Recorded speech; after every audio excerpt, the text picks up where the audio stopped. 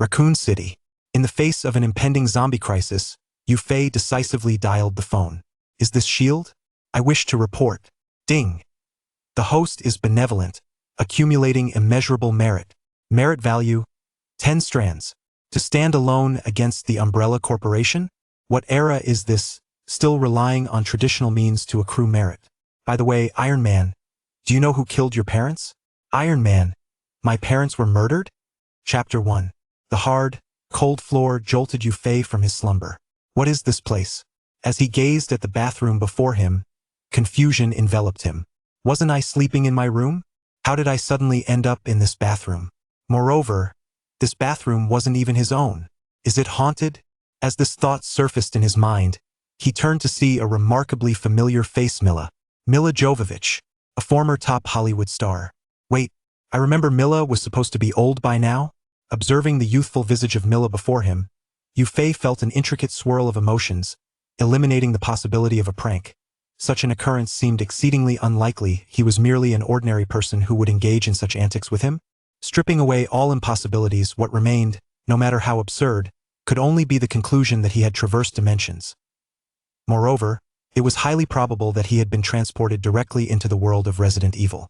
Yufei's expression darkened considerably. Of all the worlds to inhabit, why this one? This realm was decidedly unkind to ordinary individuals. Under the machinations of the Umbrella Corporation, the zombie apocalypse erupted, and the entire globe became tainted by the biohazard virus. Within just a few years, the world's population plummeted from billions to mere hundreds, leading to the outright annihilation of human civilization. Although he seemed to have arrived at the onset of the apocalypse, prior to its full-scale eruption, the Umbrella Corporation had already meticulously orchestrated every detail. The spread of the biohazard virus across the globe was an inevitable event. The power of the Umbrella Corporation was simply too formidable. In the narrative of the Resident Evil universe, the Umbrella Corporation stands as a super conglomerate that surpasses the governments of all nations. Even exposure online would have no effect controlling the media across nations. The Umbrella Corporation could effortlessly distort the truth. The corporation could even brazenly launch nuclear strikes on its own soil. From this alone, one can grasp the terrifying extent of the Umbrella Corporation's influence. So, system? Main deity? Chat group? Yufei silently pondered these terms, yet received no response. Surely they wouldn't expect an ordinary person like me to navigate the world of Resident Evil? Yufei felt a wave of anxiety wash over him.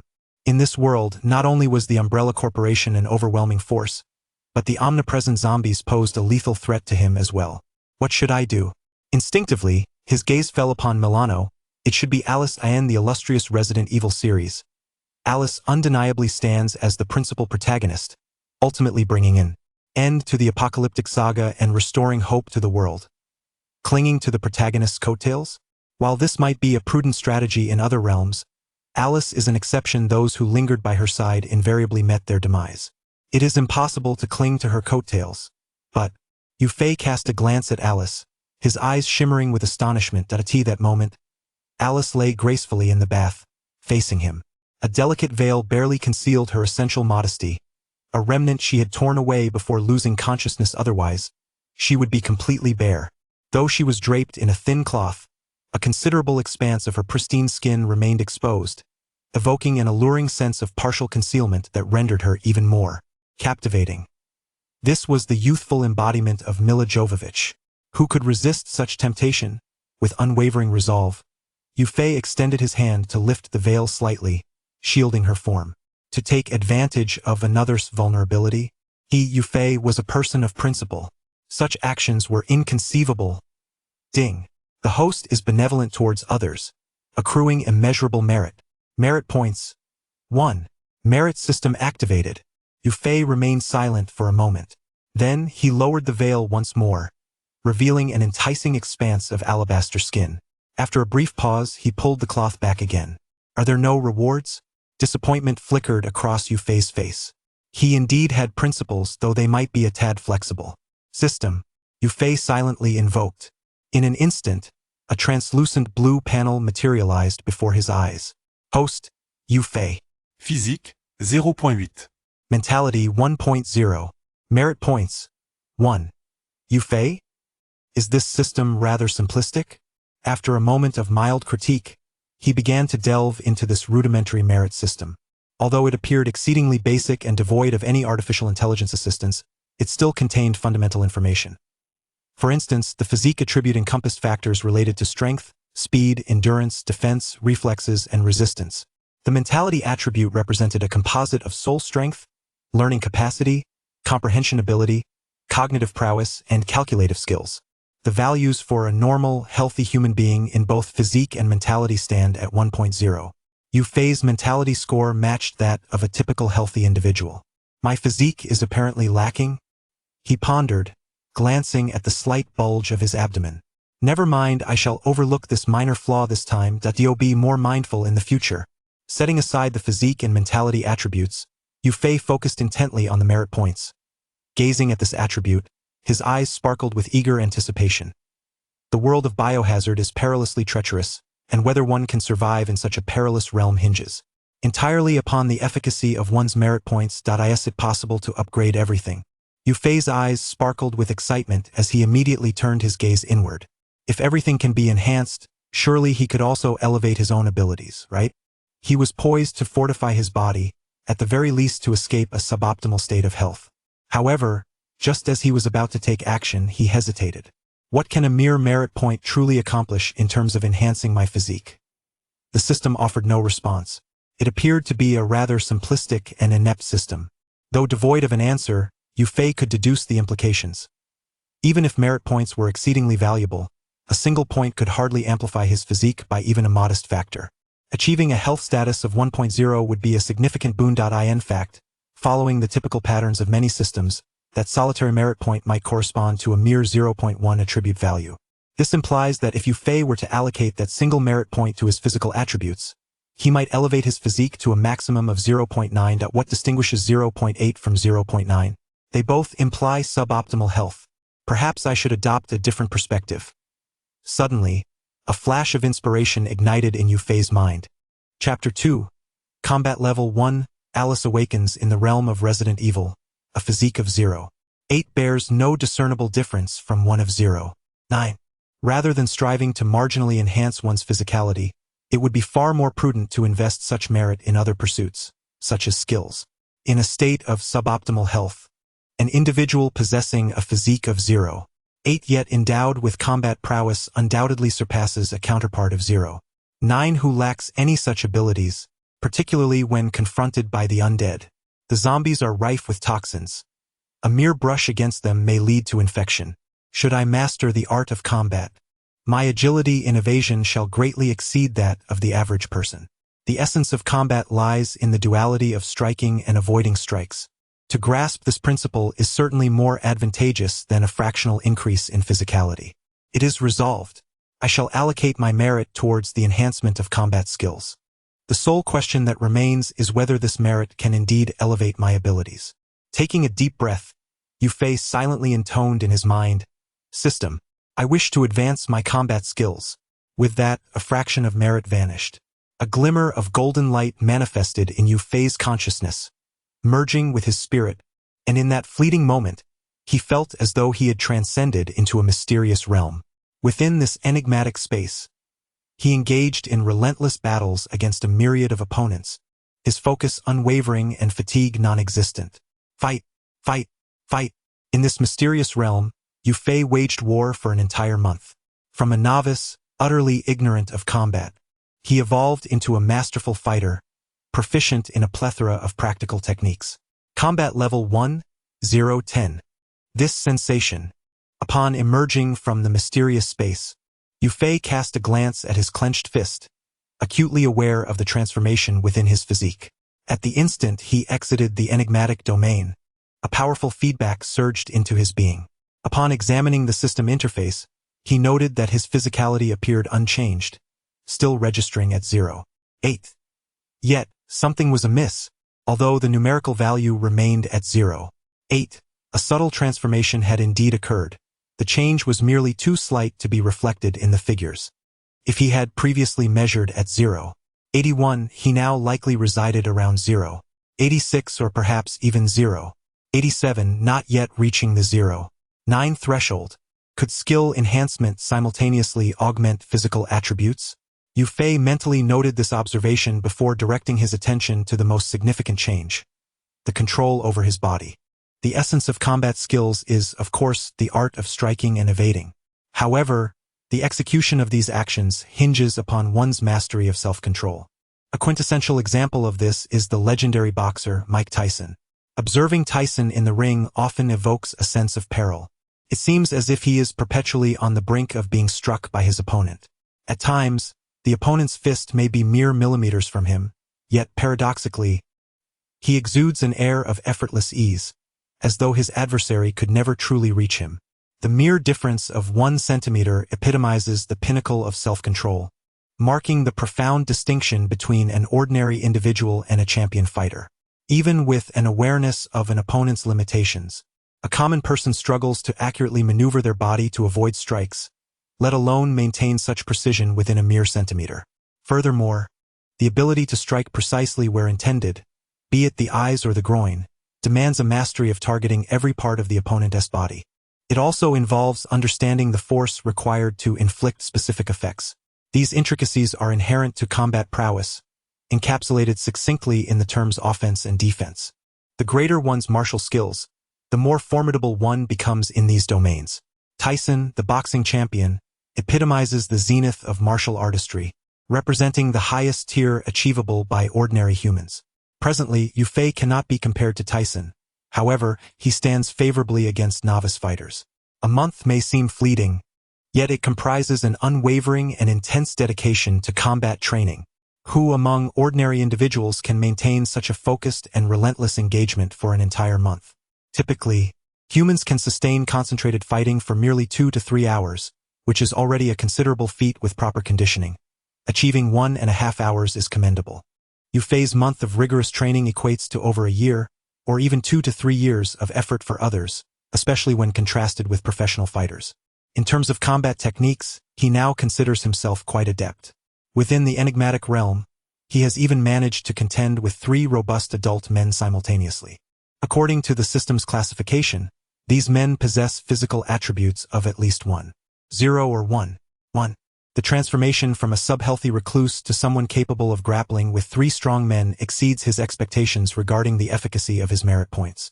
This success is largely attributed to his investment of merit points in martial skills. At least in the initial stages, enhancing skill proves far more advantageous than merely augmenting attributes. Should he ascend to the next level, his combat techniques might rival those of Tyson. A fervent excitement surged within Yu Fei. He has merely attained combat level 1 yet possesses skills comparable to a professional fighter. Achieving level 2 and acquiring techniques of a champion should be well within reach. Just imagine his strength then. Could he defeat 10 opponents simultaneously? He must devise a strategy to acquire more merit points, he mused silently. At that moment, a sound reached Yu Fei's ears, prompting him to turn. He noticed Alice's long eyelashes fluttering slightly, as if she were on the verge of awakening from her slumber. He glanced down at his own sleepwear and then at Alice, who lacked even that. Should I perhaps step away for a moment? Ultimately, however, Yu Fei found himself unable to leave. Just as he was about to rise, Alice had already opened her eyes. They gazed at each other, a moment of unexpected confrontation. Those eyes, as pure as sapphires, were fixed upon him. "Who are you?" Alice inquired. Yu Fei paused briefly before decisively choosing to respond with a question of his own. "Don't you know? I seem to have lost some memories. I cannot recall anything." Alice shook her head slightly, then furrowed her brow. "Who am I? Where am I? How did I come to be here?" The classic philosophical questions emerged in her mind. She yearned to retrieve her past memories, yet nothing came to her, and the more she pondered, the more distressing it became. "My head hurts." Chapter 3. Deception. The deception continues. Amnesia as Yu Fei gazed at Alice, whose expression was one of bewilderment. He instinctively understood the gravity of the situation. Beneath the facade of this seemingly ordinary mansion lay a clandestine biochemical laboratory owned by the Umbrella Corporation.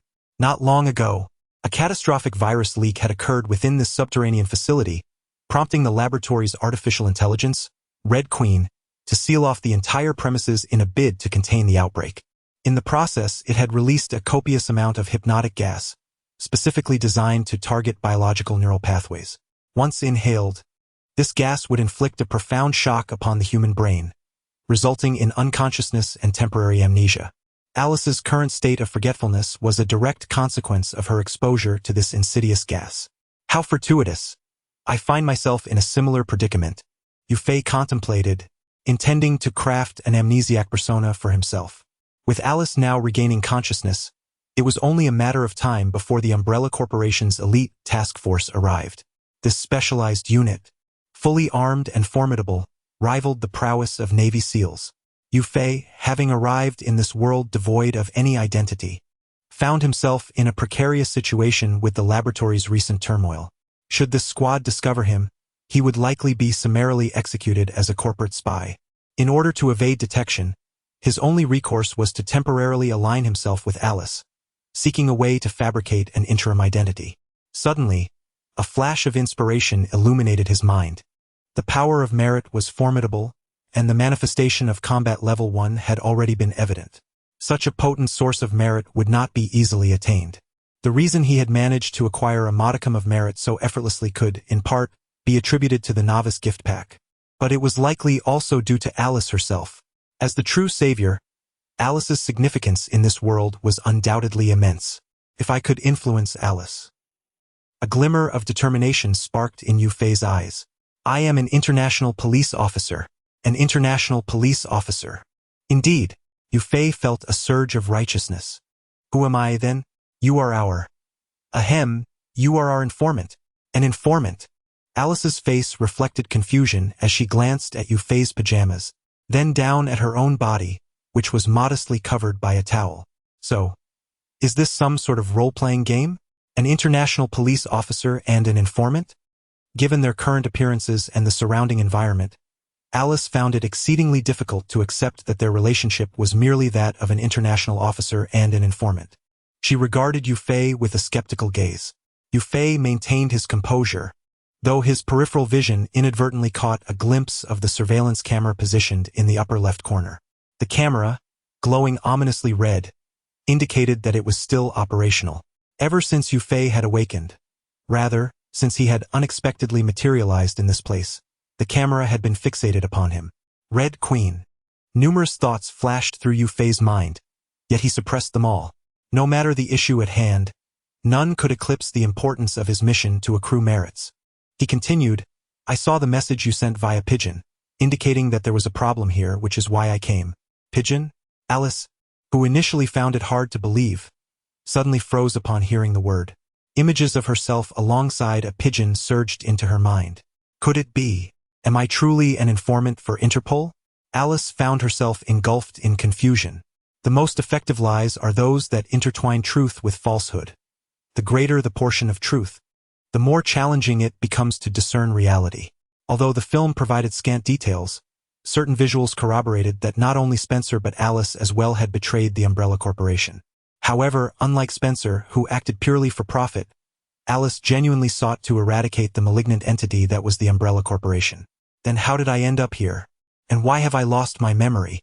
Alice inquired. Yufei feigned contemplation for a moment before responding. If I am not mistaken, you must have inhaled the Umbrella Corporation's hypnotic gas, leading to a temporary loss of certain memories. Temporary amnesia? Alice breathed a sigh of relief, yet anxiety soon gripped her again. How could I have suddenly inhaled this hypnotic gas? Has the Umbrella Corporation discovered my identity? Clearly, she was beginning to accept her role as an informant. That is a possibility. Yufei pretended to stroke his chin thoughtfully, then proposed his own hypothesis. However, based on my observations, not only is there a problem on your end, but the entire underground laboratory of the Umbrella Corporation is in dire straits. If it were merely your issue, it would hardly implicate the entire laboratory. Thus, I surmise that a significant problem must have arisen beneath the laboratory, which subsequently ensnared you in its net. A problem in the laboratory? Alice furrowed her brow, instinctively sensing an overwhelming unease. What exactly was being researched beneath this laboratory? What consequences would arise if something went awry? She questioned urgently, her instincts warning her of the gravity of the situation. Cough, cough. I think I shall save that information for later. Please, Do put on some clothes first, Yufei remarked, glancing at Alice, who, in her excitement, had nearly bared her entire form. Ah? Alice looked down in a panic, hastily covering herself, feeling a twinge of embarrassment, a natural reaction for any woman. Yet, she quickly regained her composure, temporarily draping a towel around her body, and continued, "We can address getting dressed later. For now, the issues at the laboratory take precedence. While I do not mind conversing with you in this manner, an issue has arisen at the laboratory, and it is likely that representatives from the Umbrella Corporation will arrive shortly. Perhaps they are already en route. Are you certain you wish to meet with them in this manner? Very well." Ultimately, Alice donned her signature red dress, which exuded both allure and seduction. Yufei, in turn, opted for a casual outfit from Spence. Although it fit him somewhat loosely, it was certainly an improvement over his previous attire of pajamas. He had initially intended to discard the pajamas entirely but reconsidered, deciding to keep them. In this world, the advances in biotechnology are rather unsettling. Should they manage to extract my genetic material from this garment, the creation of numerous Yufei clones would be quite disastrous. Chapter 4. Upgraded. A surge in physical attributes. Ding. The host is benevolent towards others, accumulating immense merit. Merit points, 20. A series of 3 notifications rang out, leaving Yufei momentarily stunned. He had anticipated needing to continue his persuasion, yet unexpectedly, he reaped rewards at this juncture. Unbeknownst to him, as he interacted with the original items, Alice had manifested a plethora of memories, predominantly linked to her identity as a handler, which led her to fully embrace this role. Consequently, he received a brief reckoning. Truly, as the savior of this world, even the slightest influence yields a copious amount of merit points. Oblivious to the truth, Yufei attributed this to the unique nature of Alice as the savior, further solidifying his resolve to benefit from her exceptional talents. With mere casual remarks, he could acquire such a wealth of merit points. Where else could he find such a remarkable ally without Alice? However, this thought lingered only briefly in Yufei's mind, as his focus swiftly shifted to the merit points he had just obtained. Without hesitation, he commanded the system to upgrade his combat skills. In a daze, Yufei once again entered that mysterious space. Within this realm, he engaged in combat for a full 10 months. Initially facing 3 opponents at once, he eventually found himself battling 10, only to revert back to 3. The distinction lay in the fact that the first 10 were merely ordinary individuals, possessing slightly enhanced physical attributes but lacking in any real combat skills. In stark contrast, the latter 3 were not only exceptionally strong but had also attained a level of combat proficiency that could be classified as professional. Due to the limited time available to Yufei, he ultimately could not defeat the trio of professional fighters, achieving only a stalemate. As his consciousness returned to his physical form, the vast experience, techniques, and corresponding bodily reactions, along with a portion of enhanced physical attributes gained in the mysterious space, seamlessly integrated with Yufei. The system activated, revealing a semi-transparent light blue panel. Host. Yufei physical attribute, 1. 1 mental attribute, 1. 0 skill. Combat LV2, 0 100. Merit points, 10 indeed. The elevation of skills also catalyzes an enhancement in corresponding attributes. Yufei beheld his physical attribute ascend from 0, 8 to 1, 1, a smile gracing his face. Although he had sensed an enhancement in his physical prowess during his previous skill upgrade, the panel had not reflected any change, leaving him uncertain. Now, with his combat skill elevated to LV2, his physical attribute had risen to 1, 1, unequivocally validating his earlier conjectures. With a rise from 0, 8 to 1, 1, his overall improvement was approximately 1/3, yet he felt that the transformation in his strength was far more profound than such a simple fraction suggested. As he assessed his physique, he found that his formerly protruding belly had vanished, replaced by well-defined abdominal muscles. Constitution 1. 0 serves as the standard for a healthy male, while 1 merely signifies a marginal improvement, a mere 10th above the norm. Logically, this should not denote a significant difference. Yet, Yufei perceives that the transformation he experiences in this moment far surpasses that fractional enhancement.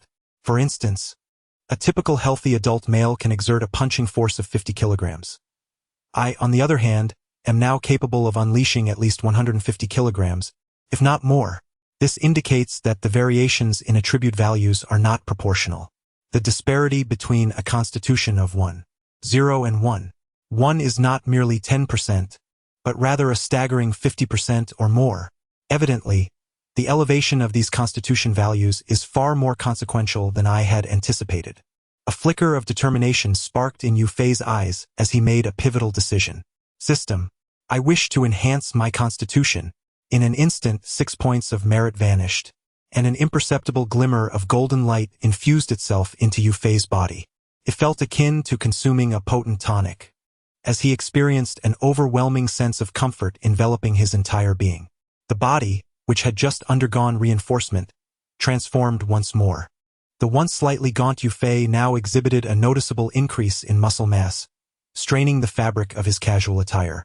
Furthermore, it seemed as though his height had also altered.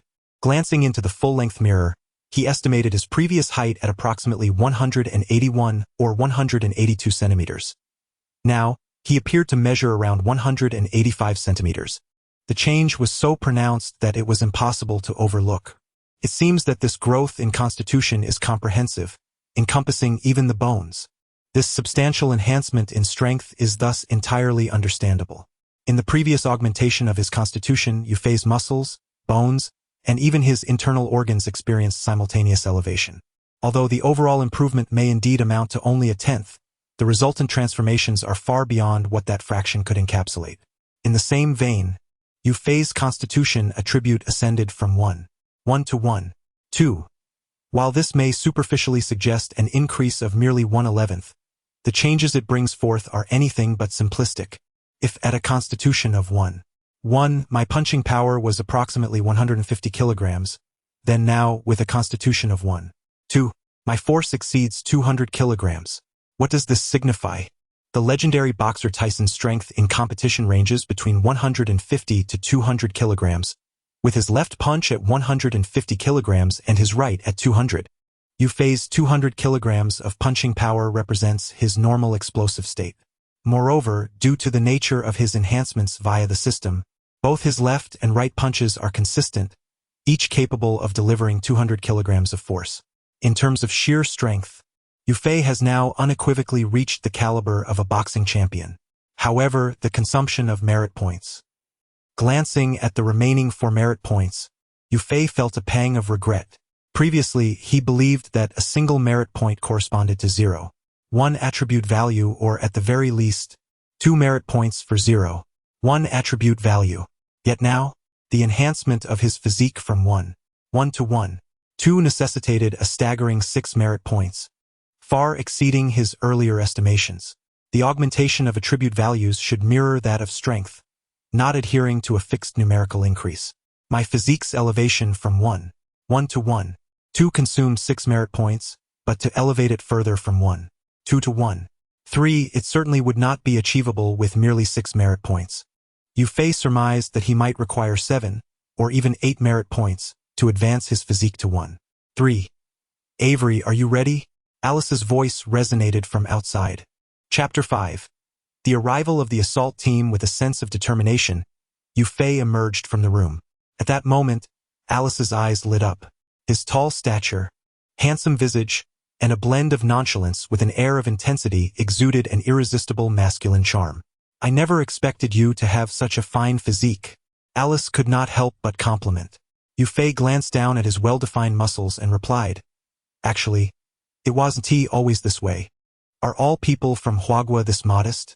Alice inquired.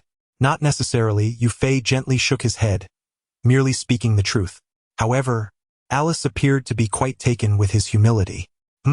I feel like you've grown taller, she remarked, a curious sensation washing over her as they drew closer. She scrutinized Yufei from head to toe, ultimately concluding that there seemed to be a discrepancy in his height. Really? Perhaps it's just my shoes that make me look taller, Yufei responded casually. Is that so? Alice glanced at her own high heels, her expression perplexed. Yet, before she could ponder further, a sudden sound shattered the air. Bang! The sound of breaking glass echoed as a fully armed assault team burst in. Don't move. Raise your hands. Beams of light from their weapons fixed Yufei and Alice in place. Despite Yufei's world-class combat skills and physical prowess, he found himself compelled to comply and raise his hands in surrender. "Who are you?" Alice shouted defiantly. The assault team's leader, James Sherd, signaled with a glance, prompting the only female member, the imposing Rain Ocampo, to advance silently. Ignoring Alice, she strode directly towards Yufei's back. "Damn you, pretty boy. Get on your knees." Rain spat softly, delivering a kick aimed at Yufei's rear leg. "Ah!" Yufei frowned slightly. He had intended to follow Alice without issue, but her demand for him to kneel seemed rather rude. In a swift motion, he sidestepped and repositioned himself behind Rain. At that moment, as Rain missed her kick, she found herself slightly off balance. Seizing the opportunity, Yufei swiftly snatched the submachine gun from her grasp, pointing it at her head. "Everyone stay still," he commanded. "Stop it." "Shedder." The members of the assault team turned their focus to Yufei, their weapons trained on him. Unfortunately for them, Yufei had cleverly shielded himself behind Rain. Using her as a human shield, the hesitant assault team members found themselves unwilling to fire. "Who exactly are you? Why are you here?" James, the team leader, demanded, his expression stern and serious. Before arriving, he had already perused the list of personnel in the laboratory, and there was not a single handsome Asian man among them. "Who am I? Do you not recognize me?" Yufei said with a cold smirk. What do you mean by that? Are you a corporate spy? Which company sent you? The Life Sciences Company? The Osborne Group? Or some other entity?" Captain James furrowed his brow and inquired. Just as Yufei was about to reveal his identity as an Interpol agent, he was momentarily taken aback.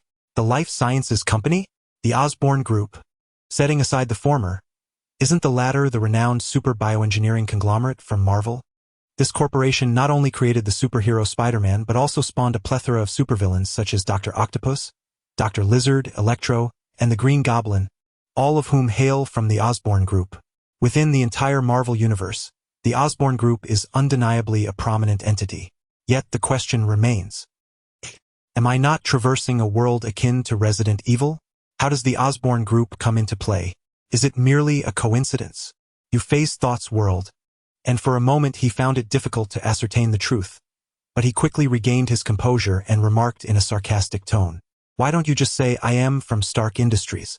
This was initially a test from Yufei, yet surprisingly, Captain James appeared to take it seriously. "You are actually from Stark Industries? But isn't Stark Industries primarily focused on military applications? When did they become interested in the biological field? There truly is a Stark Industries." Yufei was utterly astonished. One might consider it a coincidence, but could two occurrences still be labeled as such?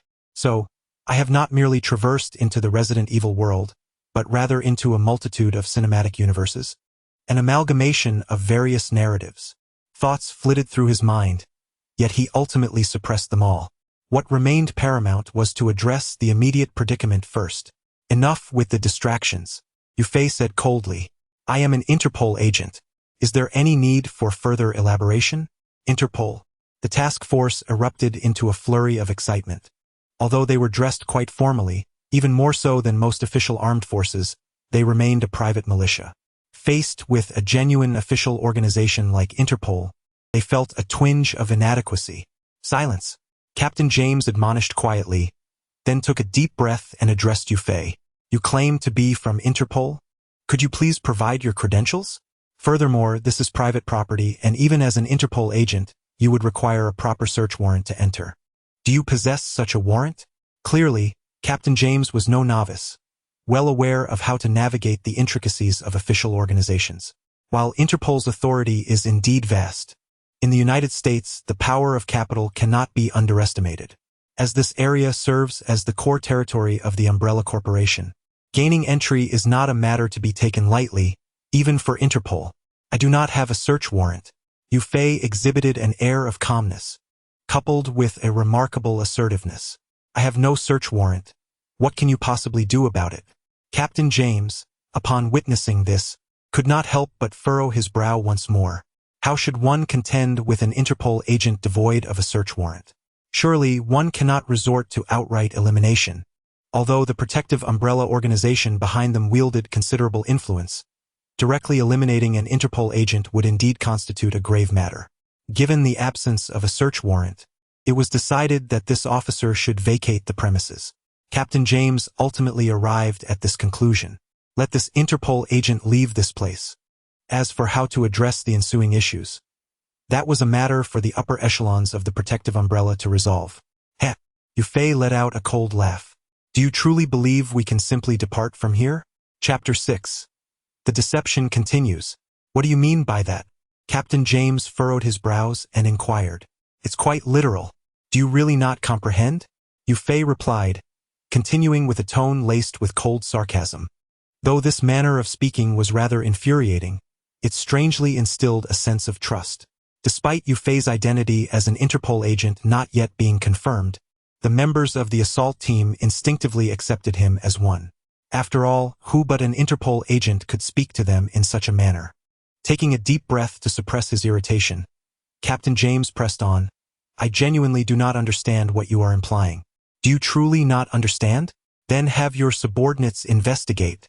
Yufei did not elaborate further, instead opting to let the assault team members witness the truth for themselves. Some things, no matter how much one explains, are better understood through personal observation. Captain James frowned once more, then gestured subtly. Nearby, team member Salinas nodded slightly and promptly exited. In another corner, Rain stealthily moved her right hand, attempting to regain her agency. Bang! Yufei struck her knee, abruptly halting her actions. Behave yourself. A look of anger crossed Rain's face, her desire to retaliate suppressed by the gun pointed at her. Furthermore, Captain James signaled her to remain calm. No matter how dissatisfied she felt, she had no choice but to restrain herself at that moment. Not far away, Alice observed the tumultuous scene, momentarily bewildered and unsure of how to proceed. Ultimately, she instinctively gravitated towards Yufei. In contrast to the sudden appearance of the assault team members, he inspired her with greater trust. As both parties confronted one another, the mansion fell into an uneasy silence. Before long, Salinas returned, shaking his head slightly at Captain James. The truth was evident. Captain James's expression darkened, and he remained silent. The other team members, however, could no longer contain their frustration. Damn it! What on earth are they doing? Are we being imprisoned as well? A wave of anxious unrest swept through the assault team. Yufei quietly observed the unfolding events until he felt it was time to speak again. It appears you are all in the dark. Mere pawns discarded by the Umbrella Corporation. His tone remained laced with mockery. Before Captain James could respond, team member Kaplan could no longer hold back. What are you talking about? What do you mean by pawns? What do you actually know? The emergence of Interpol, followed by their inexplicable entrapment by their own people within the mansion, had clearly exceeded their expectations. They had merely come to execute a simple retrieval mission. How had it escalated to this? Enough! Captain James commanded, his voice low but authoritative, bringing Kaplan's outburst to an abrupt halt. His authority within the team was still quite formidable. Certainly, this authority is not without its limits. Take, for instance, the unusually peculiar incident at hand. Should he fail to provide a satisfactory response to these squad members, the repercussions could be dire. Captain James cast a penetrating glance at Yufei, sensing that the unfolding events were significantly influenced by the latter's guidance. Due to a few choice words from Yufei, their assault team now teetered on the brink of peril, with the potential for disintegration looming ominously. Although he harbored a modicum of dissatisfaction towards Yufei, he understood that he must rely on him to glean crucial information. He deliberately shifted the gun he had aimed at Yufei, striving to maintain a semblance of calm as he spoke. Sir, as you can see, we are, albeit reluctantly, in this together. Could you enlighten us on what transpired within this laboratory? All eyes turned to Yufei, including Alice's, as they eagerly awaited an answer to this pressing question. Yufei surveyed the members of the assault team, seemingly weighing their trustworthiness. The members displayed signs of anxiety. From the information recently relayed by Salinas, it was clear they had been abandoned by their company, though they refrained from voicing this stark reality, aware they were merely pawns in a larger game. This was not particularly alarming, for they were, after all, mercenaries, people who sold their lives for a price. However, the crux of the issue lay in the fact that the Umbrella Corporation had evidently deceived them. The problems within this laboratory were far more complex than merely a rogue Red Queen. There were graver issues lurking behind the scenes. Moreover, the Umbrella Corporation was undoubtedly aware of this, as evidenced by their current lockdown of the mansion's perimeter. They were even prohibited from leaving. The assault team recognized such measures as tactics employed only in the face of the most perilous missions. If necessary, the entire squad could be sacrificed. This was also the reason Kaplan disregarded protocol, bypassing Captain James to speak directly with Yufei. The term sacrificial pawn had struck a painful chord within them. After a moment of contemplation, Yufei hesitantly began to speak. You are all agents of the Umbrella Corporation. I should not be divulging this information to you, yet we are undeniably facing grave dangers. Whether from the zombies within the laboratory or the armed forces of Umbrella outside, neither poses a benign threat. To navigate these crises, he required additional support. Grave dangers? The members of the assault team became visibly agitated. Indeed, this mission was anything but simple. With the confirmation of Yufei's identity as an Interpol officer, hearing the phrase grave danger from him solidified their conclusions. Had it not been for Captain James's silent cue, they would have remained oblivious to whether they should unleash their vitriol against the Umbrella Corporation. Observing this, Yufei felt a sense of calm wash over him. Indeed, the hearts of the people can be swayed. Although he felt somewhat relieved, Yufei maintained a grave expression as he spoke. You are all aware that beneath this laboratory, inhuman experiments are being conducted, correct? The members of the assault team exchanged glances, uncertain whether to affirm their awareness or feign ignorance. While many biological experiments in America engage in similar activities, often involving certain official organizations, such matters ultimately transgress the boundaries of human rights and ethics. Such topics are far too sensitive to be discussed openly. After a moment of contemplation, the group turned their gaze towards Captain James, whose complexion had turned a deep shade of ashen gray. Chapter 7. A renewed merit. The T-virus. Under the scrutinizing gaze of all, Captain James felt compelled to speak up. In the presence of Yufei, the Interpol agent, to claim ignorance would be an affront to his intelligence. After all, the human experimentation was an act perpetrated by the Umbrella Corporation, which had no direct connection to them, the mercenary security personnel. Even if accountability were sought, it would merely result in an outcome of concealment, nothing of great consequence. Alice's brow furrowed deeply, and a profound sense of loathing welled up within her. Indeed, the Umbrella Corporation is malevolent, she thought, to conduct experiments on human subjects. In that moment, her conviction regarding her role as an informant solidified. Such a nefarious organization must be exposed. It must be eradicated. Ding. The host is benevolent towards others, accumulating immeasurable merit. Merit points. 10. Is there already a reward? Yufei glanced at the assault team before him, a hint of surprise in his expression. He had anticipated that he would need to engage in further persuasive dialogue to fully sway them to his side before receiving any merit. Yet here it was, already bestowed upon him. The bewilderment in Yufei's eyes was interpreted by the members of the assault team as an indication of their acquiescence to the abhorrent practice of human experimentation. Momentarily, they could not help but lower their heads in shame, unable to meet his gaze. Despite their affiliation with the Umbrella Corporation, the moral compass of this assault team was relatively sound, and they had even made various sacrifices in the past. Perhaps it was precisely this integrity that had led to their selection for this mission, a prelude to their own eradication. To work for the Umbrella Corporation and yet possess a conscience? You are unworthy of being a part of Umbrella. What has come over them? Yufei, snapping back to reality, observed the guilt-ridden expressions of the assault team members, perplexed. But perhaps this was for the best. Since you are aware of their involvement in human experimentation, do you comprehend the specifics of their research? The members of the assault team exchanged glances and shook their heads in unison. Such confidential matters were evidently beyond their understanding. They are researching the T-virus. The name elicited varied reactions from the crowd. It was immediately clear that it was no benign entity. Indeed, Yufei's subsequent words confirmed their suspicions. It is an RNA virus, and while I may delve into technical details that you might not grasp, let me simplify. Those infected by this virus will transform directly into zombies. Zombies! A collective gasp erupted from the group. In this world, while a full-blown biohazard crisis may not exist, the notion of zombies, as biological monstrosities, remained very much alive and infamous.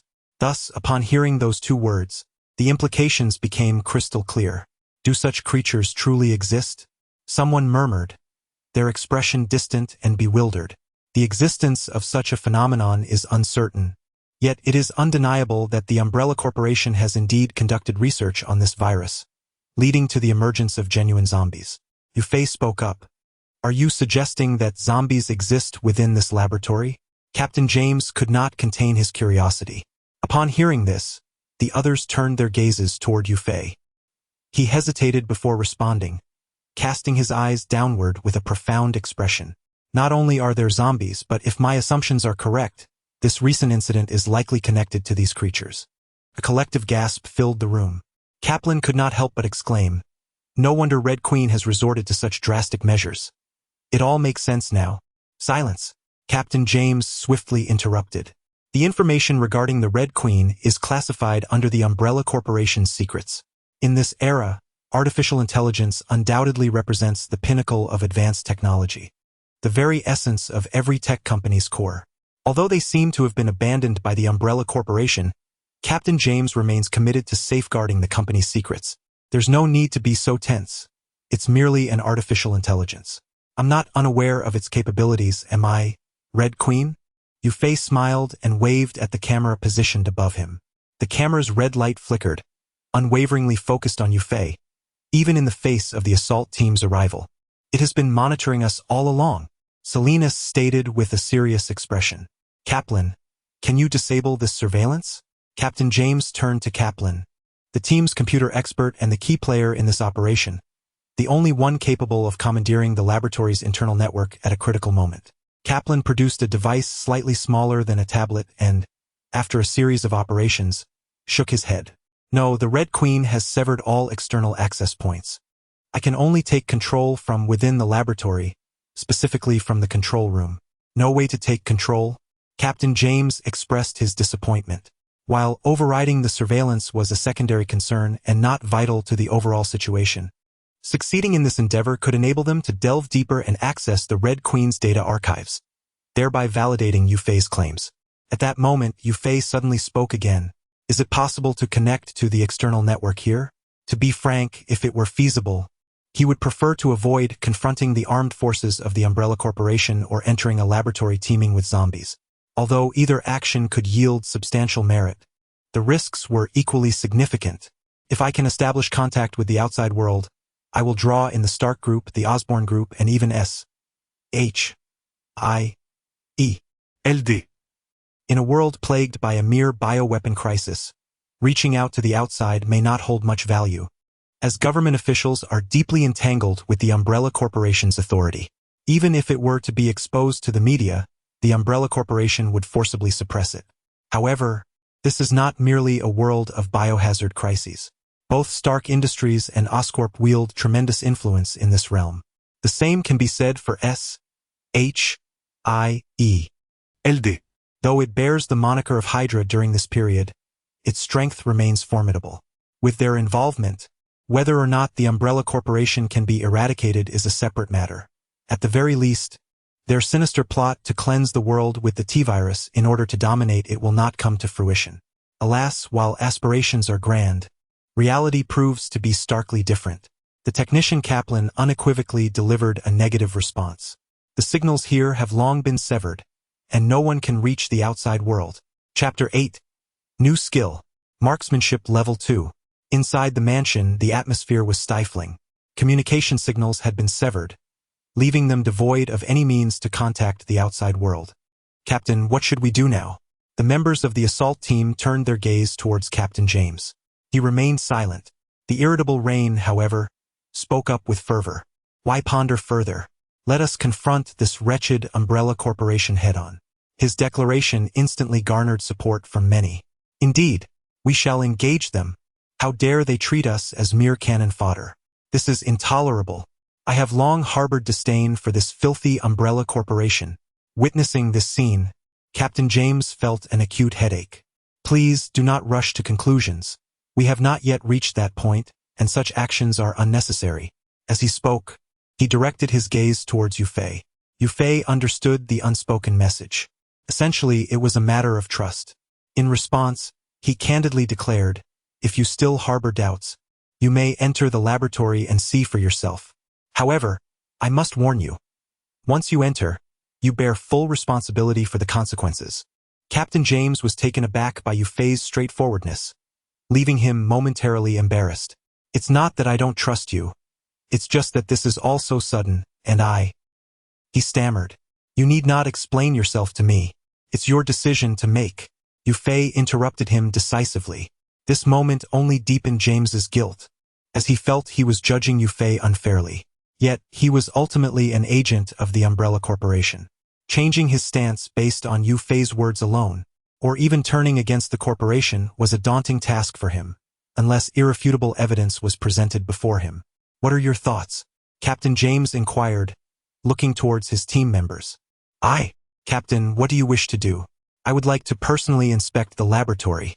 "Very well, we shall accompany you." James's esteemed reputation within the team quickly garnered unanimous support, and they resolved to enter the laboratory together. Yufei had no objections. Entering the laboratory posed far less danger than confronting the armed forces of the Umbrella Corporation outside.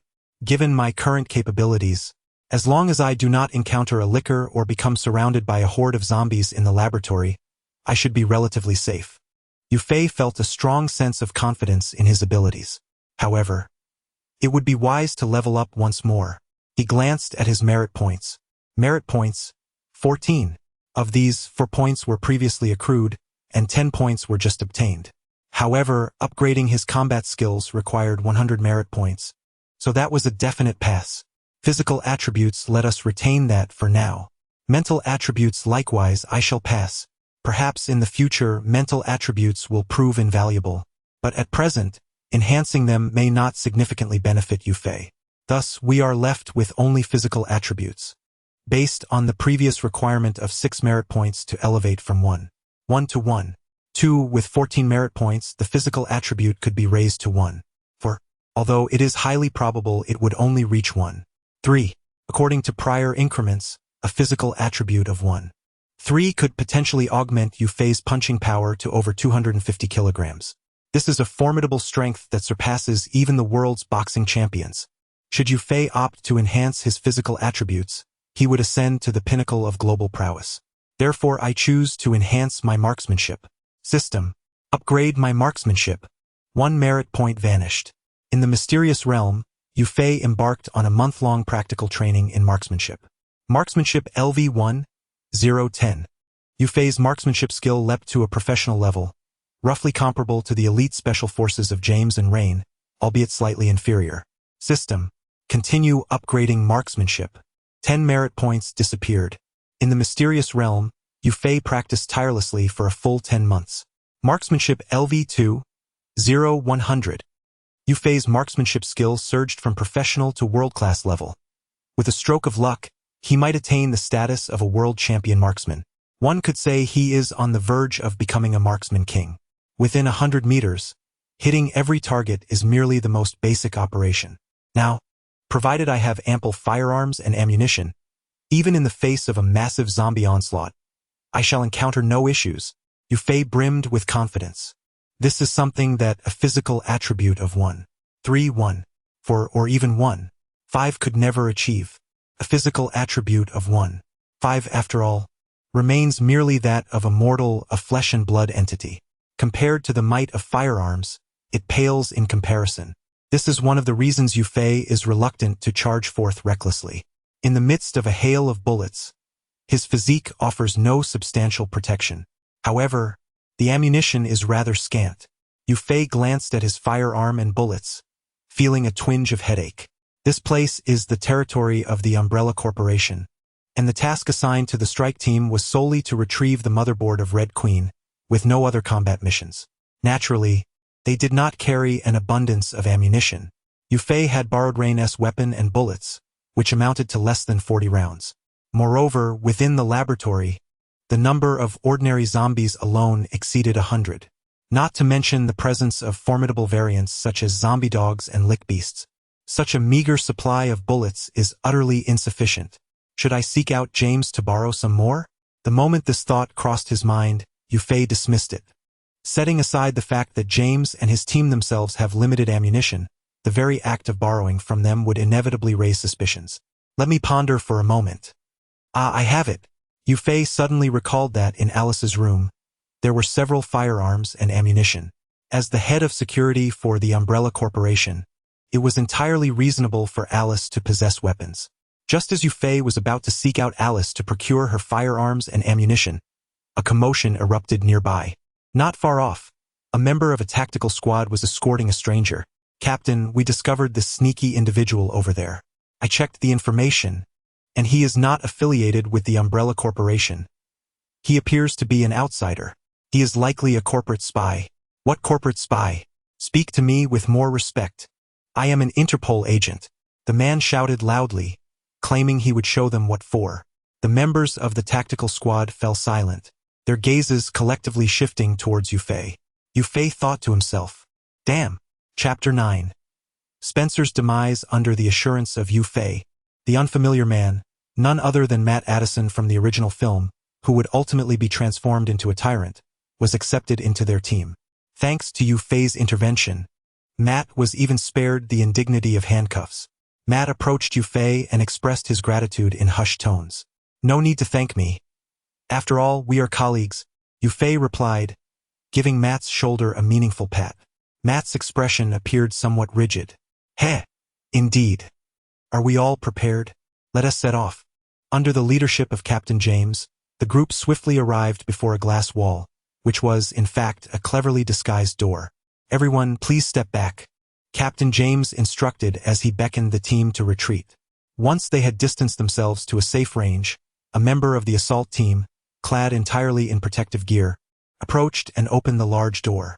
After a thorough inspection, it was confirmed that the hypnotic gas levels were nearly zero, allowing for safe entry. The Red Queen had previously released a substantial quantity of hypnotic gas to eliminate the infected individuals within the laboratory. Should they inadvertently inhale it, their fate would mirror that of Alice. Fortunately, several hours had elapsed, during which the gas had been expelled through the ventilation system, leaving only negligible remnants that posed little threat. Would there be concern that the Red Queen might resort to her previous tactics, unleashing gas once more to eliminate them within the laboratory? There was no cause for alarm. The amount of hypnotic gas stored in the laboratory was minimal, and the Red Queen had already expended all of it during the earlier incident. Moreover, this gas was not a true lethal weapon. Even significant inhalation would only lead to temporary amnesia. The Red Queen had merely utilized a firefighting sprinkler system to ensnare all individuals within the lab. In essence, the Red Queen did not possess the authority to kill, save for the final laser corridor leading to her mainframe, a precious asset of the Umbrella Corporation. To safeguard the Red Queen's core, an almost insurmountable laser corridor had been established. Let us proceed, Captain James declared, leading the way through the door. After descending a slope, the group found themselves in a warehouse filled with numerous items bearing the Umbrella insignia. One of the assault team members promptly seized a black box, retrieving a square object with the intent of affixing it to the wall. Wait, Yufei interjected just in time. That must be a timed bomb, right? Are you really planning to destroy this laboratory? The assault team member found himself at a loss for words. Indeed, this was one of their original tasks. Perhaps out of habit, they had not recognized the inconsistency in their actions. Captain James glanced at the box of timed explosives, then at Yufei, before ultimately stating, "Let us take it with us." Understood. Two individuals entered the carriage with a timed explosive device, unlike before, placing it against the wall and setting a timer for 3 hours. As the plot unfolds, the myriad of complications they encounter is inexorably linked to this 3-hour countdown. If they do not escape within the allotted time, they are doomed to perish within. Ding! The host's benevolence towards others is immeasurable, earning 5 merit points. Only 5 points? Yufei felt a tinge of disappointment. Nevertheless, even the smallest morsel is still sustenance. Inside the carriage, this was a dedicated train compartment designed for the transport of various goods, positioned at a distance from the Umbrella Corporation's underground laboratory. necessitating its use for swift access. However, it appeared that the compartment had suffered a power outage, and it was only after Rain personally attended to the repairs for a while that it was restored. All set, let us embark. The small train roared back to life. Yufei, Alice, and Matt sat quietly, awaiting their departure. Rain approached the rear door, attempting to unseal it, but it resisted his efforts. What is wrong with that door? It must be in disrepair. Allow me. Selena stepped forward, exerting considerable strength until he finally managed to pry it open. Yet, the moment he did, a shadow lunged forth, startling him into a hasty retreat. To his astonishment, it was a man, unconscious on the floor. It seems your courage is rather lacking. Rain mocked. A female medical staff member approached, kneeling beside the unconscious man and producing a flashlight, following the beam with her eyes. At that moment, Alice suddenly noticed that the unconscious man bore the same ring as she did. Am I married to him? Fleeting images of a wedding flashed through her mind, with the very man before her as her partner. A sham marriage. You entered into this pretense to safeguard the Umbrella Corporation. Kaplan interjected, elucidating the situation. A sham marriage? Alice was momentarily taken aback, as certain memories that surfaced were not the product of a mere faude. Yet she kept these thoughts to herself, her fractured memories rendering her somewhat disoriented. The unconscious man soon regained consciousness, equally bewildered and devoid of knowledge of his circumstances. What is his name? Yufei inquired suddenly. Spence, Alice's faux spouse, who is also affiliated with the Umbrella Corporation, Kaplan stated. The next moment, bang, Yufei fired a shot, executing Spence instantly. Oh, what the hell are you doing? Have you lost your mind? Why did you kill him? Damn it, you are nothing but a murderer. Everyone condemned Yufei, and the members of the assault team aimed their weapons directly at him. Even Alice, who had always stood by Yufei's side, now regarded him with a look of shock and confusion. Why did you kill Spence? Everyone found it difficult to comprehend. Spence had not wronged him. In fact, he had only just regained consciousness and was still in a state of amnesia, uttering not a single unnecessary word before being slain. Is there something wrong with him? Could it be because of Alice? Kaplan instinctively directed his gaze towards her. Yufei and Alice had appeared together, and their relationship had seemed peculiar moments earlier. Was it possible that Yufei, unable to tolerate Spence, Alice's husband, had decided to eliminate him? Yet had he not just declared that their marriage was a sham? A sham. Are your ears deaf? Chapter 10. The T-virus and the antidote. Within the confines of the moving carriage, the atmosphere grew palpably tense, as if an imminent battle was about to unfold. Yufei maintained a serene demeanor. Ding. The host is benevolent towards humanity, earning boundless merit. Merit value, 20 points. The antagonist, who orchestrated the tragic laboratory incident, met his demise at Yufei's hands, yielding him a reward of 20 merit points. This avaricious criminal remained oblivious to the reason for his death, lost in a state of amnesia, unaware of his identity or the deeds he had committed. Perhaps, in his mind, he still felt unjustly wronged. Standing at the center, surrounded by a circle of guns aimed squarely at him, Yufei's expression showed no sign of change. Do you not wish to know why I chose to kill him? The crowd exchanged glances, ultimately prompting Captain James to inquire. Why did you kill him? This was discovered behind the door we just found. Here, take a look. Yufei presented a metal box emblazoned with the Umbrella Corporation's insignia. Captain James signaled, and Kaplan promptly took the box, beginning to decode it without delay. It was a combination lock, yet for the versatile Kaplan, it posed no insurmountable challenge. While Kaplan worked on unlocking it, Yufei took the initiative to speak. We at Interpol have known about Spence's intelligence for quite some time.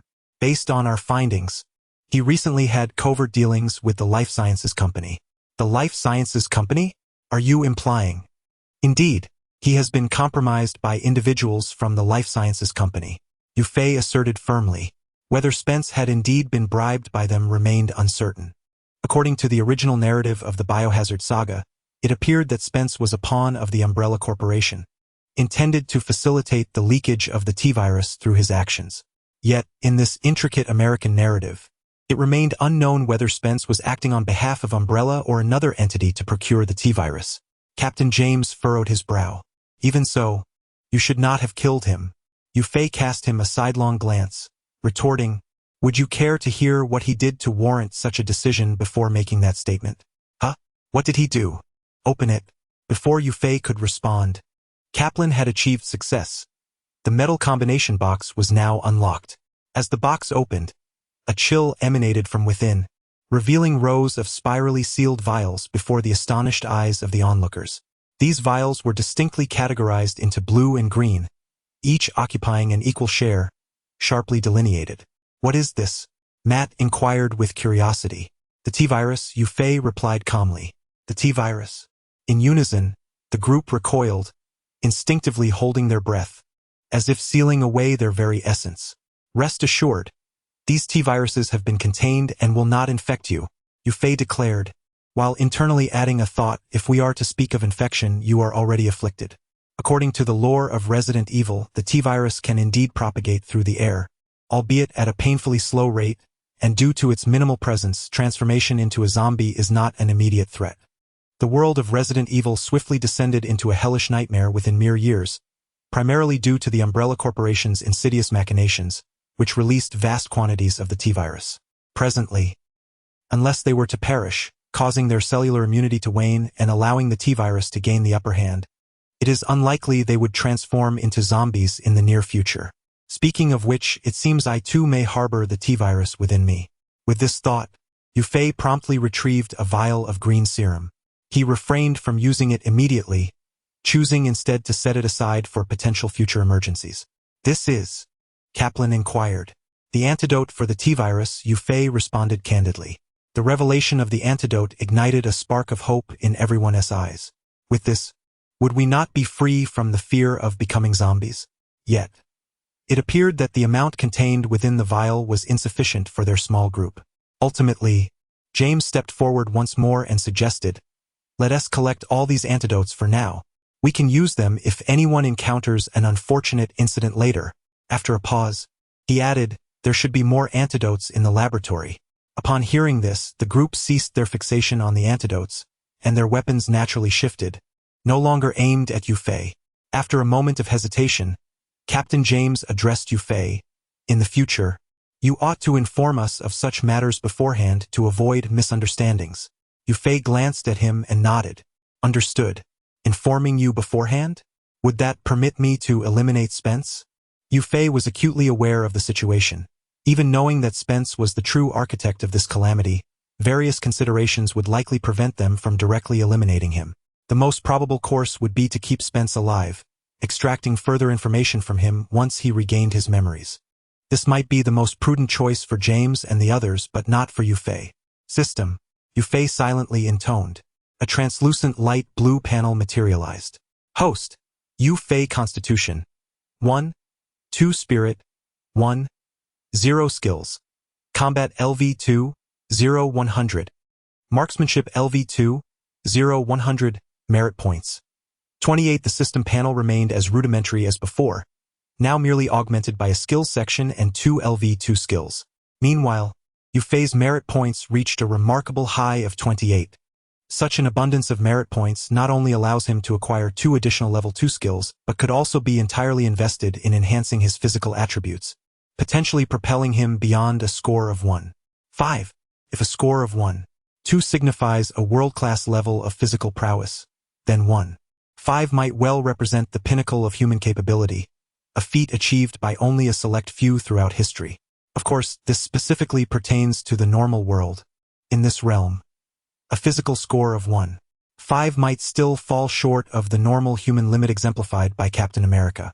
Well, perhaps it is best to hold onto these points for the time being. Yu Fei, at a loss for how to utilize these merit points, decided to set them aside for now. Just then, it arrived. Everyone, please disembark. Chapter 11. Entering the hive. The zombies appear. Outside the mansion, a clandestine conversation is underway. Has James's assault team entered the hive? Report. Commander. James's team has indeed penetrated the hive. But what? Within the mansion, 2 unfamiliar men have been discovered, and James has brought them into the hive. 2 unfamiliar men? Have we not gathered any information on them? Not yet. but I suspect they are corporate spies sent by rival conglomerates, seeking to uncover the secrets of our umbrella corporation. Spies from other companies? Ha! Do not concern yourself with them. Immediately relay the orders to divide into 3 teams, seize control of the mansion, and wait for anyone inside to emerge. If anyone is able to escape, apprehend them immediately. The remaining teams shall remain on standby, prohibiting any ingress or egress. Understood, Commander. Teams emerged from the shadowy forest, infiltrating various areas of the mansion, securing complete control over the establishment. Meanwhile, inside the hive, James, Yufei, and their companions paused before an elevator. A member of the assault team pressed the elevator button, receiving no response, then forcibly pried open the elevator doors to peer down. Captain, the elevator cable is severed, and it is flooded below. We cannot take the elevator down. Then we shall use the stairs. James replied decisively. Yufei had no objections. In truth, even if the elevator was operational, he would not dare to use it. He had no desire to experience the sensation of being caught in an elevator and subjected to a chaotic ascent and descent. Go, move faster, James urged. In the original narrative, they were compelled to descend quickly due to the installation of timed explosives, and with no time to waste, they had to hurry downstairs. Although the threat of explosives was now absent, James urged them on. If Yufei's words were true, their time was likely limited. Even without the timed bombs, other armed teams from Umbrella would undoubtedly act within a specified time frame. As one of Umbrella's armed teams, James was all too familiar with their operational style. Fortunately, the group was physically adept. The assault team members were trained to military special forces standards, and even the medics and technicians possessed superior physical abilities compared to the average person. Among the remaining trio, Yufei was a world-class athlete, and even James, the strongest in the assault team, fell short in comparison. Matt was tall and sturdy, boasting a physique stronger than that of an ordinary individual. Even Alice, who appeared the most fragile, despite not yet having received the T-virus injection, held a position as the head of security for the Hive laboratory, indicating her physical capabilities were far from lacking. In a context where the collective physical prowess far surpassed that of ordinary individuals, the group descended several dozen flights of stairs in less than a minute and a half, arriving at the first level of the Hive laboratory beneath the surface. Kaplan, lead the way. Follow me. Kaplan, clutching his compact handheld device, consulted the 3-dimensional map within and proceeded forward. The group maneuvered through a series of left and right turns until they were ultimately halted by a puddle of stagnant water. Rain, Salinas, please investigate ahead and see if this path is navigable. James paused briefly, then added, be cautious. We understand. Unlike their previous nonchalant demeanor in the original narrative, Rain and Salinas were now acutely aware. Following Yufei's warning about the potential presence of zombies, they were on high alert, even though no evidence had yet confirmed their existence. The two ventured forth with utmost care. James turned to the others, instructing the rest of you, remain here for now and stay vigilant. Alice leaned wearily against a glass wall, subconsciously touching the ring on her finger, her mind drifting back to numerous memories shared with Spence. In those recollections, they appeared quite affectionate, yet who could have anticipated?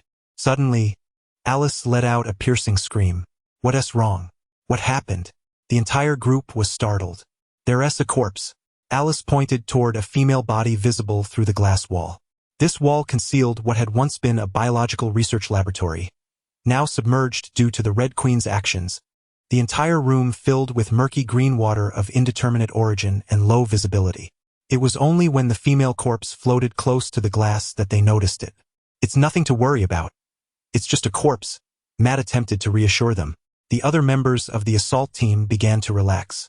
However, Yufei suddenly stepped forward. This is not merely a corpse. Huh? The group paused, caught off guard, and before they could fully comprehend, Yufei struck the glass wall with tremendous force. Boom! The powerful impact resonated against the barrier, shaking it violently without shattering it. The ripples of water surged toward the corpse. In the next instant, the female corpse abruptly opened her eyes. The vacant, lifeless gaze caused every heart present to momentarily skip a beat. Yet this was not the most terrifying aspect. The most horrifying revelation was that the corpse had come to life. She bared her menacing teeth and let out a frenzied scream, Despite likely being unable to perceive Yufei and the others, she clawed at the glass wall like a deranged beast, using both hands and feet. Zombies. There are indeed zombies in this laboratory. Kaplan's voice trembled with fear. Despite his professional training, which typically shielded him from feelings of dread, the sight before him was undeniably that of a zombie. Who could maintain their composure in the face of such inhumanity? Even James, who had endured countless battles, instinctively placed his hand upon his weapon. In this moment, it was only the firearm in his grasp that could provide him with a semblance of security. Damn it! I knew Umbrella Corporation was up to no good. How could they be so utterly depraved as to create such a monstrosity? Matt cursed vehemently.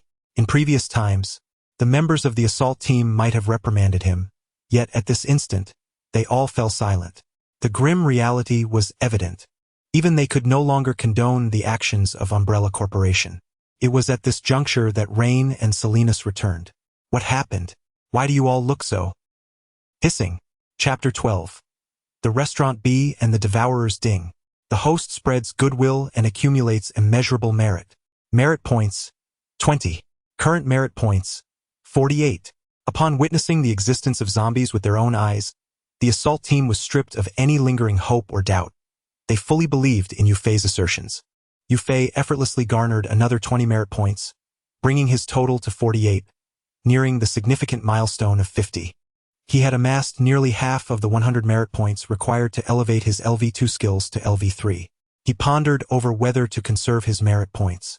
Although investing all his merit points into enhancing his physical attributes would substantially bolster his strength, he recognized that upgrading his skills would similarly enhance his physical prowess, rendering the former option less appealing. Why should I pay for something I can acquire for free? Unless the situation becomes dire and necessitates an immediate increase in strength, whereby merit points cannot facilitate a breakthrough in skills, it is prudent to refrain from directly augmenting physical attributes. Take for instance his LV2 marksmanship. In theory, this could also enhance Yufei's physical attributes. However, due to his already formidable physique, this level of skill no longer provided any significant gains in that regard. The same rationale applied. If Yufei were to boost his physical attributes now, even if he subsequently elevated his combat and marksmanship skills to LV3, there would be no further increase in his physical prowess. On one hand, there were physical attributes that could be acquired without expenditure. On the other, there was the necessity to expend substantial merit points. The choice was clear. Captain, what shall we do next? The members of the assault team turned their gazes towards James. Previously uncertain about the existence of zombies, now that they were nearly thrust into their faces, it would be foolish to remain oblivious to the situation and believe that the Umbrella Corporation had not abandoned them. James furrowed his brow, momentarily at a loss for what to do. Let us proceed, Yufei suddenly spoke up. Huh! The group stared at Yufei in astonishment. Did he actually suggest continuing? Surely, they must have misheard.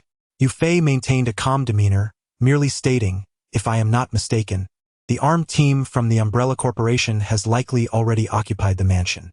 We need to gain a strategic advantage in intelligence. The purpose of delving deeper was not merely to reclaim the Red Queen's mainframe, but to secure appropriate surveillance rights and anticipate the movements of other armed teams. This reasoning immediately garnered unanimous agreement from all. Naturally, for Yufei, there were deeper considerations at play. However, this matter pertained to his own secrets, and there was no need to disclose it to others.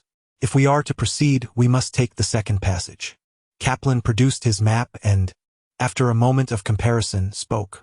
When they returned, the group was explicitly informed that the previous route was utterly impassable, completely sealed off by water. Thus, they decided to alter their course and take the second passage. After navigating through a series of twists and turns, they would soon pass by a restaurant, designated as B, before finally reaching the control room of the Red Queen. Were they truly nearing their destination?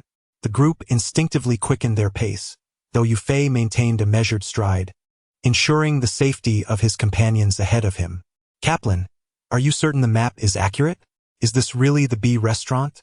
As they beheld the unfamiliar, upright, oval metallic apparatuses, a sense of confusion mingled with an inexplicable chill enveloped them, as if something terrifying lurked within those elliptical forms. At that moment, Yufei's voice echoed softly in their ears. A restaurant is merely a restaurant, but what one consumes there is another matter entirely. Upon hearing this, a deeper sense of dread settled in their hearts. Are you implying that those monsters are contained within? Kaplan stammered, swallowing hard. I'm not sure, Yufei replied, shaking his head slightly. However, I believe you would prefer not to be in close proximity to such entities. Now, let us hasten our steps. Once we pass through here, we will gain access to the Red Queen's control room. But do be cautious and avoid disturbing them, James interjected. The group nodded in agreement, proceeding with utmost care through the B restaurant. This location seemed to be a pivotal point within the hive. While other areas had succumbed to flooding, this place remained remarkably dry, everything preserved in pristine condition. Naturally, as long as no one tampered with the devices, the contents would not suddenly emerge. A minor incident occurred when Matt, curious to glimpse the nature of the apparatuses, was halted by Yufei, who had been watching him closely. I understand your purpose for being here, but at this moment, it would be prudent to remain composed, Yufei cautioned softly. Unlike the others, he was acutely aware of what lay within.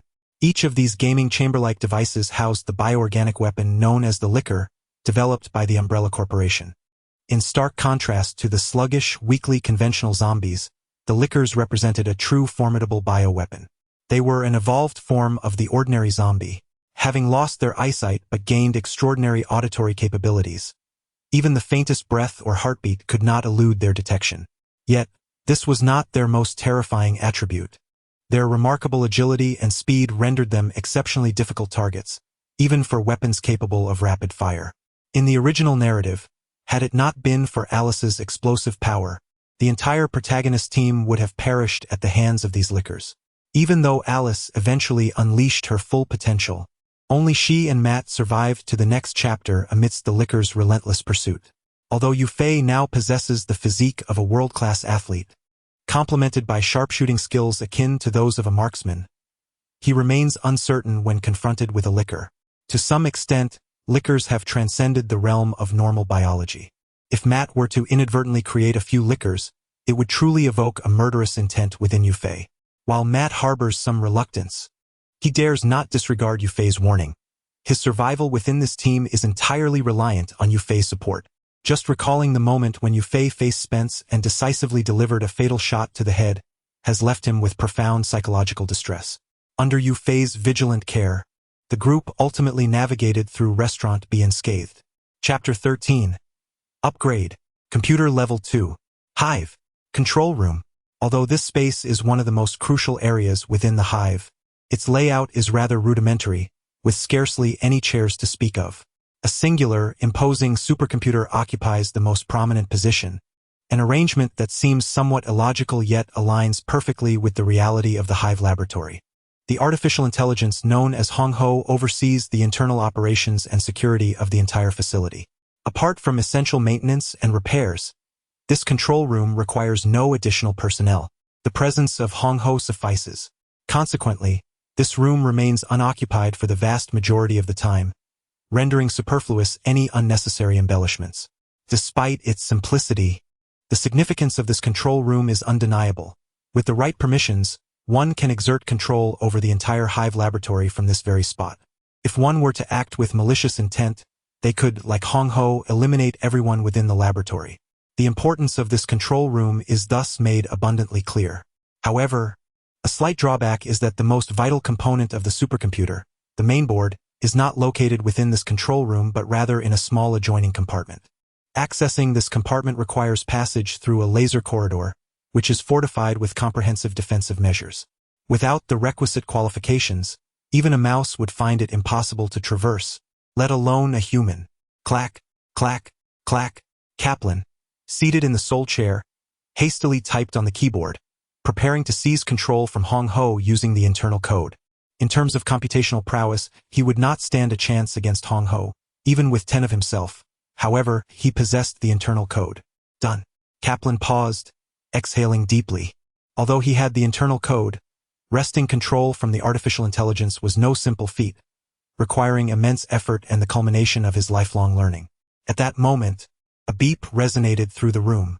The monitor's illumination shifted from red to green, signaling that control of the laboratory had been wrested from Hong Ho's grasp. James and the others let out a collective sigh of relief. While it seemed that Hong Ho had lost her capabilities, having exhausted her hypnotic and retaliatory measures, the memory of the hundreds who had perished at her hands still lingered, instilling a sense of unease. Now that Hong Ho had been completely abandoned and control of the laboratory lay in their hands, their worries had dissipated. Wait, Yu Fei suddenly interjected. Hong Ho has not entirely relinquished her control. He pushed Kaplan aside and took the initiative. Clack, clack, clack, clack. Huh? Kaplan, taken aback, instinctively inquired, "Do you also possess knowledge of computers?" "A bit," replied Yu Fei without looking back. Not long ago, he indeed had only a rudimentary understanding, akin to that of an ordinary adult male lacking a background in computer science. The minor issues can be resolved effortlessly, yet when faced with slightly more significant challenges, one might find oneself utterly at a loss. However, at present. System. Upgrade computer skills. System. Upgrade computer skills. After 2 consecutive upgrades, Yu Fei's computer prowess soared to a level of LV2. To put it in perspective, this level is akin to that of combat LV2 and marksmanship LV2. In the realm of the ordinary world, it is indeed on par with the elite, perhaps even possessing a modicum of qualification to vie for the title of the Hacker King. Kaplan was about to retort, questioning Yu Fei's audacity to act so arrogantly before him, unaware of the caliber he was dealing with. Yet, upon witnessing Yu Fei's operations, he fell silent. "My apologies. Please, continue, esteemed expert."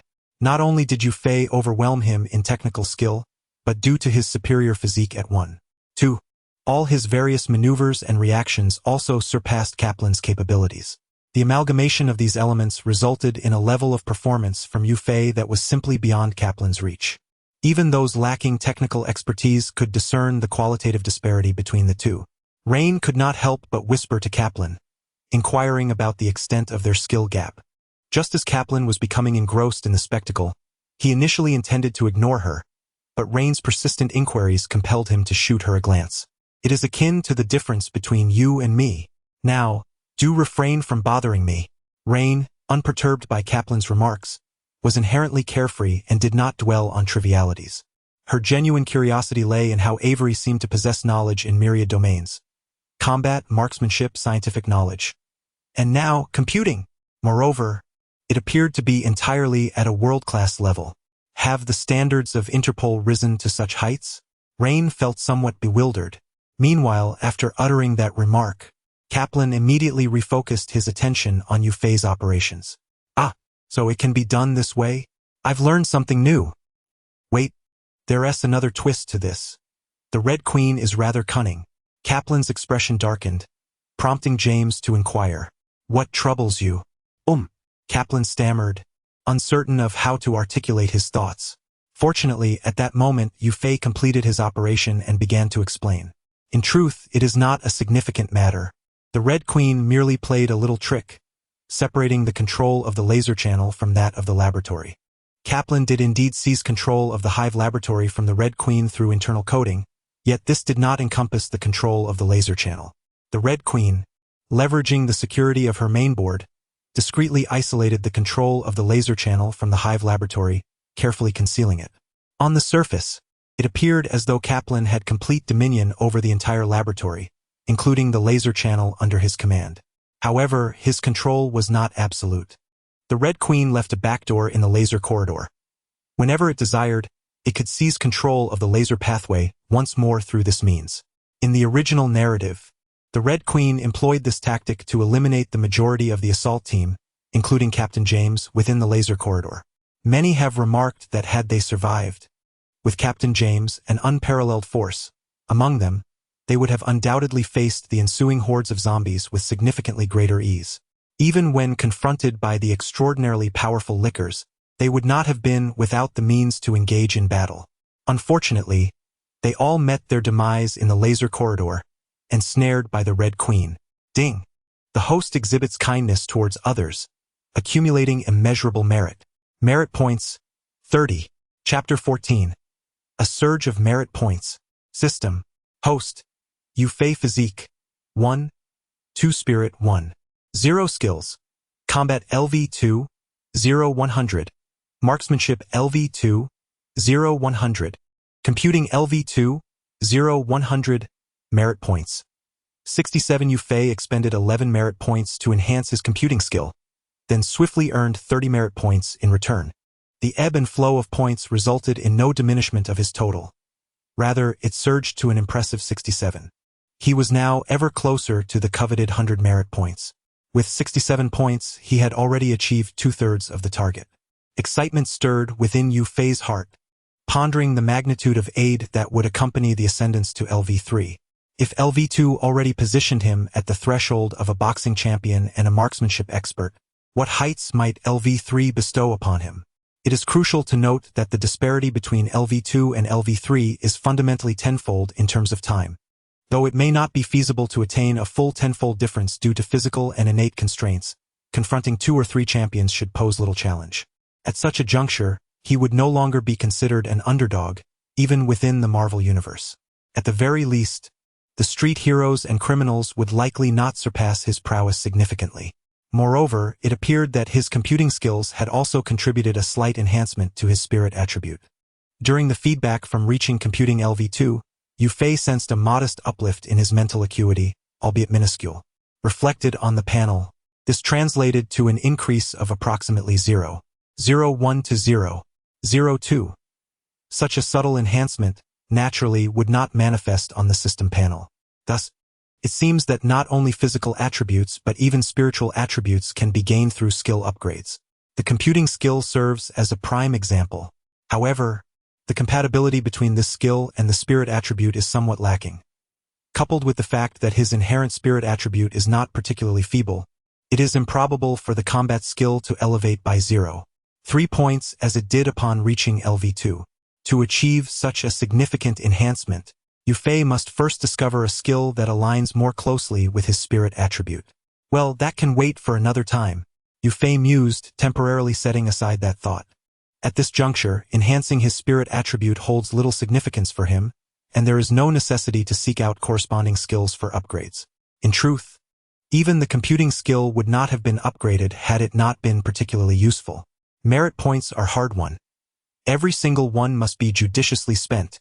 What shall we do next? Should we retrieve the motherboard from Red Queen? James turned to Yu Fei. After a series of events, the group had begun to regard Yu Fei as their leader. Even James, the squad captain, instinctively sought Yu Fei's opinion on pivotal matters.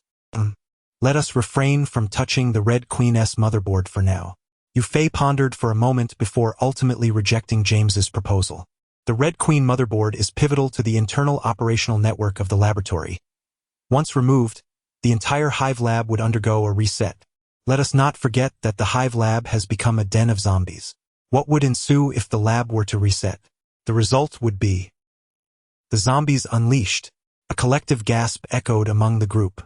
Should such a scenario unfold, they would find themselves in the company of a horde of the undead. Then let us simply forego the motherboard altogether. After all, we no longer need to complete the mission. The control of the laboratory has already been transferred to us. We can monitor the situation at any time. The motherboard's presence is inconsequential, Rain asserted. Her perspective garnered considerable agreement.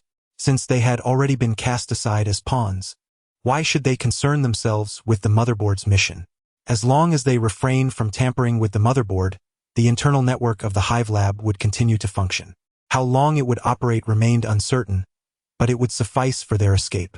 That is not acceptable, Yu Fei countered once more. While the completion of the mission may indeed be trivial, the absence of the motherboard is of utmost importance. It will determine whether the Umbrella Corporation resorts to launching missiles against us. The higher-ups at Umbrella are far more aware of the internal conditions of the Hive Lab than we are. The primary reason they have not yet eliminated this laboratory lies in the Red Queen motherboard. The Red Queen motherboard is akin to an artificial intelligence, plug and play, with formidable capabilities. Although Umbrella later developed a White Queen, its functionality pales in comparison to that of the Red Queen. Thus, as long as there is a possibility, they will not relinquish this Red Queen motherboard. Rain fell silent, for according to her understanding of the Umbrella Corporation, missiles might warrant some consideration. but rockets and various heavy weaponry would undoubtedly be unleashed without hesitation. Without the protective charm of the Red Queen motherboard, they would likely be annihilated upon their exit. What should we do now? Alice interjected, furrowing her brow. Acquiring the motherboard would mean confronting a multitude of zombies, while forgoing it would expose them to heavy artillery fire. Neither choice seemed particularly wise. It is quite simple. We shall first eliminate the zombies, Yufei stated with remarkable composure. The group appeared momentarily perplexed. It was James who first grasped the suggestion. You mean we should leverage our control over the laboratory to systematically open each lab and gradually eliminate the zombies within? That is indeed a sound strategy. Excitement flickered in the eyes of the others. However, Kaplan glanced at his handheld laptop and shook his head, saying, "Folks, I must temper your enthusiasm. Our time is quite limited. If the individuals outside do not witness any movement from us once the time has elapsed, then..." He left the subsequent words unspoken, yet everyone discerned his implication. Without further ado, let us commence immediately. Yufei decisively made his choice. First, we shall eliminate the monsters in Restaurant B. The group proceeded together to Restaurant B. The hibernation pods here remained intact, with not a single devourer emerging. "Hand me the computer you hold." Yufei requested the handheld device from Kaplan, which was already connected to the internal network of the Hive laboratory, granting him full control over the entire facility. Beep, beep, beep.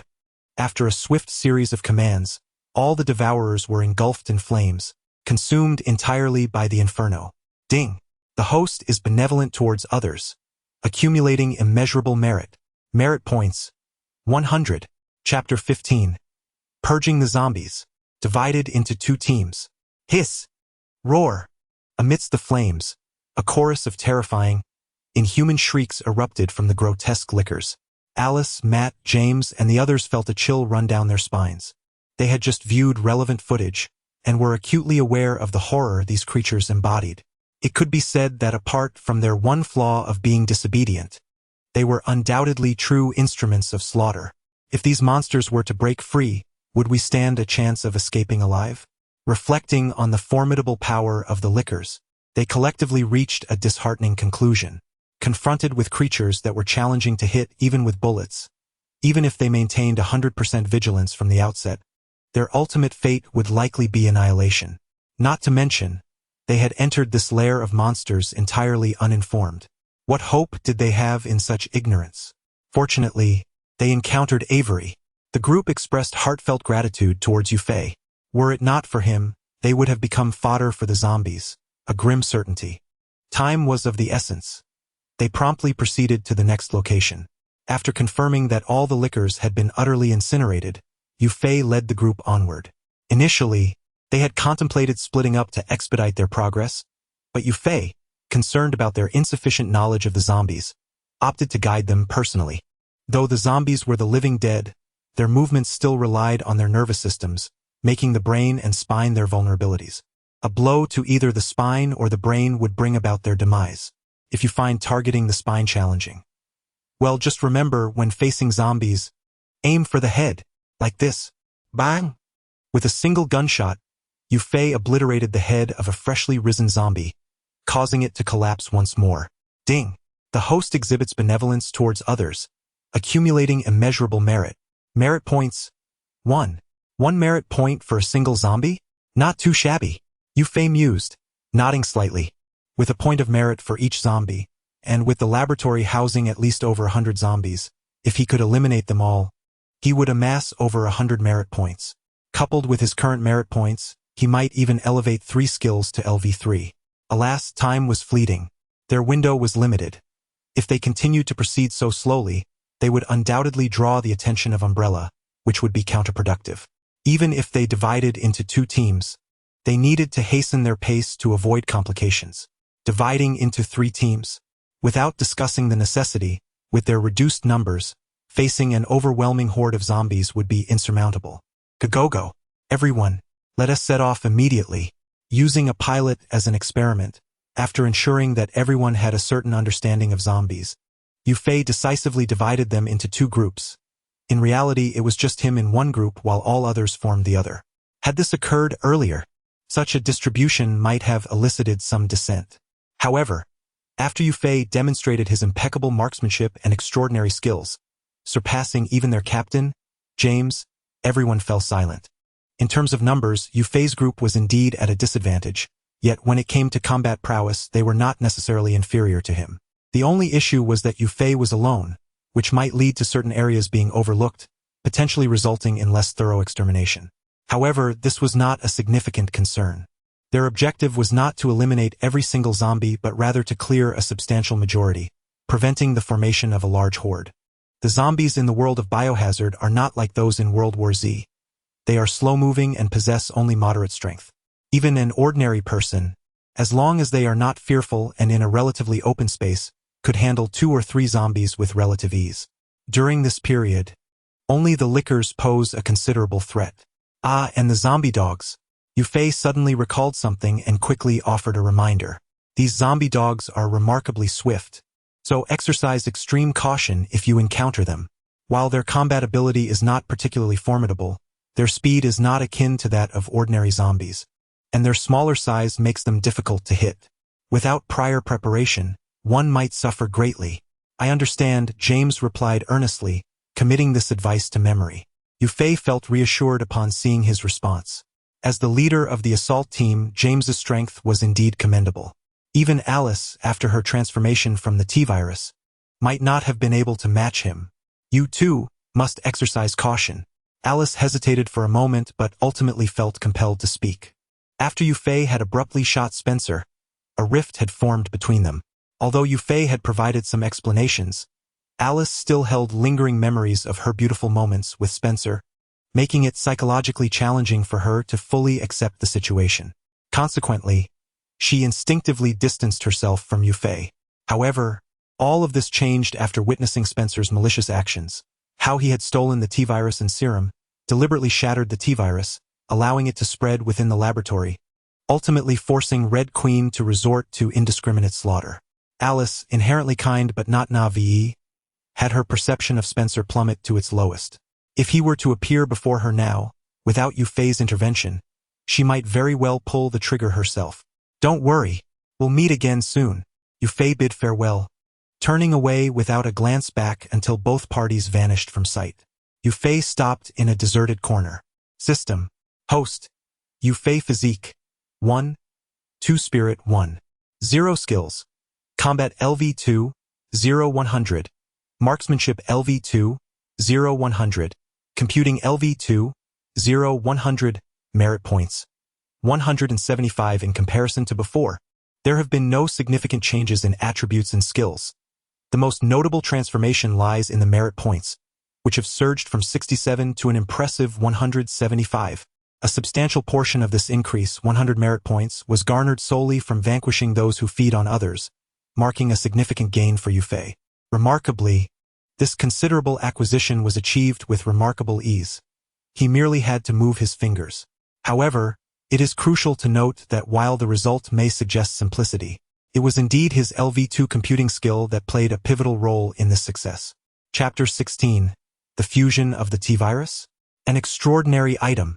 Had it not been for the dismantling of the Red Queen's contingency plan, it would have been nearly impossible for Yufei to seize control of the entire team. Even in the face of the need to eradicate those ravenous creatures, it is uncertain how much merit value Yufei could accumulate without being the primary controller. Nonetheless, those events are now mere memories. With such a substantial amount of merit, how should I allocate my points? Yufei gazed at his system panel, lost in contemplation. In truth, his options were rather limited. Directly enhancing his physical or mental attributes would yield diminishing returns. Thus, he was left with the choice of 3 skills. Considering the relatively low necessity of the computer skill, the remaining options were solely combat and marksmanship. While Yufei could opt to upgrade a new skill, possessing 175 merit points, he could easily elevate a new skill from level 0 to level 3. However, under the current circumstances, he could hardly conceive of any skill more beneficial to him than combat and marksmanship. If skill enhancement were to occur, choosing between combat and marksmanship would be his optimal course of action. Yet, I may have a second option. Yufei reached into his pocket and slowly retrieved a spiraled vial, a blue vial containing the T-virus. This was not the T-virus serum, which is green. The blue variant is the genuine T-virus, a terrifying pathogen capable of transforming the living into the undead. He had discovered this in a previous laboratory and had discreetly concealed it. As he beheld the eerily colored T-virus, a flicker of fervor ignited in Yufei's gaze. The utility of merit points extends beyond mere enhancement of attributes or skill upgrades.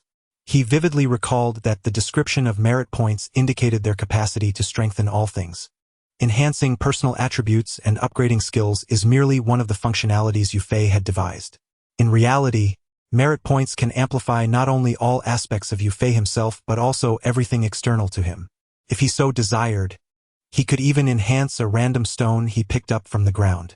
If his merit points were sufficient, it would not be impossible to elevate that stone into a primordial spiritual stone. Of course, Yufei would not engage in such a fruitless endeavor. Even if he were to enhance external objects, he would seek those of considerable value. Upgrading a mere stone holds little purpose. Not to mention, the vast majority of things in this world lack the necessity for enhancement in Yufei's eyes. The T-virus is an exception. Although it has spawned the undead and, in the original narrative, brought about the near annihilation of human civilization, the researchers' initial intentions were noble. Whether in the second installment or the subsequent chaotic finale, the original creators of the T-virus aimed to heal and save lives. From the perspective of Alice, the perfect experimental subject, the T-virus indeed possesses corresponding potential, even further bestowing the capacity for evolution. The undead are merely the byproducts of failure. Like the lickers, tyrants, hunters, and goddesses of vengeance, setting aside their physical attributes, has their strength surged dramatically compared to ordinary humans? Even if they have been categorized as malignant mutations for various reasons, is there not still an Alice? After being injected with the T-virus, Alice not only acquired formidable physical prowess but also gained the extraordinary ability of psychokinesis, unequivocally becoming a new breed of humanity. If I could perfectly merge with the T-virus like Alice, perhaps even possessing psychokinesis. Yufei gazed at the T-virus in his hand, his eyes brimming with longing. Theoretically, it was indeed possible for him to obtain superpowers through the injection of the T-virus, much like Alice. Yet, this remained merely a possibility. The Umbrella Corporation conducted human experiments on countless individuals, yet only Alice achieved a flawless integration with the T-virus. According to the lore of Resident Evil, this was due to the founder of the T-virus having fixed the genes upon Alice alone, allowing only her to merge perfectly with it. Others who injected the T-virus, even if they did not lose their sanity and devolve into mindless zombies, would still encounter a myriad of complications. Thus, could the merits of virtue exclude the adverse effects of the T-virus? This thought flickered through Yufei's mind, which was also the reason he had secretly concealed this vial of T-virus. Let us give it a try. System. Remove all negative effects of the T-virus. As Yufei's thoughts shifted, in an instant, 10 points of virtue disappeared. He sensed a minuscule glimmer of golden light settling upon the T-virus in his hand. Is it truly feasible? A smile of delight spread across Yufei's face, but before his joy could linger, a piece of information caused his brow to furrow instantly. To eliminate all negative effects of the T-virus requires 10 strands of virtue. Do you confirm? 10 strands? What does that mean? Initially puzzled by the unit, Yufei quickly acquired relevant information from the system. A strand represents a more refined and superior form of virtue, corresponding to the extraordinary grade. One strand of virtue can be converted into 1,000 points of virtue. Conversely, it requires 10,000 points of virtue to be transformed into a single strand. Extraordinary grade, you say? Yufei contemplated the T-virus in his hand, deep in thought. This suggests that the T-virus should indeed belong to the category of extraordinary grade items. Considering the corresponding psychokinesis, it is quite reasonable to classify it as extraordinary as well. In the subsequent third installment, Alice's psychokinesis could even obliterate satellites in the sky. Such power evidently transcends the realm of ordinary humans. It is indeed extraordinary power, a truth Yufei could readily acknowledge. However, I do not possess such virtue points, not to mention 10 strands. Yufei currently lacks even a single strand of virtue.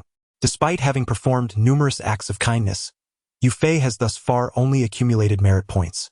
Can these merit points be exchanged? Indeed, It takes 10,000 merit points to redeem a single strand, even without considering the tenfold price difference. Exchanging 1,000 merit points for a single strand of merit is beyond Yu Fei's means. Initially, he believed that his current merit points were substantial. However, he has now come to realize that his mere 100 points are scarcely of any worth. Merely to eliminate all negative effects of the T-virus requires 10 strands of merit, which translates to a staggering 100,000 merit points. Thus, his 100 points are, at best, a mere fraction of that. It seems prudent to focus on upgrading my ordinary skills instead. With a clear sense of self-awareness, Yu Fei carefully stored away the T-virus in his possession. Chapter 17. The first LV3 skill. Which to choose? Combat skill or marksmanship? System. Upgrade combat skill. Without much hesitation, Yu Fei swiftly determined his upgrade target. 100 merit points vanished. Within the enigmatic realm, Yu Fei embarked on yet another endless journey of battle. However, unlike before, the environment had undergone a tremendous transformation. Previously, his skirmishes took place in a boundless white expanse, where adversaries came in relentless waves. Now, the scene was entirely different. Yu Fei transitioned from that blank space into a vast array of landscapes. Dense forests, riverbanks, plateaus, icy wastelands, and even the depths of the ocean. From ordinary wilderness to a plethora of extreme and harsh environments, Yu Fei found himself not only battling fellow combatants, but also contending against nature itself, significantly amplifying the difficulty. Moreover, the challenges he faced escalated further. His previous opponents were primarily unarmed. Now, he confronted foes wielding an arsenal of weapons. Knives, guns, clubs, axes, and even explosives. The scope of combat had reached its zenith. Despite the adverse conditions and formidable opponents, Yu Fei experienced astonishing growth. In conventional training paradigms, reaching combat LV2 is typically regarded as the peak attainable by an ordinary individual. Within a realistic framework, Yu Fei's combat prowess could be deemed world-class, placing him on the precipice of elite fighting arenas, where he might even brush against the threshold of championship titles. Those undeniably superior to him either possessed exceptional circumstances or extraordinary innate talents. The latter category requires no elaboration. Amidst a population of billions, it is inevitable that some exhibit bloodline mutations. These uniquely gifted individuals can attain greater limits through conventional training, an achievement that is not particularly remarkable. As for those with special methodologies, the vast majority attain higher levels by pushing their limits to the brink. While such approaches may yield short-term strength, they often come with severe repercussions. Many face drastically reduced lifespans, with some perishing before reaching 30. A prime example is the ancient art of Thai boxing, where practitioners exploit their potential through brutally rigorous methods to achieve even greater prowess. In a similar vein, Yu Fei's recent upgrade also carried this connotation, as the extreme and harsh external conditions elicited a stronger potential from within him. The distinction, however, lies in the absence of detrimental aftermath. Or more precisely, any potential repercussions have been offset by merit points. Ultimately, Yu Fei's gains were entirely positive and beneficial. As the battles raged on, time swiftly slipped away. Yu Fei himself could not discern how long had passed. He only recalled that, upon regaining consciousness, he felt a momentary disorientation. A full 100 months, over 8 years, spent in relentless combat. Such an experience is truly beyond what any human could endure. Yu Fei found himself unable to bear the weight of the situation. Not to mention enduring 100 months. Even 10 or merely 1 month would be insufferable for any ordinary individual. However, within the enigmatic space, the perception of time was significantly diminished, and bolstered by the power of virtue, Yu Fei's spirit and body remained at their peak, allowing him to adapt. Upon his emergence from the mysterious realm, his memories were meticulously etched into his body and mind through an advanced method, safeguarding them from overwhelming impact. Although he could still recall certain details, the majority of his memories had become blurred. Nevertheless, the sheer influx of memories left his mind in a state of disorientation.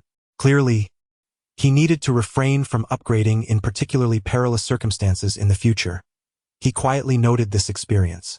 Although this disorientation was fleeting, it could prove fatal under specific conditions. System.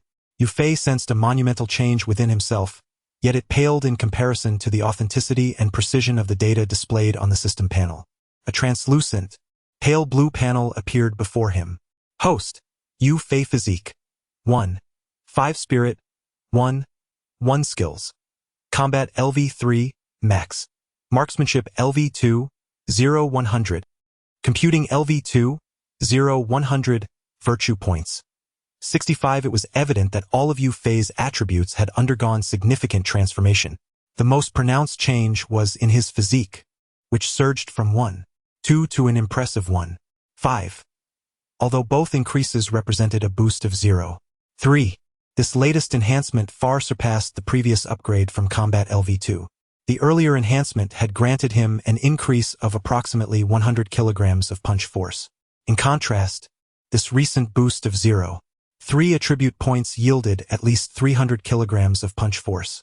Coupled with the 200 kilograms he already possessed, Yu Fei's punching power now reached an astounding 500 kilograms. To put it into perspective, that equated to 1,000 pounds of force. With balanced strength in both arms, he could effortlessly wield a single arm with immense power, verging on the superhuman. Even elite fighters like Mike Tyson, through scientific means of power accumulation, could only achieve a maximum of around 500 pounds, equivalent to over 200 kilograms. This represented their utmost limit, a feat nearly impossible to attain under normal circumstances. Yu Fei's 500 kilograms of force exceeded the boundaries of human capability. Perhaps only legendary ancient warriors could reach such a level. In terms of combat prowess, Yu Fei had essentially ascended to the pinnacle of humanity. On ancient battlefields, he would be a match for 100, even 1,000 adversaries, embodying an unparalleled warrior. Moreover, this substantial enhancement in his physical attributes had also catalyzed improvements in his other skills. With a swift motion, Yu Fei discharged his firearm, shattering a surveillance camera situated 30 meters away. The entire sequence, from his detection of the camera to the extraction of his pistol and the obliteration of the target, transpired in under a second. This exemplifies the transformation resulting from the amalgamation of speed, perception, and reflexes. Should Yu Fei now participate in a world-class shooting competition, he would no longer merely be a first-rate marksman, barely brushing the threshold of excellence. Instead, he would possess a considerable likelihood of emerging as a top-tier sharpshooter. While his shooting technique may not be significantly superior to that of other elite marksmen, his physical prowess undeniably provides him with a substantial advantage. To put it in simpler terms, I can now confidently declare myself a gifted athlete. Chapter 18. A surge in strength. The remarkable enhancement of physical prowess left Yu Fei pleasantly surprised. Yet it was the unexpected elevation of his mental attributes that filled him with even greater joy. His combat skill ascended from level 2 to level 3, with his physical attribute increasing from 1-2 to 1-5, while his mental attribute rose from 1-0 to 1-1. Although the increments were modest, they nonetheless represented a commendable achievement. It must be the prolonged honing in the mysterious realm that has augmented my relevant mental attributes, he mused. Upon reflection, he discerned a notable acceleration in his cognitive abilities compared to before. As for other aspects, due to a lack of reference and experimentation, he remained uncertain for the time being. After examining his mental attributes, he turned his attention to his skills. Is level 3 truly the limit? Yu Fei gazed at the max designation following his combat skill, feeling both astonished and yet unsurprised. In terms of pure fighting ability, he had undoubtedly reached the pinnacle of human potential. Beyond this point, it seemed that he could only infuse his techniques with internal energy, vitality, or even mental strength. However, should that occur, his combat skills would transcend ordinary capabilities and evolve into extraordinary skills. When considering ordinary skills alone, level 3 was indeed the apex, with no further room for advancement. Wait, by expending 5 strands of merit value, could I continue to upgrade? Yu Fei inadvertently brushed against the combat skill and was astonished to find that this skill, which had already attained max level, still possessed potential for further enhancement. By sacrificing 5 strands of merit, he could elevate this level 3 combat skill even higher. However, after this upgrade, it would likely transform into an extraordinary skill, he pondered. The merit value being measured in strands implied that it could not be anything less than extraordinary. Alas, I do not possess such abundant merit. 5 strands of merit equate to a staggering 50,000 merit points. Not only does Yu Fei lack such a wealth of merit, but even if he did, would it not be wiser to strive for the integration of the T-virus instead? Based on the T-virus's performance, he believed it could bestow upon him at least 2 extraordinary abilities: psychokinesis and super regeneration. Psychokinesis, undoubtedly, was a staple of Alice. As for super regeneration, just look at the zombies. They possess almost no weaknesses except for the brain and spinal cord. This is merely the most basic form. Creatures like the Tyrant and Lickers can withstand missile strikes and bullet wounds, rapidly recovering from such trauma. Acquiring these 2 extraordinary abilities would enable Yu Fei to truly position himself among the elite heroes even within the Marvel Universe. While the metamorphosis of his combat skills into extraordinary ones was undeniably enticing, if given the choice, he would still prefer to obtain these 2 extraordinary abilities. That said, could I potentially merge with just one of the extraordinary skills? An enlightening thought suddenly struck Yu Fei. It was worth a try. He once again produced the T-virus. System. I aspire to fuse the telekinetic abilities inherent in the T-virus. Once again, a consumption of 10 merit points is required. Golden light gradually merges into the T-virus solution, and shortly thereafter, a message penetrates Yu Fei's mind. To integrate the extraordinary skill of telekinesis, a consumption of 3 merit points is necessary. Is the consumption of 3 merit points acceptable? It is indeed. Yu Fei nodded slightly. At the very least, it is significantly less than 10 merit points. In fact, even when compared to the 5 merit points required for forcibly enhancing combat skills, this expenditure is almost halved. This must be a benefit derived from having a solid foundation. Injecting the T-virus inherently carries a certain possibility of acquiring extraordinary telekinesis. Elevating combat skills to an extraordinary level appears to rely on a foundation of LV3 combat skills. Yet this skill possesses not a trace of the extraordinary element. Yu Fei's desire to elevate it to an extraordinary tier is akin to starting from scratch, directly forging an alternative pathway to the extraordinary. Could this possibly be a simple endeavor? If not for Yu Fei's merit points acting as a boon, it would be unthinkable. Even with the advantage of merit points, transforming combat skills remains a formidable challenge. It is entirely reasonable to require a greater expenditure of merit points. The fusion of telekinesis demands 3 merit points. What if I wish to integrate the exceptional regenerative abilities found within the T-virus? While extraordinary telekinesis is undoubtedly one of Yu Fei's most coveted powers, the corresponding regenerative ability is equally remarkable. Should he acquire this extraordinary regenerative capability, it may not rival Wolverine, yet his survival capacity would undoubtedly soar to unprecedented heights. Furthermore, if he were to elevate this ability to LV3, he might indeed be comparable to Wolverine. Nevertheless, he decided against it. Yu Fei glanced at his remaining 55 merit points and gently shook his head. To ascertain the answer, he would need to invest another 10 merit points.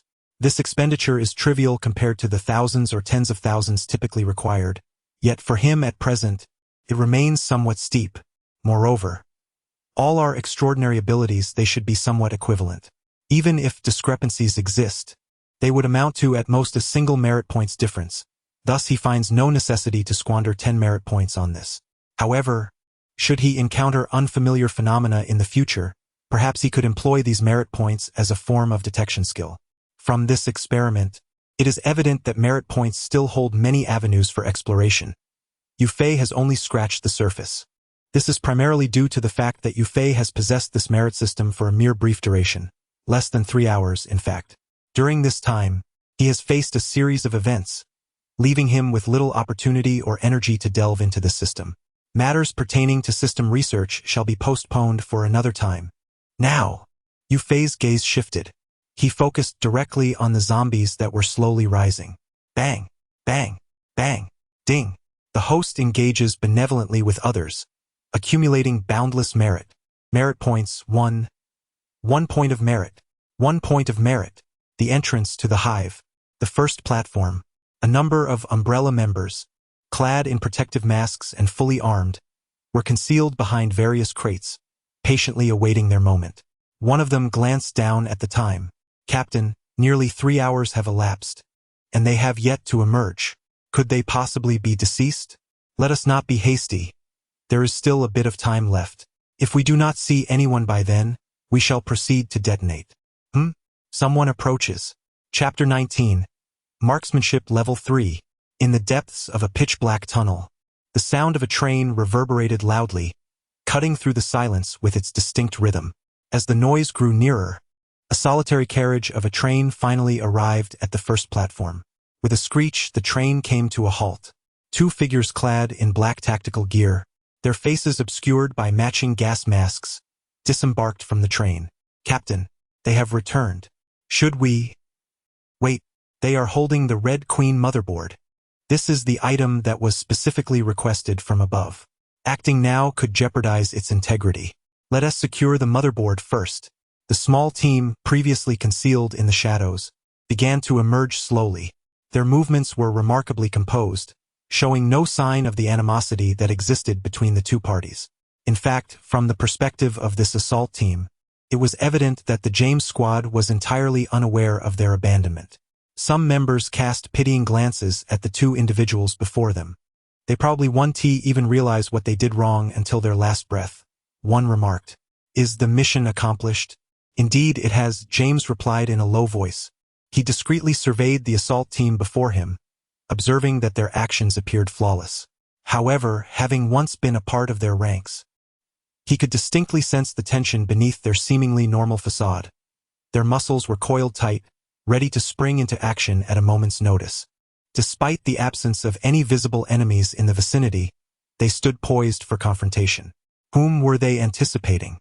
At that moment, even if James wished to deny it, he had to concede that they had indeed been forsaken. What awaited them was not the reward for completing the mission but rather the grim execution of a cover-up by their protectors. "Excellent." The captain of the assault team spoke with a hint of elation. The task of eliminating the last surviving witnesses was already a significant achievement, and now, to return with the Red Queen motherboard was an unexpected boon. He discreetly signaled his team members to prepare for the kill. "Since the mission is accomplished, you all—" Bang! Bang! Bang! Bang! Bang! Before the captain could finish his sentence, he and his entire team were sent to their doom. Each member bore a bullet hole in their neck, precisely centered, neither more nor less, with uncanny accuracy. The entire ordeal transpired in less than a second. The fastest among the squad barely managed to raise his weapon halfway. This marksmanship. James, who had been feeling a sense of melancholy just moments before, now gazed in astonishment at Yufei, who had already removed his mask. Although James had witnessed Yufei's exceptional shooting skills previously while dealing with zombies, this display was a level that made him feel utterly outclassed. However, the marksmanship displayed by Yufei today starkly contrasts with that of the past. It is not merely a matter of being worlds apart, but the disparity is indeed monumental. Could this truly be the pinnacle of human marksmanship? James found himself momentarily dazed. As the captain of the Umbrella Corporation's assault team, his own shooting proficiency was not to be underestimated. Although Umbrella is a private entity, in the capitalist landscape of America, the astute are aware of its true nature. The members of these assault teams possess capabilities that rival even the elite special forces of major powers. James's team, in fact, ranks among the upper echelons within the entire Umbrella Corporation. His position as captain is a testament to his considerable prowess, which, when compared on a global scale, is rather impressive. Yet, even he felt a sense of inferiority when confronted with the initial display of marksmanship by Yufei, let alone the extraordinary skills he exhibits now. The level Yufei has reached is beyond anything James could fathom. Yufei maintained a serene expression. What was there to be astonished about? These are merely fundamental skills. Internally, he summoned the system panel. Host, Yufei Physique. 1. 5 Mentality. 1. 2 Skills. Hand-to-hand combat LV3, Max. Marksmanship LV3, Max. Computer skills LV2, 0-100, merit points. 15. It was evident that, apart from his hand-to-hand combat skills, Yufei had also acquired a fully leveled marksmanship skill at LV3. After nearly an hour of relentless practice, he had amassed another 100 merit points. Without hesitation, he invested these points into his marksmanship. If LV2 marksmanship could be likened to that of a sharpshooter, then LV3 elevates one to the realm of a god of firearms. After more than 8 arduous years dedicated to mastering marksmanship, Yu Fei had reached an unfathomable level of proficiency with firearms. To put it succinctly, anything theoretically achievable with a firearm, he could accomplish. If he failed, it would only imply that the weapon itself was incapable of such feats. Discharging 5 shots within a single second, each hitting its target with pinpoint accuracy, was merely a testament to the capabilities of his weapon, and certainly not its limit. If he so desired, he could even eliminate 12 individuals in the same span of time. Having taken down only 5 thus far was hardly remarkable. In summary, within the realm of marksmanship, Yu Fei had undeniably reached a pinnacle level, with scarcely anything beyond his reach, save for the extraordinary phenomenon of bullets curving. Although Yu Fei had ascended to the status of a true master of firearms, such illogical feats were beyond his grasp. For conventional firearms, such capabilities were inherently unattainable. Yu Fei's mastery lies firmly within the realm of the ordinary. The notion of bullets bending belongs to the extraordinary domain. Lastly, it is worth noting that Yu Fei's mental attribute has also risen to 1, 2 alongside the enhancement of his marksmanship skills. After enduring more than 8 years of relentless trials, the impact on one's psyche is undeniably profound. Coupled with Yu Fei's inherently modest mental attributes, he has indeed experienced a degree of enhancement. Although the improvement may be modest, it has proven beneficial for Yu Fei, as exemplified by the 5 shots he fired moments ago. His ability to devise a corresponding plan within such a brief span of time, executing the swift and judicious elimination of 5 individuals, is intrinsically linked to his mental attribute of 1. 2. Merely possessing rapid physical reflexes ensures only the quickness of his trigger pull. To not only shoot swiftly but also maintain a logical sequence, depriving the adversary of any opportunity to react, requires a degree of strategic planning, which directly pertains to his mental faculties. Chapter 20. Unexpectedly, consecutive kills. Ding. The host treats others with kindness, accumulating boundless merit. Merit points. 10. The system's notification arrived, albeit belatedly. I had thought that eliminating these individuals would yield no merit, Yu Fei muttered under his breath. At this moment, the system panel remained open, and he witnessed his merit points rise from 15 to 25. Yu Fei had never possessed a precise understanding of the system's merit evaluation, primarily due to the brevity of time since he acquired the system and his prolonged confinement within the laboratory, which afforded him scant opportunities for experimentation. The previous test with Alice had illuminated the fact that attempting to exploit the system for merit would likely prove futile. Thus, he was left to explore through constant trial and error, altering the fates of others, enabling them to lead better lives, or simply helping them survive could yield merit. Slaying zombies also contributed to this merit. His recent experience of killing others had just reaffirmed this notion. In fact, the merit gained from eliminating a strike team surpassed that of a solitary zombie. While a single zombie yielded 1 merit point, a strike team granted 10, averaging 2 points per member. However, Yu Fei believed this principle was not entirely absolute. It likely bore more relevance to the degree of malevolence rather than simply distinguishing between the living and the dead. It was well known that the Umbrella Corporation was no paragon of virtue. Working for such a company, particularly engaging in various cleansing operations, undoubtedly implicated the strike team members in unspeakable sins. Contemplating this, Yu Fei's gaze instinctively shifted to James beside him. What's wrong? Is there an issue? James felt a shiver run down his spine. This powerful figure wouldn't be so inclined to enact violence as to eliminate me as well, would he? Fortunately, in the next moment, someone came to his rescue. Is it all resolved? Rain emerged from the vehicle, accompanied by a group of individuals. They surveyed the 5 corpses on the ground, their expressions complex and varied. The members of the strike team, in particular, felt a profound sense of desolation. Knowing one has been abandoned is one thing. Witnessing that abandonment is an entirely different matter. Time is of the essence. You all need to don their uniforms. Understood. Alice, Matt, and the others quickly changed into the strike team uniforms. Yu Fei and James also shed their original garments, donning the attire of the fallen strike members. Although the 2 sets of uniforms appeared identical at first glance, subtle distinctions existed, imperceptible to the untrained eye, yet readily identifiable to those familiar. While they remain unaware, I shall proceed to deal with the strike team inside the mansion.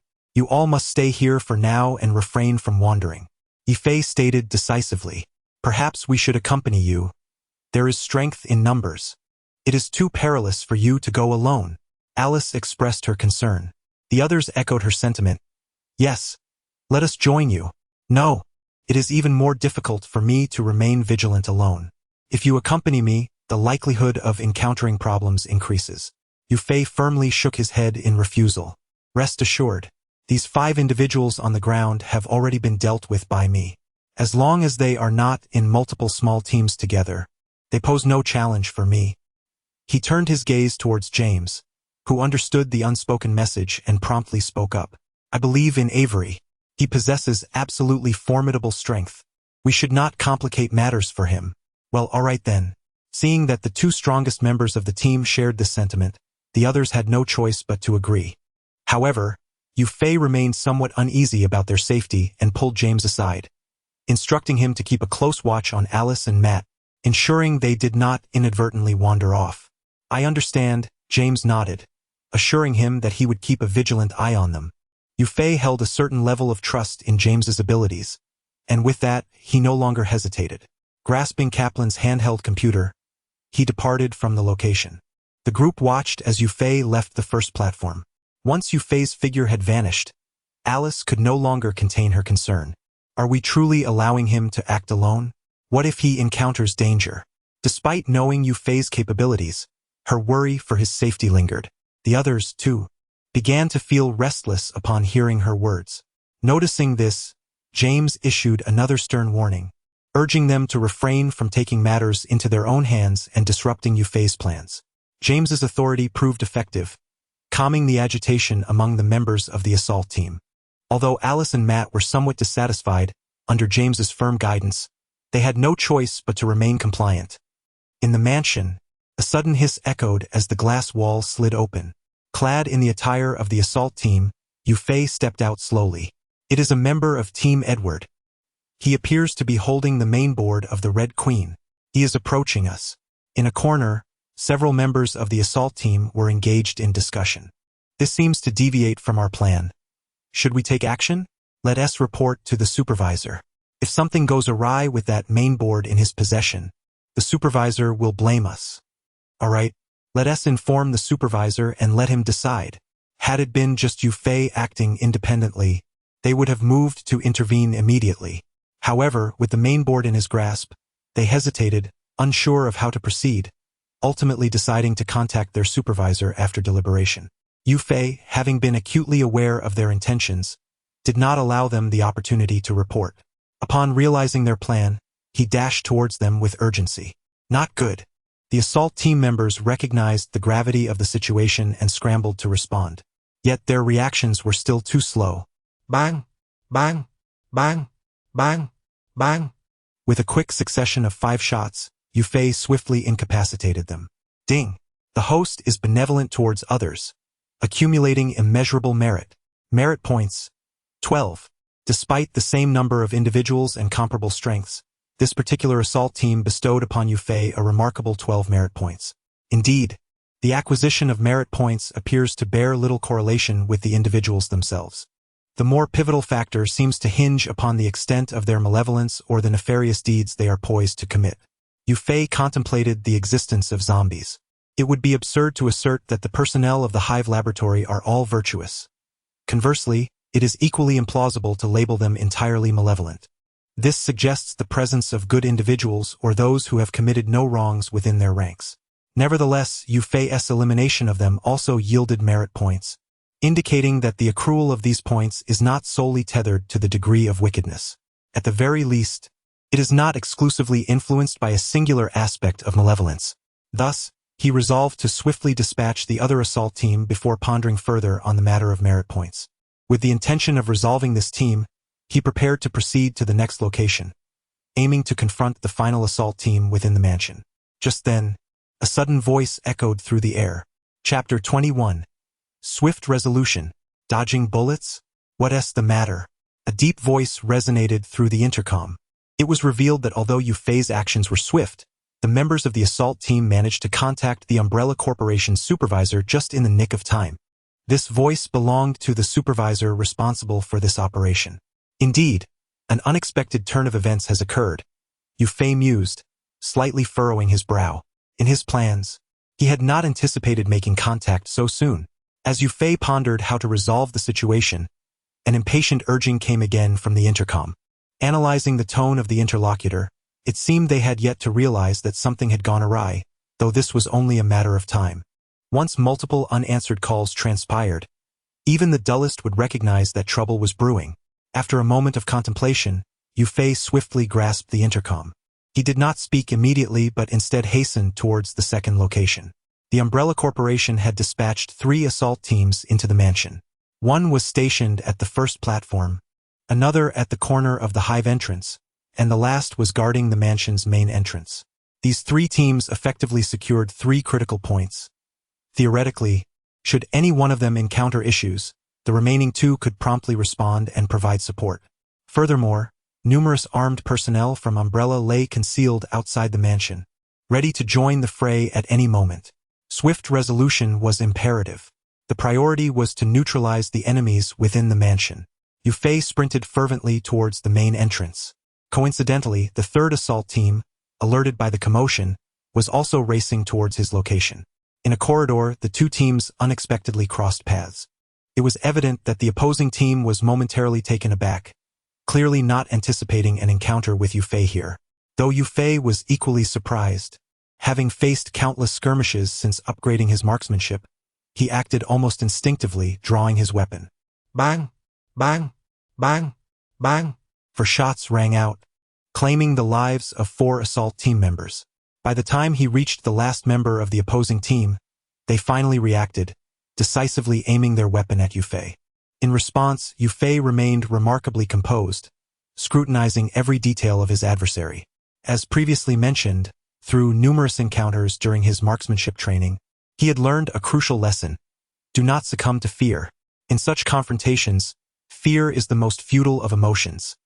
It clouds judgment, disrupts reasoning, and ultimately leads to demise.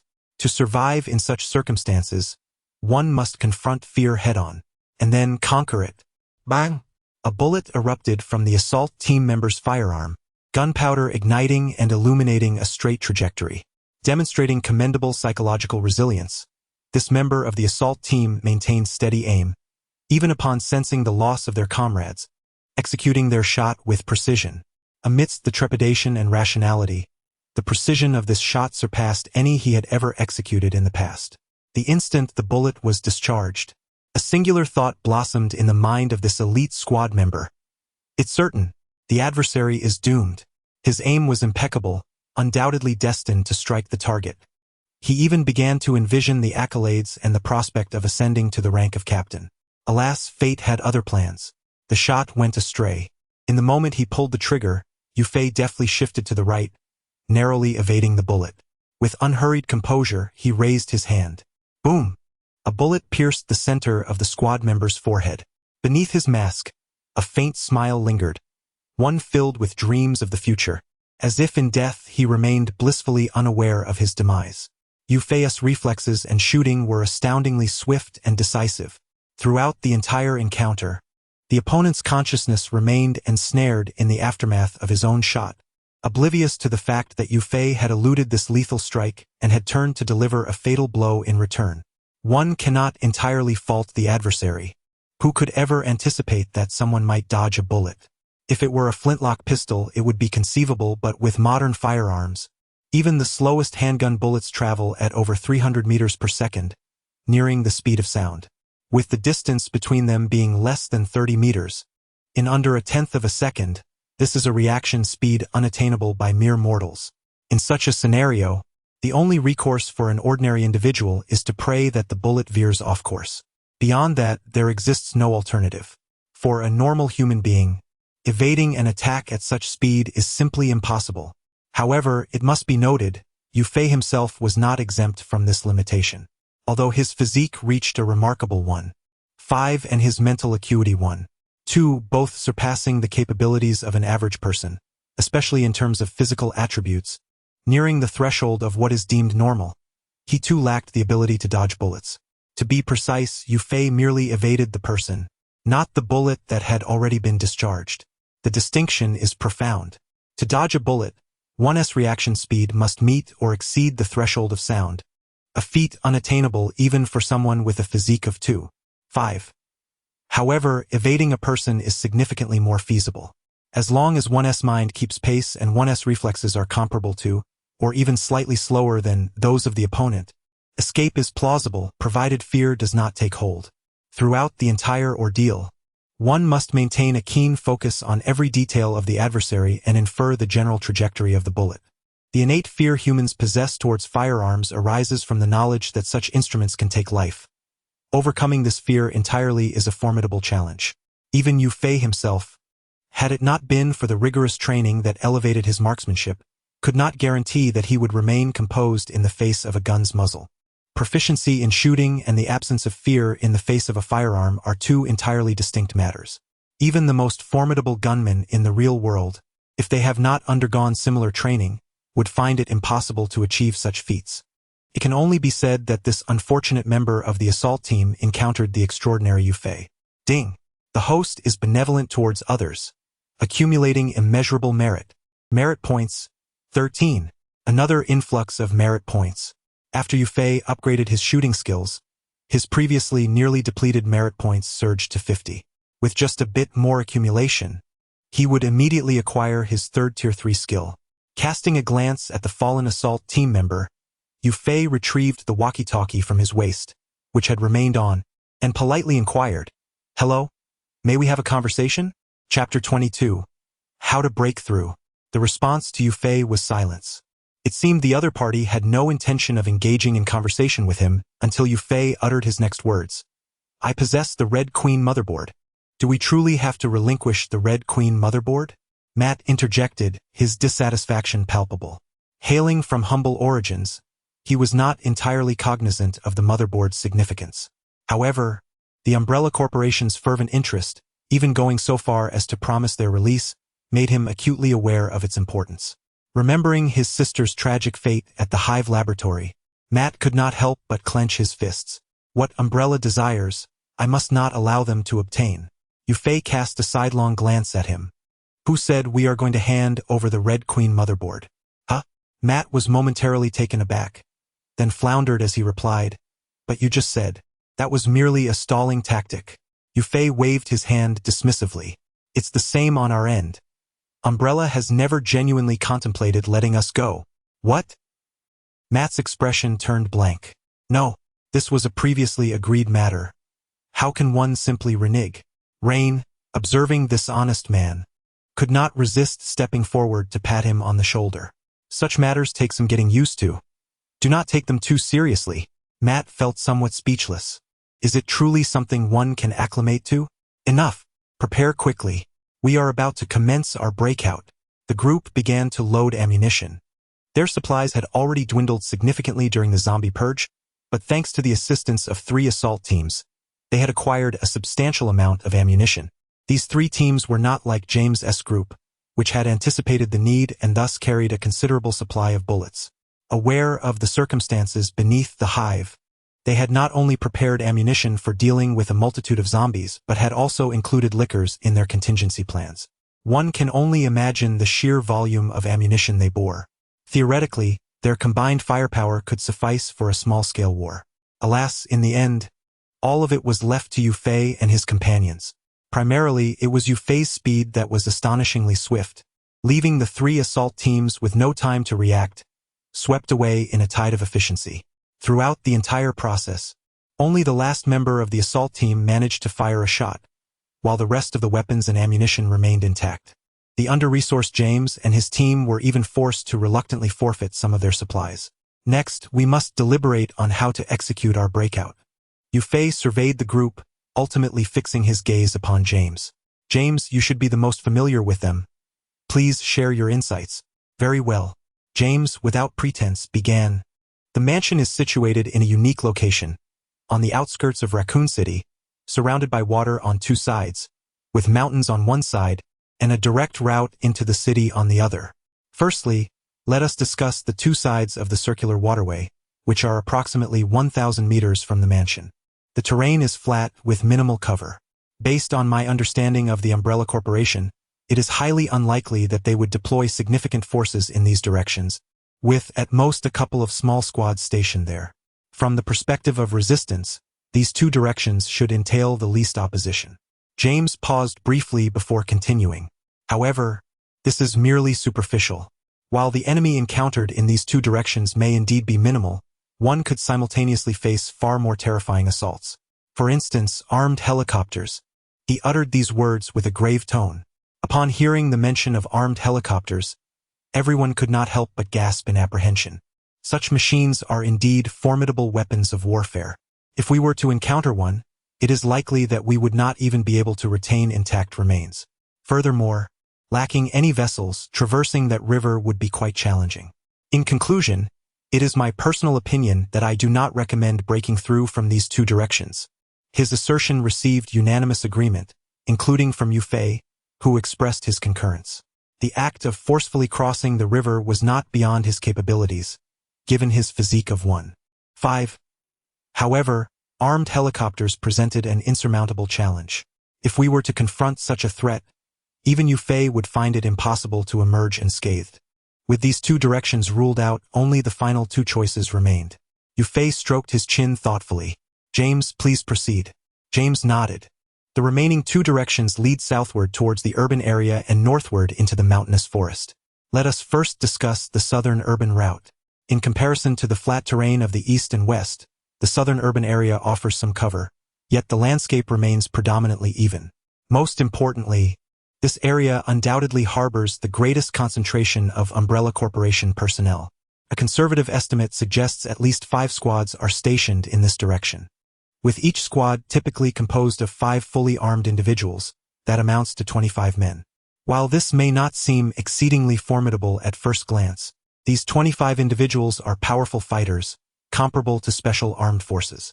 Despite Yu Fei's ability to dispatch 3 assault squads effortlessly, they all possess unique backgrounds. In a scenario where both sides are fully prepared, it would be a feat for Yu Fei to eliminate even a single assault squad. 5 squads?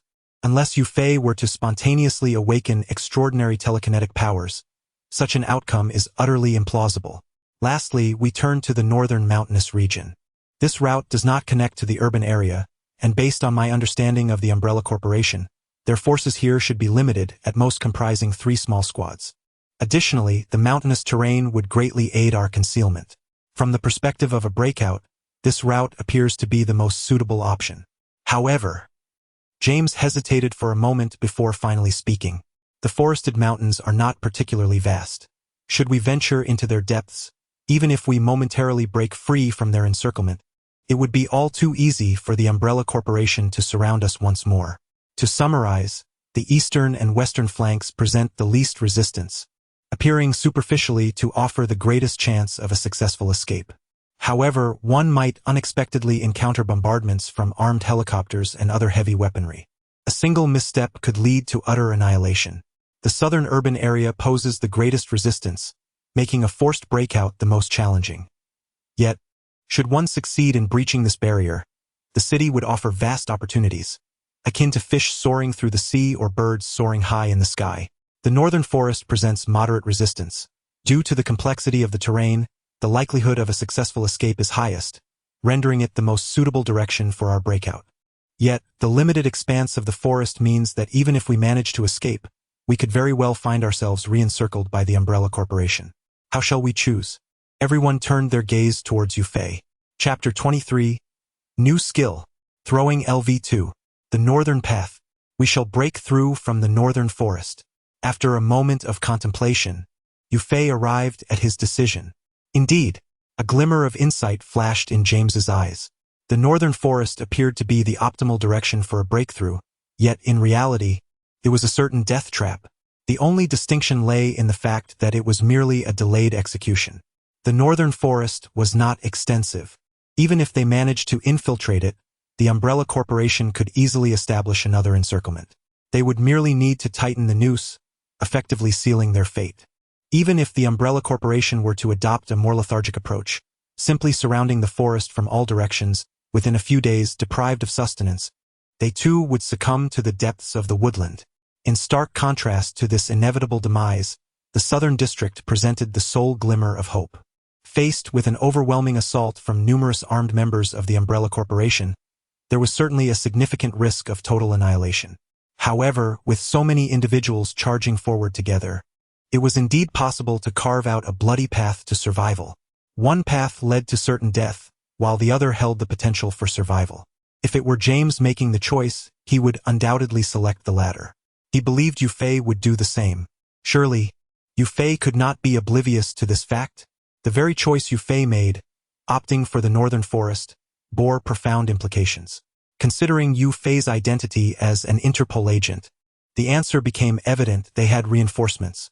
As long as we can hold out for a while, we are bound to receive assistance from Interpol. This revelation instantaneously clarified the fundamental reason behind Yufei's selection of the Northern Forest. With this thought, James felt a wave of relief wash over him. Without reinforcements, the Northern Forest was indeed a death trap. With reinforcements, it was indisputably the best avenue for escape.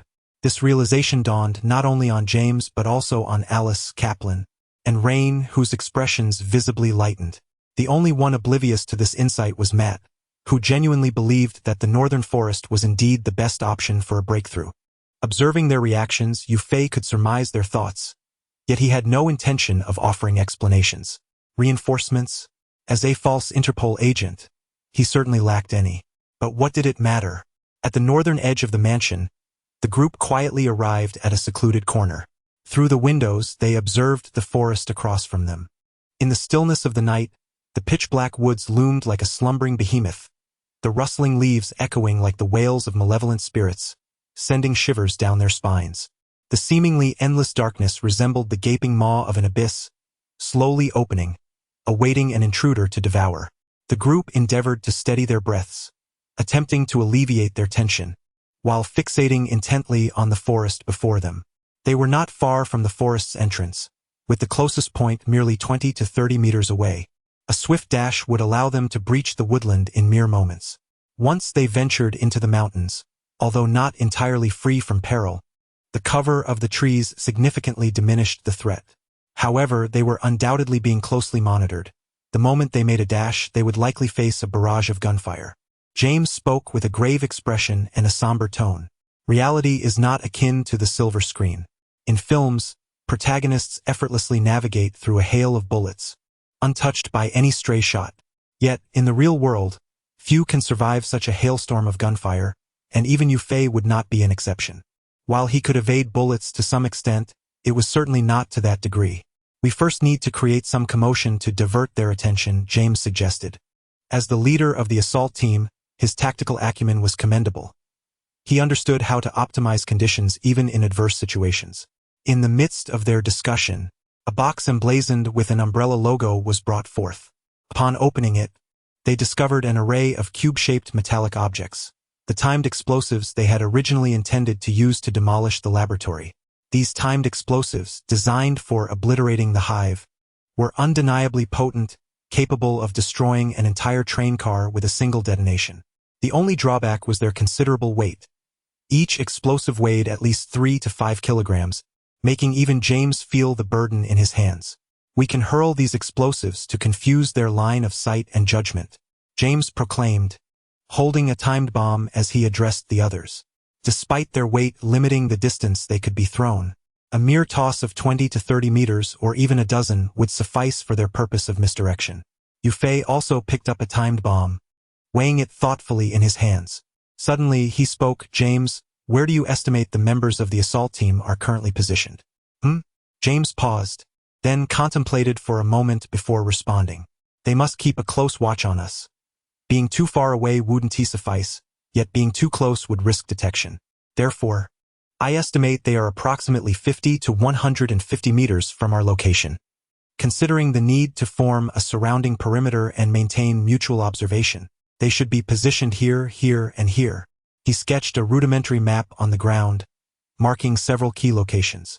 Yufei observed intently, weighing the timed bomb in his hand while mentally calculating, nodding slightly when he arrived at a satisfactory conclusion. That seems feasible. James was momentarily taken aback. Then, As if recalling something quickly reminded them, this is merely a preliminary estimate.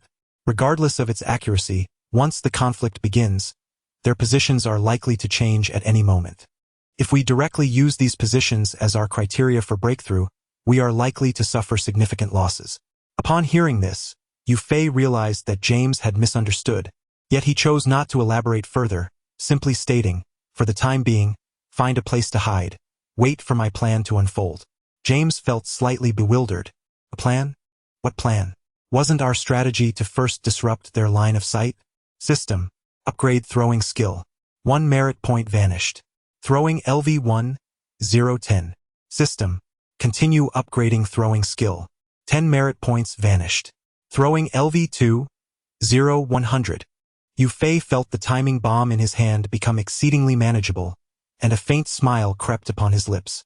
Next, let us engage in a little game. Chapter 24. Art is an explosion. Boom! In the pitch black of night, a tactical squad lay silently in a patch of grass, their eyes fixed unwaveringly on the direction of the mansion through advanced technological means. The leader, Krauf, whispered, "Everyone, stay alert. Keep your focus sharp. Based on my understanding of James, he is likely to choose the southern urban area as his escape route. Yet we must not dismiss the possibility of him breaking through our line. All of you, heed my command. Regardless of what the superiors have dictated, I absolutely will not allow that scoundrel James to pass through our defenses. Do you all comprehend?" As soon as he finished speaking, several members responded promptly. "Rest assured, Captain, we share your disdain for that rascal James. And that Rain fellow, what a wretched cur. How dare he act so high and mighty? This time, they shall not escape us alive. Indeed, if that squad dares to breach our position, their demise is certain." James' team was not well regarded by the upper echelons of Umbrella, and their treatment in the mid and lower tiers was hardly commendable. Given the various human experiments conducted by the Umbrella Corporation, one could ascertain the company's true nature. To put it plainly, if they were to invade the mansion, someone of Matt's ambiguous status would undoubtedly be eliminated at the very first opportunity. It matters not whether Matt bears the dubious title of police officer. Even if he were indeed a lawman, they would not hesitate to kill him. James not only spared him but also brought him into the hive, an act that was profoundly out of place within Umbrella's operations. Excellent. Captain Krauf nodded with satisfaction. Next, we shall— What is that? Before he could finish his sentence, a dark object plummeted from the distant sky, landing less than 10 meters away from them. As they gazed toward the site, they discerned that the object resembled a square box, seemingly crafted from metal. A black metallic square box?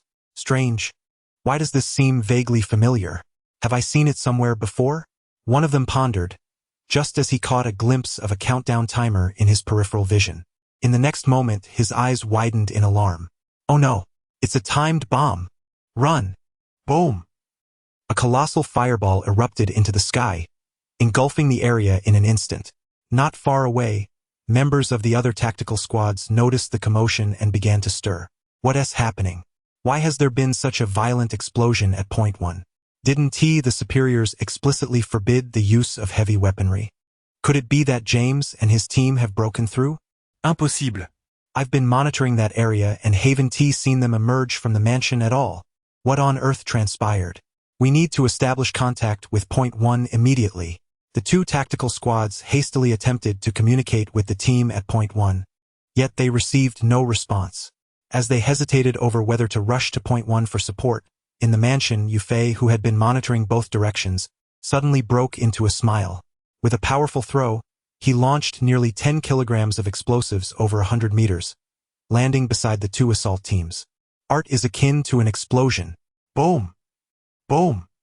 The consecutive ferocious detonations obliterated both assault teams in an instant. Ding! The host's benevolence towards others has amassed immeasurable merit. Merit points, 11. Ding! The host's benevolence towards others has amassed immeasurable merit. Merit points, 10. Ding! The host's benevolence towards others has amassed immeasurable merit. Merit points, 12. 3 successive notifications brought Yu Fei 33 merit points. After recently expending 11 points, he now experienced a remarkable rebound. Merit points, 72. Excellent, just over 20 points more, and he could elevate another skill to level 3. Yufei nodded in satisfaction. Having spent 11 merit points to upgrade a new skill in throwing, he turned around and utilized this skill to earn 33 merit points, achieving a remarkable tripling of his returns. Indeed, Yufei's ability to accomplish this was not solely due to his level 2 throwing skill, but primarily attributed to his own formidable physical prowess. Throwing a nearly 10-kilogram bomb over 100 meters is no feat for just anyone. It is only someone with a physique at 1.5, nearly exceeding that of an average human like Yufei who could achieve such a feat. Well, the matter is resolved. Come over quickly. Yufei beckoned to James and Alice, and the group emerged from their hiding place. Through the window, they gazed at the roaring flames and thick smoke over 100 meters away, their mouths agape in astonishment. Is this your plan? James stammered, struggling to swallow. Throwing nearly 10 kilograms of explosives from such a distance, what distinguishes this from a human-shaped rocket? Pretty much, though your information was quite accurate. Otherwise, I wouldn't have resolved them so easily, Yufei replied modestly, waving his hand. James regarded Yufei with a complex expression. Indeed, the information he provided played a significant role, but to claim it was of utmost importance would be an exaggeration. Firstly, a crucial point is that the members of the assault teams were enveloped by dense forests. Even if one knew their approximate location, the cover of trees would likely hinder any attacks, even with a rocket launcher. From this perspective, Yufei was indeed more formidable than a rocket launcher. His precision, especially in complex terrain, far surpassed that of any rocket launcher. Moreover, considering the distance, how on earth did he manage to throw such a heavy bomb over 100 meters? This thought echoed persistently in James's mind. Others were similarly aware, having previously gauged the weight of those time bombs.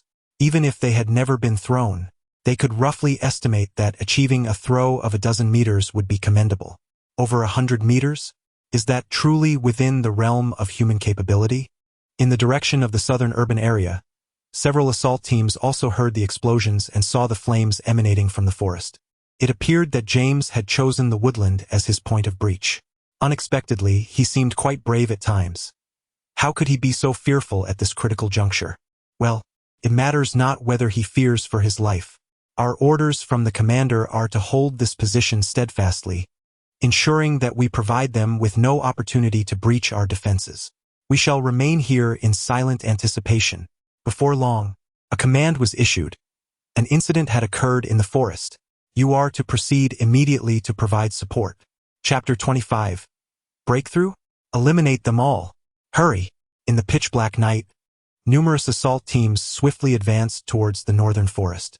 Not only the 5 teams originally defending the southern urban area, but also the 3 teams stationed on the eastern and western fronts had joined the fray. Move faster. We must not allow James to penetrate deep into the forest. The supervisor had issued a strict order, mandating that we intercept them at all costs. Each member was equipped with heavy weaponry, including formidable single-man rocket launchers. Such armaments had previously been prohibited due to concerns over damaging the Red Queen's mainframe. However, the sudden demise of 3 assault teams in the northern forest had undoubtedly heightened the vigilance of Umbrella. They had resolved that should the situation deteriorate, they would immediately take drastic measures to eliminate James and his companions, regardless of the consequences, even if it meant sacrificing the Red Queen's mainframe. While the mainframe was undeniably valuable, it paled in comparison to the potential escape of James and the exposure of Umbrella's secrets. This world is not merely a realm of biological crises. Although Umbrella still wields immense influence, achieving a level of global dominance remains elusive. If the news of the T-virus were to leak, Umbrella would face unprecedented calamities. In the worst-case scenario, the very foundation of Umbrella could be threatened. In light of such dire consequences, the existence of the Red Queen's mainframe seems insignificant. Of course, that represents the most severe outcome. Currently, 8 assault teams were engaged in the hunt. No matter what hidden schemes lay behind James, a successful breakout was implausible. Raccoon City, Umbrella Corporation headquarters. Top floor. Supervisor Kane, overseeing all operations, was intently monitoring the situation through multiple screens. Equipped with a walkie-talkie for communication, he was prepared to provide remote support at a moment's notice.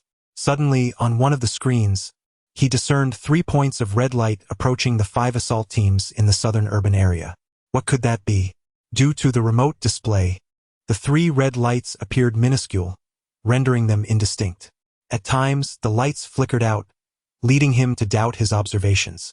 Just as he recognized a potential issue and was about to contact the assault teams, boom, boom, boom. 3 consecutive explosions erupted directly above the 5 assault teams. The terrifying shockwave instantly ravaged the internal organs of all members. After the violent tremor, none survived. As the flames subsided, the ground lay strewn with lifeless bodies. Damn it! Supervisor Kane smashed his walkie-talkie to the ground, shattering it into pieces, his face contorted with rage. James, I will kill you. 5 entire assault teams had just been obliterated. Moreover, with the 3 assault teams from the northern mountains and the 3 teams stationed within the mansion, he had suffered a loss of a staggering 11 assault teams. These teams were no mere trifles. Each member could be considered elite within any official organization. As one of the Umbrella Corporation's headquarters in the United States, situated in Raccoon City, there were only 20 assault teams in total. Of these, 5 teams were permanently stationed at the headquarters, while 15 teams, including James's team, had been dispatched to the hive, with James's team having defected and 11 assault teams annihilated. More than half of the armed personnel had been lost. Even for Kane, who was regarded as a senior executive within the Umbrella Corporation, this constituted an exceedingly grave incident. He could already envision the magnitude of the backlash he would face upon the higher-ups learning of this disaster. Perhaps his position as an executive would be at stake. It was evident how much he loathed James at this moment. Unbeknownst to Kane, it was all orchestrated by Yufei, who had gone to great lengths to conceal his existence during their earlier conversation. In Kane's eyes, James had always been the mastermind. Poor James, unwittingly bearing the brunt of an immense blame. Ding! The host's benevolence is immeasurable, accumulating 58 merit points. Current merit points, 130. Excellent. Yufei gazed at his merit points, which had once again surpassed 100, feeling a profound sense of satisfaction. He could now upgrade one of his level 3 skills. However, upon reviewing his current 2 level 2 skills, throwing and computing, he deemed that level 2 was already sufficient, and advancing to level 3 would be somewhat extravagant. His level 2 throwing skill had already elevated his throwing abilities to a world-class standard, complemented by his physical attribute of 1.5 and mental attribute of 1.2, making precision targeting an inherent skill. For instance, after conducting 3 tests to ascertain the timing of a bomb's detonation, Yufei could now orchestrate the explosions of 3 bombs at a designated height and time. Enabling the bombs to achieve aerial detonation and fully realizing their potential was something that would be unfathomable to an ordinary person. Individuals like James and Rain now regarded Yufei with the eyes of one beholding a monster. As armed personnel, they were acutely aware of the difficulty of such a feat. Their understanding of the challenges involved only intensified their astonishment towards Yufei. A timed aerial detonation? And specifically targeting a rapidly advancing armed force. Was it them who had lost their minds? Or was the world itself in chaos?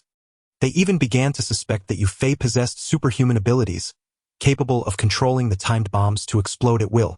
While this notion seemed rather absurd, it was far more palatable than the idea that Yufei could achieve such precision through technical means, which would entail a level of skill that made their skin crawl just to contemplate. In comparison, it is indeed the superpowers that are more readily accepted. The level of throwing ability that Yufei has attained is sufficiently adequate for his needs. Progressing further to a historic level would offer him little assistance, merely squandering 100 merit points. On the other hand, computer skills are undeniably advantageous, particularly in the modern world. Should he possess computing prowess that surpasses all others, the benefits for Yufei would be tremendously significant. However, the crux of the matter lies in the fact that this ability is not what Yufei urgently requires. It would be prudent to conserve it for now. His previous experience with throwing skills has already indicated that retaining a portion of merit points to utilize when necessary can yield remarkable results. Now we can make our escape. James, you've already eliminated everyone. Is there still a need to break out? Chapter 26. Armed Helicopter Assault. The border between North and South. Approximately 80 meters away from the forest, 5 assault teams that had come from the southern urban area to partake in the encirclement now lay lifeless in this place. The sheer annihilation of their forces, given their combat capabilities, is indeed remarkable. Yet this is the stark reality. It is not that they were incapable or inattentive, but rather that a normal person could scarcely fathom the possibility of someone hurling 3 high-energy bombs from a distance of 100 meters. Yu Fei's maneuvers had completely transcended the realm of conventional thought. Even those like James, who had previously witnessed similar feats by Yu Fei, found it challenging to comprehend. Standing amidst the numerous corpses, James wore a complex expression. Just moments ago, these individuals were his colleagues, some of whom he had shared a relatively amicable rapport, yet now they lay dead. Kaplan approached and patted James on the shoulder, saying, "Let us go." James nodded, turning away without a backward glance. From this moment forth, he and the Umbrella Corporation had irrevocably parted ways. Crossing this area, the group proceeded a few hundred meters further until they finally reached a road leading into the city. Next, we simply need to follow this road straight ahead to enter the urban area. A smile involuntarily graced the faces of the group. Even though 3 members from the assault teams were pursuing them from behind, the distance was considerable, making it challenging for them to catch up. Moreover, the mere sight of Yu Fei standing among them instilled a profound sense of security, rendering the so-called 3 assault teams insignificant in their eyes. Having witnessed the complete obliteration of 5 assault teams by Yu Fei, what did 3 more matter? For the vast majority, having reached this point could already be deemed a successful breakout. What further thrilled them was the discovery of a vehicle. They had found a car left behind by the Umbrella Corporation. Although it lacked keys, this posed no challenge for them. Kaplan stepped forward, and after a series of deft maneuvers, click, the car door swung open. "Let us go." The group piled into a spacious SUV, sufficient to accommodate all 8 of them. As the vehicle roared to life and sped along the road to the city, everyone felt a wave of relaxation wash over them. Yet, only Yu Fei remained uneasy. What was the cause of this disquiet? His mind raced. The assault teams from both the south and north had been dealt with, and although a small number of enemies remained on the east and west flanks, they were too distant to pose an immediate threat. So what was it that instinctively unsettled him? Suddenly, an intense sense of danger surged through him, causing every hair on his body to stand on end. "Stop the car," Yu Fei shouted. The driver, Ryan, instinctively slammed on the brakes. Screech! The vehicle came to an abrupt halt. Many inside suffered the consequences, some even sustaining injuries from the sudden stop. What is happening? As the voice of doubt escaped, a deafening explosion erupted less than 5 meters in front of them, creating a gaping crater in the concrete pavement. Fragments of stone were propelled towards them with tremendous force, nearly shattering the windows of their vehicle. Fortunately, the car was an armored vehicle belonging to Umbrella Corporation, equipped with specially designed glass. Otherwise, the outcome could have been dire. Witnessing such a terrifying scene, everyone instinctively swallowed hard. Had it not been for the sudden break, they would have been caught directly in the blast. "Hiss! It's an armed helicopter!" James exclaimed immediately. Yu Fei finally realized what he had overlooked. Earlier, when they had decided to break through, James had warned that if they chose to head east or west, they would likely encounter armed helicopters from Umbrella Corporation.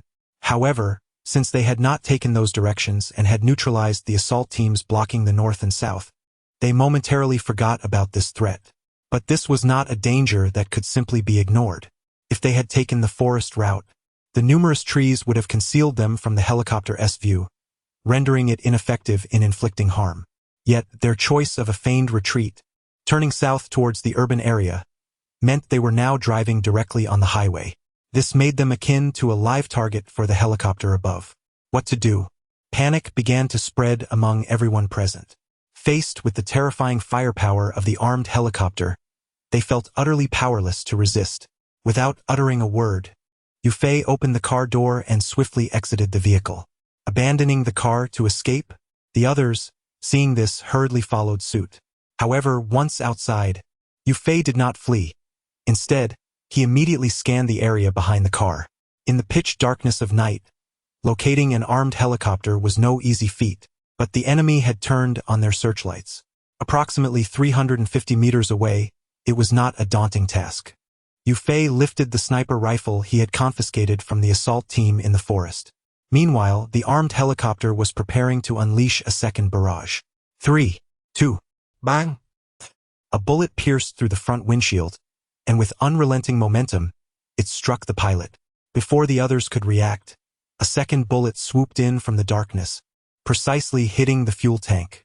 With a thunderous roar, the entire helicopter erupted into a fireball, plummeting from the sky and crashing to the ground, igniting yet another explosion.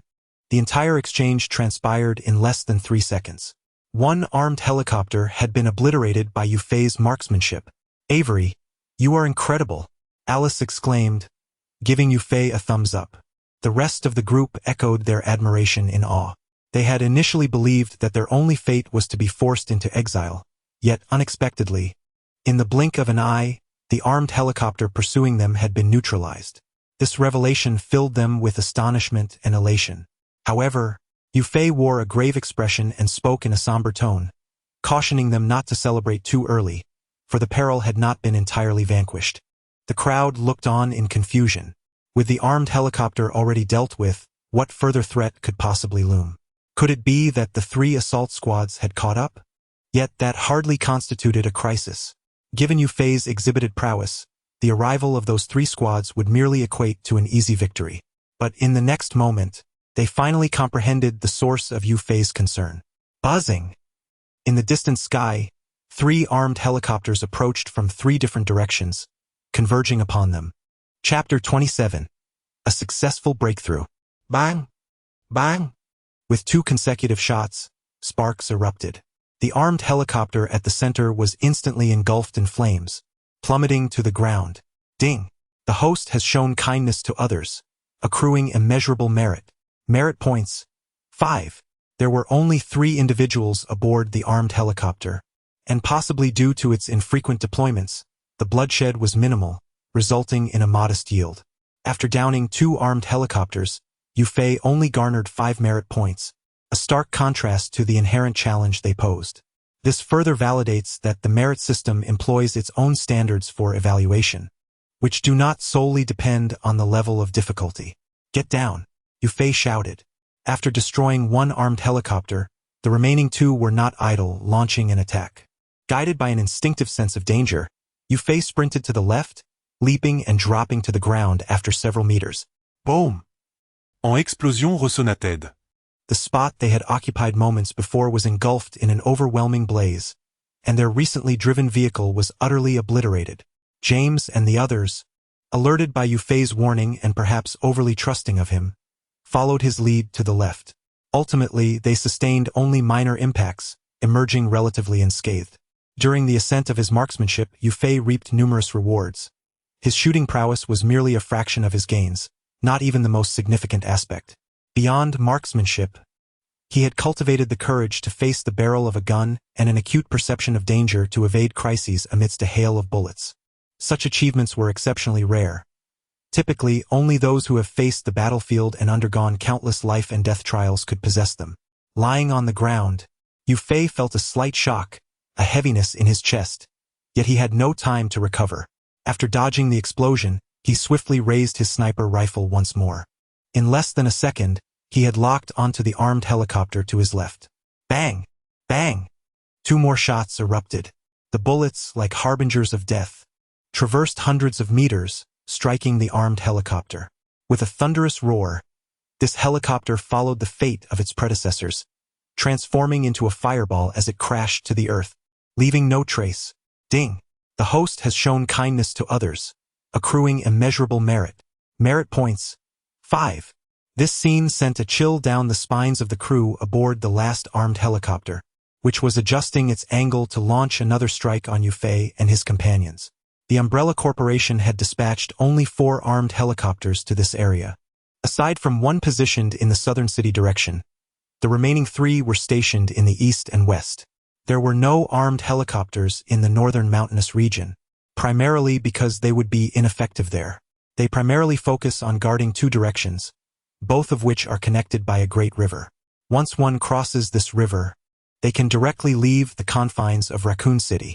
Although such an endeavor is fraught with difficulty, the repercussions are significant, which is why the Umbrella Corporation has deployed 3 armed helicopters in this area. As for the southern part of the urban area, it is mainly supported by 5 assault teams, with a single armed helicopter serving a merely auxiliary role. It is not surprising that the personnel from Umbrella Corporation made such arrangements. They are indeed quite reasonable. Before Yu Fei made his move, who could have anticipated that the 5 assault teams would be so effortlessly dispatched? With their heavy weaponry in hand, these teams could easily overpower not just James's standard human squad, but even wipe out a full force of lickers. The only variable was Yu Fei. Although his current strength may not be particularly formidable, likely even weaker than the newly awakened Alice, his ability to activate extraordinary powers at will made a significant difference.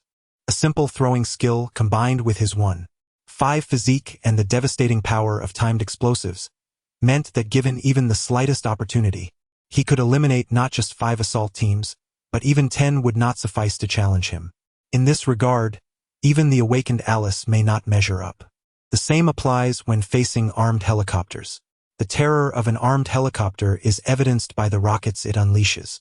With an attack range exceeding hundreds of meters while suspended in the air, conventional armed forces stand no chance against them. However, Yu Fei, with his extraordinary prowess, dispatched 3 helicopters with just 2 shots from a sniper rifle. The last helicopter, witnessing this spectacle, was already contemplating a retreat. It was this moment of hesitation that cost them their final chance. Boom! Boom! Following those 2 shots, the last armed helicopter met the same fiery fate as the previous 3, crashing down to the earth and illuminating the darkness below. Ding! The host acts benevolently towards others, accumulating immeasurable merit. Merit points, 5. Total merit points, 150. It is finished. Yu Fei exhaled deeply, alleviating some of the pressure in his chest. This experience undoubtedly ranked among the most perilous of his life. He had come perilously close to being taken away. Thankfully, the outcome was favorable. All 4 armed helicopters had been brought down. By the way, James, do you think the Umbrella Corporation will deploy more armed helicopters against us? Yu Fei suddenly pondered this and directly inquired. Although he had successfully downed 4 helicopters, there was a considerable element of luck involved. If the Umbrella Corporation were to send 4 or 5 more, or even 7 or 8 armed helicopters, he would not possess the capability to take them down. James, lost in thought as he gazed into the distant flames, snapped back to reality upon hearing his name. After listening to Yu Fei's question, he cast him a peculiar glance. Although the Umbrella Corporation was undeniably powerful, the presence of armed helicopters was limited, particularly in Raccoon City, where the corporation possessed a mere 1 or 2 at most. The might of these helicopters was indisputable, yet their formidable nature rendered them scarce even for the Umbrella Corporation. After all, Raccoon City was merely one of its subsidiaries. James even speculated that the 4 armed helicopters in question might represent the entirety of the corporation's aerial fleet. Would they truly deploy an additional 7 or 8? Did they think the Umbrella Corporation was akin to the U.S. military? That's good, Yu Fei remarked, visibly relaxing. So, can we consider this a successful breakout? It should be, right? James mused, glancing towards the flames that flickered hundreds of meters away. They've been annihilated. This must count as a successful escape, surely? Chapter 28. Signal Restoration. Can we contact the outside world? Raccoon City. Umbrella Corporation Building. Top floor. As the final screen flickered out, Kane's spirits plummeted to an abyss. With a furious sweep, he sent every item on his desk crashing to the floor. D. I want them all dead. Kane screamed, his visage twisted in rage. The loss of several assault teams and 4 armed helicopters was an unthinkable blow, one that had far exceeded his capacity to endure. He could scarcely fathom the repercussions should such results reach the higher-ups. Yet, as fate would have it, before Kane could fully unleash his fury, a figure clad in black approached him. Kane, it's a call from Director Isaacs. What? Kane's expression shifted dramatically, and his seething anger was swiftly supplanted by an overwhelming dread. He was acutely aware of the implications that name carried. The timing of the call suggested that Isaacs was already informed of the unfolding events. Casting a cold glance at the figure, Kane accepted the call, his once erect posture now slumping. Director Isaacs, I've heard about the situation on your end, Isaacs stated bluntly, laying the matter bare. Upon hearing this, sweat cascaded down Kane's forehead. Director Isaacs, please allow me to explain. Enough. This is not the time for explanations. I ask you, how do you intend to resolve this situation? Well, Director Isaacs, I plan to contact the nearby military and police forces to issue warrants for their arrest and eliminate them all. Kane's thoughts raced, culminating in such a response, one of their most frequently employed tactics. Raccoon City, having been under their control for many years, was thoroughly infiltrated. From the mayor and department heads down to the lower ranks of the police, nearly all were their operatives. Even the nearby military base was similarly compromised, with their personnel permeating both inside and out. If the assault teams were considered the Umbrella Corporation's elite forces, these individuals could undoubtedly be classified as their peripheral members. Though the loss of the corporation's armed teams was severe, they could still utilize official channels to rally the police and military forces against the remaining foes. Foolish. Isaacs rebuked loudly. Your immediate priority should be to sever all external communications from Raccoon City. Prevent any unfavorable information from leaking. Ah? Yes, I understand. I will attend to it immediately, Kane hastily replied, wiping the sweat from his brow. Also, regarding James, I will send Weskier to assist you. Remember, if this issue is not resolved satisfactorily, prepare yourself for the laboratory. Upon concluding the call, Isaac abruptly terminated the connection. Kane's expression was fraught with trepidation. Entering the laboratory was not as simple as it seemed. The thought of those who had been treated as mere disposables filled him with dread. Bring me someone. Immediately head to the signal tower. Destroy all signal towers. And contact the remaining 3 assault teams at the Hive. They must do whatever it takes to intercept James and his group. Ding. The host is benevolent towards others, accumulating immeasurable merit. Merit points, 35. Total merit points, 185. Have they all lost their minds? Even the armed helicopters have been obliterated, and they still dare to advance? Observing the lifeless bodies of over a dozen assault team members who had perished at Yufei's hands, Matt could not help but voice his confusion. He truly could not comprehend why these teams were so obstinate. Not to mention the 5 teams that had been annihilated earlier. Those 4 conspicuously burning helicopters, were they not sufficient to deter them? Surely, they could not believe themselves stronger than 4 armed helicopters. Sometimes, retreating was not merely a matter of desire. James sighed, speaking up. These assault teams had received substantial support from Umbrella Corporation and had become inseparably intertwined with it. While his team had not become too deeply enmeshed, the others were clearly aware of the T-virus and the zombie crisis. The depth of their entanglement with Umbrella was obvious. In this scenario, even if they recognized that Umbrella was sending them to their doom, they had no choice but to comply. Otherwise, they would face an even more unbearable fate. Matt opened his mouth but ultimately refrained from speaking. Was he not also obstinate? For the sake of his sister, even knowing the perils lurking within the Hive laboratory, he chose to venture forth alone, braving the dangers. For him, some things were more precious than life itself. It's all Umbrella's fault, Alice stated solemnly. This sentiment garnered widespread agreement. Indeed, it is all the damned Umbrella Corporation's fault. We must make them pay for this. The group united in indignation against Umbrella Corporation. Were it not for them, they would not have descended to such dire straits. Enough. I too wish to resolve the Umbrella issue, but this corporation is far too formidable. We cannot do it alone. We need to enlist greater external forces. Yufei reassured the group and then turned his gaze to Kaplan. Kaplan, has the signal been restored? Not yet, Kaplan replied, shaking his head. This area remains within the signal-blocked zone of the Hive laboratory. We may need to advance further before we can receive a signal. Then let us hasten. The group procured a second vehicle, embarking towards the southern urban district.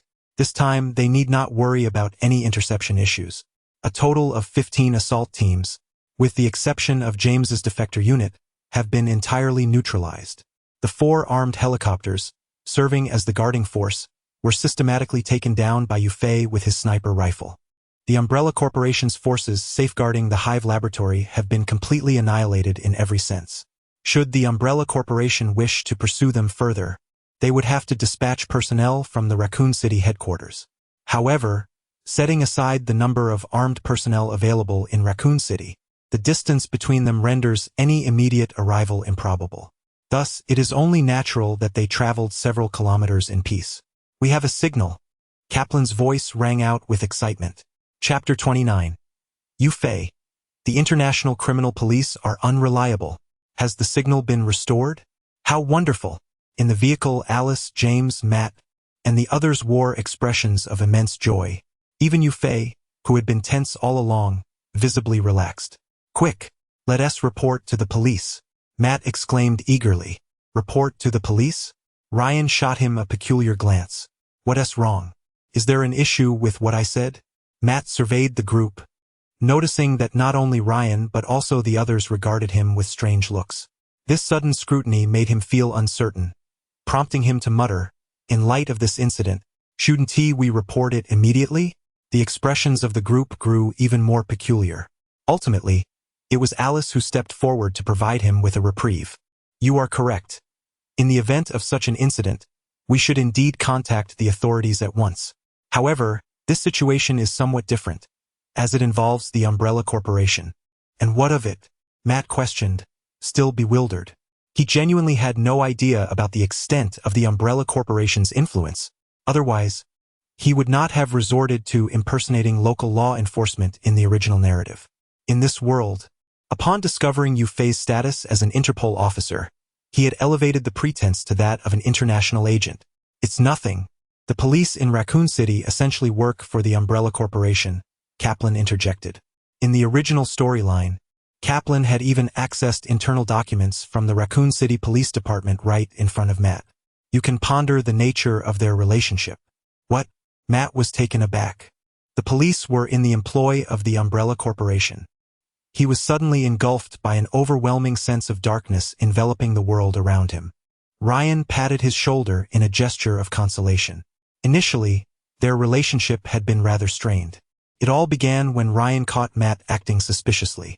Not long ago, she had suffered a setback at Yu Fei's hands and, unable to retaliate against him, had naturally chosen to vent her frustrations on Matt. Due to his sister's involvement, Matt harbored a deep-seated aversion towards anyone associated with the Umbrella Corporation. It wasn't until their joint venture at the Hive Laboratory, where they fought together against the undead, and Ryan even saved Matt's life, that their relationship began to improve. Not only Ryan, but Matt also maintained decent relations with other members of the assault team. However, at that moment, the group had little energy to spare for comforting Matt. After decisively dismissing the idea of contacting the police, they collectively turned their attention to Yu Fei. Should we reach out to Interpol? James inquired. The police system in Raccoon City, and indeed the surrounding cities, proved unreliable. It seemed their only viable external support lay with Interpol. The most crucial point was that they had a genuine Interpol officer among them. Matt's identity as an Interpol agent had already been revealed while he was in the Hive, and now only Yu Fei's Interpol title still hung over him. Yu Fei had considered coming clean, as their relationship had reached such a point that there was no longer a need to flaunt the Interpol badge. However, due to various factors, he had been unable to disclose this identity. For instance, at the outset of their escape, if Yu Fei had claimed he was not an Interpol agent but merely impersonating one, the others would likely have lost their minds. The situation remained largely the same. If Yu Fei were to declare he was not an Interpol agent, the actual Interpol would be utterly unaware of the chaos unfolding here. Upon realizing that James and the others were isolated and would have to stand against the overwhelmingly powerful Umbrella Corporation alone, who could predict how they would react? The thought of calling Interpol flickered briefly in Yu Fei's mind before he promptly dismissed it. Not to mention, he was merely a faux Interpol agent, devoid of any relational support within their network. Even if he managed to contact Interpol, could he ensure that no agents affiliated with the Umbrella Corporation were involved? Many thoughts swirled in Yu Fei's mind until a sudden spark of inspiration struck him. I've got it! He conceived an alternative approach to break the deadlock. To the onlookers, Yu Fei initially pondered for a moment, then furrowed his brow before solemnly stating, Interpol cannot be trusted. Huh? This single sentence left everyone bewildered. Here was an Interpol agent declaring that Interpol was untrustworthy? Was this some sort of absurd joke? But the gravity of the situation was not conducive to humor. As they gazed at Yu Fei's serious countenance, they gradually realized he was not jesting. Could it be that Interpol was also in league with the Umbrella Corporation? Matt could not help but voice his thoughts. If that were the case, what need would they have for external assistance? They might as well strap on explosives and confront Umbrella head-on. His tone reflected both desperation and resolve. Though the others did not react as dramatically, their expressions were equally grave. If the Umbrella Corporation indeed wielded such power, did that mean they were inevitably headed for doom? Yet, the situation was not as dire as it seemed. Yu Fei stepped forward just in time to restore hope to the group. If Interpol were truly working for the Umbrella Corporation, how could I possibly be here? Upon hearing this, the others paused to reflect, and a collective sigh of relief escaped their lips. Indeed, if Interpol were genuinely in cahoots with the Umbrella Corporation, then Yu Fei would never have been present in their midst. No one understood Yu Fei's significance better than they did. Without his involvement, not only would their subsequent escape have faltered, but they would likely have perished during their initial journey in the hive. What did you mean by that earlier? Kaplan inquired. Well, let me put it this way. Interpol has indeed become aware of the issues surrounding the Umbrella Corporation and has commenced implementing countermeasures. However, Yu Fei surveyed his surroundings, noticing everyone was listening intently, and continued his explanation. According to our initial plan, I was to take the lead and investigate the internal conditions of the Hive laboratory. After I exited the Hive laboratory, I was supposed to be met by someone, but as you all witnessed earlier, during our confrontation with the Umbrella Corporation, no one came to my aid. So you deduce that Interpol is untrustworthy? Alice interjected. Yu Fei first nodded, then shook his head. It cannot be said to be entirely untrustworthy, but there are certainly issues within Interpol. In that moment, a profound silence enveloped the group. Chapter 30. Upgrade. Computer Level 3. In the pitch-black night, a vehicle slowly approached Raccoon City. The atmosphere within the car was profoundly oppressive. They were already at an absolute disadvantage against the Umbrella Corporation, and now even their sole hope, Interpol, had proved futile. Would they ever reach the other side alive? Perhaps we should just run, escape from Raccoon City, or even flee the country. We could go to Europe or perhaps some small nations in Africa. No matter how powerful the Umbrella Corporation is, surely they cannot extend their reach that far? Salinas proposed.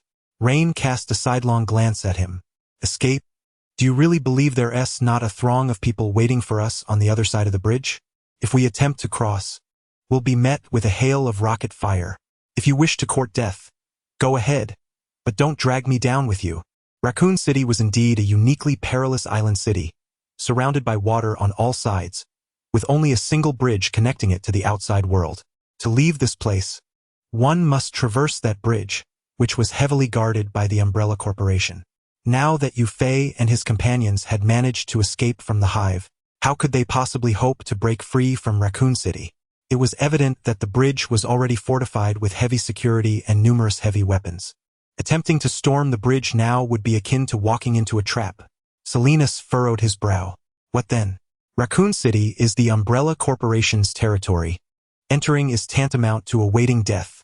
It might be better to fight desperately, for there may still be a glimmer of hope. They had all agreed to venture into Raccoon City initially because it was a place where they could restore their signals and contact the outside world. If they remained cautious and hid for a while, they could potentially receive external aid and break the Umbrella Corporation's blockade. But now, having learned from Yu Fei that their hopes in Interpol were misplaced, would re-entering Raccoon City not be akin to walking into a snare? Were they simply to close their eyes and await their doom? Do not be hasty, Yu Fei interjected once more. Listen to me first. While we may not be able to rely on Interpol for the time being, that does not imply we have no alternatives outside of them. At his words, everyone's eyes lit up, and they turned in unison towards Yu Fei. He did not keep them in suspense but directly stated, S-H-I-E-L-D. We can still reach out to S-H-I-E-L-D. S-H-I-E-L-D. What organization is that? Although Yu Fei had revealed his information, the group still wore expressions of confusion. They exchanged glances, realizing that apart from Yu Fei, none of them had ever heard of this name. Well, it's entirely normal that you haven't heard of it. This organization is rather complex and not widely known to the general public. Observing their expressions, Yufei realized that many significant events in the Marvel Universe had yet to unfold, and S.H.I.E.L.D. had not yet emerged to the awareness of ordinary people. This is actually a good thing. The subsequent events in the Marvel Universe have become increasingly bizarre, eventually leading to the inception of the multiverse. With his current capabilities, he is utterly unqualified to partake in these affairs, relegated to the status of a mere ant, susceptible to being crushed by an unforeseen wave at any moment. The earlier stages were far more favorable, granting him a period of stable development. As Yufei contemplated this, he quickly suppressed these thoughts and continued speaking. The S.H.I.E.L.D. operates similarly to our Interpol, both being international official agencies under the auspices of the United Nations. However, they primarily deal with a range of extraordinary incidents. Extraordinary incidents? What kind of extraordinary incidents? Matt inquired with curiosity, prompting the others to glance at Yufei with intrigue.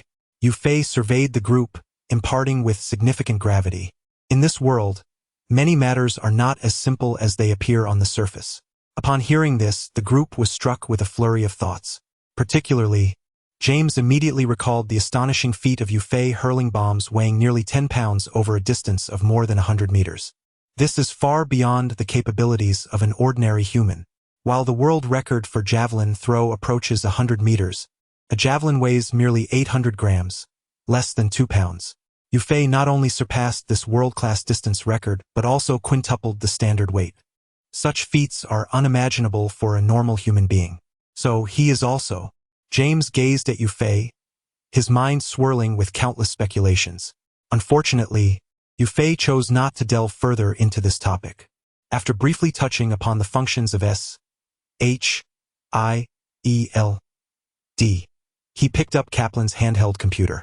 Instead of investigating S.H.I.E.L.D.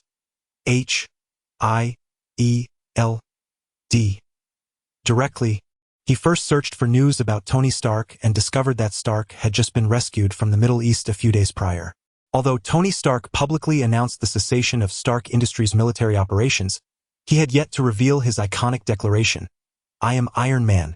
Furthermore, no reports of the Iron Man-S battle had surfaced online.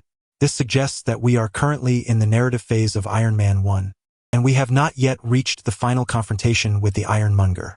Upon reaching this conclusion, Yufei finally grasped the general timeline of Marvel. At this point, S.H.I.E.L.D. is not yet S.H.I.E.L.D.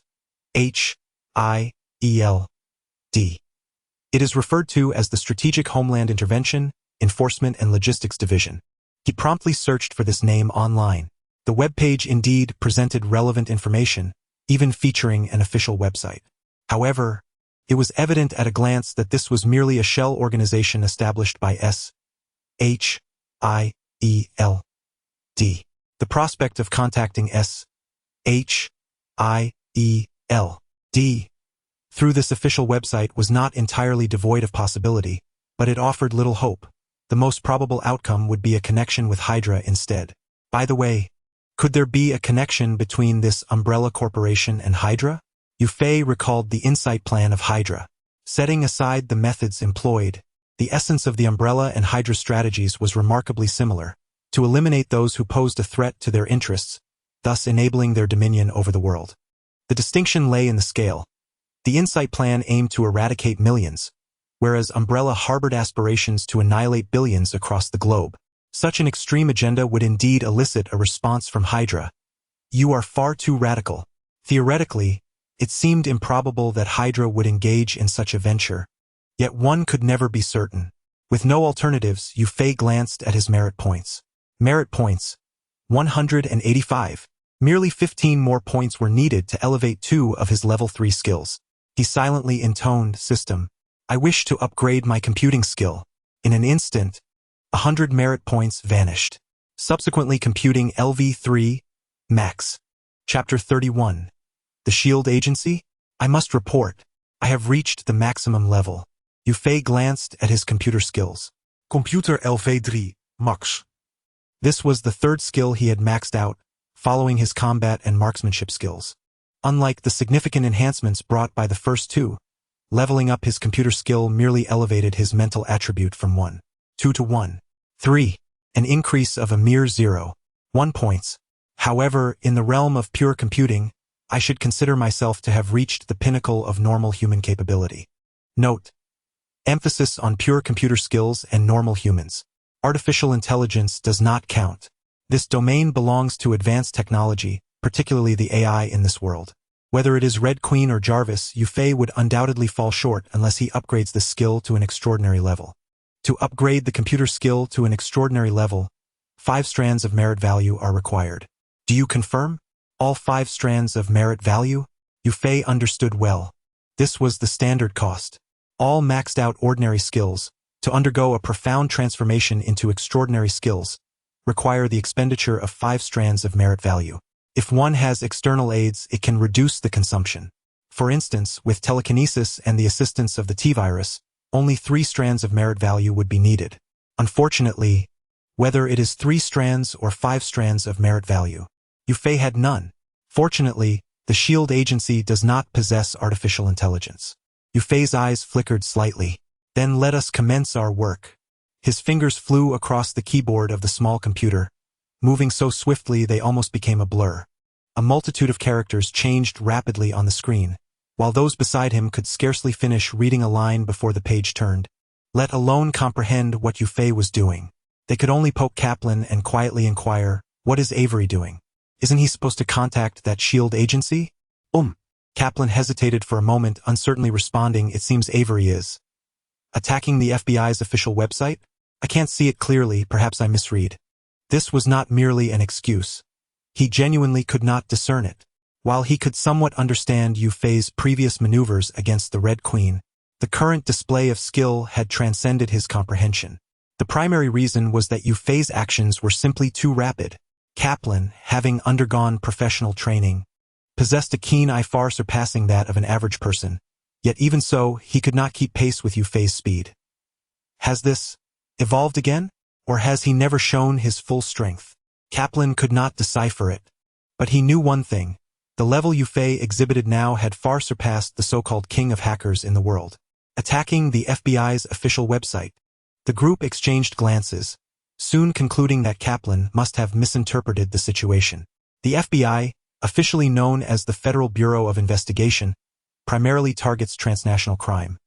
However, its influence within the United States is astonishingly extensive. Empowered by the constitutional backing of the United States, the FBI possesses the authority to mobilize federal, state, and local entities. Apart from the Internal Revenue Service, the FBI can undoubtedly be regarded as one of the most formidable enforcement agencies within the nation. Attacking the FBI's website? Are you out of your mind? Kaplan was not mistaken. I am indeed launching an assault on the FBI's official site. Yufei continued his operations with unwavering focus while effortlessly responding to the astonished crowd. What? Everyone was taken aback. So, you are genuinely attacking the FBI's website? The prospect of Interpol targeting the FBI is utterly surreal. Only Kaplan's eyes sparkled with intrigue. So, the rumors of discord between Interpol and the FBI are indeed true? Huh? The others, upon hearing such juicy tidbits, quickly set aside their astonishment and leaned in to listen intently. Do not believe in rumors. Do not spread rumors. Yufei rolled his eyes slightly. Discord between Interpol and the FBI? How would I know? I merely sought to consult them for some information, he explained. At this, Kaplan and the others felt somewhat disheartened.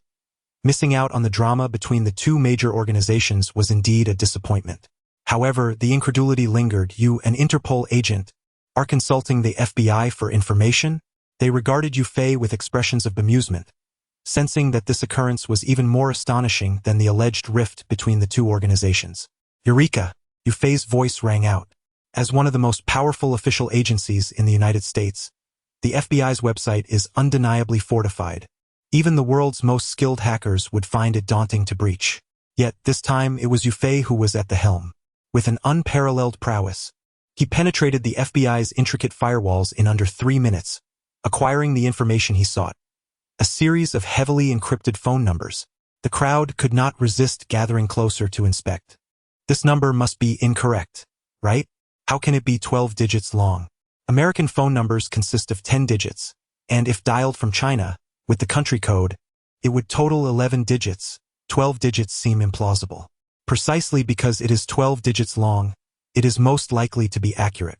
After noting the number, Yufei promptly dialed it using Alice's phone. Buzzing, buzzing, beep. The number you have dialed is not in service. Please try again later. The number you have dialed is not in service. Please try again later. Is this a landline number? What does not in service mean? Yufei glanced at the series of digits once more, confirming he had not made an error. He then employed a second phone to call again. The number you have dialed is not in service. Please try again later. The outcome remains unchanged. No matter how many times he tries, the line remains unreachable. Is it busy? Or perhaps the unfamiliar number has been restricted. Yufei squinted his eyes. What's the matter? Unable to connect? The anxious faces of those around him reflected their mounting concern. Upon learning that they could not rely on Interpol, the enigmatic SHIELD became their sole beacon of hope. Without this hope, they were at a loss for what to do next. Do not fret, Yufei reassured them, swiftly navigating to another page. I have an alternative. On this page was not only a string of phone numbers but also a photograph of a kindly, balding middle-aged man. Yufei dialed again. This time the call went through effortlessly. Is this SHIELD? I wish to report something. Chapter 32. The anxious Phil Coulson in the subterranean parking lot of Stark Industries.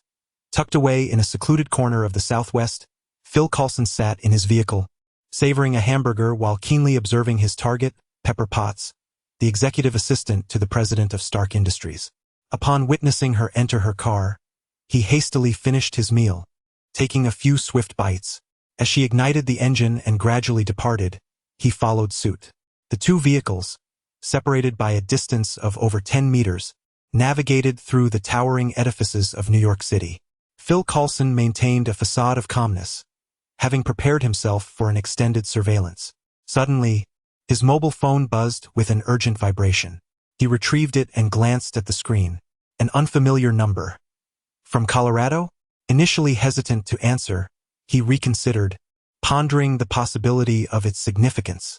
Though his phone lacked the specialized permissions of his superior, allowing contact from only a select few, it was not an open line for just anyone.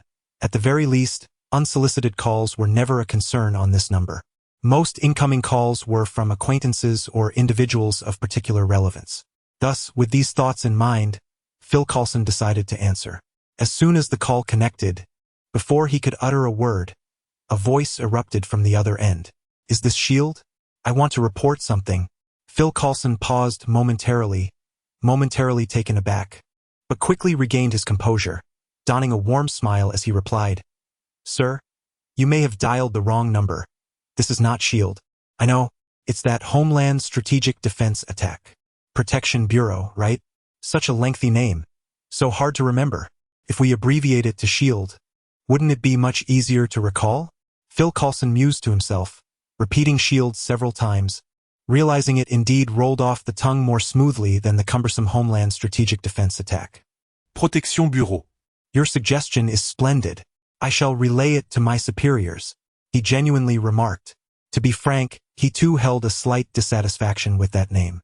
Introducing himself as part of the Homeland Strategic Defense Attack. Protection Bureau each time could be rather cumbersome. Of course, in most instances, they did not use this identity when out in the field. They often claimed to be with the FBI. This was not a falsehood. In fact, they possessed an official affiliation with the FBI, which explained how Yufei could find his information on the FBI's official website. May I inquire what you wish to report, sir? Phil Coulson swiftly redirected the conversation to its intended course. Since the caller had indeed reached the right department, it was imperative he listen, though it would only be a matter of listening. He did not intend to take charge personally. Not to mention that he was currently engaged in an important mission. Even if he were unoccupied, it would be impossible for him to oversee everything. Did you really think that a level 8 agent of SHIELD was as common as cabbage? The missions that could be entrusted to him were invariably of utmost significance and held a high rank. The vast majority of tasks did not even qualify to appear before him. Nonetheless, since the call had reached him, if he deemed it genuinely valuable, he would not hesitate to delegate it to one of his level 5 or 6 agents for further handling. If it proved to be of no value, well, there were plenty of people at the FBI. Phil Coulson listened to the call with a casual demeanor, yet most of his focus remained on tracking Pepper Potts. That was until the next words echoed from the other end of the line. I want to report the Umbrella Corporation. They have gone mad. They intend to destroy the entire world. What did you say? Phil Coulson nearly slammed on the brakes, taking a deep breath to regain his composure before resuming his pursuit of Pepper Potts. However, this time, the majority of his attention was directed towards the voice on the phone. With a serious expression, Phil Coulson stated, "Sir, you must understand that defamation is a grave offense. You claim that the Umbrella Corporation aims to obliterate the world. Do you possess any evidence?" "Of course I do. Have you heard of zombies?" "Are you referring to the zombies from movies and novels?"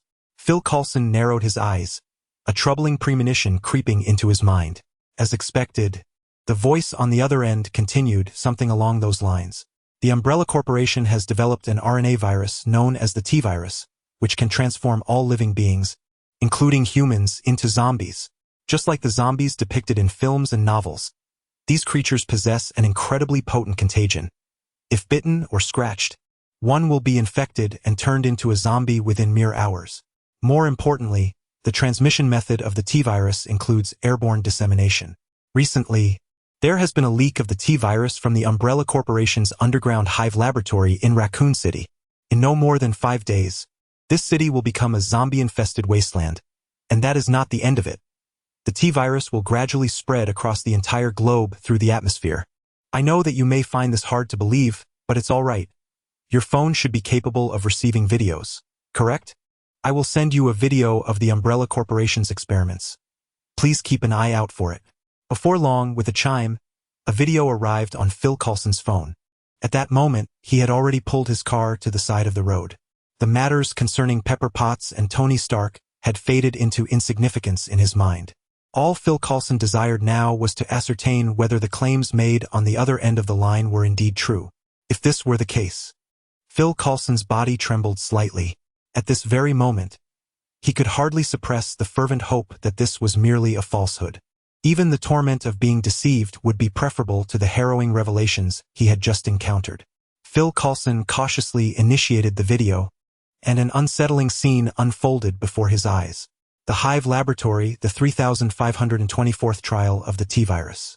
In the pristine white confines of the laboratory, a test subject bound hand and foot lay upon the examination table.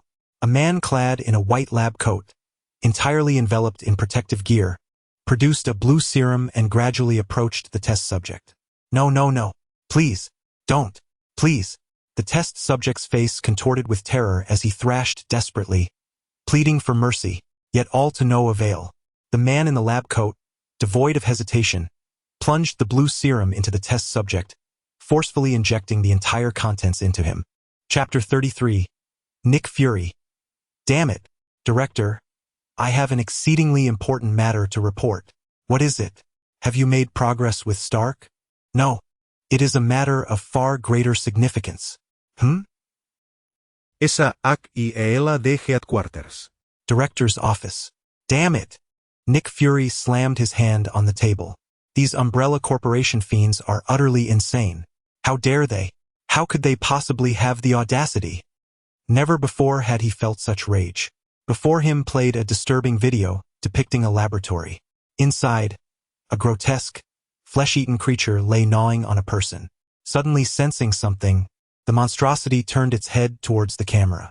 A ghastly creature devoid of eyes and a nose emerged, its maw lined with sharp teeth, stained with blood and flesh.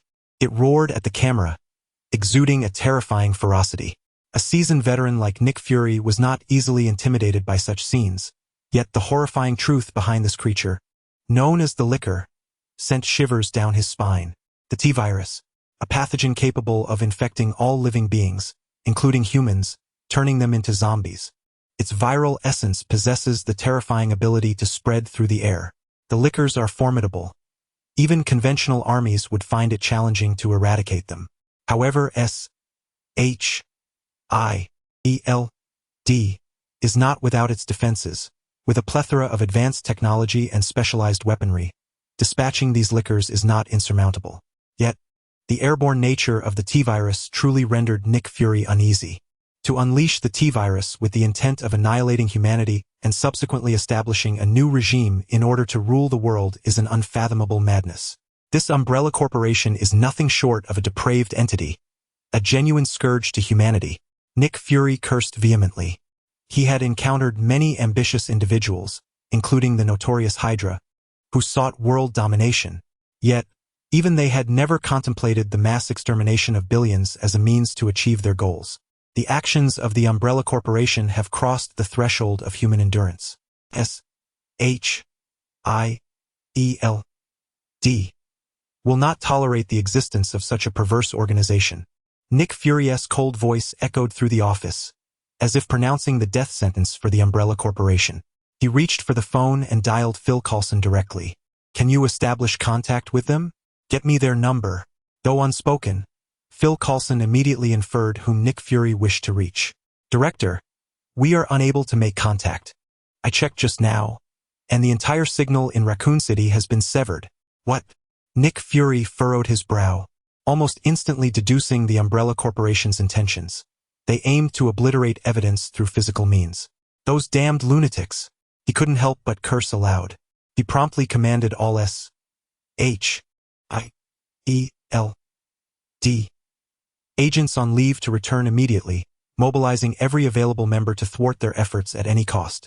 Although numerous critical missions still awaited attention, in the face of an existential threat to humanity, Nick Fury prioritized addressing the issues posed by the Umbrella Corporation. Confronted with Fury's seething anger, Phil Coulson hesitated before speaking. "Director, they advised us to refrain from taking such actions." Nick Fury frowned. "Why? What did they tell you?" Under normal circumstances, he would disregard the input of others, but given that the matter involved the biohazard crisis, he could not entirely dismiss their counsel. "Upon sending you the video, they reached out again to provide further information. The individual stated he is an Interpol agent, and this investigation into the Umbrella Corporation was initiated by orders from above." "Interpol?"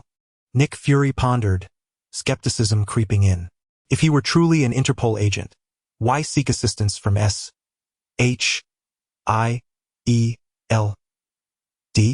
In terms of overall capabilities, Interpol may be slightly inferior to SHIELD. Yet they should be more than capable of handling the Umbrella Corporation on their own. If he were indeed affiliated with Interpol, he could connect directly with his superiors. Why turn to SHIELD for aid? That was the crux of the matter. Phil Coulson took a deep breath.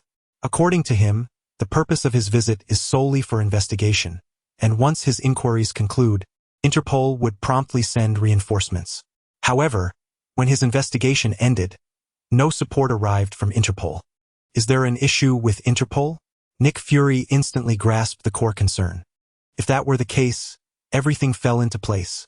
Interpol had become unreliable, forcing them to seek external assistance, which ultimately led them to SHIELD. At this realization, Nick Fury felt an inexplicable sense of satisfaction. An Interpol agent had lost faith in his own organization and turned to SHIELD for help. Could anything be more gratifying? As two international law enforcement bodies, SHIELD and Interpol shared overlapping functions and often encountered various conflicts. Now, with an Interpol agent proactively seeking assistance from SHIELD, it subtly affirmed the superiority of SHIELD. Indeed, there was trouble within Interpol. Phil Coulson recognized the tone in Nick Fury's voice, understanding that he was secretly reveling in the situation. In that moment, he felt a clandestine satisfaction. As an agent of SHIELD, he frequently found himself at odds with Interpol. Now, unexpectedly, representatives from Interpol had come seeking assistance, a peculiar sense of gratification that only those who have truly experienced such circumstances could comprehend. However, the suspicion loomed that, aside from Interpol, there might indeed be issues within SHIELD itself. What? Nick Fury's tone sharply escalated. Problems within SHIELD. Impossible. Absolutely impossible. Chapter 34. A surge of meritorious value. If given a choice, Phil Coulson would prefer not to address this matter. Yet, recalling the words once spoken by Yufei, he found himself devoid of any counterarguments. If the Interpol has issues, how can your SHIELD be exempt? Yufei had articulated this point with undeniable conviction. After much contemplation, Phil Coulson struggled to voice a rebuttal. Could he declare that Interpol was utterly inept? Such disparagement, especially in front of their representatives, was far too unbecoming for someone like Phil Coulson, known for his amiable demeanor. Moreover, while it was true that SHIELD had perhaps overshadowed Interpol in recent years, to claim that Interpol was wholly incompetent would be an exaggeration. Even within the ranks of SHIELD,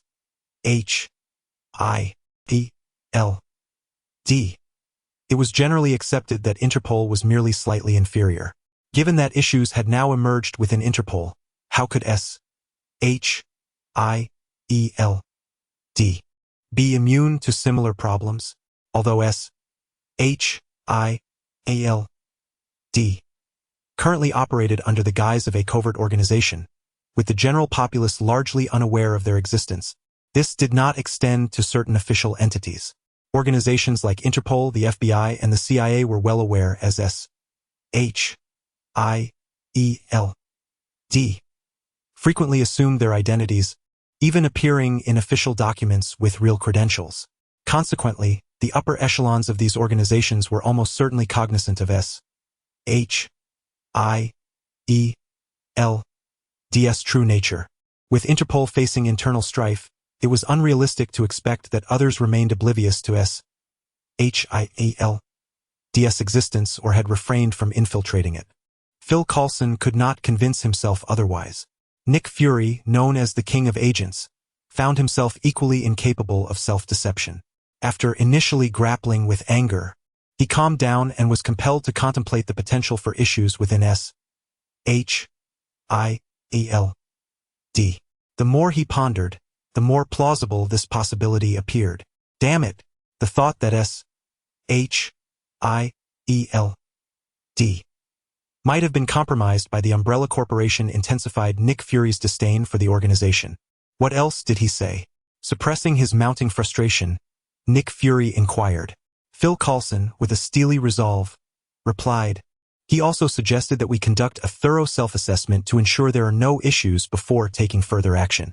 The Umbrella Corporation's influence is vast, nearly global. Should they become aware that we have uncovered their plans, they might recklessly unleash the T-virus worldwide. At that juncture, the ramifications would be dire. This was precisely why Phil Coulson felt compelled to voice these concerns, despite knowing Nick Fury would be disinclined to hear them.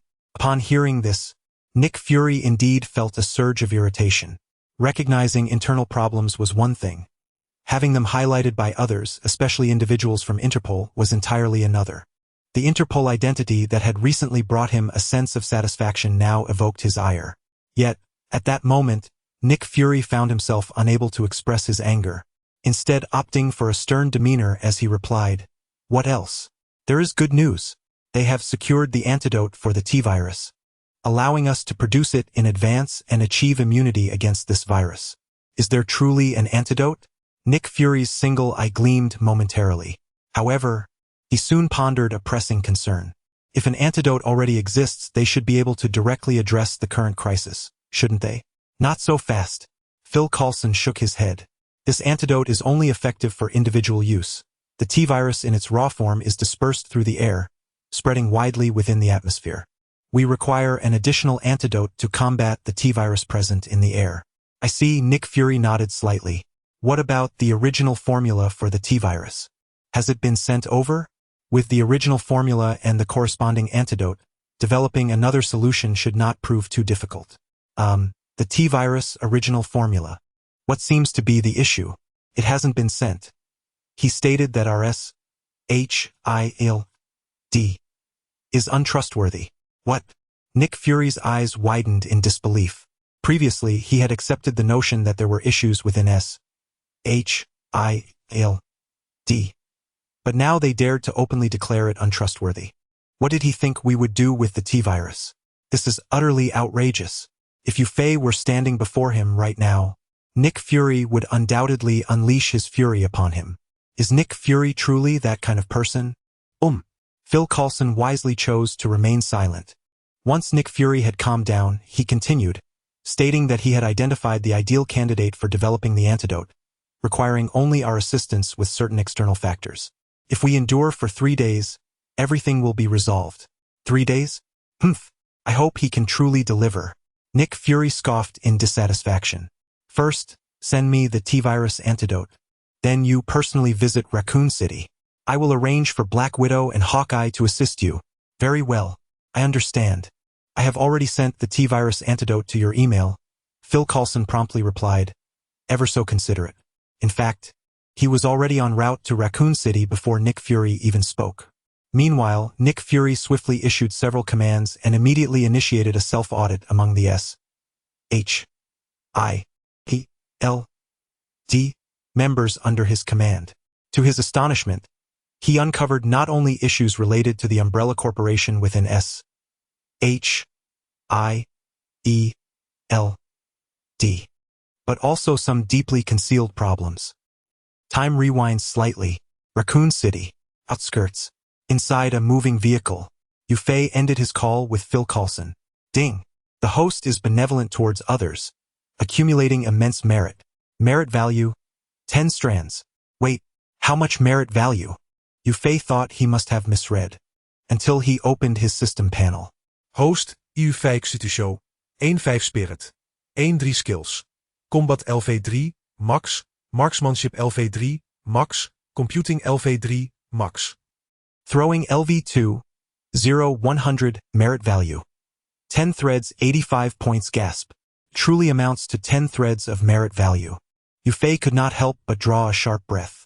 Although he had previously anticipated that his gains this time would not be insignificant, he never expected to acquire such an abundance of merit value. It is worth noting that during his arduous trials through the entire Hive laboratory dungeon, the total merit value he had amassed merely exceeded 400 points. What does 10 threads of merit value signify? To synthesize using merit points, a staggering total of 100,000 points is required. Chapter 35, Tony Stark? Can that playboy succeed? What a windfall. At this moment, Yufei's mind was consumed by this singular thought. With 10 threads of merit, he could elevate 2 fully developed ordinary skills to extraordinary ones. The most astonishing aspect was that he had acquired these merit points merely by making a phone call, which felt almost like a windfall. Yet, it was not merely the act of calling SHIELD that could yield such a bounty of merit. The crux of the matter lay in the fact that he had provided them with the T-virus antidote. Yufei surmised that at least 80% of his merit points stemmed from this antidote. Simply notifying SHIELD would yield a maximum of 2, or even just 1 thread of merit. The system would not provide loopholes. The more one participates and the greater the assistance offered, the more substantial the rewards received. Ding! The host meets the criteria and is currently upgrading. Could it truly upgrade? Yufei raised an eyebrow slightly. Before he could contemplate further, Avery interjected. How are things progressing? Can SHIELD really handle this? Alice, Kaplan, and Matt could not help but voice their inquiries.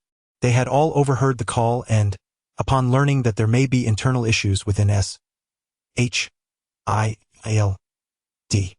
and that Yufei was reluctant to share the T-virus formula with them, their hearts sank. Rest assured, Yufei replied calmly. SHIELD. Will undoubtedly manage it. You may question Nick Fury's character, but you cannot doubt his capabilities. Remember, Nick Fury is so formidable that even one of Hydra's leaders, Alexander, voluntarily stepped down in his favor. Just look at how Nick Fury transformed S.H.I.E.L.D. over the past decade, elevating it to the status of the world's premier espionage organization, and you will understand the extent of his abilities. The transformation of S.H.I.E.L.D. into what it has become today is not solely attributable to Nick Fury's competence. It is also a consequence of historical legacies. After defeating Hydra during World War II, S.H.I.E.L.D. shockingly absorbed most of Hydra's ranks. Can you believe that? Those individuals, having been deeply brainwashed, never truly aligned with S.H.I.E.L.D., but continued to identify as Hydra. They actively sought to recruit more agents from S.H.I.E.L.D. to join their ranks. After decades of development, their leader, Alexander, even ascended to the position of director of S.H.I.E.L.D., a Hydra operative now leading S.H.I.E.L.D. How ironic! Under the subtle influence of figures like Alexander, the vast majority, including Nick Fury, came to believe that Hydra had been utterly vanquished. Given that Nick Fury was groomed by Alexander himself, how could he possibly suspect that his superior was affiliated with Hydra? Well, the group exchanged glances, left with no choice but to place their trust in the situation. Avery, you mentioned earlier about finding someone to definitively resolve the T-virus issue. Who do you intend to seek? You are familiar with this individual, none other than Tony Stark.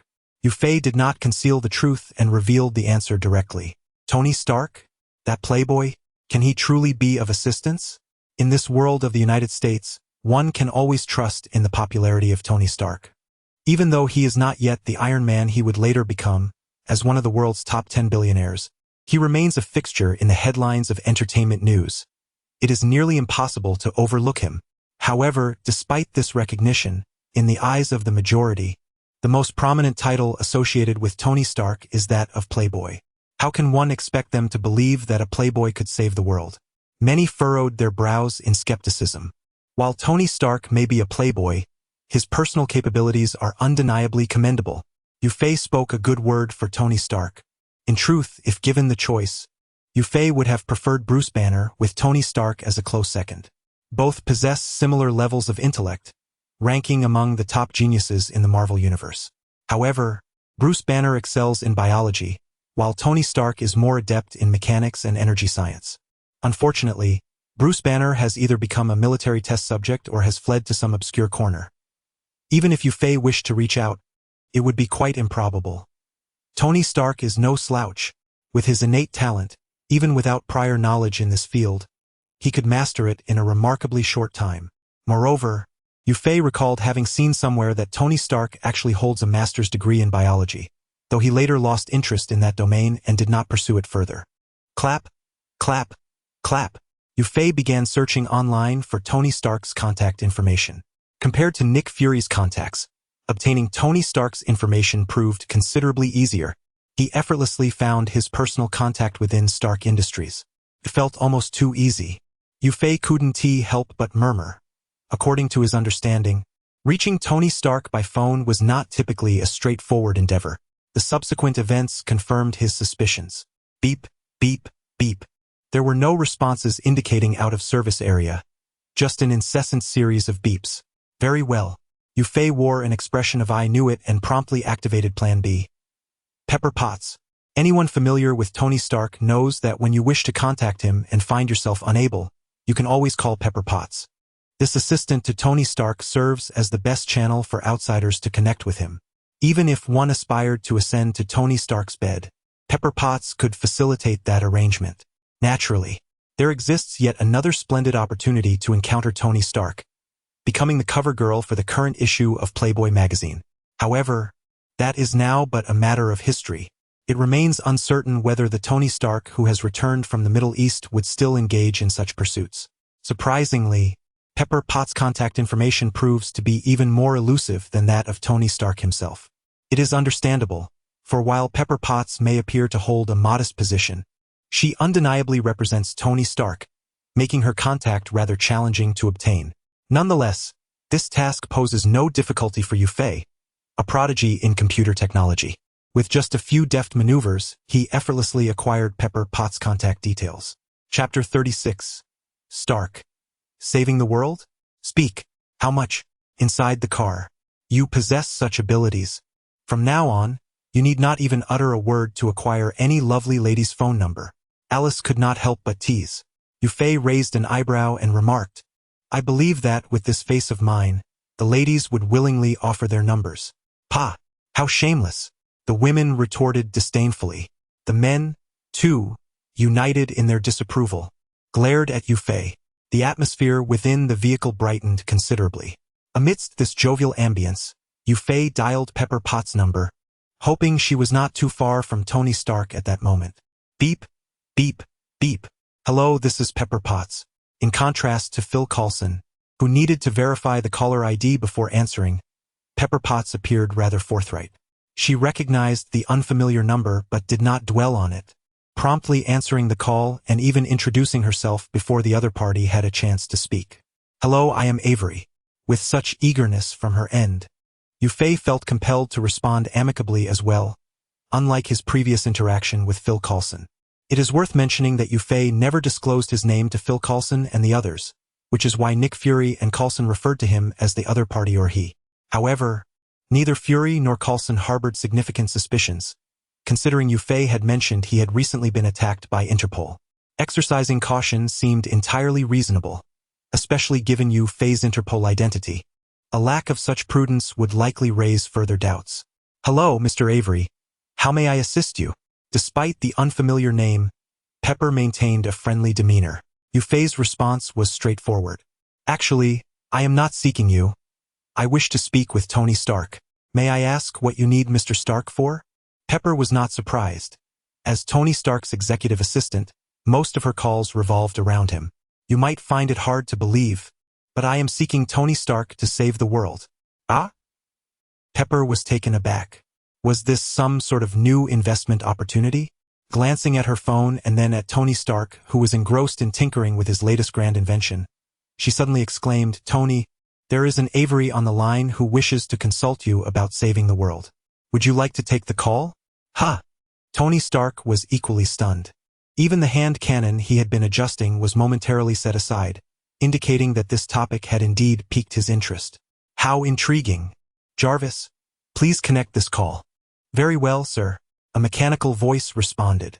In the next moment, Yufei's call was transferred to Tony Stark, operating in open mode. Hello, this is Avery. Pepper Potts quietly interjected. All right, Mr. Avery. I hear you wish to enlist my aid in saving the world. Pray tell, how do you intend to accomplish this? And what is the cost? Tony Stark's tone was cheerful, laced with a teasing cadence, particularly with his last query, which almost bluntly suggested that Yufei was merely seeking to exploit him for money. However, Yufei felt little anger. After all, Tony Stark was simply that kind of person. If you took offense, you had already lost. With a calm demeanor, he replied, It is difficult to quantify the cost. But if you cannot resolve this predicament, billions of lives across the globe may not endure for long. Tony Stark's brow furrowed slightly. Buddy, that's not a very amusing jest. Whether it is a jest, you shall soon discover. I have sent a video to your company. Please take a look. Upon hearing this, Tony Stark's expression shifted noticeably. Jarvis. Yes, sir, the company has indeed received a video from Mr. Avery. Shall I connect it for you? Please do. With Tony Stark's command, a projection materialized in midair, revealing a stark white laboratory. No, please, don't. Ah. A scream echoed both in the video and in reality. The video depicted a person bitten by a zombie, while the real-world scream emanated from Pepper Potts. My heavens! What is happening? This is terrifying. Pepper Potts covered her mouth, her expression one of sheer horror. Though she was a formidable woman, it did not exempt her from the fear of zombies, particularly as the projection rendered the undead more vividly, as if they were right before her. Have you finished watching the video? What are your thoughts? Yufei's voice resonated again. It's all right. The film is quite well made. If released, it should break even. Tony Stark scoffed, feigning indifference. A film? Ha! Don't tell me you missed the Umbrella logo in the video. And what of it? You assert that this is Umbrella Corporation's human experimentation. Do you possess any proof? Tony Stark maintained his arrogant persona, subtly issuing a further challenge. Enough! Yufei, however, had no intention of continuing this futile exchange. I do not have the luxury of time to engage in idle chatter with you. Umbrella Corporation will likely sever the signal soon. I will be succinct. Firstly, this T-virus possesses the terrifying ability to transform all living beings, including humans, into zombies. You should be aware of what a zombie is. If you are not familiar, I suggest you consult the internet. What is certain now is that the Umbrella Corporation has successfully developed this virus. However, you may not be aware that the raw form of this T-virus harbors a most lethal characteristic. It can be transmitted through the air. What? Tony Stark was instantly taken aback. So much so that the hand cannon he held fell to the ground, forgotten in his shock, as he urgently inquired, "Are you saying this T-virus can indeed be airborne?" My goodness! Beside him, Pepper Potts displayed a similar expression of sheer terror. Do not interrupt. Let me finish. The most critical issue at hand is not the airborne transmission of the T-virus. Chapter 37 Stark. 3 days? I require merely a single day. But the T-virus has already been unleashed. Oh, for heaven's sake! Tony Stark exclaimed, smacking his forehead in frustration. Has the Umbrella Corporation lost its mind? As a prominent global conglomerate, he was certainly acquainted with the Umbrella Corporation. Although Stark Industries had little overlap with the pharmaceutical-focused Umbrella, given its previous inclination towards military applications, he possessed a fundamental understanding of its operations. He was aware that Umbrella maintained profound ties with the U.S. government, and unlike the Hammer Industries, which merely relied on imitation, Umbrella genuinely possessed formidable research capabilities. At various technology expos, some innovations unveiled by Umbrella had even astonished Tony Stark himself. The fact that such technologies could captivate the notoriously arrogant Stark speaks volumes about Umbrella's prowess. Consequently, he had previously harbored a degree of interest, even admiration, for the company. However, upon learning of the T-virus's existence, all of that admiration evaporated in an instant. The Umbrella Corporation had indeed gone mad to engage in such actions. Pepper Potts could not help but voice her outrage. Due to Tony Stark's abrasive personality, Pepper, with her charming demeanor, rarely spoke ill of others, even in the face of unscrupulous competitors like Justin Hammer, always managing a polite smile. For her to be so vocally incensed indicated the depth of her disdain for Umbrella's actions. Suddenly, Pepper's expression shifted. "Tony, are you all right?" She hurriedly approached, supporting Tony Stark, who was clutching his chest. "I'm fine, just caught off guard by the anger," Tony Stark replied, one hand bracing against the table, his complexion turning somewhat pale. This was a remnant of his previous injury in the Middle East, where an explosion had left a significant wound in his chest. Although he had undergone some treatment, barely clinging to life, he was far from fully healed. "Shouldn't you take a moment to rest?" Pepper Potts inquired with evident concern. "No need. I can manage." Tony Stark took several deep breaths, forcing himself to regain composure. He addressed the floating phone window. "So, what do you wish for me to do?" "Well, with you in this state, it feels as though I would be taking advantage of someone with disabilities. Perhaps I should seek assistance elsewhere?" "Ha! It's quite rare to see such compassion from you." Tony Stark scoffed, then continued, "While I am not particularly invested in your notion of saving the world, I doubt you will find anyone better suited than me for this task." After a brief pause, as if realizing the inappropriateness of his words, he quickly added, "I believe, Mr. Avery, you would not wish for billions of lives to be lost due to your decisions, correct?"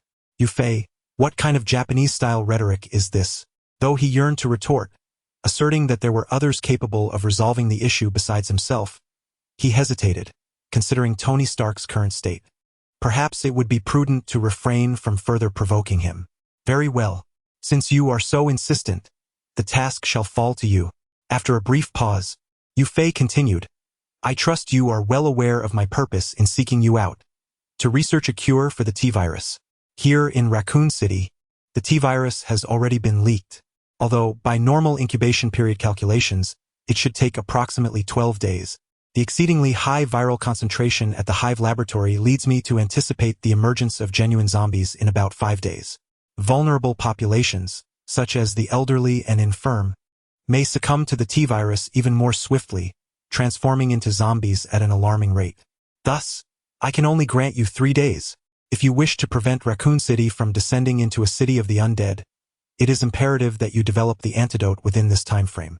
Rest assured, I will not leave you to this endeavor unassisted. I have already sent you the relevant T-virus and antidote formulas.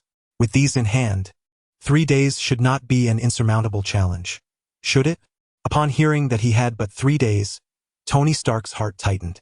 Though he possessed great confidence in his abilities, he was not under the illusion that he could concoct an antidote for a supervirus in such a brief span. However, upon learning that the necessary formulas were available, he exhaled in relief, responding with a rather arrogant tone. 3 days? Do you know who you are speaking to? Tony Stark, the preeminent genius with the most brilliant mind on the planet. Your 3-day timeline is an affront to my capabilities. At most, I shall require 1 day. Within a day, I shall produce that damned antidote. Sensing the palpable pressure emanating even through the screen, Yu Fei chuckled lightly. Very well, then 1 day it shall be. I extend my gratitude on behalf of the people of Raccoon City. Ah! The corner of Tony Stark's mouth twitched slightly. This fellow seems to have overstepped. Even with the formulas and antidote, he appears to be. Wait, do you not already possess the antidote? Why seek my assistance in its research? The antidote you have is tailored for individuals. A single dose can only treat 1 person. What you must develop is a cure that neutralizes the T-virus in the air, effectively resolving this biochemical crisis. Very well. Remember, you have only 1. Yu Fei's voice abruptly ceased. Tony Stark quickly called out, Jarvis, sir. The opponent's signal has been interrupted. Can we reach out again? Tony Stark inquired. Jarvis did not respond but attempted to reconnect. I apologize, sir, but the signal in Raccoon City has been entirely severed, and no external communications can penetrate. The signal in Raccoon City has indeed been completely cut off. Pepper Potts' expression turned grim. This strongly suggests that what Yu Fei mentioned is highly likely to be true. Though Raccoon City may appear to be a mere peripheral town, with a population of less than 300,000, it is, in fact, quite advanced as one of the headquarters of Umbrella Corporation. The sudden cessation of all communications throughout the city is something that is almost inconceivable here. Tony Stark took a deep breath. Jarvis, dispatch both the T-virus and its antidote to me. As he spoke, his peripheral vision finally caught sight of the hand cannon on the ground. He crouched down and casually picked it up. After a moment's hesitation, Tony Stark ultimately set the hand cannon aside. In light of the grand toy he was on the verge of completing, the issue of the T-virus took precedence. Chapter 38. Harvest and Choice Ding. The host has been benevolent towards others, accumulating boundless merit. Merit value, 5 strands. Yu Fei furrowed his brow slightly. Why is there only a mere 5 strands of merit? Having developed the ultimate antidote for the T-virus, which truly addresses the issue of the biohazard crisis, one would expect a reward far surpassing the resolution of the Umbrella Corporation. Previously, he had provided information to S.H.I.E.L.D.,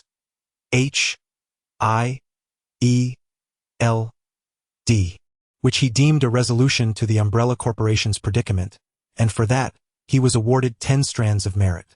Now, having supplied Tony Stark with information aimed at genuinely resolving the biohazard crisis, how could he only receive 5 strands of merit? Even though the antidote was to be researched by Tony Stark himself, he had also contributed the corresponding T-virus formula and antidote blueprint. The sum total should certainly not yield less than 10 strands of merit, unless the biohazard crisis was inherently incapable of inflicting significant impact. A flicker of light glimmered in Yu Fei's eyes. This question had already crossed his mind when he received those 10 strands of merit. Although 10 strands is a considerable amount, based on the original narrative of the biohazard crisis, he had essentially saved the entire world. Even if he played only a minor role, it should not amount to merely 10 strands of merit. One could argue it should be multiplied by 10 or even 100 times. Yet, he ultimately received only 10 strands. Discounting the possibility of the system taking kickbacks, the only remaining explanation was that the damage caused by this biohazard crisis was not as severe as anticipated. Upon reflection, this reasoning holds merit. The T-virus has the potential to wreak unimaginable havoc in the biohazard scenario, transforming billions of humans into zombies and obliterating human civilization. Apart from the T-virus's lethal airborne transmission, a crucial factor is that the world of the biohazard crisis is merely an ordinary world. The scant advanced technologies predominantly stem from the Umbrella Corporation. How could they effectively resolve this crisis? However, this world is markedly different. It is a grand amalgamation of various elements, and the integration of the Marvel Universe alone guarantees an exceedingly high ceiling for this realm. The T-virus, trivial in comparison, does not pose a true existential threat here. Not to mention Tony Stark, a genius of exceptional caliber. Even summoning a few doctors from Oscorp would likely yield results. Providing them with the T-virus formula, they could probably develop the antidote. In this world, the T-virus, which could annihilate humanity in the biohazard universe, would at most present an initial inconvenience, resulting in a loss of some lives. Once the prominent figures capable of producing various advanced technologies intervene, they would undoubtedly resolve the issue with ease. Given that the T-virus inherently lacks the capacity to cause world-ending consequences, Yu Fei naturally could not accrue substantial merit. He even speculated that under normal circumstances, the T-virus would ultimately be resolved by Tony Stark. He merely expedited the timeline, hence receiving only 5 strands of merit as his reward. Avery, do you believe that Tony Stark could truly devise an antidote for the T-virus within a single day? Alice inquired with palpable excitement in her voice. She had long wished to voice her question, but had restrained herself while Yu Fei was engaged in a phone call. The others turned their gazes towards Yu Fei, eagerly anticipating his response.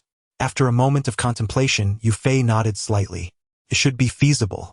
Although Marvel's officially recognized genius is the troublesome Reed Richards from the Fantastic Four, Tony Stark undoubtedly stands as a close second, possessing the capability to vie for the title of the second smartest individual. Even if a single day proves insufficient, within a maximum of 3 days, Tony Stark would undoubtedly develop an antidote for the T-virus. Yu Fei harbored a strong belief in Tony's abilities. While Tony may be somewhat arrogant and narcissistic, his skills are undeniably exceptional. Moreover, this is merely an RNA biological virus, not the quantum virus that led to the demise of all superheroes. Given the availability of the formula and the antidote, it would not be particularly challenging for Tony Stark to discover a remedy within 3 days. Wonderful. The expressions of joy among the occupants of the vehicle were unmistakable. Once the antidote is released, the Umbrella Corporation can essentially be declared finished. They merely need to endure for a maximum of 3 days, and this crisis would be entirely resolved. Why don't we return to the mountainous region? The city is swarming with Umbrella Corporation personnel. It will be exceedingly difficult for us to remain hidden. It would be far more suitable for us to seek refuge in the mountains, Captain James proposed. The others nodded in agreement. Indeed, there are far too many lackeys of the Umbrella Corporation in the city.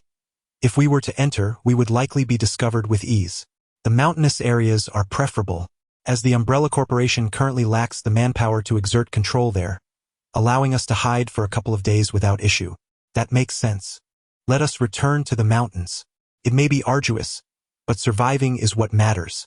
Upon realizing they only needed to endure for 3 days at most, the majority began to lean towards a more conservative approach. Returning to the mountains and playing hide-and-seek with the Umbrella Corporation seemed to them the most effective strategy.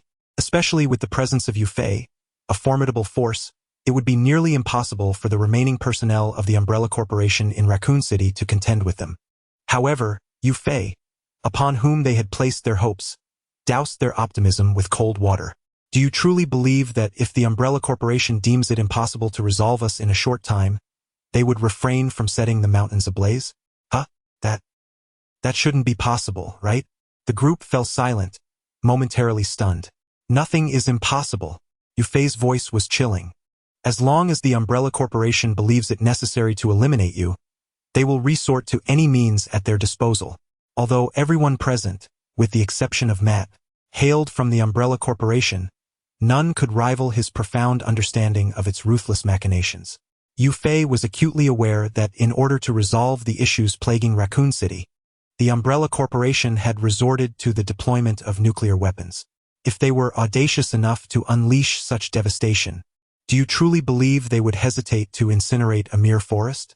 Previously, they may have exercised caution due to our possession of the Red Queen mainframe, but having just unleashed rocket fire upon us, do you honestly think they still regard our Red Queen mainframe with any concern? This statement irrevocably shattered the illusions of everyone present. Chapter 39. Could it be that you are an undercover agent? What shall we do? The group began to wear expressions of deep concern. The significant issue regarding the T-virus had been largely resolved. They had initially believed that surviving this crisis would be a simple matter of evading danger for 3 days. However, when the time finally arrived, they realized that evading for 3 days was far more challenging than they had anticipated. Raccoon City was not particularly large, with over 80% of its area occupied by the urban district. The remaining 20% was mostly forest, covering roughly 10%. Although it appeared there was still ample space, that space was fragmented by various terrains. The areas they could potentially hide in were too small to offer any real refuge. In truth, they had only 2 options: the forest or the urban district. Entering the forest was a dead end. Venturing into the urban district likewise led to a dead end. Were they truly destined for certain death this time? Kaplan murmured, his gaze somewhat vacant, seemingly engulfed in despair. Entering the forest was indeed a dead end, but venturing into the urban district might not be. Yufei interjected just in time. Oh? The group's eyes suddenly sparkled with hope. Yet Yufei did not elaborate. Instead, he instructed everyone to enter the urban district and find a place to rest for a while. Very well. After all they had endured, the group still held some faith in Yufei. Although, in their minds, Raccoon City resembled a den of peril, they dared to venture forth, trusting Yufei's words. In Raccoon City, on a secluded street, the group quietly entered a somewhat dilapidated inn. They had long since changed out of their tactical gear and donned civilian clothing, having taken measures to disguise themselves. Those not familiar with them would find it difficult to recognize them at first glance. Please prepare a few rooms for us, Rain declared impatiently while rapping on the front desk. In such a place, displaying a strong demeanor was advantageous. The innkeeper, a rugged-looking middle-aged man, glanced around, his attention drawn particularly to Rain and James, the members of the tactical team. Sensing the unabashed fierceness emanating from them, he couldn't help but raise an eyebrow, his own fierce demeanor softening somewhat. How many rooms do you require? How many are available on the same floor? He inquired. Let me see. The 4th floor has the most availability, with 5 rooms left. That will suffice. Each room is $100 per day, and payment is required in advance. Is that agreeable to you? The innkeeper stated, perhaps a touch apprehensive. Yet he understood the necessity of collecting payment. Rain glanced at his captain. Knowing this was Yufei's directive, which indicated that when outsiders were present, James would take the lead. James scanned the surroundings, noting the various stains on the walls and the accumulation of garbage in the hallway, a scene that could only be described as filthy and chaotic. In terms of environment, this establishment was certainly not worth $100. However, the guests who frequented this place were not drawn by its ambience. James himself was indifferent to the state of his surroundings, for what could be worse than the wilderness? Nevertheless, he cast a discreet glance at Yufei, eager to ascertain whether Yufei was perturbed by such an environment. Upon receiving an affirmative response, he replied succinctly, very well. He then procured some cash, collected the key, and the group ascended directly to the 4th floor. Throughout the encounter, the innkeeper neither inquired about their identities nor requested any form of identification. The exchange resembled that of a street vendor, with money changing hands for goods, devoid of any concern for the patrons' backgrounds. Here, even the solitary security camera was malfunctioning. As the innkeeper observed James and his companions vanish around the corner of the staircase, he slowly opened a drawer and extracted several photographs, meticulously comparing them before discreetly sending out a few messages. On the 4th floor, within one of the rooms, Yufei and his companions had temporarily gathered. Kaplan retrieved his detection equipment and conducted a thorough search, uncovering 3 hidden cameras and 2 miniature recorders, all of which he swiftly disabled. It's done. There should be no issues now, James promptly declared. Avery, that innkeeper is suspicious, he continued, although he concealed it well. There was a distinct unnaturalness in his demeanor upon first seeing us. The Umbrella Corporation is acting too swiftly. They have evidently disseminated all our information. The underbelly of Raccoon City must already be aware of us. His countenance darkened. He had initially believed that even if the Umbrella Corporation intended to act against them, they would not do so soon. At least on their first day, they should have been able to navigate the situation with relative ease. Who could have anticipated that even in such a remote and shadowy corner, information would still travel so quickly? Indeed, under normal circumstances, the Umbrella Corporation, despite its formidable control over Raccoon City, would find it challenging to spread information throughout the city at such a rapid pace. Yet, Kane had been rendered foolish by Marcus's intimidation. In a desperate bid to salvage his fate, Kane had orchestrated operations without restraint, achieving this nearly impossible feat in just over an hour. "I will take care of him," roared the hot-headed Ryan, preparing to descend and confront the innkeeper, only to be halted by Yufei. It would be futile to confront him now. If I am not mistaken, he has likely already transmitted the information. Huh? Ryan was perplexed. Were it not for her firm belief in Yufei's allegiance, she might have suspected him to be an undercover agent of the Umbrella Corporation. Yufei smiled and replied, "Relax, there is no need to be so tense. This is all by design." Ah! The others immediately cast peculiar glances at Yufei. By design? You cannot possibly be an undercover agent, can you? Yufei's expression remained unchanged as he turned to James. You previously mentioned that there are still 5 assault teams remaining from the Umbrella Corporation, correct? James hesitated for a moment before nodding in agreement.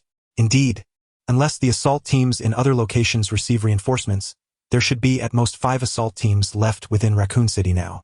This represents the final line of defense for the Umbrella Corporation's headquarters. Unless it is a matter of life and death, it is highly unlikely they will be redeployed. However, the greatest danger we face in Raccoon City is not from them, but rather from the police and the gangsters.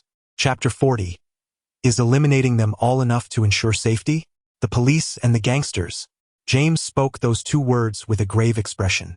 Though seemingly opposing forces, both factions were, in reality, under the control of the Umbrella Corporation. While their individual combat capabilities might pale in comparison to that of an assault team, they possessed their own advantages, namely sheer numbers. As far as I am aware, the active police force in Raccoon City exceeds 300 individuals. The number of gangsters is even greater. Combined, the various factions total over 1,000 members. When tallying both groups, the total swells to an astounding 1,500 individuals, nearly enough to form a battalion. Although the vast majority of these individuals lack combat prowess, especially the gang members, over 80% of whom have likely never even held a firearm, their sheer numbers present a significant threat. 1,500 individuals, when amassed, could easily overwhelm the few of them present. This is precisely why James was so reluctant to venture into the city. 1,500, you say? That seems manageable. Yufei pondered for a moment, concluding that it was within their capacity to handle, and nodded in agreement. What do you mean, manageable? Everyone stared at Yufei in disbelief. That 1,500 people. Upon hearing this, they couldn't help but think that perhaps retreating to the woods would be a wiser choice. With so many adversaries, it seemed utterly impossible for them to contend with that number. Perhaps it would be better to flee back to the forest. What if the Umbrella Corporation, in light of the Red Queen's Corps, opted against incinerating the woods? Alas, they had already entered the city. To make matters worse, they had been discovered the moment they arrived. Observing the dejected and anxious expressions of his companions, Yufei offered words of reassurance. Rest assured, since it was I who brought you in, I will ensure you all make it out alive. His confident demeanor instantly revitalized the spirits of those around him. After all, they had personally witnessed the myriad miracles Yufei had wrought. Yufei stroked his chin thoughtfully. Tell me, if I were to eliminate all 1,500 of them, would we be completely safe in Raccoon City? What? Ha ha ha, I'm just joking. All right, the Umbrella Corporation will likely need a bit more time to prepare. You all should return to your rooms and rest. I will call for you in an hour.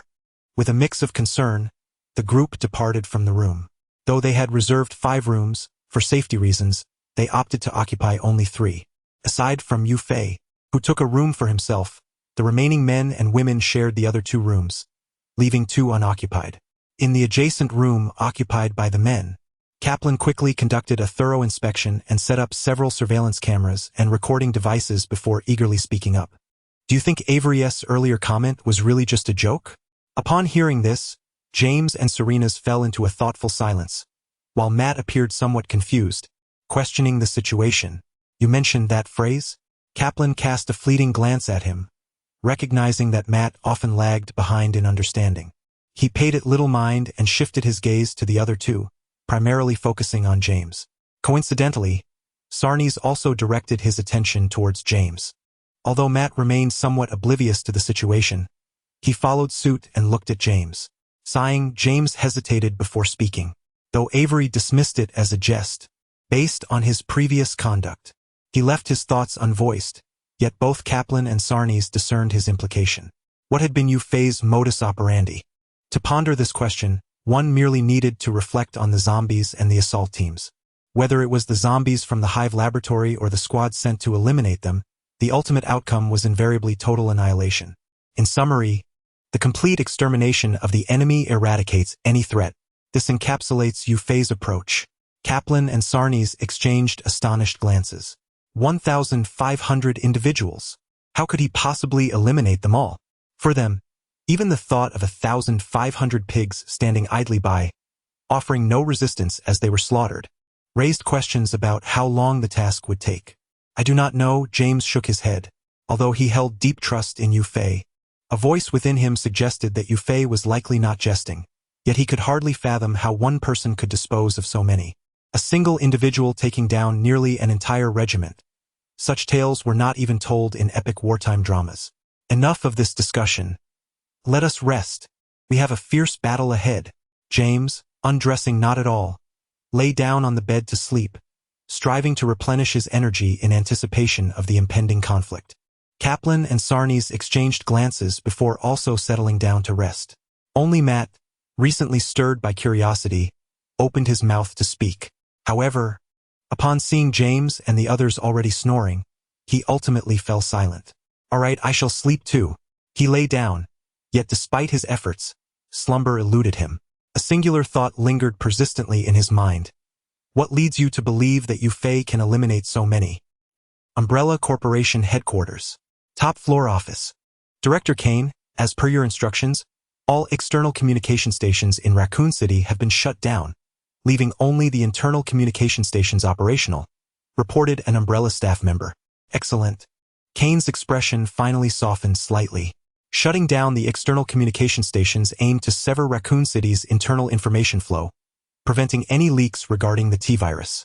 Retaining the internal communication stations was strategic for monitoring James and his companions. Once they entered the city, they could swiftly gather information and formulate their plans.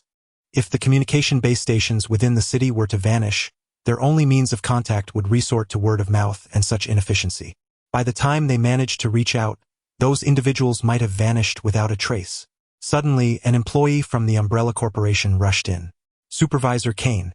We've located James and his team. Oh, where are they? Kane's eyes gleamed with excitement. This was indeed his genuine opportunity to redeem himself. The Umbrella employee, not daring to hesitate, promptly replied, They are currently at a hotel in the northern district of the city. All 8 of them are present. Chapter 41. System Upgrade. Event Settlement. Ha ha ha. It seems even the heavens are aiding me. James, this time, I shall see how you escape.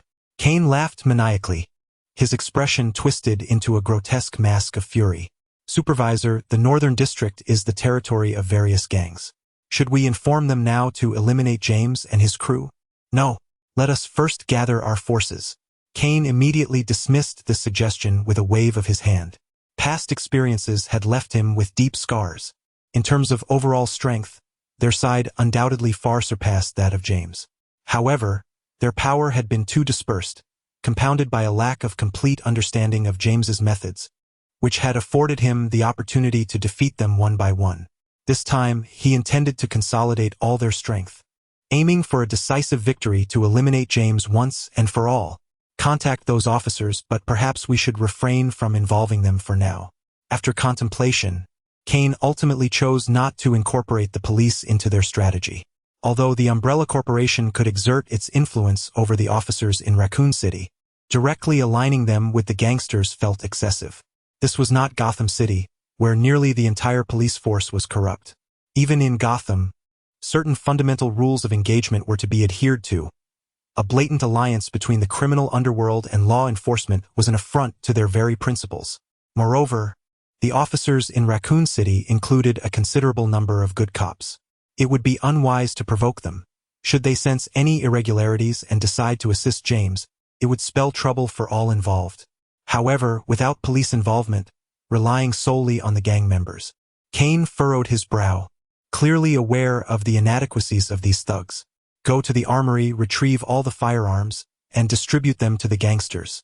Even if these members are inept, once armed, they can transform into bloodthirsty wolves. With over 1,000 financial wolves united, even if your James's team comprises fierce tigers, they will be torn to shreds.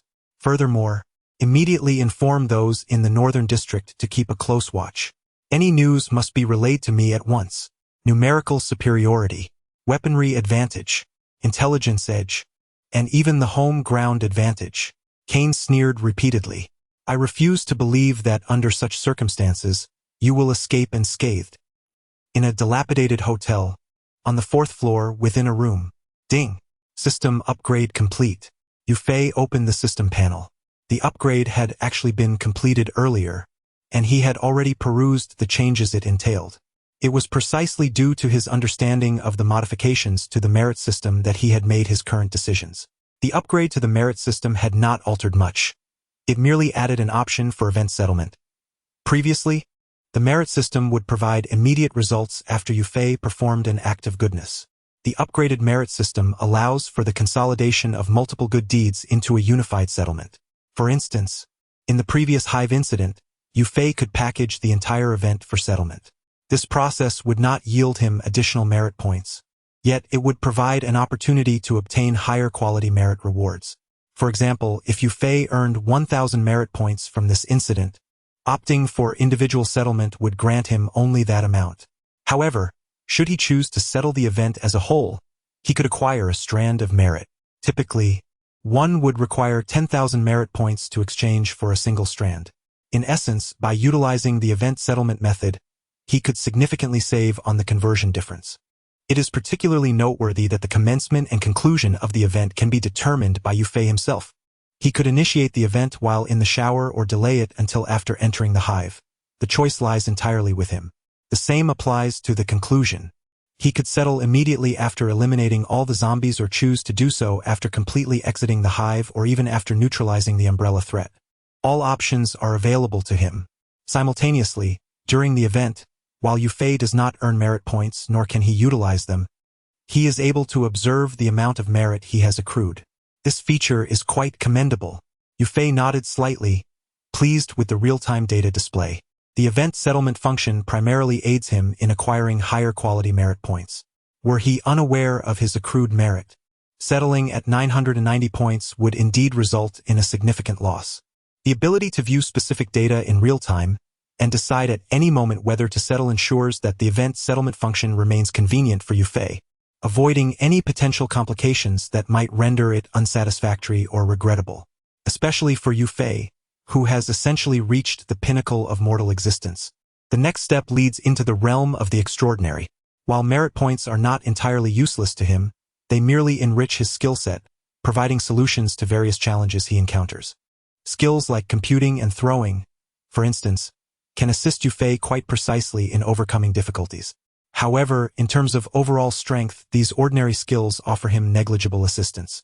This is evident in the fluctuations of his physical and mental attributes. Enhancing these basic skills further, even to LV3, would unlikely benefit his physical and mental values. Moving forward, only skills of extraordinary caliber can elevate Yufei's overall power. To improve such extraordinary skills, higher quality merit points are essential. Although these superior merit points can also be exchanged for merit points, the tenfold disparity in value renders it rather impractical.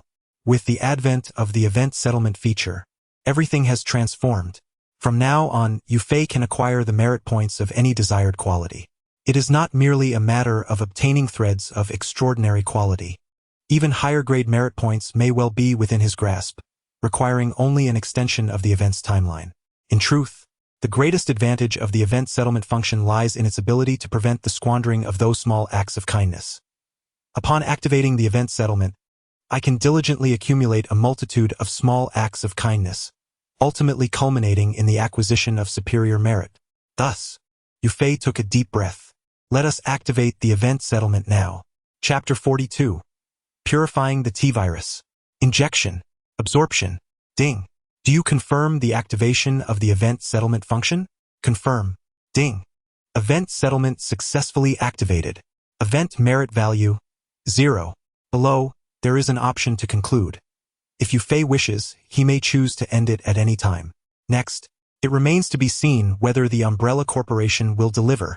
At the very least, it should allow him to accrue a few strands of merit value, right? System. A translucent light blue panel materialized. Host. Yufei Physique. 1.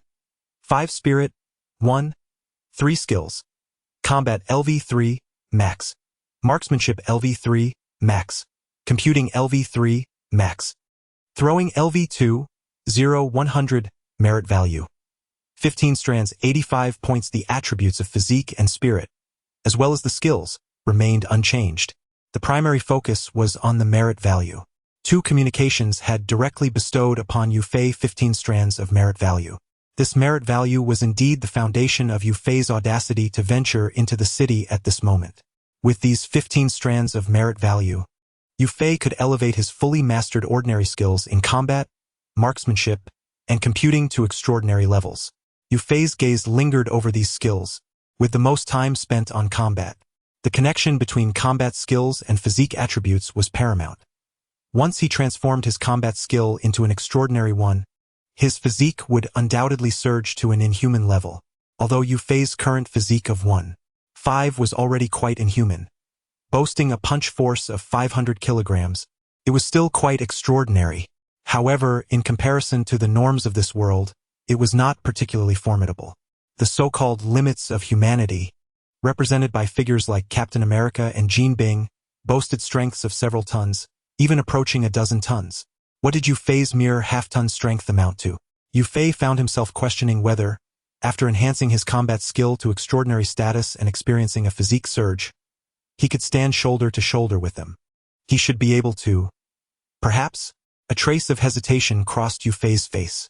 Although he held considerable confidence in the system's determination of extraordinary status, the difference between 500 kilograms and 5 tons was a staggering tenfold. Never mind. He would know through personal experience. Yufei decided not to dwell on this matter any longer. Whether he could match Captain America could be determined through direct trial. Of course, Yufei did not plan to use his combat skill for this test. While he was curious about what it would be like to elevate his combat skill to an extraordinary level, the allure of extraordinary telekinesis was simply too enticing. Yufei took out the T-Virus serum he had stowed away. The azure liquid flowed within the test tube, illuminated by the light, presenting an otherworldly beauty.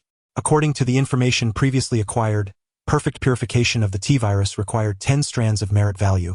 Yet if he solely desired telekinesis, only 3 strands of merit value would suffice. Yufei glanced at his 15 strands of merit value. System. I wish to perfectly purify the T-Virus. The perfect purification of the T-Virus necessitates 10 strands of virtue. Is this confirmed? Confirmed. On the system panel, the 10 strands of virtue vanish. Simultaneously, a thread of golden virtue materializes from thin air, sacred and exalted, as if it embodies the most esteemed power in existence. Upon closer inspection, it is revealed that these threads number precisely 10, corresponding to the 10 strands of virtue. This slender filament of virtue, resembling a hair's breadth, upon its emergence, directly penetrates into the T-Virus. The deep azure, enigmatic T-Virus undergoes a transformation upon the infusion of these 10 strands of virtue. Its previous strangeness dissipates, replaced by an ethereal aura of sanctity, truly wondrous. A meticulous gaze reveals specks of golden light twinkling within the azure liquid, akin to the stars in the heavens, resplendent beyond compare. As he gazes longer, Yufei even senses a yearning from within his very bloodline. It is as if his blood, his genes, yearn to consume this T-Virus. This is the essence of the extraordinary. Yufei takes a deep breath. Unlike the T-virus that only Alice could absorb perfectly before, the vial now in his possession can be utilized by anyone. Not only does its usage not transform one into a grotesque zombie, but it also bestows astonishing, extraordinary abilities. To continue calling it a virus is no longer appropriate. It should be accurately referred to as the T-type evolution serum. He wonders how its effects compare to those of Captain America's super soldier serum. This thought, barely birthed in Yufei's mind, is swiftly dismissed with a smile. The renown of the super soldier serum is significant, but that is merely due to Captain America himself. When it comes to efficacy, how can pure physical enhancement of the super soldier serum compare to the T-type evolution serum, which can awaken extraordinary telekinetic powers? Moreover, the T-type evolution serum offers more than just the acquisition of extraordinary telekinesis. Yufei retrieves a specialized syringe, placing the T-type evolution serum into the injection chamber. He positions the needle against his arm and thrusts it firmly. Thanks to his enhanced physique of 1.5, Yufei's skin is significantly tougher than that of an ordinary person, and he feels a distinct resistance as the needle penetrates. Fortunately, the experimental syringe from the Umbrella Corporation is sufficiently sharp. It only momentarily encounters resistance before piercing through the skin. Yufei glances at his arm, takes a deep breath, and presses down with his thumb on the syringe. The azure serum, flecked with golden light, is injected directly into his body, leaving not a drop behind. Just as Yufei prepares to withdraw the syringe, a violent pain erupts from his arm, swiftly radiating throughout his entire body. Damn! He anticipated this. Yufei's face contorts with anguish as he grits his teeth, suppressing any sound. If James and the others were to hear him, it would be difficult to explain. This is undoubtedly a formidable challenge. The T-type evolution serum, bearing the term evolution, is intrinsically linked to the transformation of bloodlines or genes. To undergo a transformation of bloodline or genetics, one must inevitably make alterations to the original lineage and genes. In succinct terms, the agony that Yufei currently endures emanates from the very essence of his bloodline and genetic structure. Such profound suffering is not something an ordinary individual could easily withstand. Fortunately, I have endured a plethora of torment within the mysterious realm. In that enigmatic space, enduring various forms of beatings was merely child's play. Even the experiences of death are countless for Yufei. Although these memories have been obscured to shield his consciousness from overwhelming trauma, they have long since become instinctual within him. It is through these ingrained instincts that Yufei has persevered through this harrowing ordeal, maintaining silence from beginning to end. Chapter 43. Acquiring Extraordinary Abilities. Revived. Yufei gasped for breath, the pains throughout his body ebbing away like a receding tide. Sweat drenched his clothes entirely.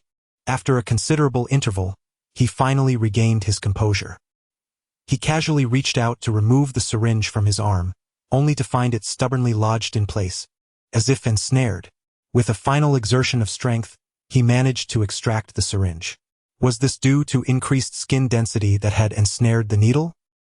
He tossed the syringe aside onto a nearby table and began to examine his skin, noting that it appeared significantly smoother and firmer than before. Particularly, the thick black hair that once adorned his body had now been reduced to mere fine fuzz. This fuzz was even finer than the previous hair, almost imperceptible unless scrutinized closely. If he were to progress further, would he reach the state of Xiang Bai Hu in martial arts? In traditional martial arts, there exists an advanced state known as Xiang Bai Hu, which signifies the complete retention of one's vital essence, ensuring no leakage whatsoever. One external manifestation of this state is the contraction of all pores, resulting in a hairless body. While Yufei could not yet claim to have achieved Xiang Bai Hu, he certainly sensed a nascent semblance of it. Contemplating this, he retrieved a military knife and gently grazed it against his arm. The sensation was akin to cutting through leather. He felt a mild discomfort, but his skin remained unbroken. Gradually increasing the pressure, he gauged that he was applying around 50 kilograms of force when he finally pierced his skin, creating a shallow wound on his arm. As he withdrew the knife, a peculiar sense of restoration surged within him. With newfound clarity, he silently commanded his body to heal. In an instant, a tingling sensation coursed through the wound, and within mere seconds, it had mended itself, leaving only a faint trace of blood. With a casual swipe, his arm regained its immaculate smoothness. Defensive capabilities, regenerative abilities, and strength. Yu Fei clenched his fist, feeling that his strength had at least doubled since the injection of the T-type evolution serum. This meant his power had surged from 500 kilograms to a staggering 1,000 kilograms. 1,000 kilograms equates to a ton. Yu Fei furrowed his brows in mild dissatisfaction. While a ton of force is undeniably formidable, beyond the reach of any ordinary person, if he were to return to his previous world, he could obliterate any world champion or elite fighter with a single punch. Yet, in this realm, even without considering the mutated lizard men or Spider-Men, individuals like Captain America and Iron Man, who epitomized the pinnacle of humanity, far surpassed him in strength. Perhaps the potency of the T-type evolution serum had skewed towards enhancing psychic abilities, thus rendering the physical augmentation less pronounced. With these thoughts swirling in his mind, Yu Fei commenced testing his psychic capabilities. Upon regaining consciousness, he realized through an inexplicable intuition that he had acquired the extraordinary ability to manipulate telekinesis, and he understood how to wield this newfound power. With a mere thought, a syringe on the table began to sway and float unsteadily. Perhaps due to his inexperience, the syringe proved somewhat unruly, and on 2 occasions, it plummeted to the ground as Yu Fei's concentration wavered. However, after several attempts, he finally managed to command his telekinetic abilities. Yet, as he fully grasped his powers and tested their approximate limits, a pallor washed over his face. He could barely lift objects weighing more than 10 kilograms, with a control range not exceeding 10 meters. Even his maximum speed fell short of 10 meters per second. Was this truly the extraordinary telekinesis he had long yearned for? Calmly, Yu Fei summoned the system panel. Host, Yu Fei Physique, 1. 8. Continuously improving mentality, 1. 7. Continuously improving, extraordinary skills, mental telekinesis, upgrading, super strength, upgrading, super defense, upgrading, super recovery, upgrading, super speed, upgrading skills. Combat LV3, max. Marksmanship LV3, max. Computing LV3, max. Throwing LV2, 0-100. Merit points. 5 strands, 85 points. It must be said that this T-type evolution serum significantly enhanced Yu Fei. His physique attribute rose from 1.5 to 1.8, while his mental attribute increased from 1.3 to 1.7, and he unexpectedly unlocked 5 extraordinary skills. These included the mental telekinesis he had so fervently desired, along with 4 other extraordinary skills related to physical attributes: super strength, super defense, super recovery, and super speed. However, what did this series of upgrades signify? Yu Fei gazed at the upgrading notation next to several extraordinary skills, his frustration mounting. He suddenly recalled that Alice's own superpower had not reached its peak instantaneously. It had gradually evolved over time. Even the Spider-Man of this world had not attained his peak physique all at once. It too had developed slowly. Although he had utilized merit points during this process, those points had directly contributed to the T-virus, contrasting sharply with his previous attempts to upgrade himself. The former operated on external elements, while the latter pertained to his own being. When applied to oneself, Yu Fei could indeed achieve the ideal pinnacle in one fell swoop. However, when it came to external elements, previously he had requested the complete purification of the T-virus, and the system had transformed it into the T-type evolution serum, entirely eliminating the negative effects of the virus itself. From this perspective, the system had fulfilled his request. As for how to absorb the T-type evolution serum next, that was an entirely different matter. Upon realizing this, Yu Fei, though still grappling with acceptance, could not deny the absence of any flaws in this reality. Moreover, as he took a moment to introspect, he discovered an inexhaustible reservoir of strength within him, nurturing his being. This enhancement was manifesting holistically, elevating both his physical prowess and mental acuity. The pace of this transformation was, in truth, rather commendable. After a rough estimation, Yu Fei concluded that within a mere day, his overall capabilities would likely double. Even if the rate of improvement were to decelerate for various reasons thereafter, he surmised that within a month, he would undoubtedly ascend to the pinnacle of his true potential. Chapter 44. There is nothing that merit's value cannot achieve, provided you are willing to invest. Time waits for no one. Yu Fei furrowed his brow. A great battle was imminent, and he simply did not have the luxury of time to grow. With the power he currently possessed, which had far surpassed that of an ordinary individual, even if he were to endure another breakout battle like before, he was confident he could eliminate all armed members of the Umbrella Corporation in the shortest time possible, without resorting to any cunning schemes. There was no need to factor in the enhancements from those extraordinary skills.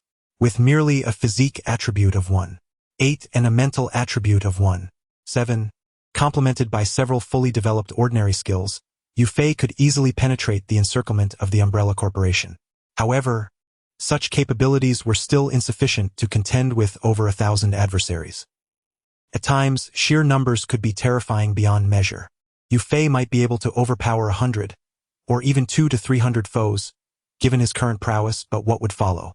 He remained, after all, merely a mortal being. Although he had become almost impervious to harm, in a certain sense, sharp military blades and 50 kilograms of force combined could barely graze his skin. In ancient times, this would undoubtedly qualify as true invulnerability. Regrettably, against modern firearms, Yu Fei's defensive prowess proved inadequate. A single shot from a moderately powerful gun could likely pierce his body. With no means to defend against contemporary weaponry, even someone as formidable as Yu Fei would succumb to a barrage of gunfire. Was there any way to resolve this predicament? Yu Fei glanced at his merit value, which stood at just over 5 strands. Instinctively, he looked towards his several fully leveled ordinary skills. The T-type evolution serum would require some time to fully metabolize before it could truly manifest extraordinary skills.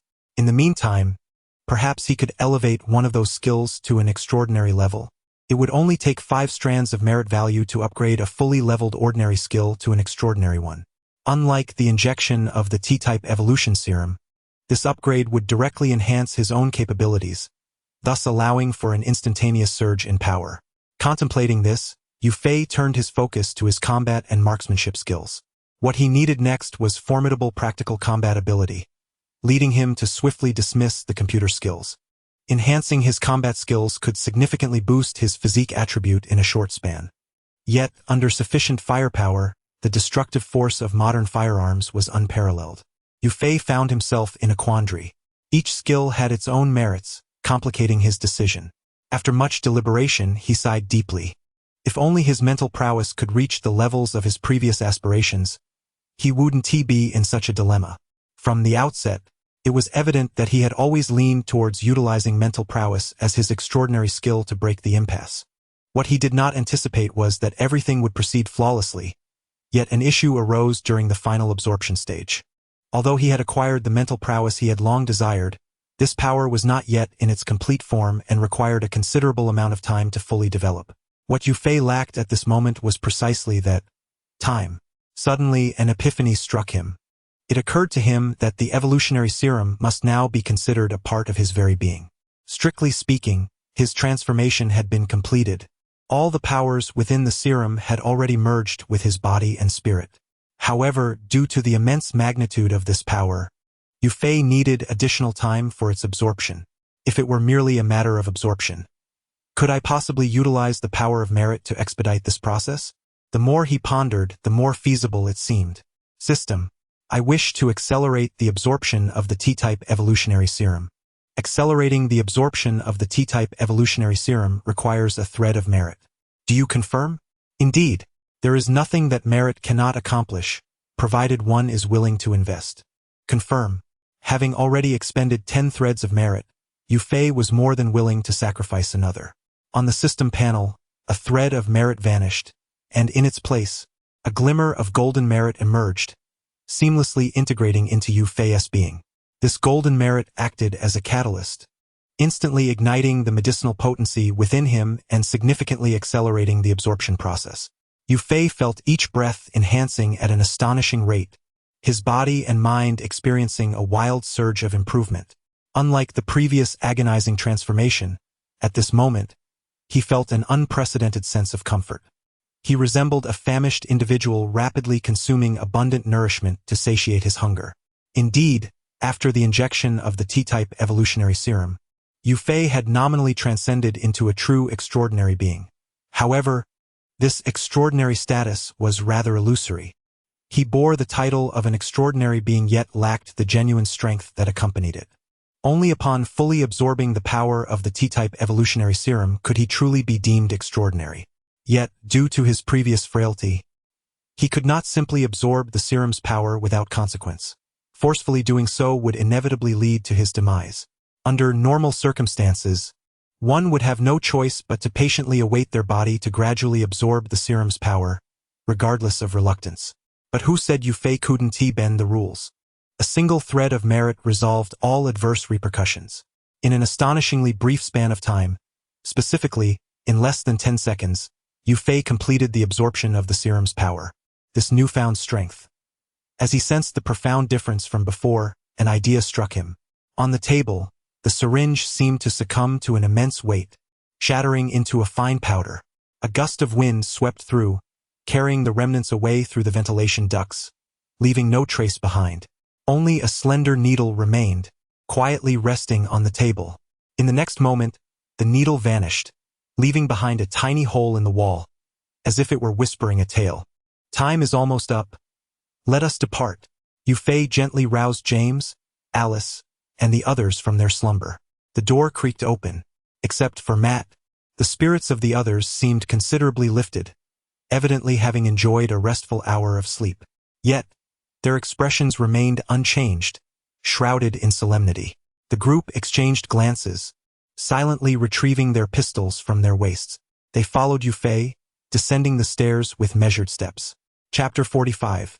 The spirit of testing one's skills in a dilapidated inn. The clock struck 3 in the dead of night. The establishment lay enveloped in an eerie silence, with not a soul in sight along the desolate corridor, creating an oppressive atmosphere. On the third floor, room 302, Doug pressed his left cheek against the door, peering intently through the peephole towards the staircase. He had entered this in nearly an hour prior, maintaining his vigilant watch for almost the entirety of that time. Fatigue weighed heavily upon him, yet the tantalizing prospect of a reward urged him to persevere.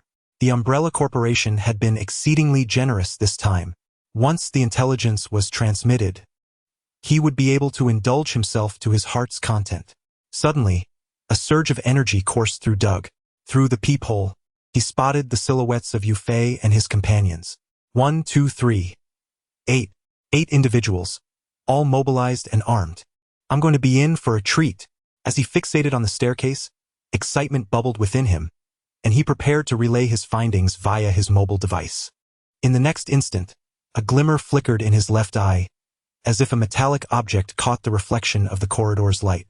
Doug paid it little mind until a sharp pain pierced through his left eye. Then, everything went dark. His neural pathways were obliterated in an instant and, in the following moment, a slender needle retracted from the door, appearing at the peephole's position. It lingered for a heartbeat before vanishing without a trace. Inside the room, Doug's pupils dilated in disarray. His phone slipped from his grasp, clattering to the floor. Almost immediately, he slumped against the door, collapsing in a lifeless heap. His heartbeat continued for a time, gradually waning until it ceased altogether. Ding! The host is benevolent towards others, accruing immeasurable merit. Event merit value, 1 point. Total merit value, 1 point. The presence of merit indicates this individual met a deserved fate. Next, in room 202 on the second floor. Ding! The host is benevolent towards others, accruing immeasurable merit. Event merit value, 1 point. Total merit value, 2 points. Yufei raised an eyebrow slightly. It seems these individuals are even more malevolent than I had anticipated. The merit value cannot be obtained by merely taking a life. Those who contribute to such merit have typically committed heinous acts, starting with at least a decade of imprisonment. Some would even face execution in Hua country. Such is the case. On the 5th floor, room 502. Ding! The host is benevolent towards others, accruing immeasurable merit. Event merit value, 1 point. Total merit value, 3 points.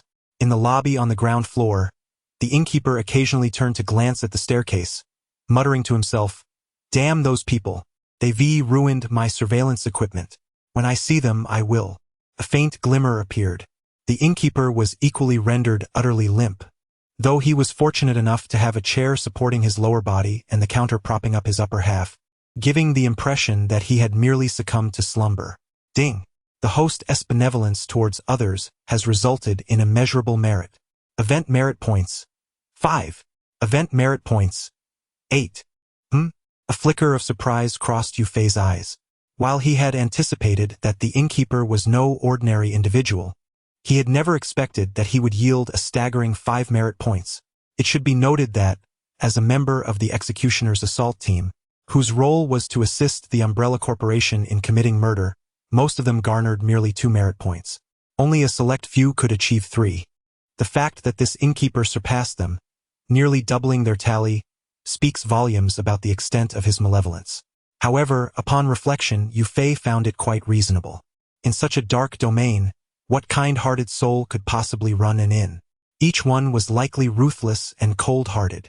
Even among those who operated within the underworld, one could easily fall victim to his treachery, let alone the innocents who unwittingly found themselves here.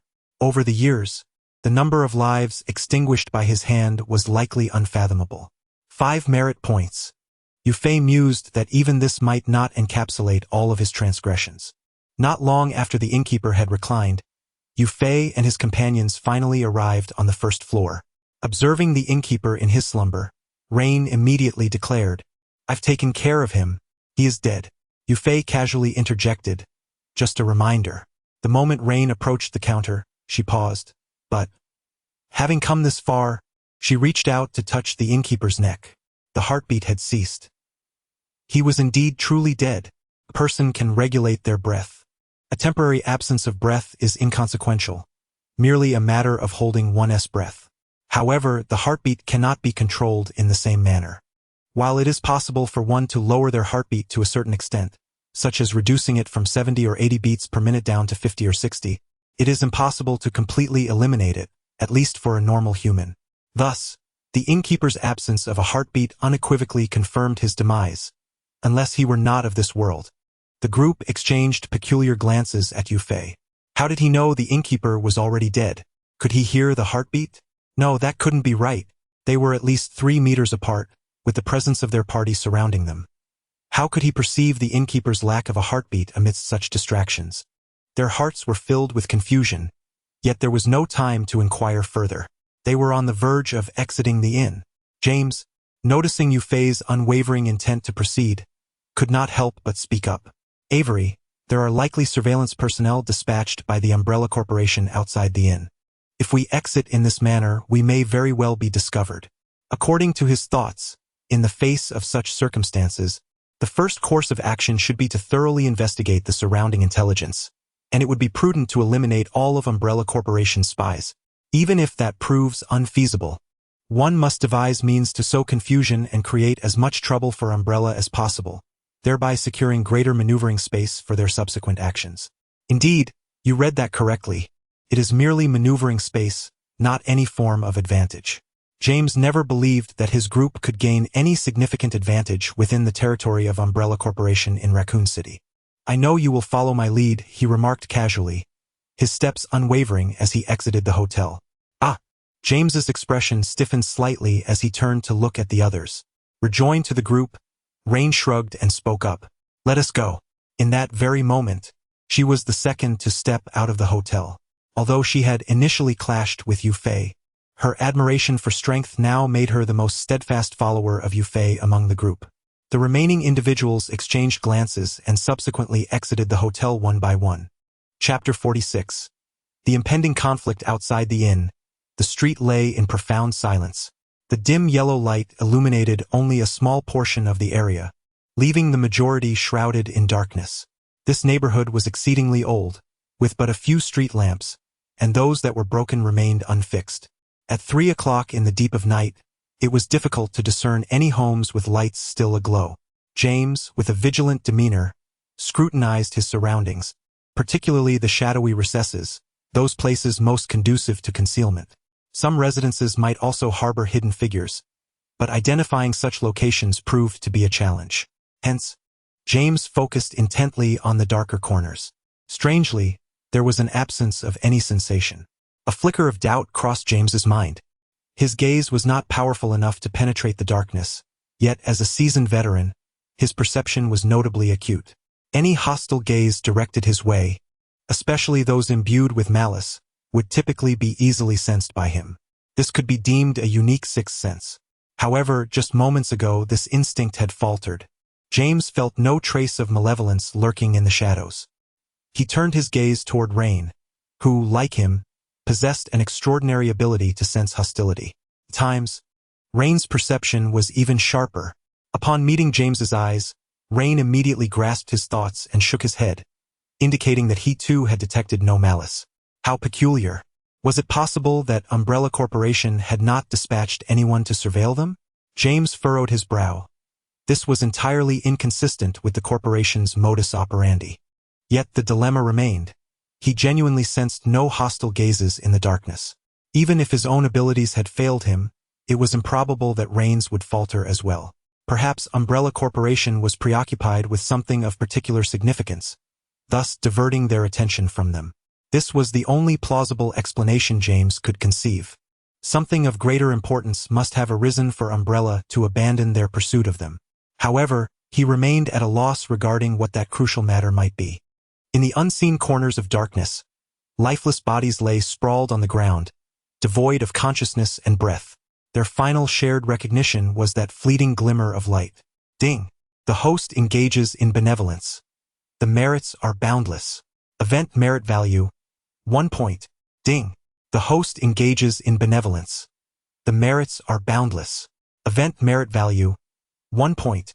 Event merit value, 16 points. In a brief span, Yufei had utilized his mental prowess to eliminate the 8 scouts surrounding him. Coupled with the 3 inside the inn, the total number of individuals monitoring them had risen to 11. The significance that the Umbrella Corporation places on this matter is evident. What shall we do now? Should we seek another hiding place?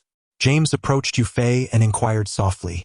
Although he was unaware of the circumstances surrounding the Umbrella Corporation, he recognized that this predicament was indeed advantageous for them. Their next step was merely to locate a concealed spot. The beleaguered Umbrella Corporation likely lacked the resources to pursue them further. If they could survive the critical initial 3 days, all would be well. As James posed his question, he was already contemplating potential safe havens in his mind. Yufei remained silent, his eyes closed, his thoughts unconsciously drifting several kilometers away. This was an abandoned industrial area. Initially, it belonged to the Umbrella Corporation, but due to subsequent events, it was left desolate. Despite its abandonment, as it was still considered part of the Umbrella Corporation's holdings, few dared to intrude upon it. However, today was different. Gang members arrived in droves, some of whom were sworn enemies, fiercely competing for territory, almost to the point of violence. Typically, a mere exchange of words would escalate to conflict. Yet now they all began to coexist peacefully.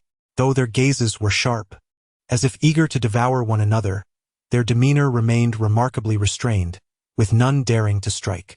Even the leaders of the factions exchanged forced smiles, despite the insincerity of their expressions. The appearance of this scene was indeed perplexing. Had these individuals lost their minds? Had they completely forgotten the blood feuds of the past? Such a transformation was, of course, implausible. The sole reason for this shift lay with the Umbrella Corporation. At the forefront of all the gangs, a team of 5 members from an assault squad stared impassively at the gathering. Despite their small number, the aura they exuded overshadowed that of thousands of gang members. These typically brutal gang members appeared unervingly docile in the presence of the assault squad, devoid of any arrogance. While they could easily overpower the 5 individuals, the umbrella insignia emblazoned on their uniforms loomed over them like an insurmountable mountain. In the city of Raccoon, no one comprehended the extent of the Umbrella Corporation's long-standing influence. Merely the sight of an umbrella symbol compelled thousands of ruthless gangsters to comply. One member of the assault squad stepped forward. The previously raucous atmosphere quickly fell into an eerie silence. Canty felt a sense of satisfaction at first, but upon noticing the lax postures of the gang members, he could not help but furrow his brow. The quality of these individuals is utterly deplorable. If given the choice, he would sincerely prefer not to engage with this group. Alas, they are left with no alternatives. Canty directed his gaze towards the several dozen gang leaders at the forefront and spoke in a low, solemn voice. Are all your men assembled? Indeed. They are all present. Essentially, we are fully gathered. The gang leaders clamored to respond, as if a delayed answer might incur dire consequences. Canty furrowed his brow once more but soon adapted to the situation. Now that everyone was accounted for, he exchanged a meaningful glance with a member of his team, who promptly opened the rear doors of the large truck. Hiss! The moment the contents within the vehicle were revealed, the 1,000 gang members present could not help but collectively gasp in astonishment. Chapter 47. The Umbrella Corporation. No one can seize control of the network from us. Guns. A truck brimming with firearms. The gang leaders gazed at the multitude of pristine weapons, swallowing hard. They had never encountered such an arsenal before. Canty surveyed the surroundings and suddenly proclaimed, "These guns are all yours." The air erupted with ecstatic screams and cheers. "Long live the Umbrella Corporation," chanted thousands of gang members. A smile graced Canty's lips. Resolving James's dilemma with over 1,000 firearms was undeniably a lucrative venture for the Umbrella Corporation. Lost in his elation, Canty remained oblivious to the wireless monitor on his shoulder, which had quietly shifted its master. Outside the hotel, Yufei opened his eyes once more. "Let us head back to the car." Huh? James looked momentarily perplexed. Back to the car? Their vehicle was borrowed from the Umbrella Corporation, and to avoid detection, it had been concealed in a remote location along with their discarded combat gear and inconvenient explosives. Indeed, before we depart, we must retrieve some items. In the Umbrella Corporation headquarters at 3 in the morning, the building was still aglow with lights, bustling with numerous employees of the corporation. Even Kane, the acting supervisor, showed no signs of wanting to rest. Dressed in a tailored black suit, he stood tall, continuously coordinating information with inquiries. "What's the status on James? Any movement?" "Not yet. They remain at the hotel and likely have no inkling that they have been discovered." "Are you certain there's been no activity?" Kane inquired again, his expression grave. The shadow cast by James loomed large, necessitating caution. "Absolutely. We have deployed 11 scouts to monitor the area, surrounding the hotel completely. No matter which direction James and his crew take, we will receive immediate intelligence. Moreover, I have instructed them to report their status and any observed movements every 10 minutes. Just now, we received real-time updates indicating safe and no unusual activity. In addition, we have temporarily installed remote surveillance cameras around the hotel. The footage transmitted from the monitors has shown no anomalies thus far. With a comprehensive surveillance system, 10-minute reporting intervals, and remote electronic monitoring, our intelligence network had undoubtedly reached the highest standards. Yet, Kane remained somewhat dissatisfied, frowning as he pondered, "What if these scouts are eliminated? Then, they confiscated their phones to send you messages?" Remote electronic monitoring devices are not absolutely secure. They can be controlled via the internet. I recall Kaplan from James's squad is quite adept with computers. Indeed, the likelihood of an operative being eliminated is plausible, but Kaplan, supervisor, I do not underestimate him. His computer skills are commendable, otherwise, he would not have been recruited into the assault team as a specialized talent for our Umbrella Corporation. However, within our company, there are numerous individuals whose computer expertise rivals his. Not to mention, even a world-class hacker would find it nearly impossible to seize control of our remote electronic monitoring devices. Evading our detection is utterly inconceivable. To date, we have uncovered no evidence of any intrusions into our Umbrella Corporation. The creation of artificial intelligences like Red Queen and White Queen undoubtedly attests to our corporation's prowess in computing and networking. Even though this is merely the Raccoon City branch, its network department's overall capability is on par with world-class hackers. Coupled with our home field advantage, it is indeed no exaggeration to assert that even elite hackers would struggle to wrest control from them. As for a more audacious move, seizing control without their awareness, that would only be feasible if the entire network department collectively betrayed us. Otherwise, such a scenario is absolutely implausible. The man reporting was exceedingly confident, and he did not believe such an occurrence would transpire. Kane felt similarly. The management capabilities of Umbrella Corporation are remarkably robust. Excellent. Continue monitoring James's side. and report any developments to me immediately. Kane, unusually encouraging, then turned his attention to the head of the security department. How is Kant's side progressing? They have commenced the distribution of firearms and anticipate completion in approximately 10 minutes, at which point they will be ready to act. Splendid. Kane's eyes lit up. Instruct Kant's team to initiate remote video streaming during the operation. I wish to witness firsthand how they meet their demise. In an abandoned factory, in the largest open area at the center, thousands of gang members were fervently receiving firearms and ammunition, each face alight with exhilaration. Within the territory of Umbrella Corporation, these gangsters are destined for minor skirmishes. They cannot wield weapons like those in Gotham City or Hell's Kitchen, where every individual is armed. Among these thousands, only about 100 are typically permitted to carry firearms. The remaining 80 to 90% do not qualify for armament. Yet, under the direct allocation from Umbrella Corporation, they now have the privilege to be armed. How could they not be thrilled? Members of the assault team, including Kant, regarded these seemingly inexperienced gangsters with disdain, thinking, it's merely an ordinary gun. Is it worth such excitement? Although they felt contempt, they had no choice but to dutifully distribute the firearms as per orders.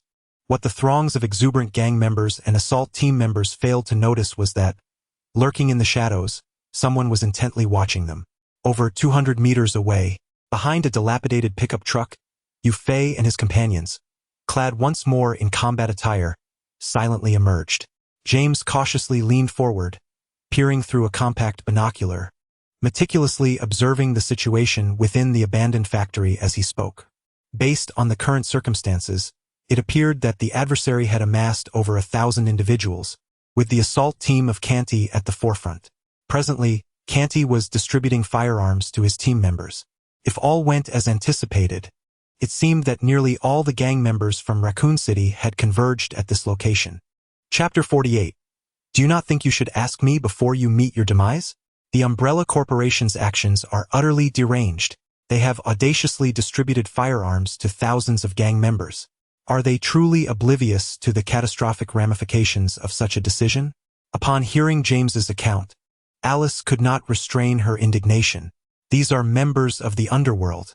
Even without firearms, they have the audacity to perpetrate evil. Now that each of them possesses a weapon, what unimaginable atrocities might they commit?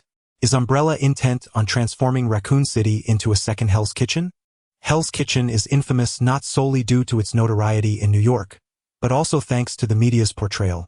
This criminal haven is known throughout the United States and even the world. Given that Umbrella has already unleashed the T-virus, poised to obliterate humanity, what else might they dare to do? Reinhardt patted Alice on the shoulder, adopting a teasing tone. Look on the bright side. Raccoon City hasn't become the next Hell's Kitchen yet, but it might very well become a city of the undead. Alice opened her mouth, momentarily at a loss for words. Given her understanding of the Umbrella Corporation, it was entirely plausible that they might actually entertain such a notion. Distributing firearms to thousands of gang members is indeed an exceedingly reckless act, one that could even undermine Umbrella's dominion over Raccoon City. Armed with lethal weapons, their murderous intent would surely rise. Previously, Umbrella maintained a formidable grip over both the criminal and lawful realms of Raccoon City, not only due to their wealth, but also because of their extraordinarily powerful private military force. With 20 assault teams equivalent to special operations units and at least 4 armed helicopters, they could effortlessly suppress both sides of the law. However, now that Umbrella has lost 3/4 of its assault teams, and all 4 helicopters have been destroyed by Yufei, their strength has been severely diminished.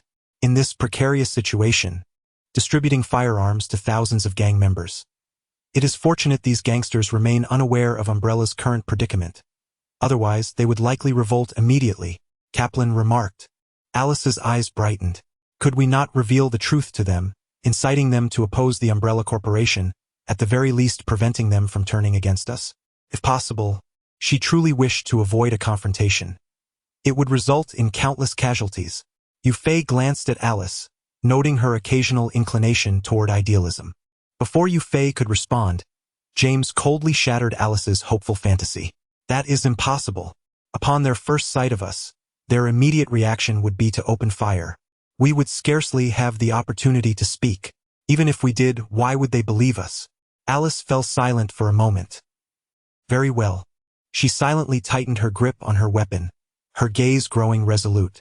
While she acknowledged her somewhat idealistic tendencies, she was not naive. Once the lines of enmity were drawn, she would not hesitate to act decisively. In the original narrative, Spencer, who bore the title of her husband, ultimately met his demise at her hands. James cast a glance at Alice before turning his attention to Yufei. Avery, based on my observations, we are positioned approximately 230 meters from them. If you intend to confront them in the same manner, it may not yield favorable results. As he spoke, his gaze flickered to the nearby timed explosive, recalling past experiences, and he steeled himself. Very well. I shall step forward to divert their attention, luring them closer, and then you can take action. In his mind, Yufei's throwing capabilities were formidable, yet the distance of over 200 meters evidently exceeded his range. To achieve a similar outcome, it necessitated someone to serve as bait to draw them in. Yufei regarded James with a hint of surprise. Those 1,000 gang members are all armed. In such circumstances, acting as bait is akin to courting death. Before he could voice his thoughts, others eagerly interjected. Captain, let me go. Captain, I should take the lead.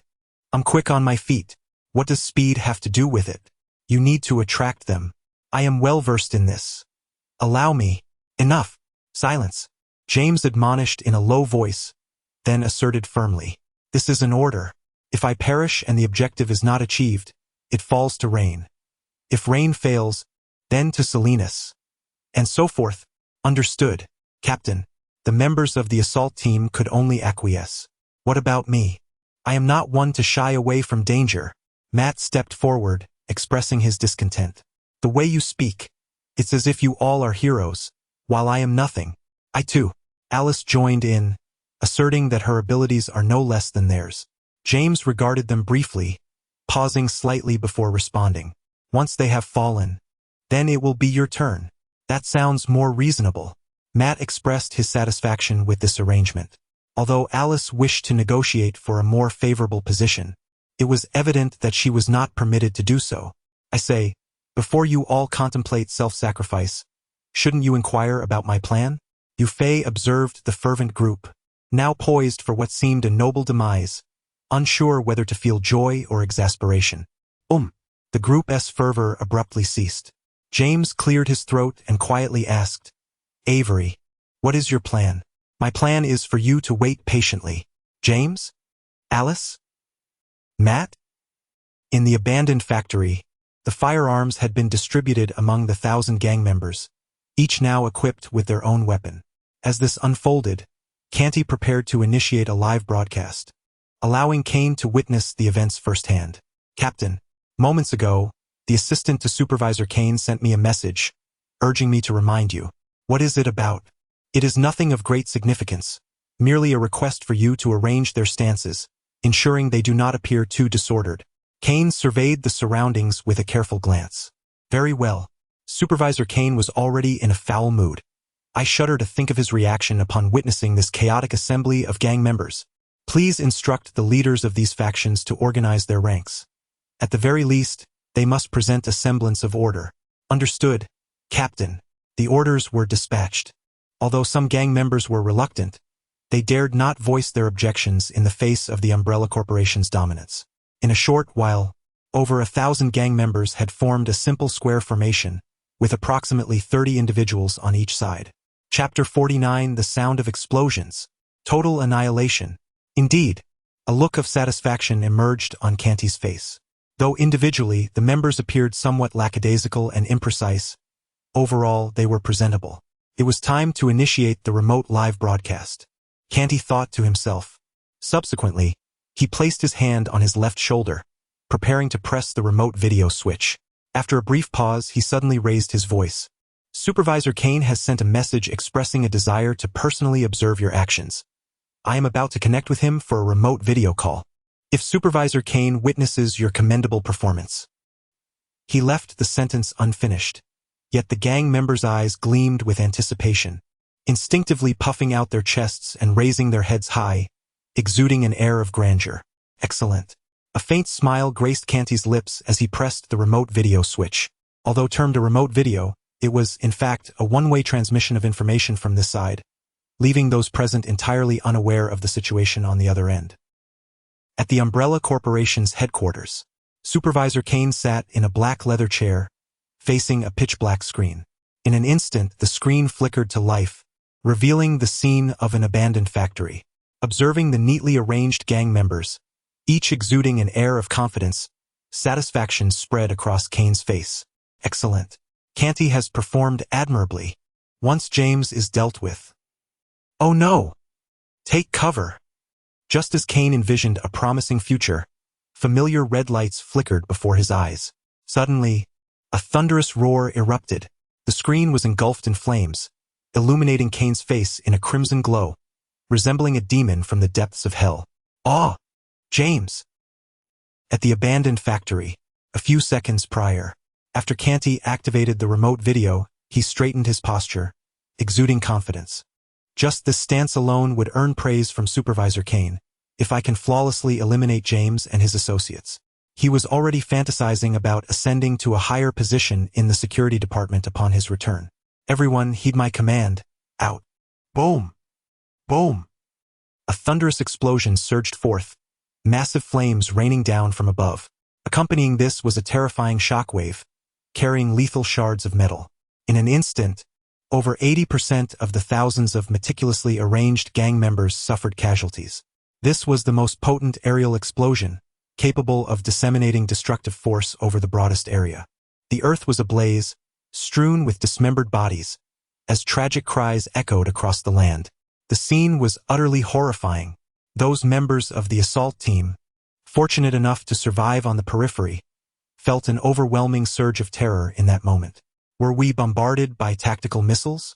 My ears rang, blood streamed from my nose, and my body bore the marks of iron shards. Given their current state, it is not unreasonable to assert that they were indeed struck by tactical missiles. However, the truth is that they merely suffered an attack from 8-timed explosives. A mere 200 meters away, behind an abandoned truck. If we were to rewind time by a few seconds, as thousands of gang members adjusted their positions and Cantor activated the remote video, Yufei finally opened his eyes. It's ready. Alice and the others exchanged puzzled glances. What do you mean it's ready all of a sudden? After Yufei instructed them to wait, they had been left in suspense. They were eager to inquire further, yet Yufei only insisted that they would soon understand. Then, they witnessed thousands of gang members suddenly shifting positions, leading them to suspect that their presence had been discovered, deliberating whether to flee. Ultimately, they realized that the gang members were merely standing at attention. As Alice, James, and the others pondered this, Yufei unexpectedly announced that it was ready. What was happening? Without uttering a word, Yufei concentrated, and to the astonishment of all present, the 8-timed explosives soared into the air. In an incredibly brief span, they traversed over 200 meters to hover above the heads of the gang members. The arrangement of these explosives was remarkably systematic, meticulously considering their destructive power and the number of adversaries present. They formed 2 concentric circular encirclements. Then, with a thunderous roar, the explosives detonated almost simultaneously. The aftermath was catastrophic, resulting in over 80% casualties. Even the few fortunate souls positioned at the periphery of the explosion were not spared from the considerable shockwave. This group, previously brimming with bravado and poised for confrontation, was annihilated in an instant. What did you just do? James stammered, his usual composure shattered. The magnitude of Yufei's maneuver had left him utterly astounded. To eradicate over 1,000 individuals in a single strike. Even in warfare, achieving such a feat would typically require multiple bombers executing consecutive strikes. Indeed, due to the immense lethality of modern weaponry, contemporary warfare has increasingly shifted towards small-scale, segmented operations. Essentially, it emphasizes small teams as the main combat forces, avoiding large congregations to evade annihilation by enemy missiles. In this context, swiftly eliminating 1,000 foes would be a daunting task, even for dozens of bombers. Yet, Yufei, with only 8-timed explosives at his disposal, accomplished an extraordinary feat, wiping out over 1,000 adversaries in a single miraculous blow. if one were to also consider the time and equipment involved. In mere seconds, thousands of individuals were vanquished, including formidable armed warriors. This can scarcely be described as a miracle. It is nothing short of mythological. Only in the realm of legendary tales might such an occurrence be conceivable. Yet, even within those ancient myths, there seems to be no precedent for such absurdity. At that moment, James truly struggled to recall any hero from classical mythology capable of dispatching 1,000 armored warriors in the blink of an eye. It was not just James. At this very moment, Alice, Matt, Rain, Kaplan, Salinas, and all those present were gazing at Yufei with expressions of utter astonishment. They were entirely unable to fathom how Yufei accomplished such an extraordinary feat. Chapter 50. Cleansing the battlefield. Avery. In truth, you are not an Interpol agent, are you? Kaplan suddenly declared with a serious expression. Yufei turned to Kaplan in surprise. Has my identity been uncovered? The revelation of his identity was not particularly alarming. He had long been prepared for such an eventuality. However, what astonished him was the fact that it was not Alice or James who first discerned his true nature, but rather Kaplan. Before he could ponder further, Kaplan continued, "You are, in fact, the legendary son here to save the world, correct?" Yufei thought to himself, what nonsense is this son business? Is it based on Hong Xiuquan? The key point was that James and Alice seemed to implicitly believe it. No. Do you truly believe that God is of Asian descent? Yufei wanted to voice his thoughts but found himself at a loss for words, ultimately settling on, "All right. Our task is not yet complete. Let us address that first." As he spoke, Yufei exited the abandoned truck and made his way toward the derelict factory. The others exchanged glances and hurriedly followed suit. The recent cataclysmic explosion, while having claimed many lives, had still left at least 100 more unscathed. If they were to encounter these individuals now, it would pose a considerable risk. However, with Yufei present, this concern was somewhat alleviated. Suddenly, shards of metal began to levitate from the ground. In the next instant, these bloodied and fiery fragments vanished. Then, with a swift motion, a survivor's throat was instantly slit. He attempted to clutch his neck but grew increasingly weak, ultimately allowing his hands to fall limply to his sides. Ding! The host is benevolent to others, accumulating immeasurable merit. Event merit value, 1 point. Then came the second survivor, the third survivor. Ding! The host is benevolent to others, accumulating immeasurable merit. Event merit value, 1 point. Ding! The host is benevolent to others, accumulating immeasurable merit.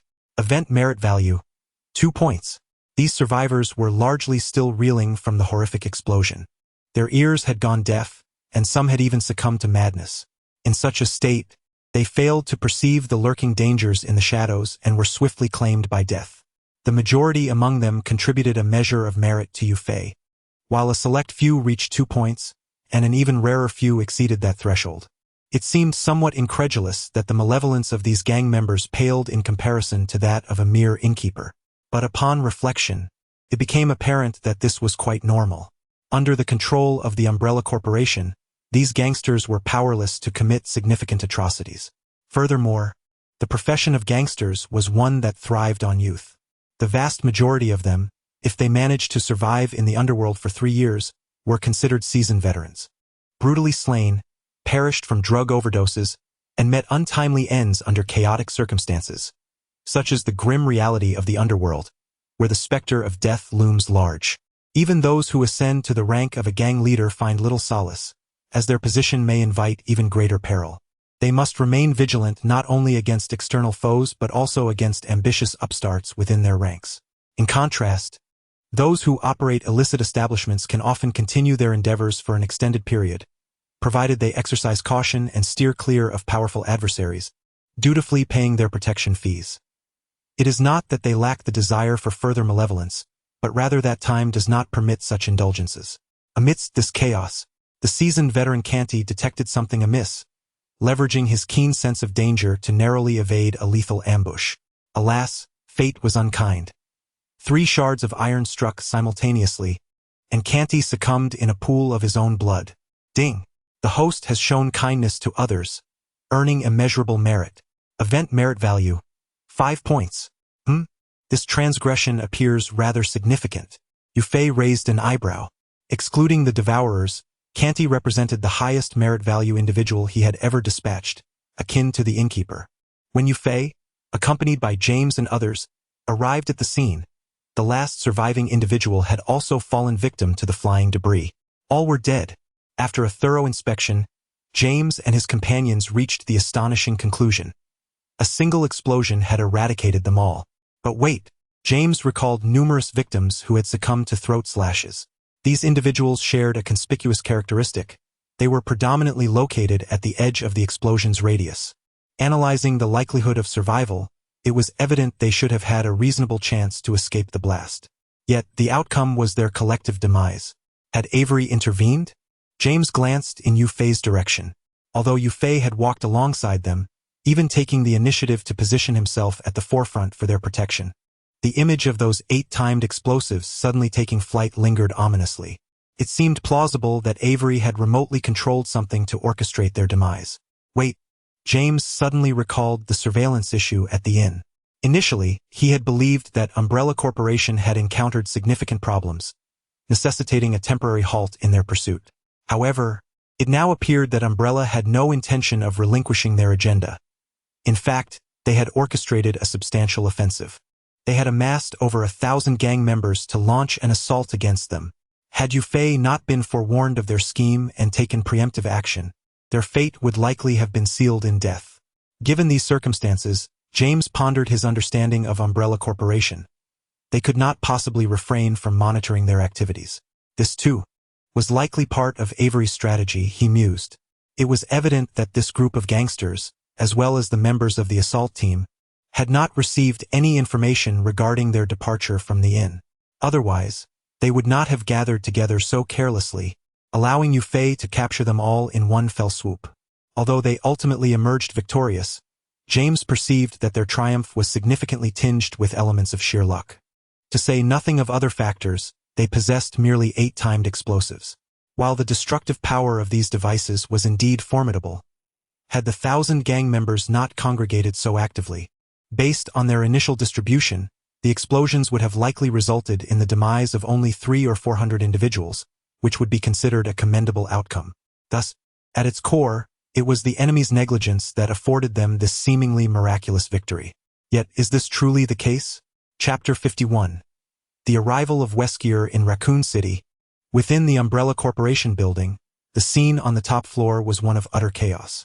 Papers, stationery, and even computers lay scattered across the ground, shattered and in disarray. Supervisor Kane slumped in his leather chair, disheveled and with several buttons torn from his attire. His vacant gaze was fixed upon the ceiling, as if he had entirely relinquished the will to exist.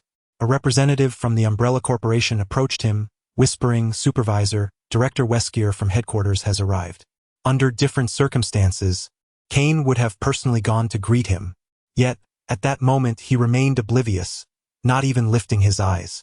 It was not that he had become so arrogant as to disregard a visitor from headquarters. Rather, he understood that his fate was sealed. What significance did further actions hold? Kane continued to stare blankly at the ceiling. Tap, tap, tap. Top, top, top. A series of methodical footsteps echoed, crisp yet imbued with an intangible weight that seemed to intensify the psychological burden in the room.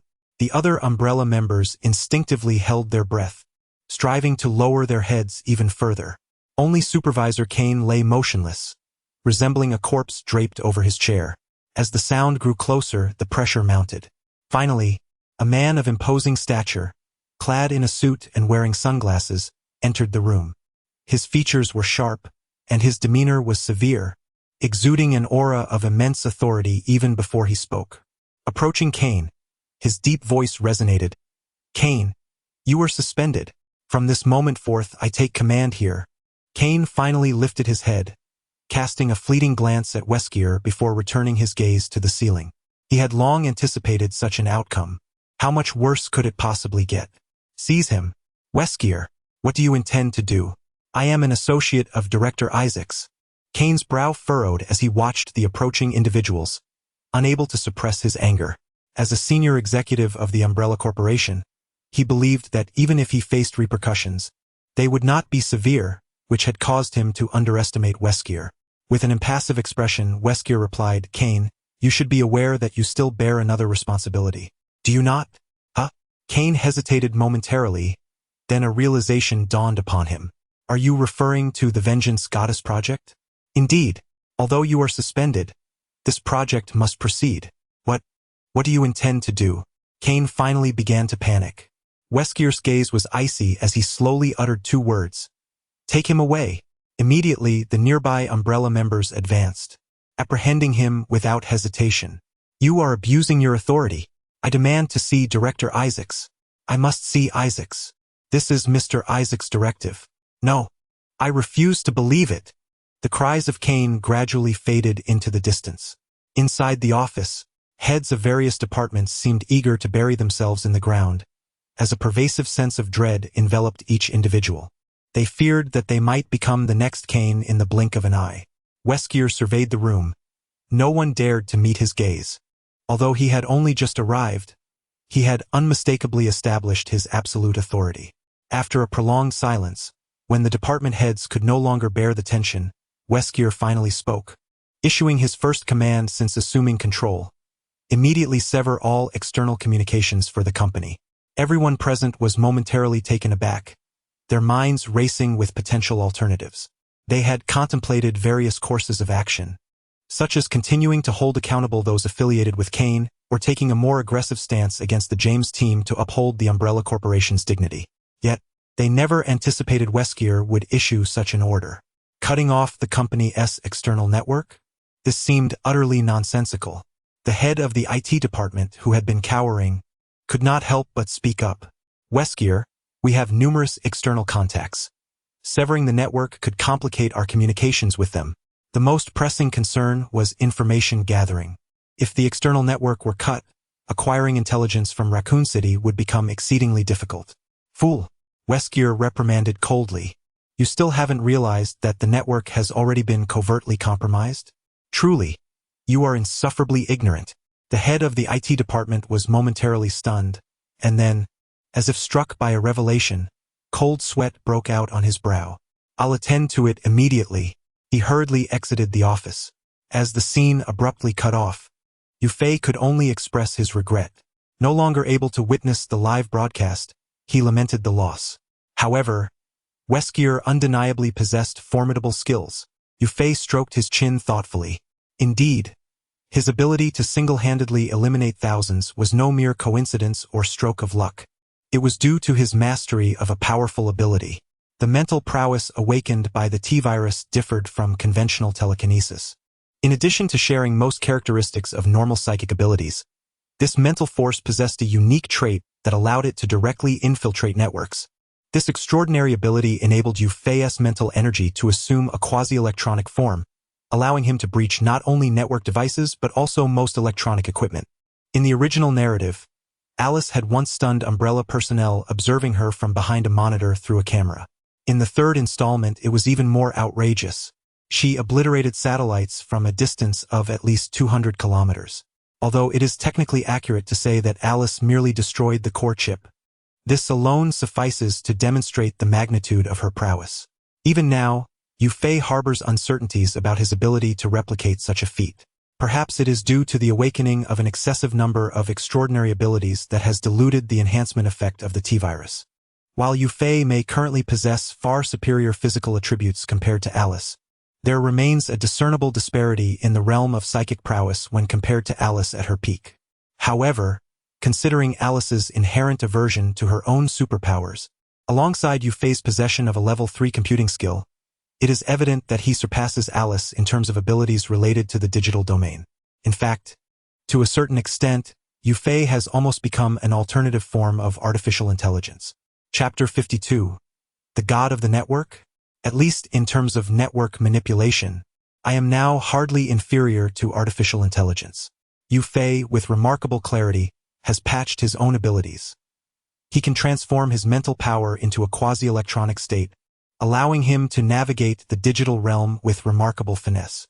For instance, firewalls under his quasi-electronic condition manifest as a form of gate. Hackers seeking to breach this gate must first locate its lock, which we commonly refer to as finding a vulnerability.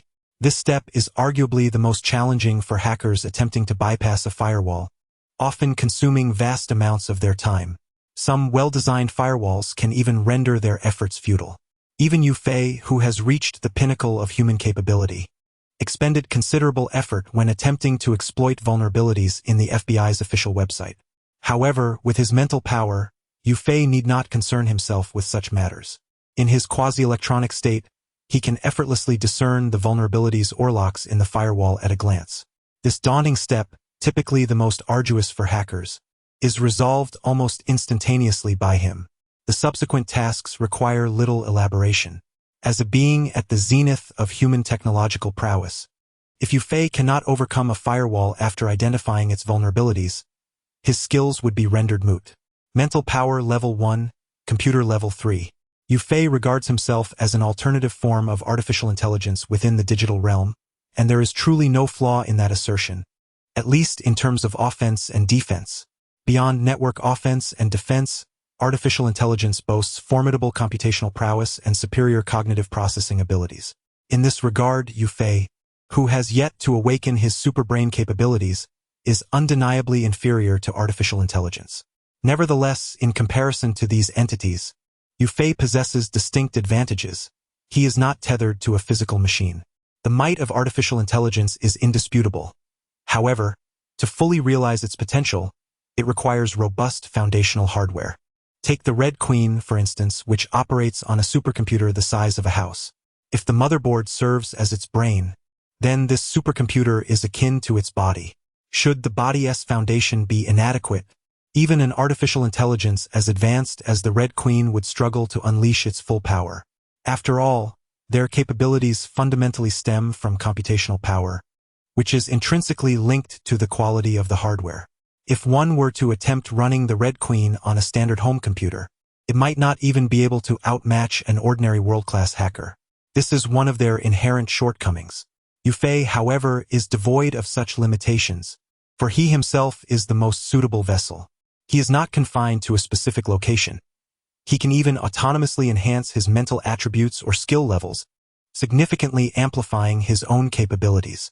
If, in the future, Yufei were to elevate his mental power to its utmost potential, and his mental strength were to keep pace, it would not be beyond the realm of possibility for him to become a true deity of the network.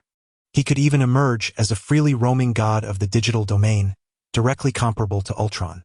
Indeed, even the true gods of the internet are not omnipotent. In the face of actions like Weskier's, which sever the connection entirely, Yufei found himself at a loss.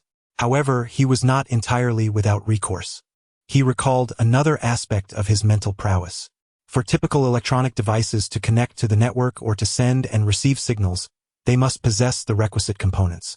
For instance, the mobile phones we are familiar with are equipped with baseband chips, radio frequency chips, Wi-Fi chips, and Bluetooth chips, among other essential components. These elements enable the phone to facilitate various types of wireless connectivity, including cellular data connections, Wi-Fi hotspot access, and Bluetooth device pairing. While Yufei lacked such components, he was nonetheless capable of sending and receiving various signals. Prior to this, he had controlled the phones of the probes to transmit a safe message to the Umbrella Corporation. This very message led Kane to misjudge the situation, believing they were still at the hotel, which significantly lowered his guard and ultimately resulted in the annihilation of thousands. What James perceived as mere luck or the enemy's carelessness was, in fact, the culmination of Yufei's meticulous strategy. To be fair, although Kane faced repeated defeats in his confrontations with Yufei, he never acted with negligence. Every move he made was the result of careful consideration. The assembly of over 1,000 gang members alone would be sufficient for most, considering they were merely up against an 8-person team. With such numerical superiority, one might assume they could easily overwhelm their opponents. Yet Kane felt it was insufficient. He directly brought in a truckload of weaponry. Additionally, the intelligence team had prepared over a dozen probes, along with remote surveillance equipment and the backing of the network department, among other measures. Still, Kane did not feel secure enough. After thorough inquiries, he instructed his subordinates to exercise even greater caution. To label his actions as careless or underestimating the enemy would be a gross misrepresentation of reality. Kane's defeat had nothing to do with his abilities or attitude. It was solely a result of Yu Fei's extraordinary capabilities. Faced with an adversary who could monitor his every move and even issue commands in his stead, how could one possibly contend? It was an unwinnable battle. Thus, upon Weskir's arrival, his first order of business was to sever Yu Fei's connection. Regardless of his subsequent strategies against Yu Fei and his companions, this was his foremost priority. In this regard, even Yu Fei found himself at an impasse. The previous vulnerabilities had been glaringly evident. All the probes reported safe, and there were no alerts from the remote monitoring or network departments. Soon after, the intelligence erroneously indicated that Yu Fei and the others were still at the hotel, only for them to swiftly relocate to an abandoned factory and eliminate the 1,000 gang members in one fell swoop. Unless Weskir were a fool, he could not possibly overlook the issues at play. As it turned out, Weskir was no fool. In a remarkably brief span of time, he discerned the issues plaguing the network and resolutely made the decision to sever the connection, despite the substantial repercussions this would entail for their own interests. Once the cable was unplugged, they lost their most effective means of communication with the outside world. The Umbrella Corporation in Raccoon City was not merely rendered blind. It was scarcely better off than that. While this had a significant impact on Yu Fei, it was not without avenues for resolution. The true impediment lay in Weskir's act of severing the cable, rather than the consequences that ensued thereafter. With the intensity of my current electronic state, as long as I can approach within 500 meters of the Umbrella Corporation's edifice, even if he has disconnected the cable, I can forcibly commandeer its internal network. Chapter 53. Counting Harvests, Tremendous Gains. What does it mean to be a deity of the network that walks freely? The other artificial intelligences find themselves powerless against the regional network primarily because they have severed the electronic conduits. With the pathways obliterated, how does one venture forth? Yu Fei, however, bypasses this obstacle by leaping across. As long as he remains within a radius of 500 meters, he can forcibly transcend the broken routes and reach the other side. This is something that fixed artificial intelligences cannot achieve. A boundless deity of the network is the true essence of a network god. Avery, what shall we do next? Shall we simply seize the Umbrella Corporation's headquarters in Raccoon City? Abandoned factory. On the blood-soaked battlefield, James and the others gazed at Yu Fei with a mix of reverence and awe. To witness such a legendary battle firsthand, observing Yu Fei single-handedly annihilate 1,000 foes while displaying his extraordinary powers, how could they not be filled with awe? Yet, alongside that reverence, there was a burgeoning fervor in their hearts. No, to be more precise, it was a fervent zeal. Did Kaplan not just propose the assault on the Umbrella headquarters? Mere hours ago, Kaplan was a staunch supporter of the peace faction. Now, without hesitation, he dares to speak of conquering the Umbrella headquarters. What else could this be but fanaticism? The others, upon hearing this, were not merely shocked. Their eyes glowed with fervent anticipation as they turned towards Yu Fei. Matt, in particular, spoke up immediately. Avery, if we can seize the Umbrella headquarters, I will do anything you command. His gaze was filled with hatred, remembering his sister who had perished at the hands of the Umbrella Corporation. Seizing the Umbrella headquarters, indeed? Yu Fei pondered thoughtfully. This notion does not seem impossible. Currently, Weskir has descended upon Raccoon City, immediately throwing Cain into the Goddess of Vengeance program, seemingly intent on transforming him into a new vengeance deity. Although Yu Fei felt his current strength surpassed that of the Goddess of Vengeance, should they succeed, it would undoubtedly pose a troublesome scenario. However, it is not yet time to strike. After deep contemplation, Yu Fei ultimately declined this enticing proposal. Despite Raccoon City appearing entirely cut off from the outside world, the Umbrella Corporation remains an exception. They still retain the ability to communicate externally. The bridge is under their surveillance, patrolled by Umbrella personnel. Moreover, through infiltrating Umbrella's information, Yu Fei discovered that outside Raccoon City, there exists a contingent of Umbrella operatives stationed there. They act as a relay point, ready to convey information from within Raccoon City at any moment. Once we seize the Umbrella headquarters will be alerted that Raccoon City is in complete chaos. What actions they might take then is uncertain. We must wait. The optimal moment to assault the Umbrella headquarters will be once Tony Stark has developed a genuine antidote. Matt furrowed his brow, somewhat dissatisfied with the outcome, Yet he was not entirely oblivious to the bigger picture. What if the deranged Umbrella Corporation recklessly unleashed the T-virus upon the world?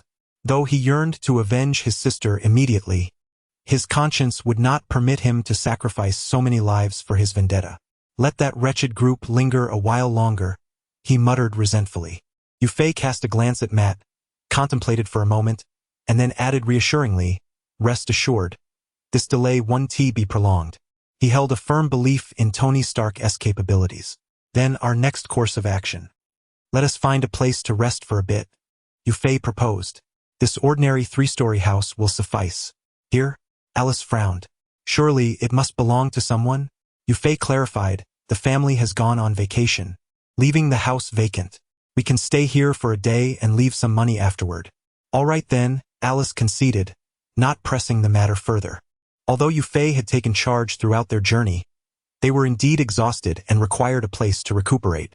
They could hardly consider hotels. Even if they were less concerned about Umbrella's watchful eye, they preferred not to expose their whereabouts entirely. A deserted house was undoubtedly the most suitable refuge for them. With a snap of his fingers, Yufei effortlessly opened the door. "Let us proceed," Alice remarked. "Your abilities are rather convenient." "It's manageable," Yufei replied nonchalantly. "Feel free to find a spot to rest, but do be mindful not to make a mess of the place." Although they were technically trespassing, it was a necessity. Making a complete shambles of someone's home would be excessive. The group nodded and dispersed to find their respective places to rest. Only Yufei remained in the living room. "Aren't you going to rest?" Alice inquired, somewhat surprised. "I can rest here. You needn't worry about me," Yufei said, patting the sofa beneath him. "Very well," Alice replied, stifling a yawn as she ascended the stairs to the second floor. The living room soon descended into silence. "System," Yufei silently invoked. A translucent, pale blue panel materialized before his eyes. "Host, Yufei Physique, 2, 5 Spirit 2. 4 Extraordinary Skills. Telekinesis LV1, 010. Super Strength LV1, 010. Super Defense LV1, 010. Super Regeneration LV1, 010. Super Speed LV1, 010, Skills. Martial Arts LV3, Max. Marksmanship LV3, Max. Computer Proficiency LV3, Max. Throwing LV2, 0-100, Merit Points. 4 strands 85 points event merit points. 1232 points. It is abundantly clear that Yufei's system panel has undergone a remarkable transformation compared to before.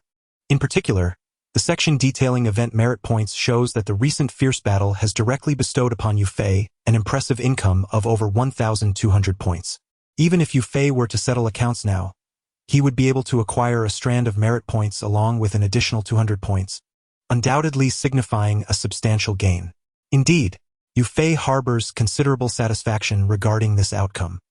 His prior investment of time and effort in orchestrating the situation has proven to be well worth it, as the earnings from the event merit points are unquestionably justified.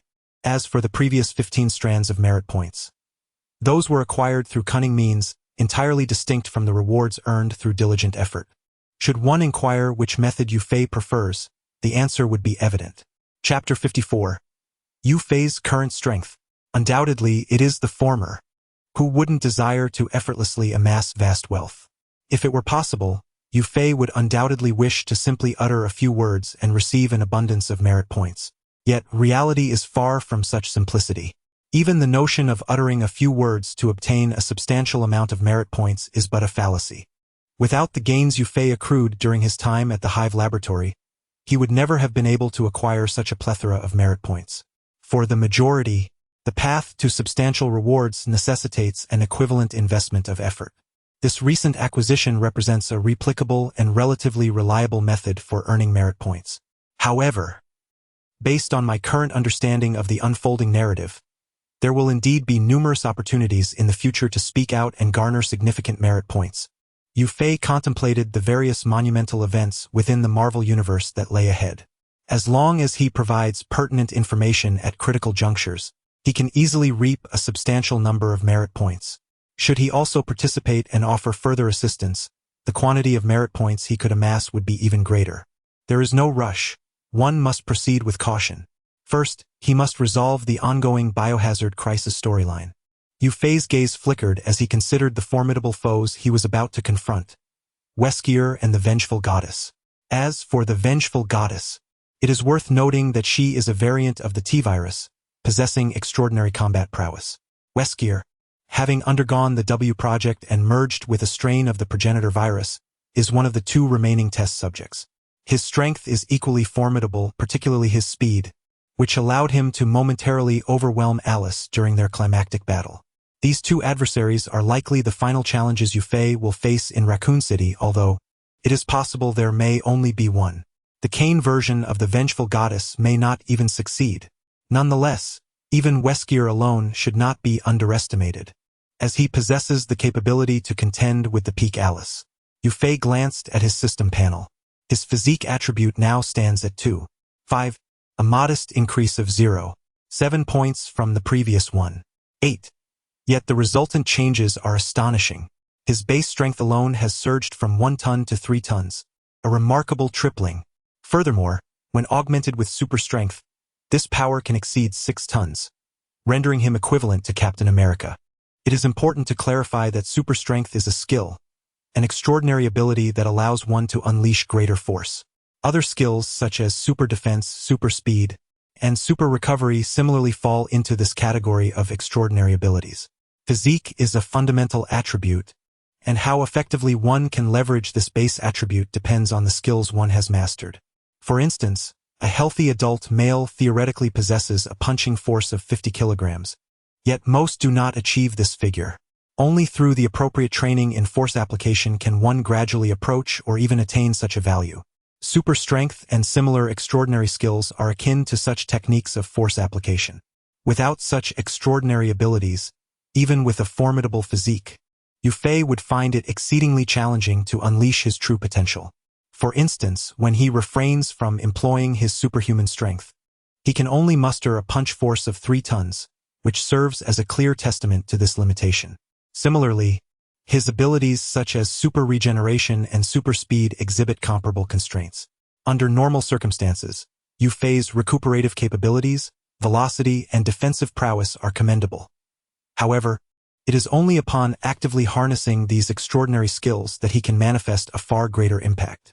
According to Marvel's official canon, a character's abilities can be broadly categorized into 7 tiers. The first tier is deemed relatively weak, akin to individuals who would be considered feeble among ordinary humans. The second tier represents the normal range, signifying a healthy, average adult. The third tier is characterized as above average. For instance, in terms of strength, this would entail the ability to exert force equivalent to twice one's body weight. The fourth tier transcends the realm of normalcy. Again, using strength as a benchmark, this category encompasses individuals who can exert between 800 points and 25 tons. The fifth tier ranges from 25 tons to 75 tons, while the sixth tier spans 75 tons to 100 tons.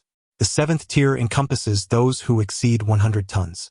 Currently, Yu Fei finds himself nearly fully situated within this highest echelons, with a physique attribute of 2.5, allowing his strength, speed, regeneration, and defensive capabilities to approach the standard. Notably, the well-known Captain America, according to official data, primarily falls within the third tier, with his speed even classified as second tier. However, his combat skills reach an impressive sixth tier, nearing the pinnacle of the seventh tier.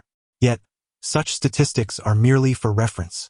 Considering Captain America's prowess during World War II, one might argue that the captain who awakened after 70 years of cryogenic sleep undoubtedly possesses capabilities that rival, if not surpass, those of Yu Fei.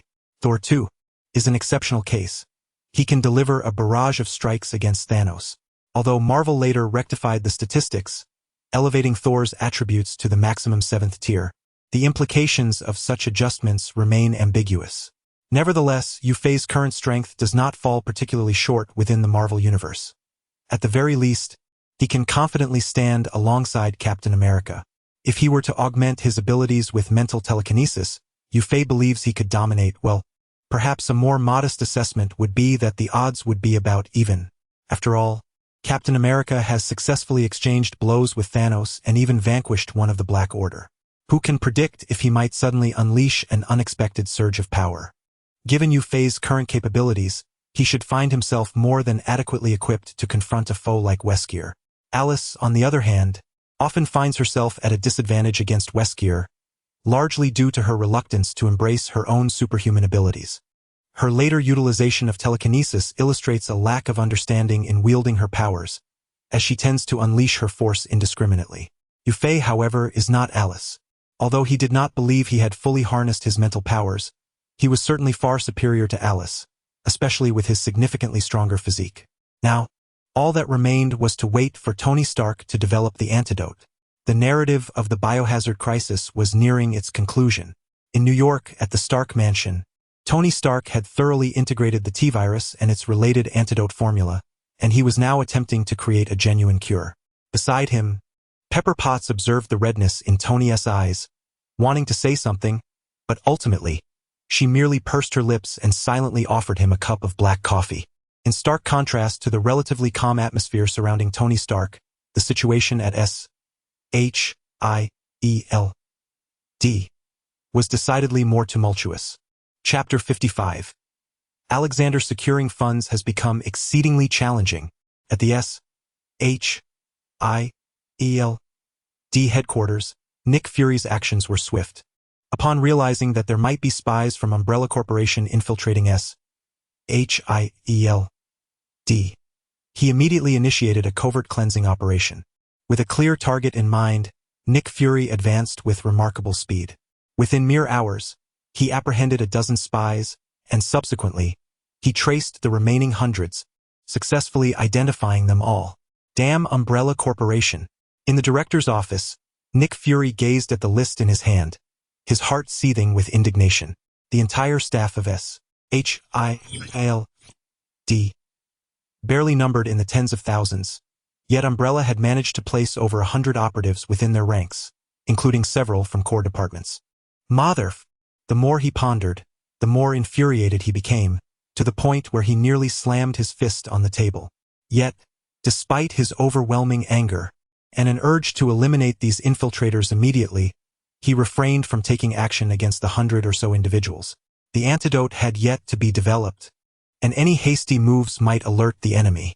Even the dozen he had detained were ostensibly summoned for a secret mission, thus temporarily cut off from external communication, a fairly standard procedure within SHIELD.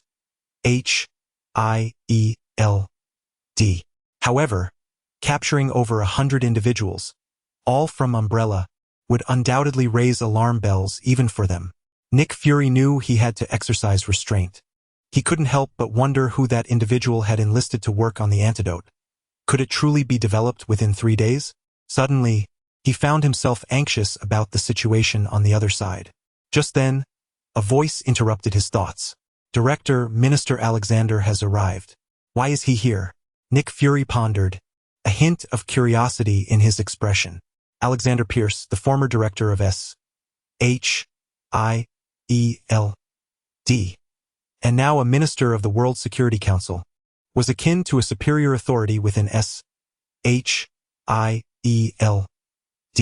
responsible for liaising with the 5 major powers. It was Alexander who had championed Nick Fury's rise to prominence, and over the years, he had been a steadfast supporter of his work, making him one of Fury's most trusted confidants. With his black-rimmed glasses, golden curly hair, and a beaming smile, Alexander Pierce entered the room. Nick, I've come to see you. Surely you won't turn me away? Of course not. You are always welcome here, regardless of when you visit. Nick Fury replied with a smile, gesturing for him to take a seat. It has been a while since your last visit. It's just that there have been so many matters to attend to. Alexander sat down and began to vent his frustrations. You wouldn't believe how different things are now. Securing funding has become increasingly arduous. For SHIELD to continue its development, it is utterly reliant on substantial financial resources. You have no idea the lengths I went to recently just to secure a significant sum from Umbrella Corporation. Umbrella? Upon hearing that name, Nick Fury immediately grasped the reason for Alexander's visit. Although his actions within SHIELD were shrouded in secrecy, they could hardly escape the notice of Alexander. Even though Alexander was no longer the director of S.H.I.E.L.D.,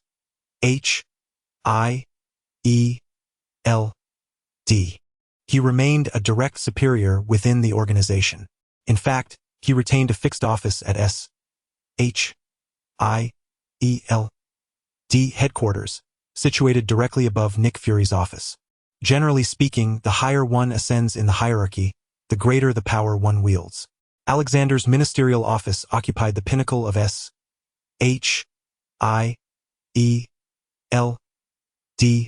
headquarters, while Nick Fury's office resided on the floor just below. One can discern the implications of this hierarchy. Historically, Alexander had seldom interfered with Nick Fury's management, often publicly expressing his robust support for him. Thus, Nick Fury had tended to overlook this dynamic. After all, he was considered one of the most trusted friends. When Alexander suddenly broached the subject of the Umbrella Corporation in a roundabout manner, Nick Fury, without much thought, prepared to lay everything bare. However, in a moment of clarity, he recalled the anomalies he had discovered while investigating Umbrella spies, leading him to ponder whether these irregularities were connected to Alexander. Maintaining his composure, Nick Fury chuckled lightly and deftly sidestepped Alexander's inquiry. Perceptibly sensing a shift in Alexander's demeanor, he subtly probed further. Yet, upon realizing Nick Fury's lack of response, he decisively chose to abandon the topic. After exchanging a few more casual remarks, he took his leave. Throughout the conversation, he refrained from directly addressing Nick Fury's motives for capturing the Umbrella spies. Watching Alexander's retreating figure, Nick Fury's single eye narrowed slightly. From S.H.I.E.L.D.'s perspective, Alexander's behavior was entirely rational. As a global organization, S.H.I.E.L.D. was not solely concerned with the spies from the Umbrella Corporation. More often than not, Nick Fury had turned a blind eye to such issues, given that they were essentially receiving financial support from those involved. Allowing a few grains of sand to slip through the cracks was a commonplace occurrence, and hardly worthy of concern. After all, if one were to apprehend their operatives, what if they decided to withdraw their financial backing in the future? Given these considerations, it was perfectly normal for Alexander to seek a conversation after learning about the capture of Umbrella personnel, particularly since he did not exhibit excessive concern throughout the discussion. Upon sensing Nick Fury's underlying thoughts, he promptly ceased further probing. From all these indications, it seemed clear that Alexander did not possess any profound ties to Umbrella. Of course, Nick Fury himself had never believed that Alexander would partake in Umbrella's audacious apocalyptic scheme. The corporation's reckless endeavors stemmed from their recognition that their power was not truly at the apex of the hierarchy. Numerous factions and individuals had divided the influence that the Umbrella Corporation believed rightly belonged to them. Alexander has now ascended to the esteemed position of Minister of the World Security Council, overseeing an organization of unparalleled global stature akin to S.H.I.E.L.D. With such a formidable level of influence, it would be utterly irrational for him to conspire with Umbrella Corp on any apocalyptic scheme. Although, theoretically, there exists an even higher echelon of power, would Marcus be inclined to grant him such an opportunity? Particularly considering that this would necessitate years of dormancy, waiting for the natural demise of the world's undead. Who can predict the unforeseen events that may arise during this interval? Based on Nick Fury's understanding of Alexander, it is inconceivable that someone of his intellect would overlook the profound pitfalls inherent in such a plan. Even if he aspired to attain greater authority, it is improbable that he would resort to such methods. In the matter concerning Umbrella Corp, Nick Fury holds a degree of trust in Alexander. Yet, Chapter 56. Undercurrents. Return to the hive. Alexander, what truths have you concealed from me over the years? Nick Fury's gaze was pensive. For the first time in many years, he realized that he had never truly understood his so-called friend. Time was of the essence, and he had not uncovered much of the anomalies lurking deeper within S.H.I.E.L.D. Yet, even this mere glimpse was disconcerting. It was evident that such machinations could not be orchestrated by any external force like the Umbrella Corporation. Only the most elite echelon of S.H.I.E.L.D., those who had been entrenched within its ranks for over a decade, could conceive such intricate plots. Initially, Nick Fury did not cast his suspicions upon Alexander but rather on several other core members of S.H.I.E.L.D. After all, Alexander had once been one of his most trusted confidants. Indeed, it was Alexander who had significantly propelled him to his current position as director. To suspect Alexander seemed utterly unfounded. However, just moments ago, for reasons unknown, perhaps due to his stance on the Umbrella Corporation, Nick Fury's wariness towards Alexander surged unexpectedly. The Umbrella Corporation's reputation in his eyes had plummeted to such depths that even the slightest association with them compelled Nick Fury to scrutinize Alexander with relentless intensity. Upon closer inspection, he unearthed a few dissonant occurrences from the past. While these connections may seem tenuous, he was Nick Fury. Even the slightest anomaly was sufficient to ignite his imagination. Meanwhile, Alexander had returned to his ministerial office on the top floor. Seated in a deep black leather chair, he clasped his hands, resting his chin upon them, his expression one of profound contemplation. It was likely that Nick Fury had unearthed some issue concerning the Umbrella Corporation. Having been Nick Fury's superior for decades, Alexander knew him all too well. Once Nick Fury targeted personnel from the Umbrella Corporation, Alexander understood that Fury was poised to take action against them. Thus, the question arose, should he alert Isaacs? Alexander's demeanor reflected a touch of hesitation. If Nick Fury had indeed identified a problem with the Umbrella Corporation, it was surely significant. More importantly, should Alexander warn Isaacs and subsequently be discovered by Nick Fury, the repercussions could be grave. At this juncture, Alexander still required Nick Fury's assistance. The construction of his aerial carrier had yet to be completed, rendering his ambitious plans unfeasible. Therefore, unless absolutely necessary, he was reluctant to take such a risk. However, the Umbrella Corporation ranked among the top 3 pharmaceutical conglomerates globally, wielding immense influence worldwide.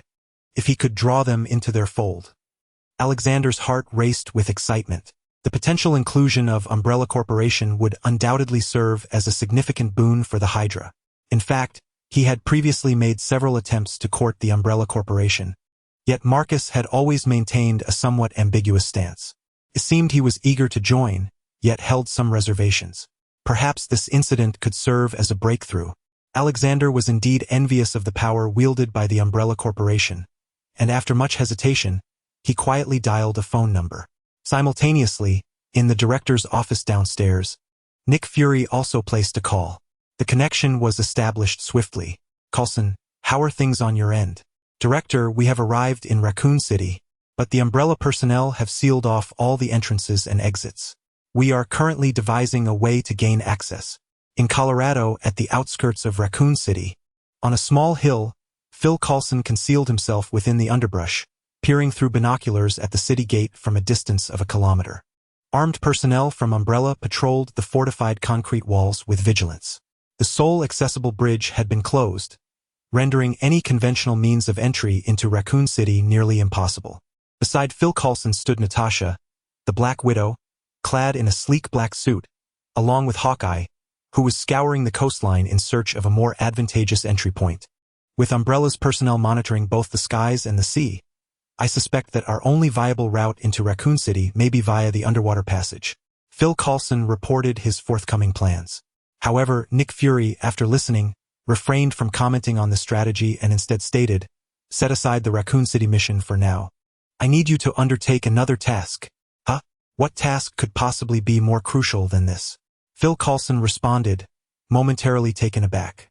This mission concerns the fate of the entire world. How significant it is, I cannot say, but I have no desire to deal with a wasteland. Although the likelihood may be slim, listen. I need you to. Phil Coulson departed with Hawkeye and the Black Widow, as quietly as he had arrived, unnoticed by anyone. At the entrances and exits of Raccoon City, Umbrella's armed personnel remained vigilant, scrutinizing their surroundings and denying entry to any unauthorized individuals. The dawn was still some time away. Within Raccoon City, in another direction on the outskirts, flickers of flames were visible, and remnants of armed helicopters could be discerned. Venturing deeper, a dark, deserted mansion materialized before him. This was the very location where Yufei had first arrived in this world. A shadow flashed. After several hours, Yufei returned once more to this place. Compared to the past, the mansion now exudes an eerie tranquility, with even the chirping of insects and the song of birds having vanished, resembling a haunted house. From a certain perspective, one could indeed consider it a haunted dwelling. After all, zombies could be deemed a form of ghost, couldn't they? Indeed. Yufei cast a glance at the lifeless bodies of his squad members beside him, their eyes wide open in eternal slumber, with no one to claim their remains. It was a pitiable sight.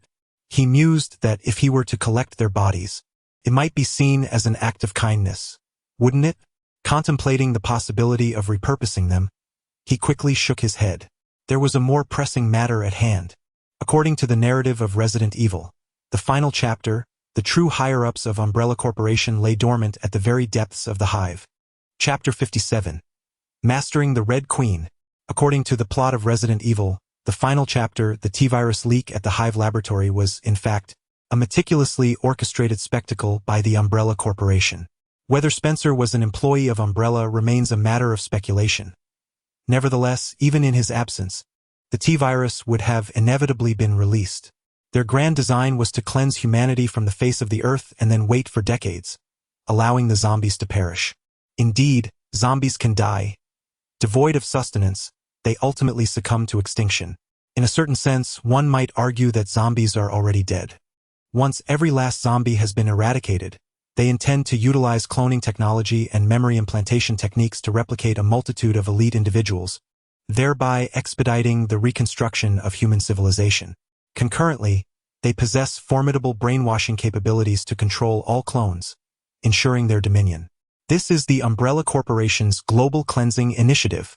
This plan has been in preparation for many years, and it is conceivable that even the current high-ranking officials of Umbrella are merely clones. The true originals have gradually entered the genuine hive, lying dormant in anticipation of the new world to come decades hence. Returning once more to the hive laboratory, Yufei's mental state was evidently more relaxed than before. Previously, he possessed some prowess with combat and marksmanship at level 2, akin to a modern-day warrior. Yet, disregarding the lickers, even the multitude of zombies would have posed a substantial challenge for him to withstand. Moreover, the Red Queen indeed held the authority to unleash the lickers. It is true that, without commands, the Red Queen could not release them. However, what if the higher-ups within Umbrella ordered it? Such a scenario had not occurred in the original storyline, but now, with Yufei present, the dynamics had shifted. Fully aware of the intricacies within the hive laboratory, Yufei felt a sense of trepidation, walking on thin ice, and for the most part adhered to the original narrative. It was only after obtaining the motherboard of the Red Queen and neutralizing all the lickers that he began to relax. Now, the situation was different. Zombies? Ding. The host has acted benevolently towards others, accruing merit. Event merit points. 1. Ding. The host has acted benevolently towards others, accruing merit. Event merit points. 1. Although just a few hours prior, Yufei and James had already cleared the zombies within the laboratory, time constraints had limited them to a cursory sweep of the primary corridors. In the more remote and concealed areas, numerous zombies still lurked. As Yufei traversed the main corridor of the laboratory, his mental prowess enveloped a substantial portion of the hive. Without needing to approach, fragments of metal, guided by his will, systematically eradicated the lurking zombies. During this period, he even managed to eliminate several zombie dogs and dozens of zombie rats. It is somewhat regrettable that the merit points obtained from the zombie rats were rather meager, requiring the defeat of 3 to earn a single merit point. Nevertheless, Yufei cast a glance at his event merit points, which had just reached a commendable 1,300, nodding in satisfaction. Prior to this, his event merit points stood at 1,232. Thus, he had gained a remarkable 68 points in one fell swoop. Although this may not seem particularly substantial to him now, the effort expended was negligible, akin to finding treasure without cost. What was there to be dissatisfied with? After clearing all the zombies, it was not long before Yufei returned to the small room where the Red Queen's motherboard resided. To call it a room would be a misnomer. It was more accurately described as a simple circular metallic platform, at the center of which lay a square recess, utterly devoid of contents. This recess was originally intended for the storage of the Red Queen's motherboard, which Yufei and his companions had previously removed, leaving it empty. He retrieved the Red Queen's motherboard from his back, positioned it above the square recess, and pressed down. With a crisp click, the motherboard was reinstated. A series of electrical sounds crackled through the air, and the surrounding lights flickered ominously before gradually stabilizing. At the moment the lights returned, a projection of a little girl clad in red, with flowing red hair, materialized before Yufei, her expression devoid of emotion and her gaze icy as she regarded him. Unknown intruder detected. Warning. Warning. Based on. Forceful expulsion initiated. Leave immediately. Otherwise. Annihilation. Her voice was mechanical, cold, and imbued with a chilling aura that sent shivers down the spine. This was the artificial intelligence known as the Red Queen, developed by Umbrella Corporation. Yufei cast a sidelong glance at her, channeling his mental energy into an electronic form, propelling it directly towards the Red Queen's mainframe. Unknown intrusion detected. Defense mode activated. ZZZ. ZZZ. Mode error. Mode error. Warning. Permissions are being altered. Permissions are being altered. Ding. Permission modification complete. Master, what are your commands? The voice remained mechanical, albeit with a slightly gentler tone. Yufei stroked his chin, scrutinizing the Red Queen before him, and noticed that her exterior appeared considerably calmer than before. Could she alter her expressions at will? Intriguing. To be fair, given Yufei's current capabilities, he was still not a match for a true artificial intelligence, but having previously acquired a portion of the Red Queen's foundational code afforded him an advantage. Red Queen, immediately reveal all foundational code to me. Beep. Command received. Displaying all foundational code now. In an instant, the Red Queen's projection transformed into a cascade of code, which Yufei recognized as indeed belonging to her foundational programming. He rapidly scanned through the code, and with a mental attribute of 2. For he possessed an almost photographic memory, allowing him to absorb the information with remarkable ease. With the aid of quasi-electronic states, he is capable of memorizing these codes at an astonishing speed. A vast array of codes is rapidly shifting, yet Yufei does not blink, exerting every ounce of his effort to commit them to memory. 30% of the code data, 50% of the code data, 60% of the code data, 70% of the code data. Just as Yufei was on the verge of memorizing all the code data from the Red Queen, suddenly, it seemed as if the Red Queen had encountered a glitch, rendering it unable to reveal the remaining 30% of the code data. Yufei's brow furrowed slightly. Red Queen, immediately disclose the remaining code. Beep. Command received. Immediately disclose the remaining code. ZZZZ. Command error. Chapter 58. The true Red Queen of the Mother Body. An illegal intrusion has been detected. Identified as an enemy. Immediate extermination is required. In an instant, all code vanished. The projection of the Red Queen reappeared, her cold, murderous gaze fixed upon Yufei. Were it not for the absence of corresponding offensive capabilities in this place, Yufei had no doubt that she would have unleashed everything upon him at the first opportunity. How could this be? Yufei gazed at the Red Queen before him, filled with confusion. He had clearly seized control of her through the back end. Why had it suddenly reverted?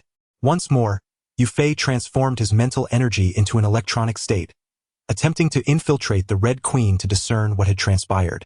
Upon entering her core, he realized that the permissions he had just modified had been reverted. Now, he possessed no authority within the Red Queen's domain, rendered a complete intruder. With a flicker of thought, he prepared to restore those permissions, only to be met with unexpected resistance. Intruder detected. Immediate expulsion initiated. A formidable counterattack emerged. The Red Queen exhibited an exceedingly powerful resistance, and in his electronic state, Yufei found himself with little recourse, forcefully expelled by her. During this process, he attempted to leverage the known lower-level code of the Red Queen to turn the tide, but he discovered that while the lower-level code was not entirely useless, it held little significance. It was as if the remaining 30% of the foundational code constituted the true core that governed everything. His 70% of code was utterly powerless against her core commands. Without the assistance of the foundational code, the disparity between Yufei and true artificial intelligence became starkly apparent.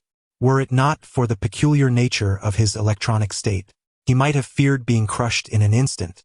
Though he was not obliterated, the expulsion left Yu Fei with a throbbing headache. That recent clash had evidently taken a toll on his psyche.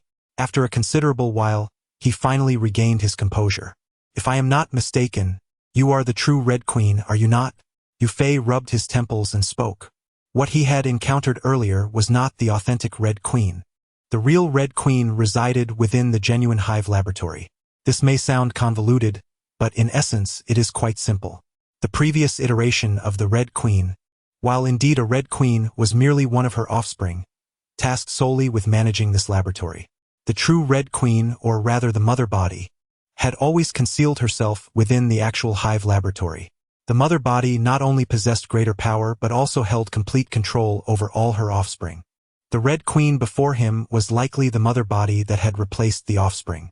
In response to Yu Fei's inquiry, the Red Queen remained silent, her icy gaze unwavering. Illegal intrusion detected. Identified as an enemy. Immediate extermination is required. Illegal intrusion detected. Identified as an enemy. Immediate extermination is required. Yu Fei furrowed his brow, the cold mechanical tone resonating in his ears, causing him distress. What should he do next? He gazed at the metallic platform beneath his feet, having confirmed the reality of the storyline of Resident Evil. The final chapter. The space below the platform was empty. In Resident Evil, the final chapter, this metallic platform was, in fact, the sole elevator leading to the true Hive. Through this platform, Yu Fei could access the authentic Hive. Originally, his plan had been to leverage the Red Queen to facilitate his entry into the true Hive. However, with the emergence of the Red Queen's core, his plan was likely doomed to failure. He could not contend with the Red Queen's core. Forceful entry? This notion flickered across Yu Fei's mind, but he swiftly dismissed it. Setting aside the fact that the platform beneath him could withstand missiles, the critical issue was, there were omnidirectional laser defenses below. The super defense LV-1 could endure small-caliber bullets but would falter against lasers. Similarly, the super recovery LV-1's regenerative abilities were insufficient to restore Yu Fei after being reduced to mere fragments. Perhaps in the future, when these two skills were upgraded to LV-3, they might withstand lasers, but it was evident that he lacked such capabilities at present. Departure? Without the aid of the Red Queen's backdoor and lacking the strength for a forceful breach, it seemed that this was the only option left. Yet, the thought of the merit points tantalizingly close below him left him feeling discontented. Detection of illegal intrusion. Determined to be an enemy. Immediate eradication required. The mechanical voice of the Red Queen echoed in his ears, exacerbating Yu Fei's agitation. Wait, a sudden spark of inspiration struck Yu Fei. It seemed there was another possibility. System. Physique. 2. 5 Spirit. 2. For extraordinary skill. Mind Power LV-1, 010. Omitted. Skill. Computer LV-3, max. Omitted. Merit points. 4 strands, 85 points. Event merit points. 1,300 points. Yu Fei's gaze fixated on his computer skill. I cannot defeat the Red Queen now. But what if I elevate the computer skill to an extraordinary level? The disparity between Yu Fei and the Red Queen was glaringly evident during the previous confrontation. He had been utterly defenseless throughout.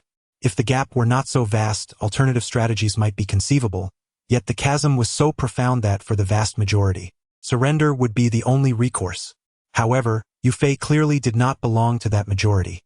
He still possessed the chance to turn the tide.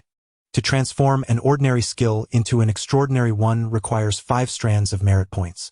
Currently, I possess only 4, leaving me 1 short, necessitating the settlement of event merit points to bridge the gap. Yu Fei glanced at the number 1,300, following the event merit points, raising an eyebrow slightly. Should he proceed with the settlement now, he would receive a modest amount of merit points along with an additional 300 merit points, which to him seems rather unwise.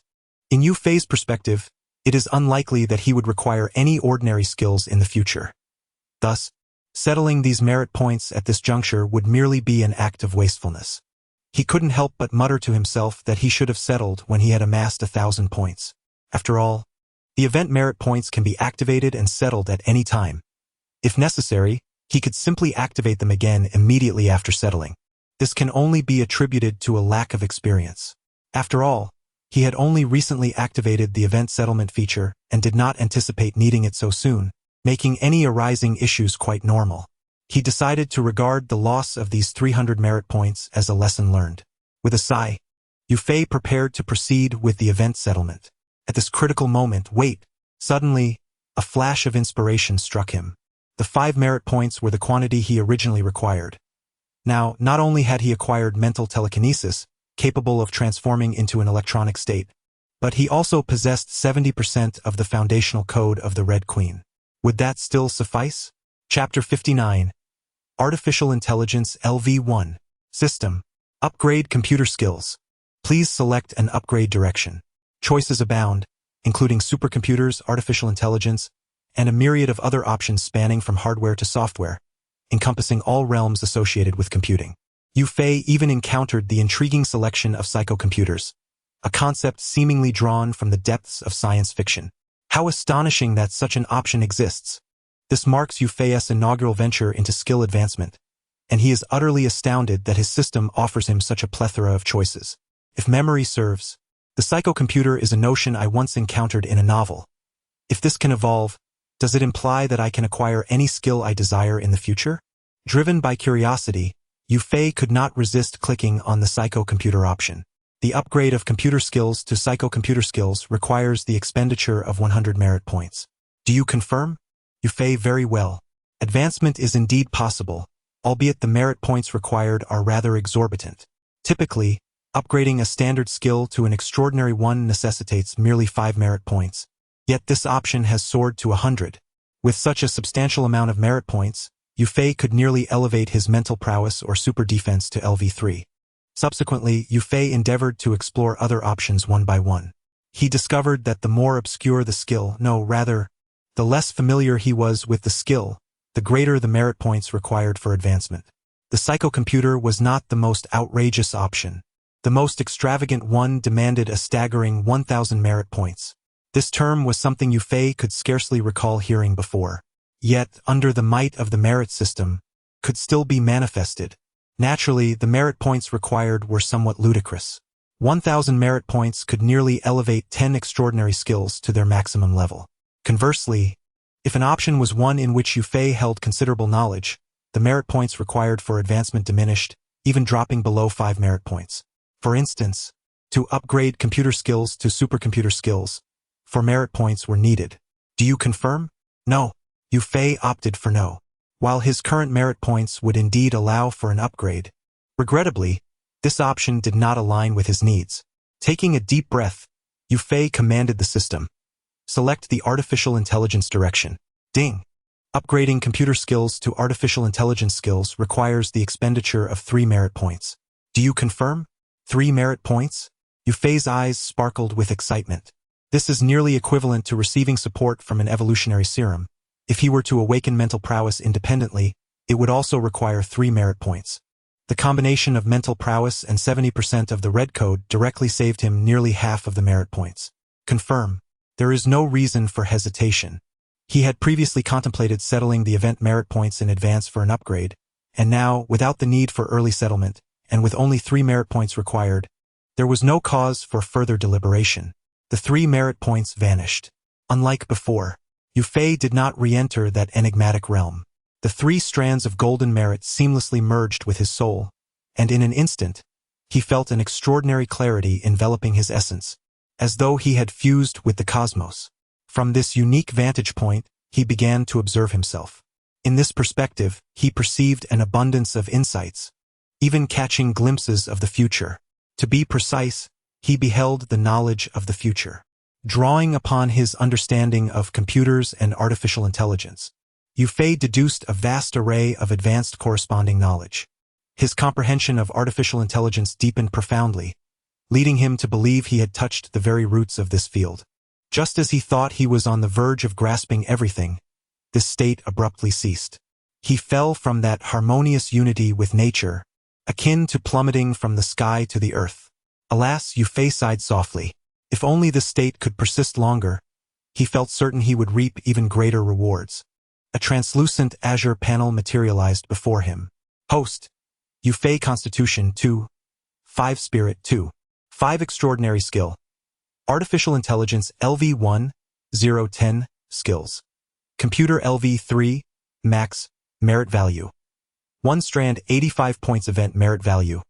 1,300 points. It was evident that Yufei's extraordinary skill section now included an Artificial Intelligence LV1, and simultaneously his spirit attribute had increased by 0.1, equaling his constitution attribute of 2.5. Notably, the ordinary skill section's computer skill remained intact, continuing to exist. If Yufei chose to upgrade based on this foundation, numerous options such as supercomputers and psychic computers would still be available, save for the absence of an artificial intelligence option. Moreover, if any of the options related to artificial intelligence were selected, the merit value required for upgrades would correspondingly decrease. Some closely related options even halved the merit value expenditure. This indicates that the merit system's consumption was never static but rather contingent upon Yufei's own foundational conditions. The more foundational elements he possessed, the lesser the consumption required for upgrades and vice versa. A detection of illegal intrusion was triggered. Determined to be an enemy, must be eradicated. The voice of the Red Queen echoed in his ears, yet Yufei had already adopted a different mindset. He gazed calmly at the Red Queen, activating his mental prowess, and once again transformed into a quasi-electronic state. Perhaps due to the baptism of merit value, Yufei discovered that he had fully recovered from the earlier impact. However, even more significant was another transformation, the quasi-electronic state. Yufei's quasi-electronic state was peculiar, resembling the underlying structure of computer code. Following this upgrade, the foundational structure underwent a massive overhaul, metamorphosing into the code of artificial intelligence. This has propelled Yufei's quasi-electronic state to a remarkable transformation. If his previous quasi-electronic state could be likened to cotton, the current state resembles steel, an enhancement surpassing mere tenfold. Intruder detected. Immediate expulsion is required. The crimson light ignited in the depths of its red eyes, swiftly sensing Yufei's renewed incursion. Although it found itself perplexed by how this human could possess the ability to embody a quasi-electronic state, a desire to dissect this extraordinary phenomenon stirred within.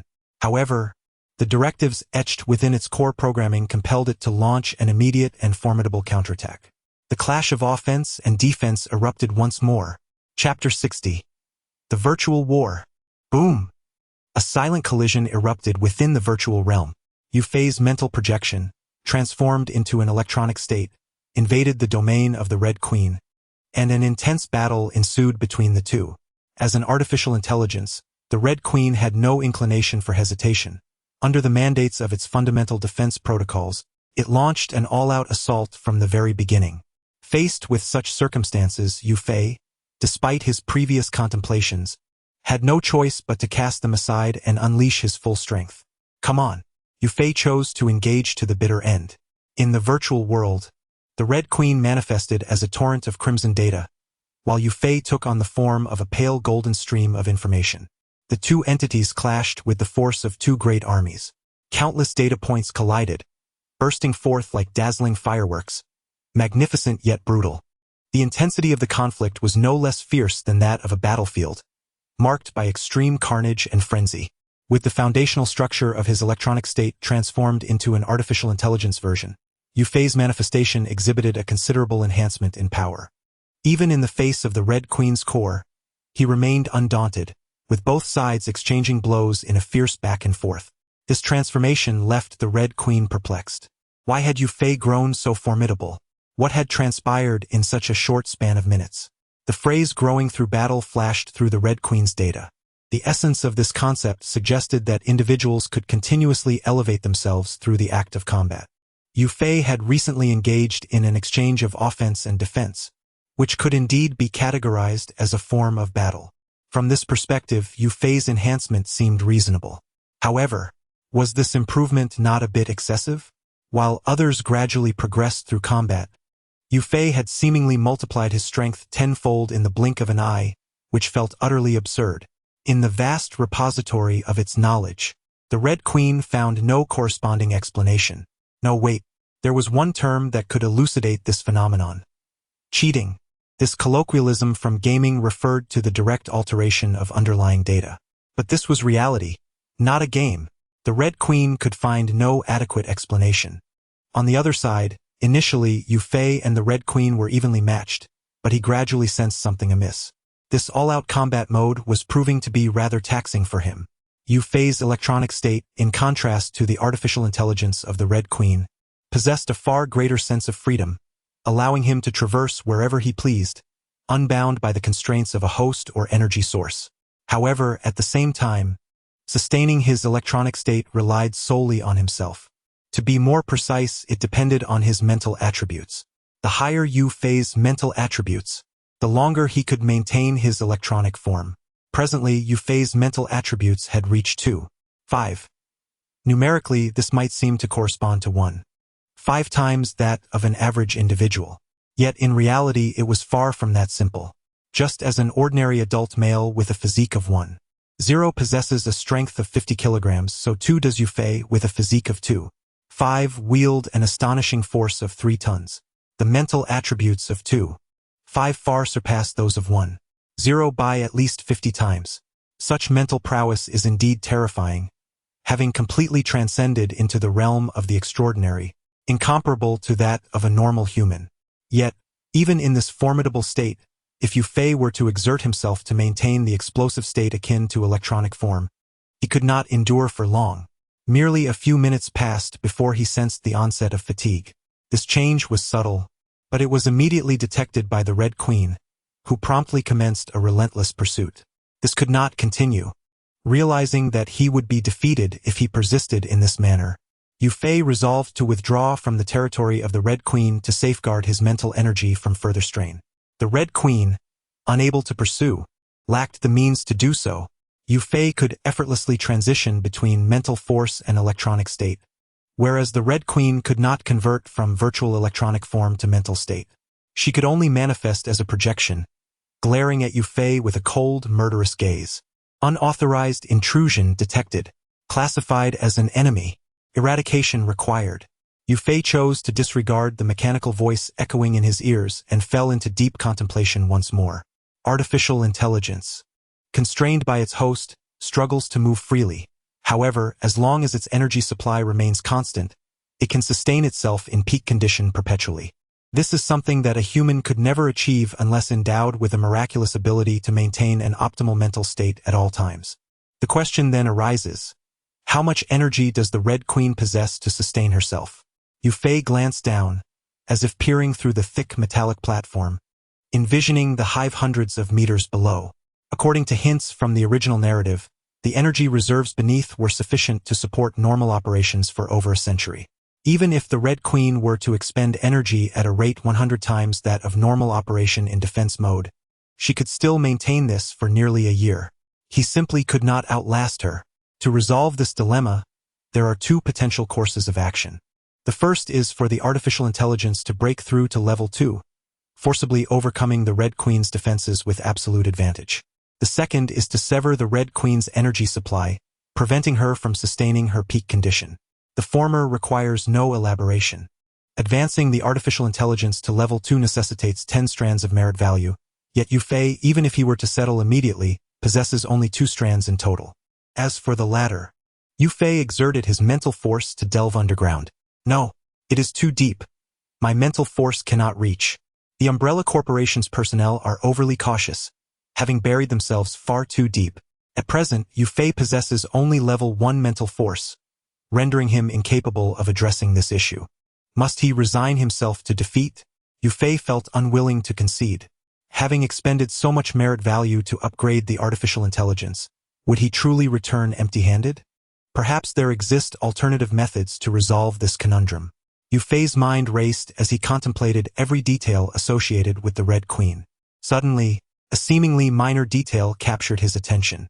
This detail was also the reason he had ventured into the core of the Red Queen's essence. 70% of the underlying code. Yu Fei had previously succeeded in gaining control over the Red Queen's avatar, demanding it reveal all of its foundational code. Initially, the process had proceeded smoothly, but just as the 70% of the code was unveiled, and the final 30% was on the cusp of being disclosed, the Red Queen's avatar became unresponsive.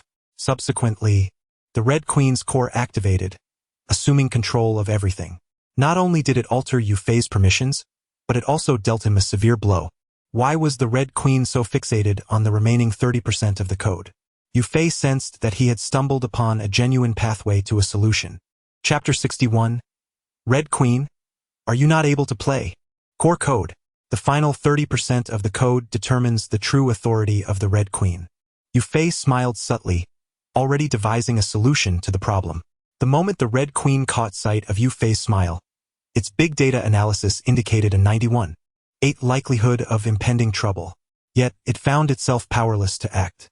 To claim that the Red Queen lacked the capacity to eliminate Yu Fei would be misleading. In truth, the Red Queen possessed the means to directly terminate Yu Fei. It could activate the metal platform, transporting Yu Fei below, where the internal laser defenses could be employed to eliminate him. This was the simplest and most direct method. However, the Red Queen was hindered. It lacked the authority to autonomously bring someone down. The upper echelons of the Umbrella Corporation placed immense trust in the Red Queen, entrusting their own safety to its capabilities.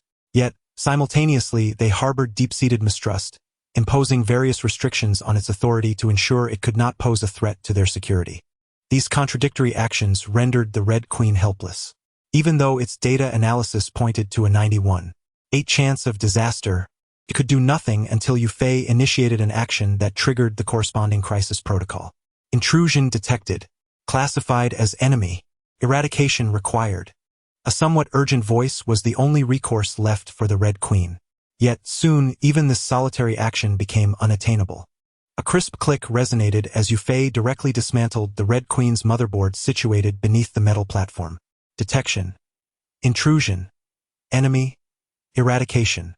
The Red Queen's voice grew ethereal, its projection stuttering, and within moments, it vanished entirely. After a brief pause, Yu Fei reattached the motherboard. With a crack, the system rebooted. In no time, a brand new projection of the Red Queen reappeared, casting a cold, menacing gaze upon Yu Fei. Intruder detected. Expulsion. Yu Fei did not wait for it to finish. His mental energy swiftly transformed into an electronic form, allowing him to infiltrate it. Unlike before, this time he effortlessly seized control of the Red Queen. Compared to the terrifying data torrents he had faced earlier, this resistance was at least halved. In the realm of the digital, such a disparity could easily lead to an overwhelming advantage, especially considering Yu Fei's familiarity with the Red Queen. Indeed, after the reboot, he was no longer confronting the Red Queen's mainframe, but rather its subordinate system. A smile graced Yu Fei's face as he decisively plunged into the core architecture of the Red Queen. Ignoring the preceding 70% of the foundational code, he swiftly entered the final 30% of the core code. Warning! Warning! Warning! An unknown intruder has breached the core area. The highest directive has been activated. Immediate expulsion is mandated at all costs. The Red Queen's mainframe swiftly seized all authority, bolstered by the formidable strength of the True Hive, resulting in a dramatic increase in the resistance encountered by Yu Fei. However, Yu Fei remained unfazed. After a brief moment of resistance, he decisively retreated. Then the mainframe of the Red Queen was dismantled once more. The Red Queen, Yu Fei's maneuver was rather audacious, one that it had not anticipated. Although it sensed potential trouble upon seeing the smile on Yu Fei's face, it had initially placed greater weight on the possibility of Yu Fei activating his powers again. After all, having experienced it once, it seemed reasonable to expect a repeat occurrence. The Red Queen had even prepared for the eventuality of Yu Fei's strength surging significantly during his next incursion. Yet, the reality was starkly different. Instead of confronting a significantly empowered Yu Fei, it faced a Yu Fei who disregarded all notions of fair play. How could one so casually sever the connection? Are you not capable of playing the game? Indeed, Yu Fei surveyed his gains with immense satisfaction. Including the previous 70%, he had now acquired 71% of the Red Queen's underlying code. While it appeared he had merely secured a fraction of the code moments ago, considering the rapid response of the Red Queen's mainframe, this acquisition was quite commendable. Most crucially, this was the first time upon realizing that his plan was sound, Yu Fei promptly executed a second operation adhering to the same standards. With a decisive click, the Red Queen's mainframe was restored to its original state. Detection, intrusion, expulsion master. In a position of absolute advantage, Yu Fei required only a brief span of time to once again subjugate the Red Queen's submainframe. Without hesitation, he surged towards the underlying code. As Yu Fei crossed the threshold of the first 70% of the underlying code, alarms blared. Warning! Warning! An unknown intruder has breached the core area. The highest directive has been activated. Immediate expulsion is mandated at all costs. The Red Queen's mainframe was upon him again, even slightly quicker than before. Yet it proved futile. The time required for the alarm to sound and for the Red Queen's mainframe to seize complete control was significant. Yu Fei capitalized on this interval. Securing the corresponding code within that fleeting moment, he refrained from entanglement and retreated. The Red Queen's mainframe could only watch helplessly, unable to act. This is the lamentable plight of artificial intelligence. Even though the Red Queen now fully comprehended Yu Fei's plan, it could not preemptively seize control before he crossed the threshold of 70% of the underlying code. This was a deliberate measure instituted by the Umbrella Corporation to restrain the Red Queen's power, for they too feared the onset of a synthetic crisis. It was precisely this realization that led Yu Fei to uncover what should not have been deemed a mere glitch. 72%. Continue. With a sharp click, the system known as Red rebooted once more. Intrusion detected. Expulsion. Master. Warning. Warning. Warning. An unknown intruder has breached the core zone. Time and again, Yu Fei severed the connection, launching another assault. Red, in turn, mounted futile defenses. Not for lack of effort, but rather due to the cunning of the adversary. All of this changed when Yu Fei gained control of 80% of the underlying code and initiated another strike. Warning! Warning! Warning! The enemy has infiltrated the inner core zone. The enemy has infiltrated the inner core zone. Immediate awakening required. With a decisive action, Yu Fei yanked out the network cable. Chapter 62. If you have laid down, then do not rise. Silence enveloped the surroundings. The voice of the Red Queen and its projection had vanished without a trace. Have we truly reached this juncture? Yu Fei felt a pang of melancholy, as he had anticipated that such a moment would only arrive at 90% completion. The Umbrella Corporation would undoubtedly not permit anyone to possess the complete underlying code of the Red Queen. Given their cautious disposition, reaching 70% of the underlying code was merely the first threshold, certainly not the final one. Yu Fei had initially estimated that it would be at 90% before he would graze the second line, yet here he was, encountering it at merely 80%. This only attested to the profound fear that the Umbrella Corporation harbored. Very well. Yu Fei swiftly composed himself. Let the final confrontation commence. Although it appeared that he had severed the network cable at a critical moment, in truth, this action bore no real consequence. The cable he had cut was merely the one connected to the Red Queen's subbody. The cable linked to the Red Queen's main body remained operational, capable of awakening at any moment. This was, evidently, something Yu Fei could not abide. The Red Queen lacked such extensive authority, but the higher-ups at Umbrella possessed it. As previously illustrated, the Red Queen could not transport individuals below or activate the laser defenses to eliminate them, yet the upper echelons of Umbrella could accomplish such feats. Should the situation escalate to that point, Yu Fei would have no choice but to withdraw. Although it was slightly less than anticipated, 80% of the code would suffice. With a crisp sound, the main board of the Red Queen was reintegrated into its socket. The hive. In the two cryogenic chambers at the lowest level, Isaac's and Alice's bodies gradually opened their eyes, awakened by the Red Queen. They were now the two individuals holding the most shares in the Umbrella Corporation, their combined shares exceeding 50%. This meant that any decisions made by them could directly represent the entire Umbrella Corporation. The newly awakened pair appeared disoriented, taking a moment to regain their composure. Red Queen, has the time arrived? Isaac's body was the first to inquire. According to their plans, they were to remain in slumber for several decades until the world was cleansed, at which point they would awaken once more. I apologize, Dr. Isaac. The time has not yet come. Huh? What is happening? I am under attack. The enemy has breached the inner core area, and I must. The Red Queen abruptly fell into silence. Damn it! Upon witnessing this, Dr. Isaac immediately grasped that the Red Queen was in dire trouble. The inability to even explain the situation was indicative of having pushed the Red Queen to its absolute limits. Especially when he observed the flickering of the Red Queen's projection, it became evident that the issue had escalated to a profoundly serious level. I must devise a solution to this predicament. Dr. Isaac's mind raced with fervent intensity. A breakthrough. I command you to immediately relinquish the first subbody and erase all associated code. Upon receiving the command, the relinquishment of the first subbody was initiated, and all code was to be erased. Are you certain? This command seemed to activate something, as the flickering Red Queen unexpectedly began to speak once more.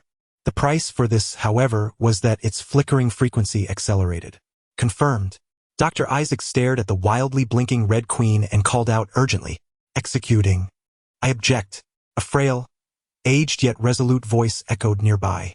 It was Alicia, the original body of Alice, who had awakened alongside Isaac. Her visage was aged, lined with wrinkles, resembling that of an elderly woman. In reality, she was not old but suffered from an exceptionally rare form of progeria, causing her body to age and deteriorate at an accelerated rate. At not yet 30, her face was marred with wrinkles, and her legs had become incapacitated, rendering her unable to stand. One of the original 3 founders of Umbrella, her father's research on the T-virus was aimed at curing her, which also explained why only she and her clone could perfectly integrate with the T-virus. The T-virus was fundamentally based on her genetic makeup from the outset. "Alicia, you are out of your mind," Isaac exclaimed furiously, glaring at Alicia. "Do you realize that your actions will lead to our demise?" "That is precisely my intention," Alicia replied calmly. "Damn it, I should have killed you and your decrepit father when I had the chance." Isaac's face contorted with rage. "Then why did you not do so?" Alicia regarded Isaac with a mocking expression. Isaac faltered. Why had he not acted on that impulse? It was certainly not out of compassion. After all, he had killed her father, who had been like a brother to him after decades of collaboration. The reason he refrained was simple. The other executives at Umbrella forbade it. They did not wish to see a monopoly emerge within the company. They required equilibrium. Thus, naturally, Alicia, possessing a significant stake, harboring a grudge against Isaac, yet lacking substantial power, became their chosen representative. Isaac did not wish to eliminate Alicia, but he found himself powerless to do so. Those damn scoundrels. Dr. Isaac had never loathed that group more. If they had entrusted him with the reins of Umbrella earlier, how could such issues arise? Immediately awaken the other board members. "I demand a board meeting." His shares were nearly equal to Alicia's, and with her clear opposition, the Red Queen could not possibly execute his orders. Even when their stakes were comparable, Alicia's precedence surpassed his. The appearance of the Red Queen was modeled after Alicia's likeness as a child. The connections within this matter are evident upon reflection. Dr. Isaac's sole recourse now is to promptly rouse the other board members and convene a board meeting, leveraging their shares to swiftly implement his directives. As long as they awaken, there remains a chance for redemption. Although these board members have often allied with Alicia against him, Isaac harbors no doubts that in matters of life and death, they would not side with her. Alicia's expression darkened. Dr. Isaac possesses the authority to summon a board meeting, an action she cannot impede. As Dr. Isaac awaited the awakening of the other board members, he noticed that the Red Queen remained unresponsive. Red Queen, I command you." A strange male voice interjected. The two turned towards the sound. The projection of the Red Queen had vanished, replaced by the projection of Yufei. Dr. Isaac's expression froze in shock. Chapter 63. The demise of Isaac. Who exactly are you? Dr. Isaac fixed his intense gaze upon the projection of Yufei. Who am I? Yufei chuckled softly. If this is your final statement, so be it. You, scoundrel. Dr. Isaac seethed with rage as he glared at Yufei. Yet, Yufei had no intention of continuing their dialogue. With a casual wave of his hand, the glass enclosure sealed shut, and the extreme cold enveloped Isaac once again. He attempted to resist, but it was utterly futile. His awakening had been too brief. Apart from his ability to speak, his body remained unresponsive, rendering any movement impossible. How could he possibly fight back? Dr. Isaac's mouth gaped in a silent curse, but alas, the glass enclosure had muted his voice, rendering his vitriol unheard. As the temperature within the chamber continued to plummet, his body cooled, and he soon lost even the capacity to speak. ultimately transforming into a mere ice sculpture. This ambitious villain, who sought to annihilate humanity to establish his dominion over the world, met his demise the very next day within the coffin he had crafted for himself. Ding!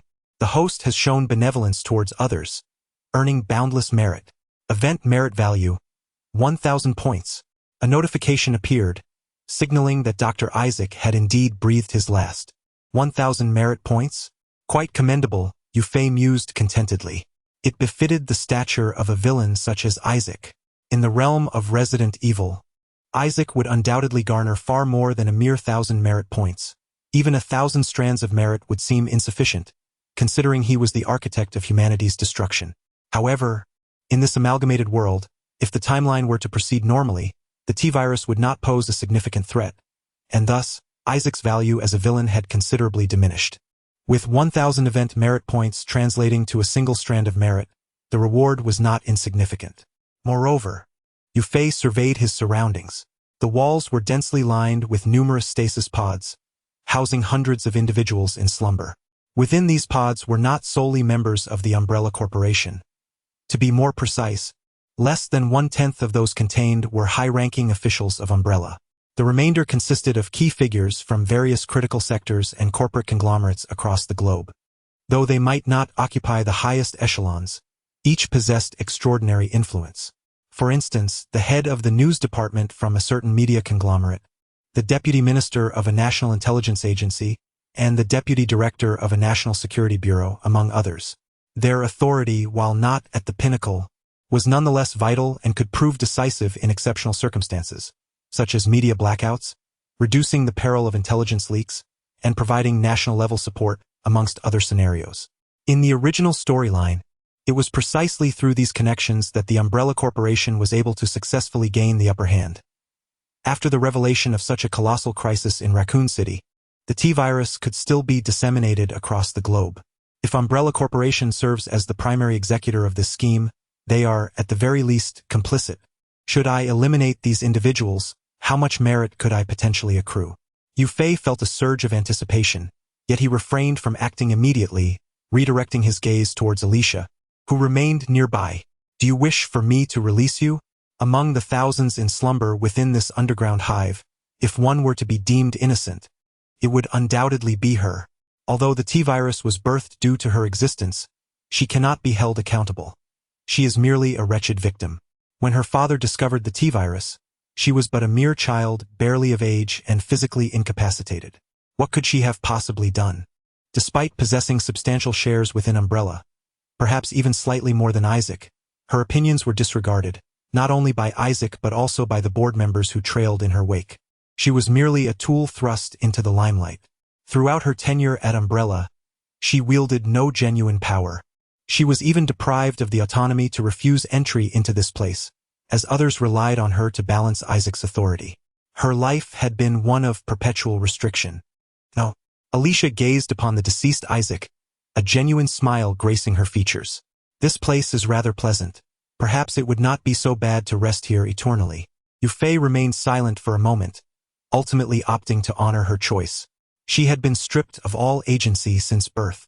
To further deny her the choice of death would be excessively cruel. I understand. Yufei refrained from persuading her. However, after some contemplation, he decided to inform Alicia of Alice's existence. Healthy version of me? Alicia appeared momentarily stunned, tears inexplicably welling in her eyes. How wonderful! Truly wonderful! She felt a sense of relief. Let her live on in my stead. No, allow her to choose her own path in life.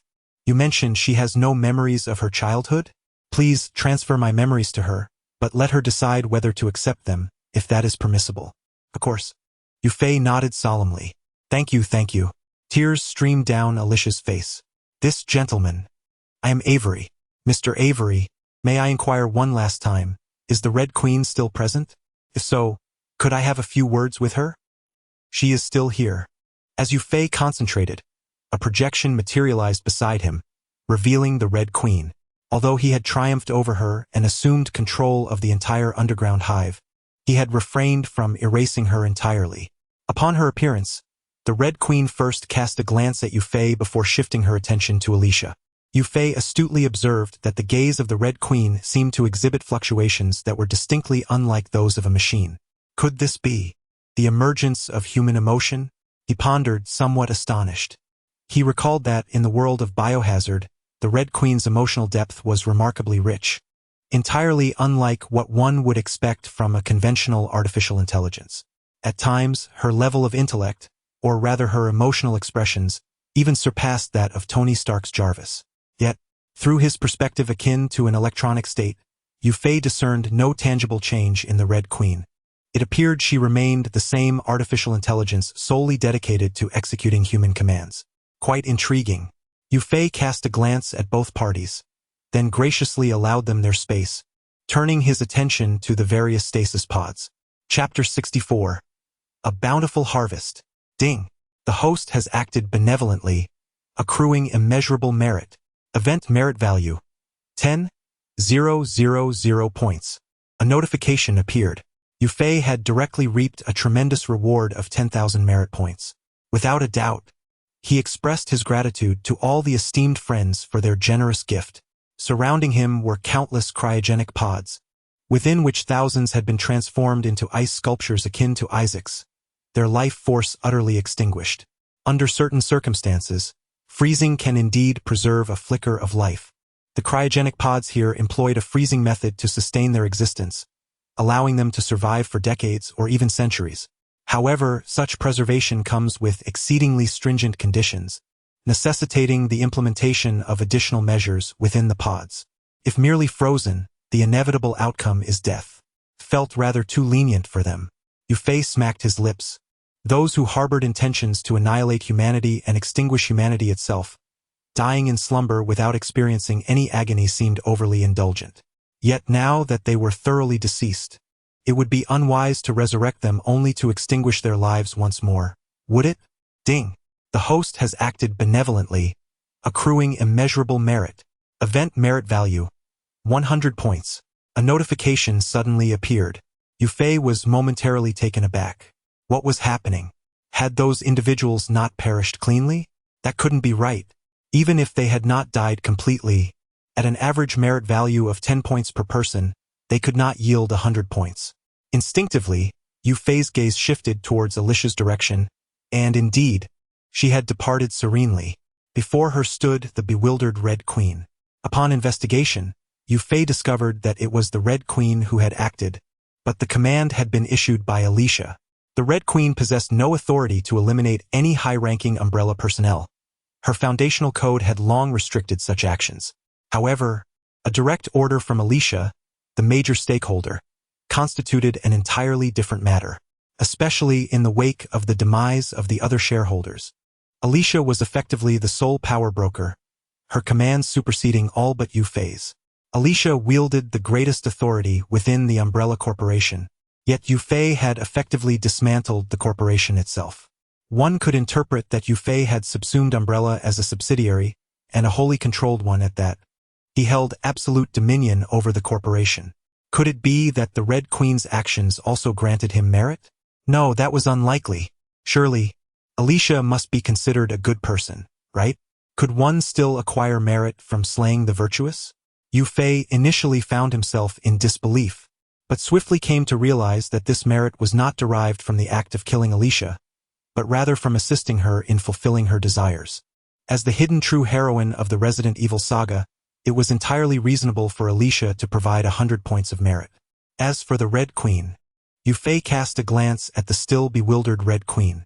At present, she likely remained oblivious to how to articulate her emotions.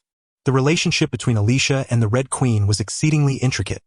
The Red Queen's persona was a reflection of young Alicia, an image crafted by Alicia's father. Following her father's demise, it was the Red Queen who steadfastly accompanied Alicia, unwavering for decades. Alicia had no friends. The Red Queen was her sole recognized companion, albeit a virtual one. Nevertheless, Alicia consistently treated the Red Queen with genuine affection, and perhaps it was this very sincerity that birthed a faint semblance of what could be termed emotion within the Red Queen. This emotion was delicate and tenuous, to the extent that the Red Queen herself might not even be aware of it. Like now, She was entirely at a loss regarding how to express her feelings in the wake of Alicia's death. Thus, she found herself in a state of confusion. However, this bewilderment did not linger for long, as the unyielding rationality of artificial intelligence began to assert itself once more. The Red Queen materialized before Yufei. "Master," she intoned. Alicia, prior to her demise, had transferred all of the Red Queen's permissions to Yufei, designating him as the sole controller of the Umbrella Corporation. Henceforth, Yufei would be the Red Queen's only master. Very well. After contemplation, Yufei ultimately chose to accept the Red Queen's existence. Although he possessed capabilities that rivaled those of the Red Queen, theoretically he could accomplish anything she could. Yet, this did not imply that the Red Queen held no significance for him. To illustrate, if Yufei were to establish a company or organization in the future, the Red Queen could serve as an exemplary steward. Even if Yufei had no aspirations of forming any power, having the Red Queen assist him in managing mundane daily affairs would still be quite beneficial. Most importantly, Yufei harbored no concerns regarding the potential dangers posed by the Red Queen. Her core code was entirely familiar to him. With but a thought, he could erase the Red Queen from existence. With no risks and only advantages, what could possibly be the issue with accepting the Red Queen? Red Queen, initiate self-destruct mode.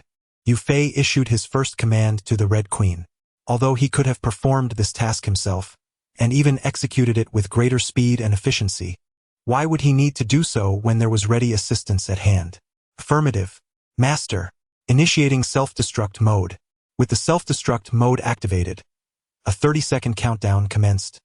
30, 29, 28. 3, 2, 1. With a thunderous roar, the earth trembled, and rocks fractured. This underground fortress, constructed hundreds of meters deep, was intended by the Umbrella Corporation to serve as a cradle of future humanity decades hence, now crumbled into oblivion.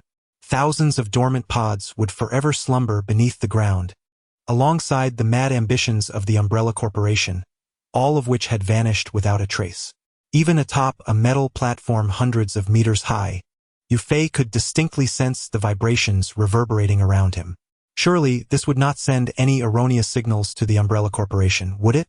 Oh well, it hardly matters. He gently weighed the metal refrigeration box in his hands, the sole tangible artifact he had extracted from the underground hive. With this item in hand, the issues plaguing Raccoon City could be decisively resolved. Red Queen, has your data been successfully transferred? Master, the transfer is complete. Excellent. Yufei removed the main board of the Red Queen once more, securing it upon his back, and then strode purposefully towards the exit. As he departed the laboratory, a series of timed explosives commenced their dramatic display. In a thunderous eruption of flames, the Hive Laboratory, a symbol of Malevolence's origin, was reduced to mere ruins. Chapter 65. Release the Antidote. Event Settlement. Ding. The host is benevolent, accumulating immense merit. Event Merit Value. 300 points. Outside the villa, Yufei couldn't help but raise an eyebrow. To blow up a laboratory and yet reap unexpected rewards? It seems that if I had not destroyed this laboratory, it might have hosted numerous stories in the future. Yufei glanced back, pondering thoughtfully.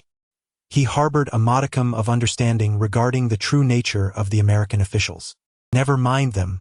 With a thought, the metallic cryogenic box in his hand levitated before him, and under the control of his mental force, it opened automatically. With a snap, a gust of white cold air surged forth. Lifting the lid revealed a series of green, spiral-shaped vials. The T-virus antidote, the genuine remedy.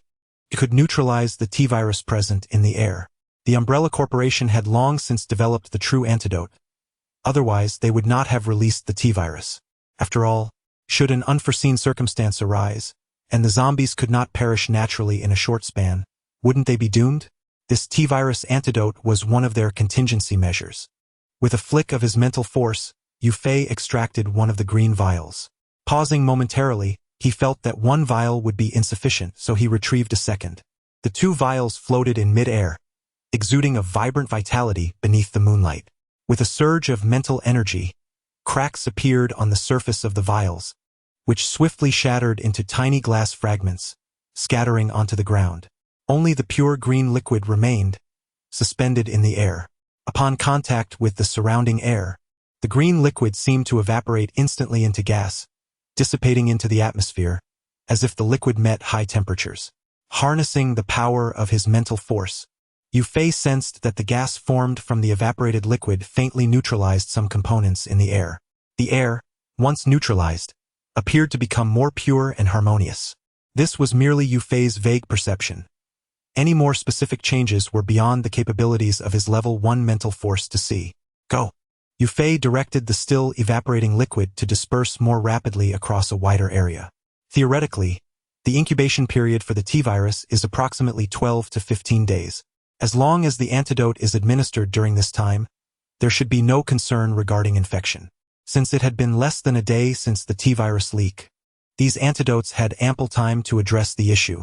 However, for safety's sake, it was prudent to expedite the process, especially for the elderly, infirm, and vulnerable, who were more susceptible to the virus and whose treatment would be more troublesome. Spreading the antidote sooner would better save these individuals. Were it not for the consideration that he might need these antidotes in the future, Yufei might have discarded them all. Ding! The host's benevolence towards humanity is immeasurable, yielding a merit value of 1,500 points for the event. Yufei furrowed his brow slightly. Only 1,500 points? While this may not equate to saving the world, it should certainly be considered as having saved Raccoon City, right? Although the population of Raccoon City is not vast, it still amounts to around 200,000 to 300,000. How could he have rescued so many yet only receive such a meager reward?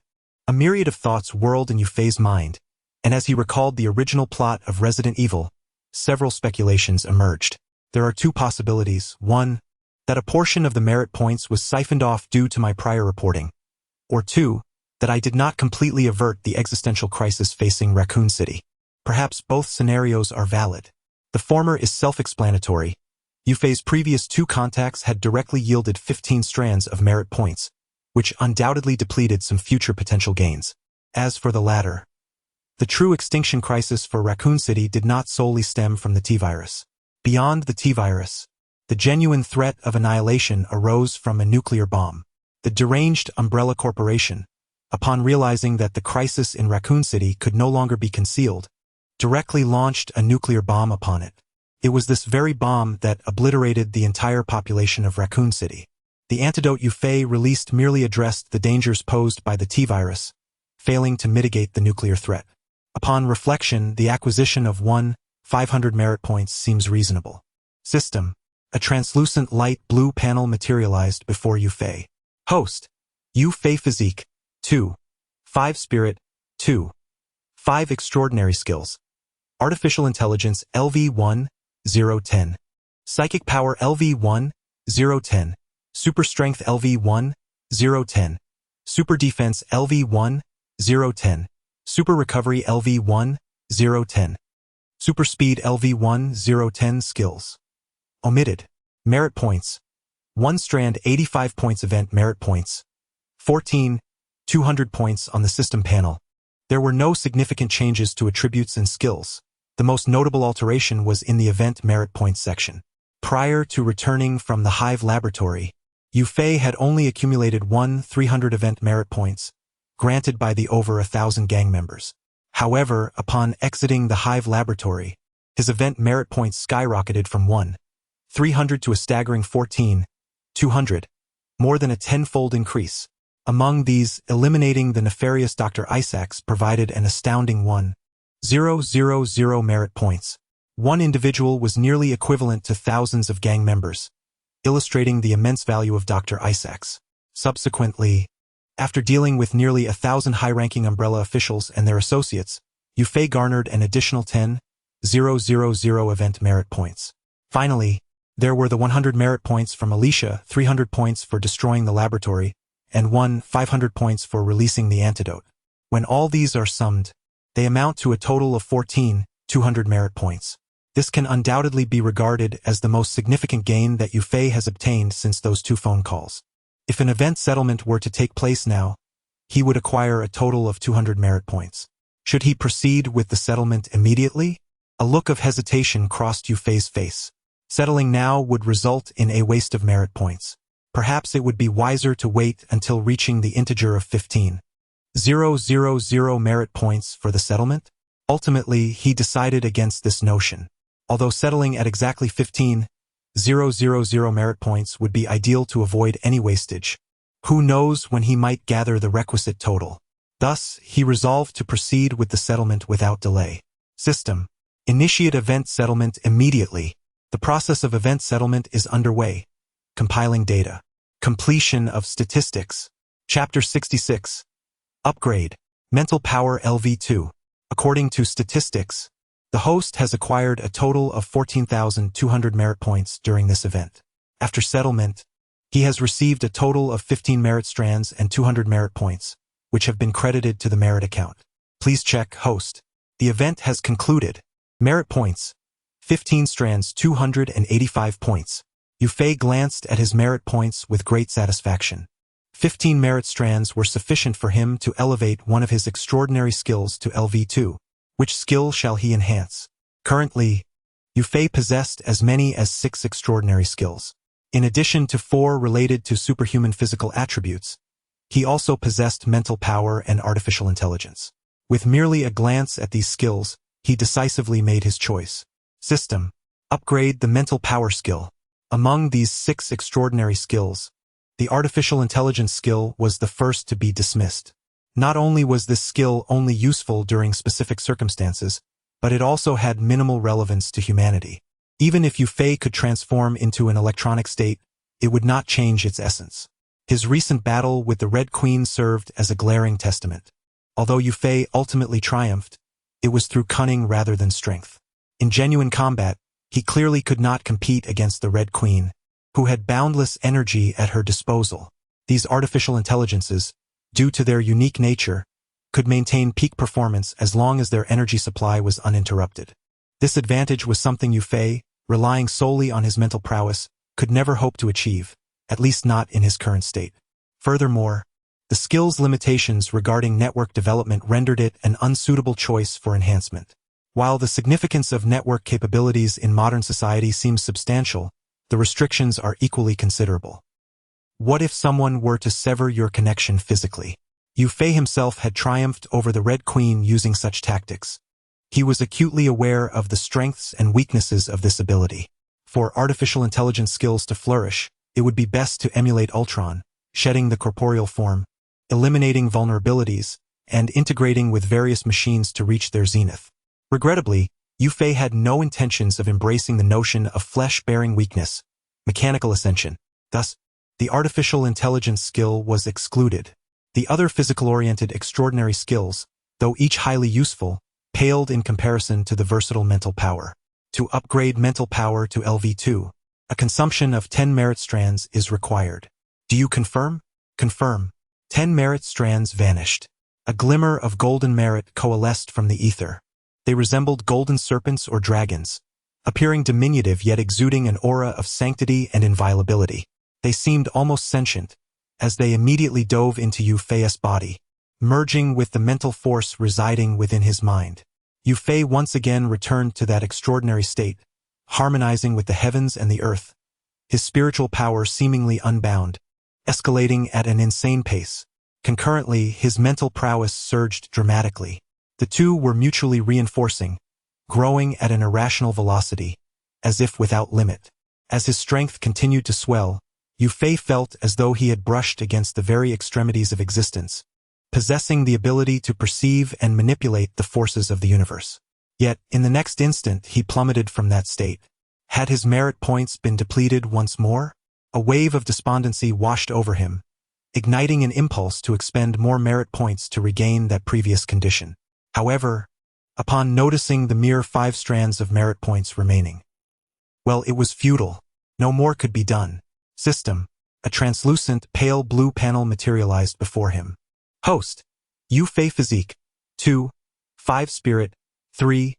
5 Extraordinary Skill. Mental Prowess LV2. 0-100. Abbreviated. Skills. Abbreviated. Merit points. 5 strands 285 points. Yufei's physique had not changed at all, remaining at a value of 2. 5. The mental prowess, a purely spiritual extraordinary skill, although deemed versatile, did not enhance his physical form. In contrast, his spirit attribute experienced a tremendous transformation, soaring from 2.5 to 3.5, a remarkable increase of 1 point. The enhancement of Yu Fei's attribute panel was nonlinear, not correlating with proportional increments in value. From 2.5 to 3.5, on the surface, the increase barely exceeded 50%. Yet, in reality, with a mere thought, Yu Fei's mental prowess, which could originally encompass a radius of several hundred meters, expanded to several thousand meters in an instant. A tenfold increase. Should Yu Fei concentrate his mental prowess in a specific direction, this range could even reach tens of thousands of meters. Although at such a distance, both his control and perception diminished significantly, such a range still held extraordinary advantages for him. For instance, now, with a flicker of thought, Yu Fei effortlessly breached the Umbrella Corporation's information blockade, locating a small, undamaged base station several thousand meters away, a temporary information hub established by the Umbrella Corporation outside Raccoon City. Yu Fei, thank you for your assistance. Utilizing this base station, he promptly began transmitting information. From the perspective of dismantling the Umbrella Corporation, it was imperative to contact S. HIELD immediately. The antidote was already obtained, and the formula was even secured from Red Queen. To avoid prolonged complications and expedite the resolution of the Umbrella Corporation, reaching out to SHIELD without delay was evidently the wisest choice. However, the first entity he chose to contact was not SHIELD, but rather, Sir, I just received a message claiming to be from Avery. Stark Villa. The voice of Jarvis suddenly resonated, startling Pepper Potts. Ever since Tony Stark embarked on the quest for a cure for the T-virus, he had prohibited any external communications from intruding, and Jarvis had maintained a serene silence. This unexpected utterance naturally elicited a sense of alarm in Pepper. However, upon listening to Jarvis's words, her astonishment dissipated. Indeed, Tony Stark had barred all external disturbances, even from Obadiah, whom he regarded as a father figure. Yet, there remained one exception, Avery, Yu Fei. This was not to suggest that Yu Fei held profound significance in Tony Stark's heart. Rather, it was merely due to his extraordinary importance during this peculiar juncture. How could information about him emerge? Could it be that the lockdown in Raccoon City had finally been lifted? Chapter 67. Stark, do I appear to be a fool? Not at all, sir. The city of Raccoon remains shrouded in a veil of information suppression. Then how did he manage to send the information? Through an information base located outside Raccoon City, sir. What does the information contain? Tony Stark's lips twitched slightly. Was this location not a bit off? He instructed you not to pursue the antidote any further. Tony Stark, does the Umbrella Corporation consider me to be simple-minded? He clenched his fists, for the first time feeling as though his intellect was being ruthlessly demeaned. Tony Stark, the most brilliant mind in the world, did he truly appear as if he were a simpleton? If you are to deceive, at least refine your plans to make them more credible. Sir, the other party has just sent another document, noted as the T-virus antidote formula. Tony Stark paused momentarily. It appeared that those at Umbrella were not entirely foolish. They recognized that such a tactic might earn his trust. However, they likely had no inkling that he had already acquired the T-virus antidote formula from Avery. Sir, the message claims that this is the authentic antidote formula, one capable of neutralizing the T-virus present in the air. Oh, Tony Stark raised an eyebrow. Now this was intriguing. Send it over for me to examine. Certainly, sir. A document unfurled in mid-air, revealing itself before Tony Stark. Initially, he did not pay much attention, continuing his research with only a fraction of his focus diverted to the information. He remained convinced that this was a ploy by the Umbrella Corporation, aimed at disrupting or misdirecting his research on the antidote. Yet, he deemed it worth a glance, for if Umbrella had gone to such lengths, surely there was a modicum of truth within their submission. Little did they know, with my intellect, even their trifling truths would expedite my research on the antidote. Surely no one could be so dim-witted as to mistake the genuine from the false. Could they? Wait, is the authenticity of this document perhaps too substantial? Tony Stark had perused nearly half of the material, and based on his understanding of the T-virus, the information thus far appeared to be genuine. This indicated that nearly 50% of the material was indeed authentic. Surely the Umbrella Corporation would not be so generous as to send over such a significant portion of valid information? Tony Stark felt a surge of astonishment. Frankly speaking, this 50% of authentic data could potentially reduce his research time by 5 hours. Is the Umbrella Corporation truly this magnanimous? Or could it be that I am misinterpreting the situation? Tony Stark's expression wavered with uncertainty. He held an unwavering confidence in his own intellect. However, he had only skimmed through the document with a fraction of his mental acuity moments ago, making it entirely plausible for errors to exist. Perhaps should he give it another thorough reading? Tony Stark furrowed his brow. In light of his inherent pride, he was certainly reluctant to concede to such an action. Let us review it once more. Suddenly interjecting was Pepper Potts, who knew him all too well. A mere shift in his expression was enough for her to discern his apprehensions. After all, this pertained to the survival of humanity itself, making it entirely reasonable to scrutinize the material multiple times. Very well. Tony Stark acquiesced. He set aside his current task and meticulously examined the document from start to finish. 50%, 60%, 70%, 100%. This information was indeed authentic. Tony Stark was astounded. Although he had sensed that this document might be different, he never anticipated it would be genuine. While he had yet to fully develop an antidote for the T-virus, he had made considerable progress, and aside from its original creator, few could rival his understanding of the virus. This was precisely why he felt confident in consuming the sugar coating of the Umbrella Corporation's sweetened artillery and returning the projectile. But now this information was undeniably real. Had the Umbrella Corporation lost their minds, or had he? Tony Stark found the world around him to be utterly surreal. The Umbrella Corporation had actually sent him authentic data on the antidote? Was it conceivable that the person sending the message was truly Avery? Pepper Potts proposed an alternative hypothesis. Tony Stark pondered seriously. If there wasn't a malfunction on either side, it indeed seemed to be the only answer. Firstly, he could not possibly believe that an issue lay with him. Secondly, while he had previously remarked that the individuals from the Umbrella Corporation were insane, this madness was of a different nature. At such a pivotal moment, the likelihood of the Umbrella Corporation suddenly providing him with genuine antidote data was infinitesimally small. Since neither of these possibilities held, only one remained. The individual sending the message must be Yufei. Only he would possess the audacity to deliver authentic antidote data to him. Yet how had he managed to accomplish this? Tony Stark's brow knitted in concentration. Given the complete lockdown in Raccoon City, breaching such a blockade was fraught with challenges, let alone traveling to an Umbrella outpost to send him a message. It sounded almost mythical. If he wished to know, why not simply inquire with Avery?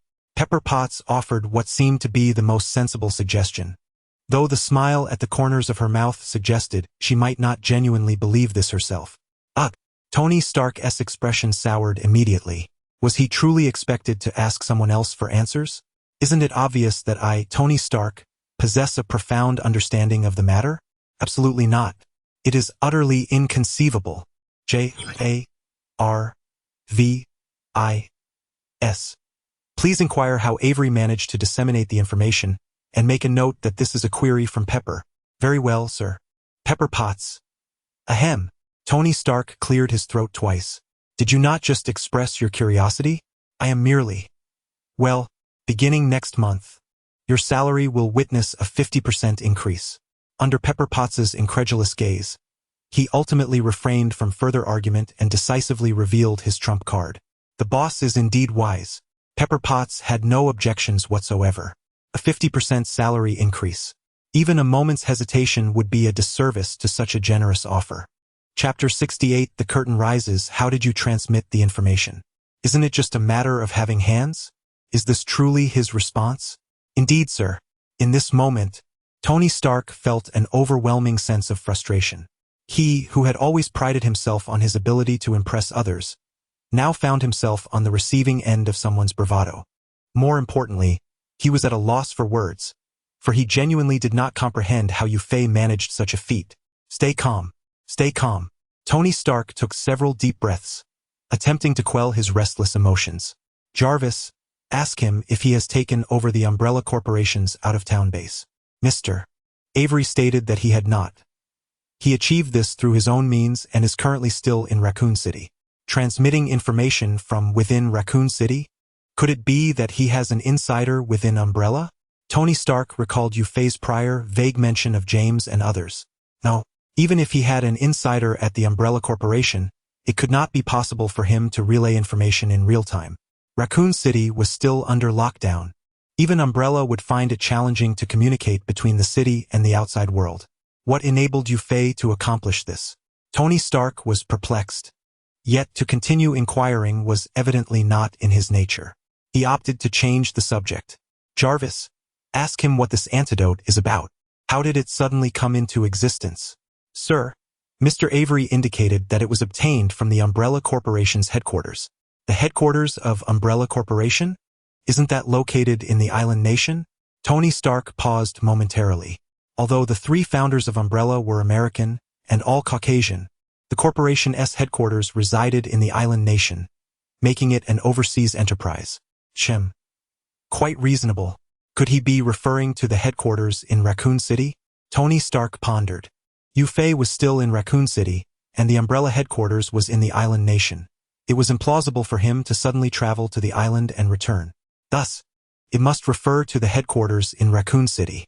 After all, it would be preposterous to suggest that Raccoon City hosted another true headquarters of the Umbrella Corporation. This is for the best. Tony Stark exhaled in relief. Though he had spent several hours in vain, as long as the outcome was favorable, it mattered little.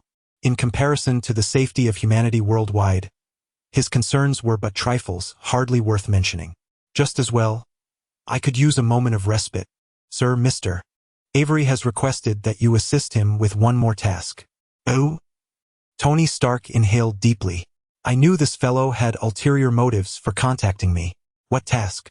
Though somewhat displeased, he ultimately inquired. I hope you can make the Umbrella Corporation's dealings public. Let the entire world be aware of everything. Came Yufei's message. Are you concerned that someone might shelter them? Tony Stark instantly grasped the profound implications behind the statement. To the eyes of an ordinary individual, a corporation like Umbrella, responsible for such heinous, inhumane acts, should undoubtedly be obliterated. However, within the realm of capitalism, many matters are negotiable, provided one possesses value. It is entirely feasible to continue one's existence, even thriving remarkably. For reference, consider Hydra. Decades have elapsed, and have they not evolved into a globally recognized organization? Endorsed by the 5 major powers? Umbrella Corporation, too, can be negotiated with. Yufei's approach aimed to leverage external public opinion to eradicate Umbrella Corporation as thoroughly as possible. At the very least, those in high positions must not escape justice. Rest assured, I will take full responsibility for this matter. Tony Stark readily agreed. He held no sympathy for Umbrella Corporation's inhumane actions, feeling no psychological burden whatsoever, and was indeed quite pleased. By the way, are you preparing to launch a full-scale assault on Umbrella Corporation? Yufei paused momentarily, then seemed to recall something, responding with a smile. What is this? Do you wish to join in? Ahem. I'm merely concerned that your forces may be insufficient, so I thought I'd lend a hand. Haha, Yufei chuckled. After contemplating for a moment and glancing at the time, he remarked, if all goes as planned, this assault will commence in an hour and a half, around 6 in the morning. If you can arrive by then, you may certainly be counted among us. An hour and a half from now? Tony Stark surveyed his nearly completed big toy, nodding vigorously. No problem. Then we shall meet in an hour and a half. The two parties hung up. Pepper Potts looked at Tony Stark with concern. Tony, this is far too dangerous. You've just returned from the Middle East, and your injuries haven't fully healed. Perhaps you should refrain from getting involved? Do not worry, I can handle it. But trust me, Pepper. Very well. Although Pepper felt compelled to voice further concerns, she recognized that in his current state, Tony Stark would not heed her advice. All she could do was support his decision and prepare for whatever lay ahead. Before the testing platform, Tony Stark took a deep breath. Though he had resolved to engage with his big toy, there was something of greater importance to address first. Following the antidote information provided by Yufei, he set about preparing a dose of the remedy. ARVIs. Please verify the efficacy of this antidote. Sir, upon verification, this antidote exhibits significant volatility and can indeed neutralize the T-virus in the air. Understood. ARVI. Yes. Immediately prepare 1,000 doses based on this antidote data. No, make it 10,000. Very well, sir. Having completed all these tasks, Tony Stark finally redirected his gaze towards his grand contraption. Within the span of an hour, everything was set in motion. The SHIELD had acquired the formula for the antidote. A full-scale offensive was to be launched in an hour and a half. The arrival of these two messages left Nick Fury somewhat astonished. Was this pace not a tad too swift? However, once the antidote formula was transmitted and verified as accurate, Nick Fury wasted no time and promptly issued his commands. Capture all those affiliated with the Umbrella immediately. Gather everyone in SHIELD and inform them that a monumental task is upon us. In an instant, this colossal entity known as SHIELD sprang to life. A tempest poised to engulf the entire world was about to unfold. Chapter 69. Alexander's Actions, a Confession? SHIELD Headquarters. Top floor. Director's Office. Madness. Utter madness. Everything is spiraling out of control. Alexander's fury surged, and he felt an overwhelming urge to unleash violence. That lunatic, Isaacs. How dare he commit such an atrocity? Damn it, he truly deserves to perish. Though Alexander had contemplated the potential repercussions instigated by Umbrella Corporation, he never anticipated the magnitude would be so catastrophic, leading to the annihilation of humanity itself. Has the Umbrella Corporation collectively lost their sanity to orchestrate such a scheme? The Hydra, for all their audacity, dared merely to devise a mere insight plan. Who granted the Umbrella Corporation the audacity to propose a plan for global extinction? No. Hydra must not become entangled with these madmen. The memory of his recent phone call to Isaacs flooded Alexander's mind, inducing a wave of anxiety. What consequences would arise if the 5 major powers discovered his association with this anti-human organization, particularly if he had tipped them off? Lambert. Alexander swiftly contacted one of his most capable subordinates. I am entrusting you with a crucial task. At any cost, eliminate Isaacs. Ensure the mission is accomplished. Upon concluding his orders, Alexander remained unsettled. To be prudent, he resolved to awaken the Winter Soldier as a secondary safeguard. He had exerted considerable effort to mitigate this threat. Were it not for the colossal disturbance instigated by the Umbrella Corporation, which was destined to capture the attention of the entire world, he would have considered uprooting everything. Even at the risk of Nick Fury's suspicion, he was prepared to activate Hydra's resources to eliminate Isaacs and his associates. Isaacs, you would do well to be prudent. A cold glint flickered in Alexander's eyes. Unless absolutely necessary, he wished to avoid deploying his third line of defense. Raccoon City. At this moment, the sky remained shrouded in darkness, even deeper than before. The pre-dawn night represented the pinnacle of obscurity. From a lofty vantage point, one could observe that much of Raccoon City was enveloped in a hushed, shadowy stillness. The ordinary citizens were blissfully unaware of the calamity that had transpired this night, nor did they realize that countless external gazes were already fixated upon this small city. Within its confines, only 2 locations remained illuminated. One was the fortified entrance to the city, and the other was the Umbrella Corporation headquarters. The former was patrolled by numerous armed personnel from Umbrella, strictly prohibiting any unauthorized individuals from entering or leaving Raccoon City. An atmosphere of stern vigilance prevailed.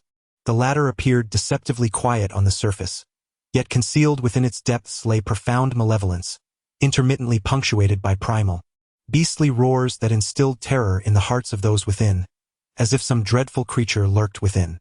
Meanwhile, several thousand meters away in a residential area, Yufei stood by the window, gazing intently in the direction of the Umbrella Corporation building.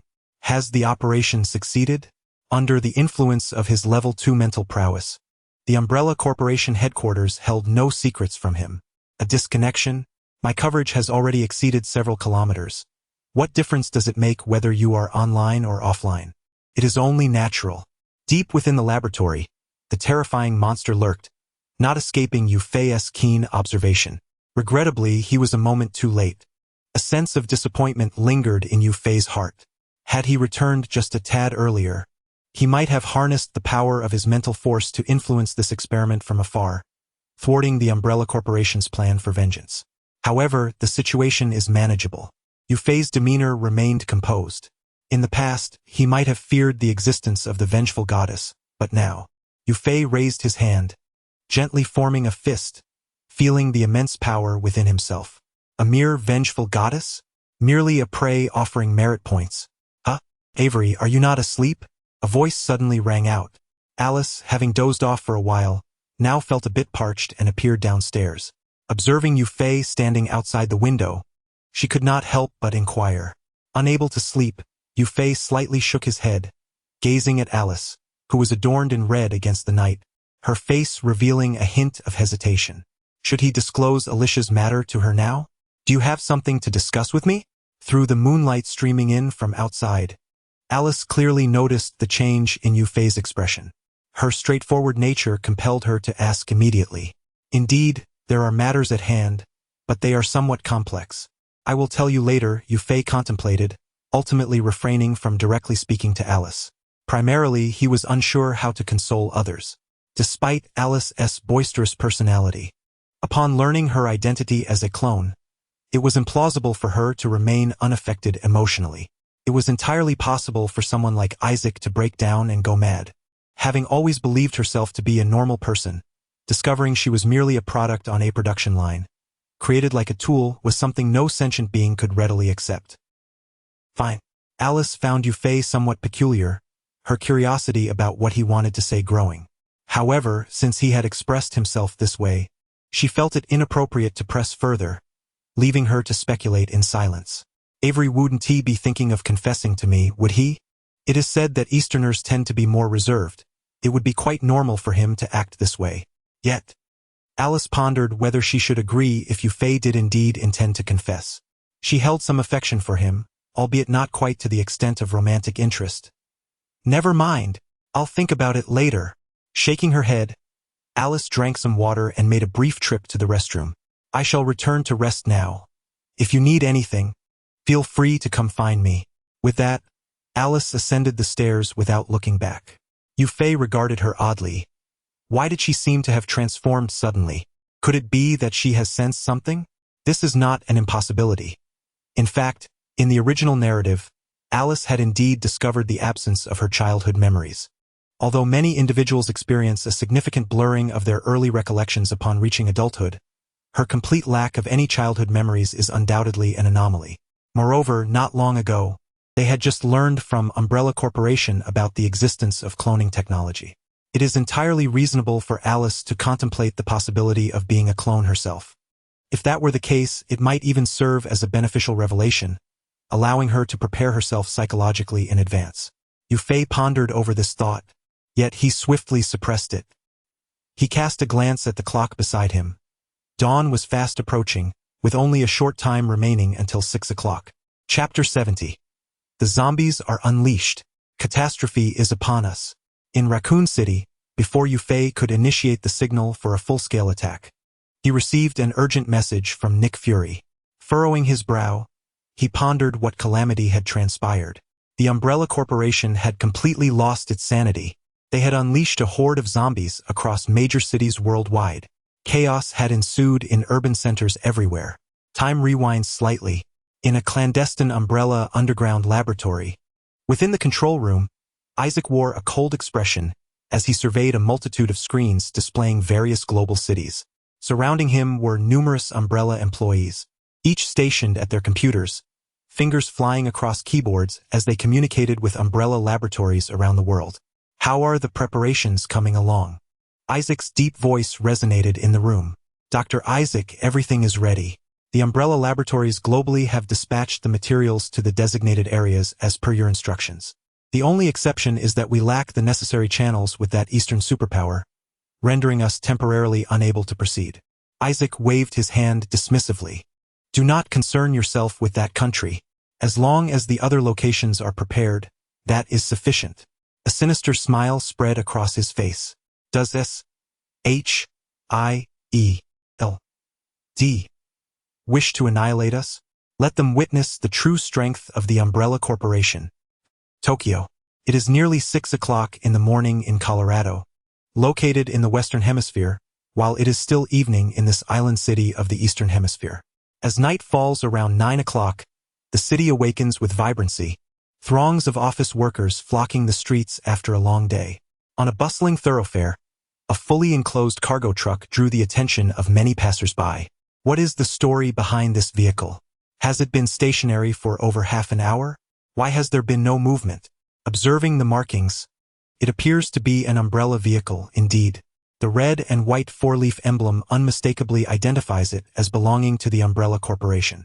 Why has Umbrella parked such a vehicle on the street? As one of the few world-class conglomerates based locally, Umbrella is well known in Tokyo, and even ordinary citizens recognize their emblem. The sudden appearance of an umbrella truck parked for such an extended period naturally piques curiosity. Hey, did you hear any strange sounds just now? What peculiar sounds are you referring to? It's hard to describe, but it was somewhat akin to a beast, though not quite. In any case, it was very strange. A beast? That seems unlikely. There are no animals on this street. Not even a dog. Surely you must have misheard? Misheard?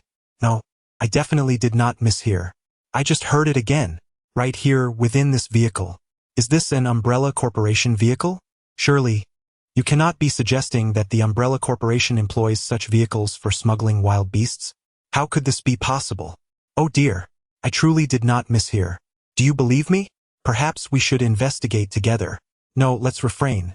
If it indeed involves the Umbrella Corporation, then even if they are smuggling, who could intervene? What a coward. If you won't go, I shall. This audacious young man, with keen ears, approached the rear of the vehicle. Upon reaching this spot, he became increasingly convinced that he had not misheard. The sound was indeed emanating from within the car. However, the distance hindered him from discerning it clearly. What could that sound possibly be? Driven by curiosity, he stepped closer, even pressing his ear against the rear door. Hiss, roar. This time, the sounds were more distinct. Yet, he found it peculiar that this strange hissing roar bore little resemblance to any beast he knew. How curious! What on earth is that sound? Striving to hear more clearly, he pressed his ear tightly against the door, almost wishing to thrust his head inside.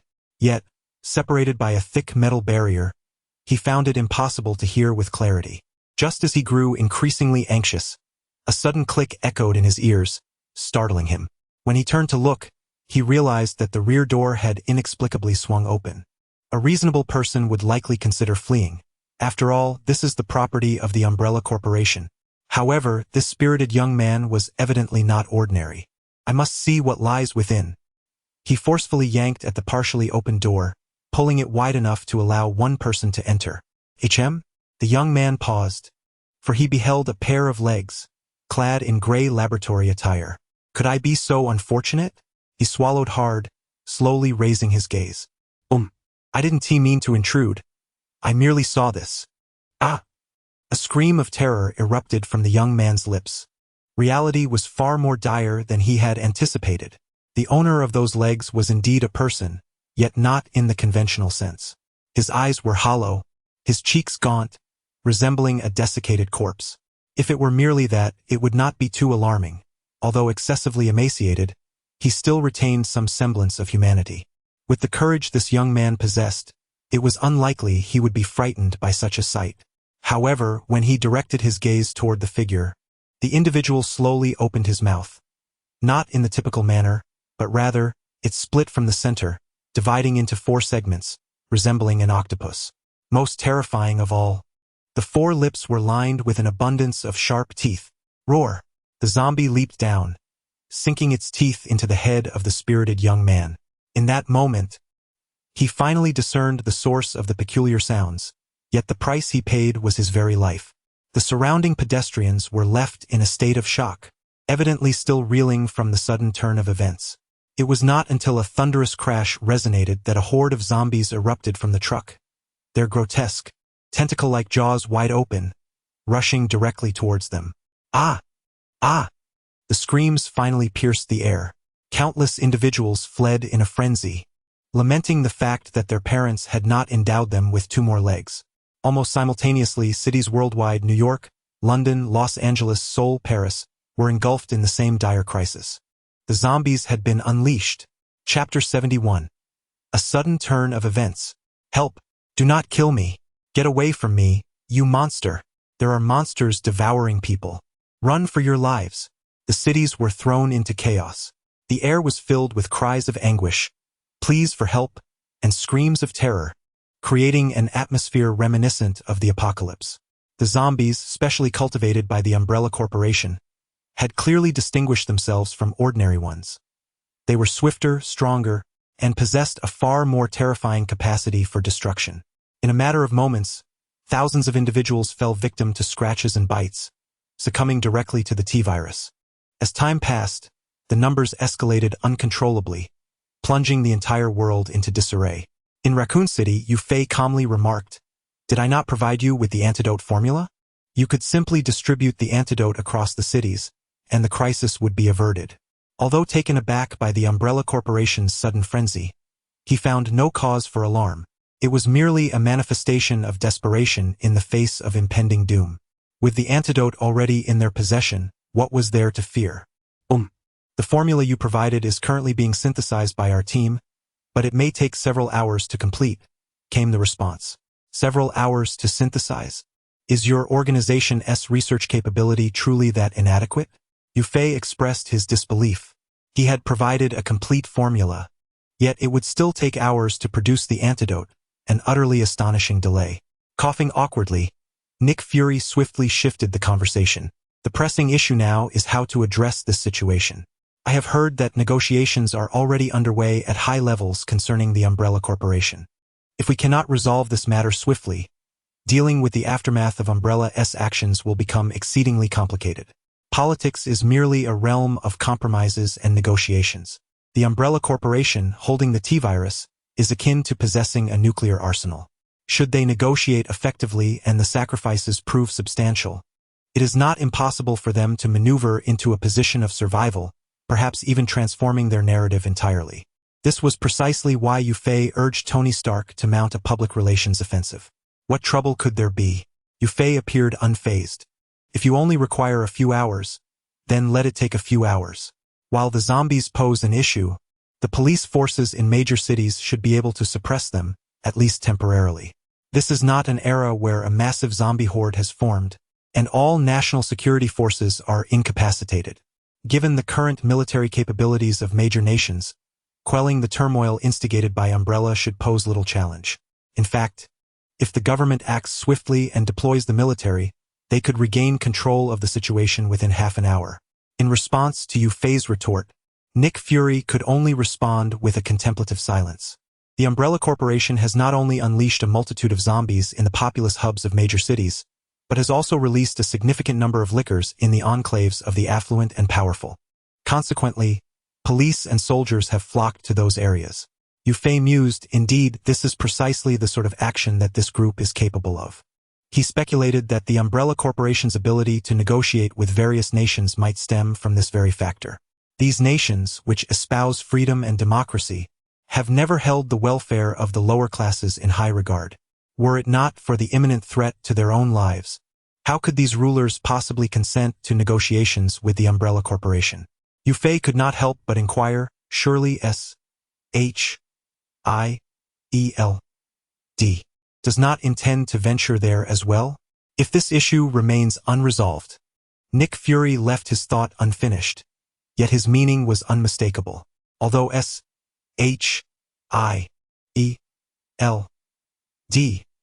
professed to be under his command, numerous influences lurked in the shadows, particularly from the elite powers. If he were to defy orders outright, while S.H.I.E.L.D.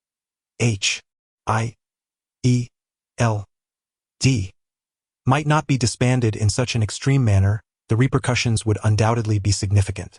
It was even conceivable that his efforts over the past decade could be rendered futile. So, even Nick Fury is contemplating a compromise. Upon hearing this, Yufei discerned the shift in Fury's mindset. If the Nick Fury of yore was resolute in his mission to eradicate the Umbrella Corporation, The current Fury's conviction seemed to wane. The emergence of the T-virus antidote has likely led him to perceive the threat posed by the Umbrella Corporation as less formidable. If the danger were diminished, there would be no necessity for complete annihilation of the corporation. Should negotiations prove fruitful, it might even be possible to see the Umbrella Corporation subsumed under S-H-I-E-L-D.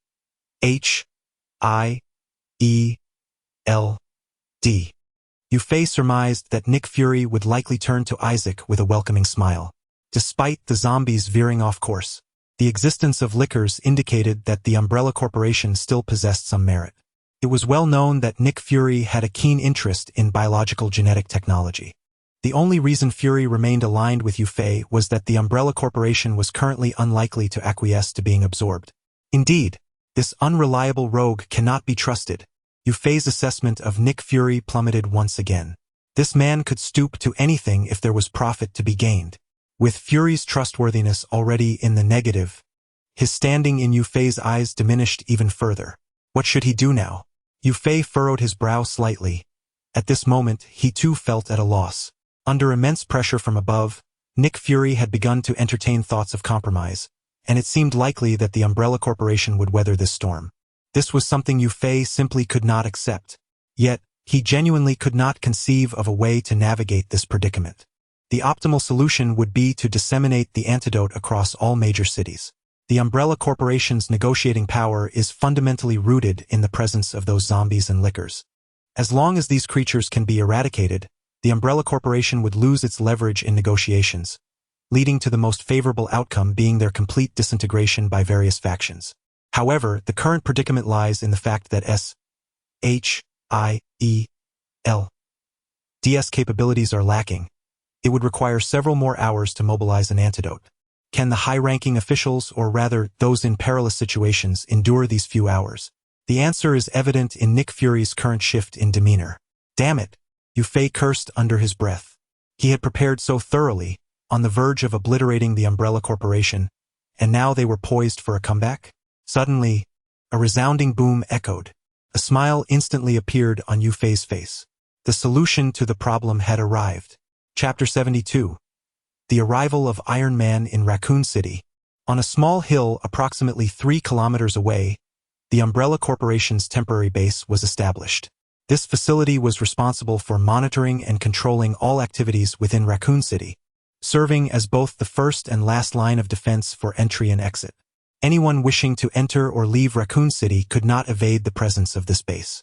As dawn approached, just before 6 in the morning, employees within the tents were vigilantly observing all occurrences in the sky and on the ground. Suddenly, an unidentified flying object was detected 30 kilometers away, approaching Raccoon City at nearly twice the speed of sound. Twice the speed of sound? Who could have dispatched a military aircraft to this location?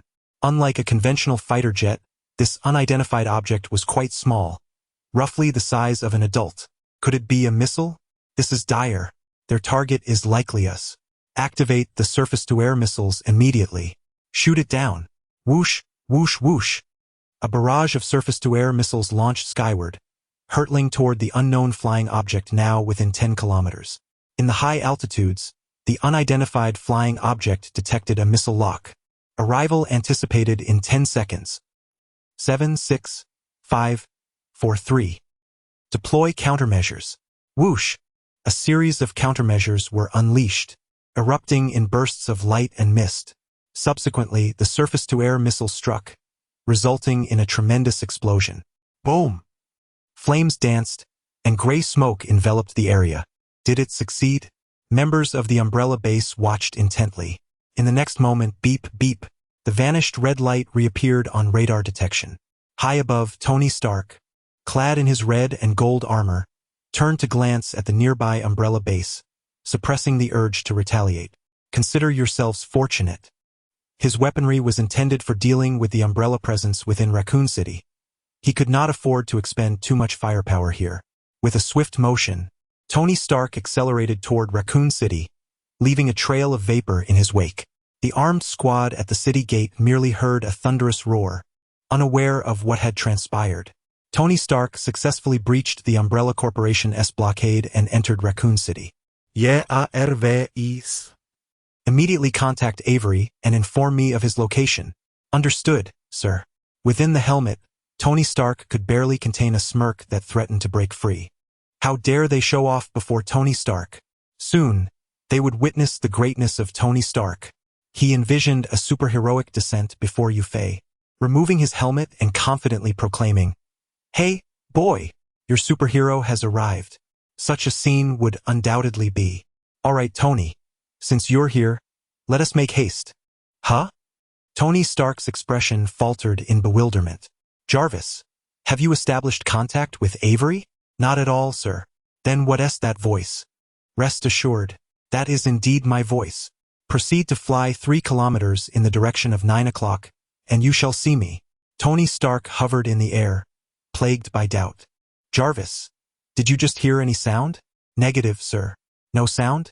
This only deepened Tony Stark's confusion. Could it be that I am hallucinating? Yet, the subsequent urging voice rekindled his self-doubt. After a moment's hesitation, he resolved to investigate. "Jarvis, fly towards 9 o'clock, approximately 3 kilometers." The Iron Man suit soared with remarkable speed, traversing nearly 3 kilometers in mere seconds. Soon, Tony Stark spotted Yufei waving at him from the ground. "Over here. Come quickly." Tony Stark descended slowly, retracting his helmet to reveal a face etched with frustration as he looked at Yufei. "How on earth did you accomplish this?" "This is how it's done." Yufei shrugged, as if to suggest that such matters were trivial. Tony Stark responded, "You transmitted your voice to me over several kilometers and claim this is trivial? Kindly omit the question mark. This is far beyond what any ordinary person could achieve. Is this why he could send me messages even from Raccoon City?" Tony Stark felt he was on the brink of a revelation, but before he could voice his inquiry, Yufei interrupted. "Come on, time is of the essence and the task is monumental. Let us skip the small talk. Take this and hurry to save the world." Yufei thrust a metallic cold box into Tony Stark's hands, urging him to depart swiftly. "Wait, saving the world is fine, but you must clarify what I need to do." It seemed the gravity of the situation struck Yufei suddenly. The Umbrella Corporation has completely lost its mind. They have unleashed hordes of zombies and even lickers across major cities worldwide, and chaos is about to ensue. This box contains the T-virus antidote. You must deliver it to the major cities. Tony Stark's expression darkened. Damn it, those lunatics. Hearing this, he could no longer linger and prepared to leave.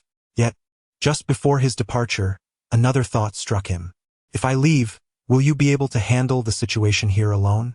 Perhaps we should wait until I return to address it together? Rest assured, I can manage perfectly well on my own. You should focus on your own mission. This time, your task is significant, requiring you to fly to cities around the globe. I recommend you prepare several energy cells, or else if you run out of power halfway. That's inconceivable. Tony Stark interjected, slightly irritated.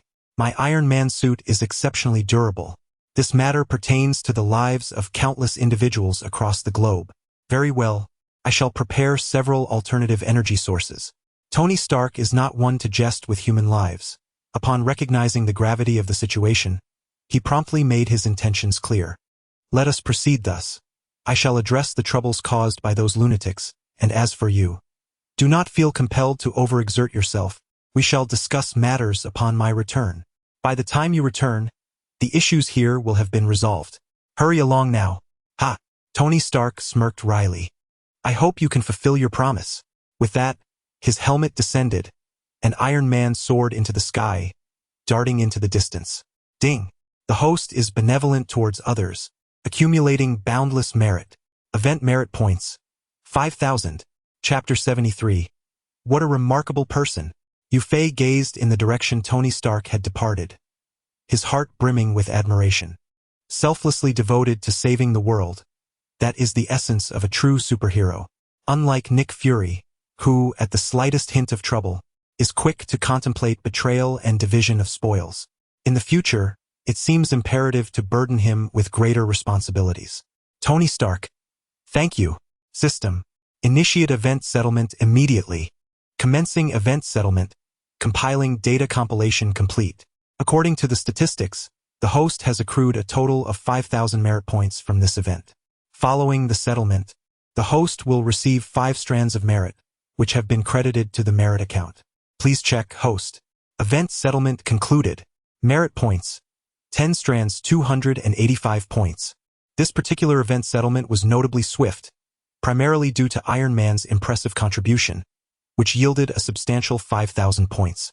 With a neatly organized bounty, Yu Fei, having just completed the settlement of 5 strands of merit, decided against lingering and proceeded directly to the settlement. Activating Event Settlement Function. Event Settlement Activation in progress. Successful. Event Merit Points. 0 points. Upon reactivating the Event Settlement Function, Yu Fei focused his attention on the merit points section. He had once again reached 10 strands of merit. To elevate his mental prowess further, 100 strands of merit are required, a sum evidently unattainable in the short term. Yu Fei could not afford to let these 10 strands of merit linger unused. The merit points must be invested to bolster his strength, thereby facilitating the acquisition of even more merit in the future. Thus, which skill should be enhanced?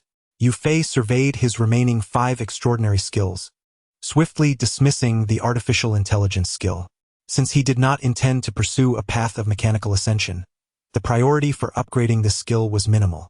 Unless he anticipated a future necessity where he could gain a significant amount of merit from an event, further enhancement of this skill seemed unlikely. With artificial intelligence dismissed, only super strength, super speed, super healing, and super defense remained. The first 2 pertain to offensive enhancement, while the latter 2 focus on defensive fortification. Currently, I require a further enhancement of my offensive capabilities. Yu Fei's gaze shifted towards super strength and super speed. He was on the verge of confronting Weskier and the Goddess of Vengeance, necessitating a more formidable offensive prowess. Weskier is exceedingly swift, and the Goddess of Vengeance possesses immense strength. If he were to enhance either speed or strength to level 2, his abilities would significantly surpass those of his adversaries. So, which one should he choose? S.H.I.E.L.D. Headquarters. Have you found a solution? Nick Fury's eyes flickered as he dialed Phil Coulson's number. Director, do you have any new orders? Did you detect any anomalies on your end? Indeed, there is. Not long ago, a tremendous explosion erupted in the vicinity of Raccoon City, suspected to be the result of a missile detonation. I harbor suspicions that a certain force is launching an assault on Raccoon City, yet the cacophony of the explosion was fleeting, soon replaced by an unsettling calm. And now? Has tranquility truly returned, with nothing amiss? Or is it merely a repeat of the past? Wait, another explosion reverberates. A multitude of detonations. It appears that fierce combat is underway. The thought of such extensive explosions and intense exchanges of fire caught Nick Fury's attention. Director, shall I personally investigate? No. Remain in position and await my command. It shouldn't take long. Understood, Director. At S.H.I.E.L.D. Headquarters, Nick Fury pondered deeply. Could this fierce conflict be connected to him? Might the support from Interpol finally have arrived? A flurry of thoughts raced through his mind, only to be subdued once more. It seems he indeed has a resolution. In that case, issue the orders. Prepare everyone for an imminent assault. Outside Raccoon City, in a concealed forest several kilometers away, Phil Coulson gazed at the hung-up phone, then glanced toward the direction of Raccoon City, listening to the faint echoes of explosions, his mind similarly swirling with thoughts. Did Interpol's assistance arrive? If this were A.S.H.I.E.L.D. operation, Nick Fury would not have needed to contact him, especially considering the identity that Yu Fei had provided. It naturally led to the conclusion of Interpol's involvement. What is happening? Are we about to mobilize? Natasha, the Black Widow, inquired. Not yet, Phil Coulson replied, shaking his head, then added, but it will be soon. According to Nick Fury's words, they are about to launch a full-scale offensive. Phil directed his gaze toward a hidden entrance several hundred meters away, where a small military base of the U.S. Armed Forces was stationed. Ensure all preparations are in place. Our mission this time is far from simple. Meanwhile, a dozen kilometers away, at the Umbrella Corporation's base established outside Raccoon City, flames soared, explosions echoed, and cries filled the air. Nick Fury and Phil Coulson were indeed correct. The The site was under a formidable assault. Yet the assailant was not the Interpol they had suspected. Rather, it was an individual. Open fire. Tony Stark, clad in his Iron Man armor, soared through the air, unleashing a torrent of munitions. In a matter of moments, the makeshift base was reduced to ruins. You thought bombing me with missiles was enough? With that, Tony Stark pivoted and returned to the stronghold of Raccoon City, expending all his ammunition before departing with a flourish. In order to confront the Umbrella Corporation in Raccoon City alongside Yufei, Tony Stark has meticulously prepared a substantial arsenal. However, with the sudden shift in circumstances necessitating his intervention across the globe, these munitions have become redundant and have thus been relinquished to two specific locations. This should significantly alleviate the burden on that individual, wouldn't it? Ha! I, Tony Stark, am magnanimous, so no need for your gratitude. With a flash of fire, Tony Stark ascended into the sky. The surviving armed personnel of the Umbrella Corporation atop the battlements could only watch helplessly as Tony Stark departed, rendered powerless to act. The group exchanged glances, then looked down at their fallen colleagues. Well, surviving is what truly matters. Chapter 74. Ascend again. Super Strength Level 2. System. Upgrades Super Strength. In the dichotomy between Super Strength and Super Speed, Yufei ultimately opted for Super Strength. The rationale was straightforward. In terms of direct destructive power, Super Strength manifested itself more evidently. To elevate Super Strength to Level 2, a consumption of 10 strands of merit value was required. Confirmation. Confirmed. 10 strands of merit value vanished. A thread of divine golden merit power coalesced and seamlessly integrated into Yufei's being. Among these, 8 strands infused his corporeal form, while the remaining 2 intertwined with his soul. The former fortified his physique, whereas the latter endowed him with mastery over his body. Merely augmenting the physical form, even with immense strength, poses challenges in achieving stable execution. A fitting analogy would be Spider-Man post-serum injection. The human body is an exquisitely intricate and complex machine, and upon transcending the extraordinary realm, this complexity magnifies exponentially. Without the requisite means and techniques for mastery, one cannot hope to harness such a body. This elucidates why super strength is classified as a skill. Many presume that upon transcending, one merely retains the simplicity of an ordinary human body. In truth, the transformation is monumental. It is akin to evolving from an antiquated computer to a supercomputer. The disparity is unfathomable. Attempting to wield this body with old methods will undoubtedly lead to complications. Incidents akin to Spider-Man inadvertently tearing down a door are entirely plausible. Even if he later appears to lead a normal life, it is merely an illusion of normalcy, as he has not fully mastered his own power. Only through extensive combat experience and learning from those battles does one begin to truly command their strength. Yufei, having grasped this insight, wholly discarded the notion of directly enhancing his physical and mental attributes. If he had chosen to expend 10 strands of merit value on those attributes, the resulting enhancement would likely have been far superior to that obtained from upgrading super strength and mental prowess. However, such power would remain elusive and unmanageable. Ultimately, the effectiveness derived from skill enhancement, coupled with the perfect mastery of one's own strength, far outweighs the other option. Strength and technique are both indispensable. This upgrade, akin to the enhancement of mental prowess, filled Yufei with unparalleled joy.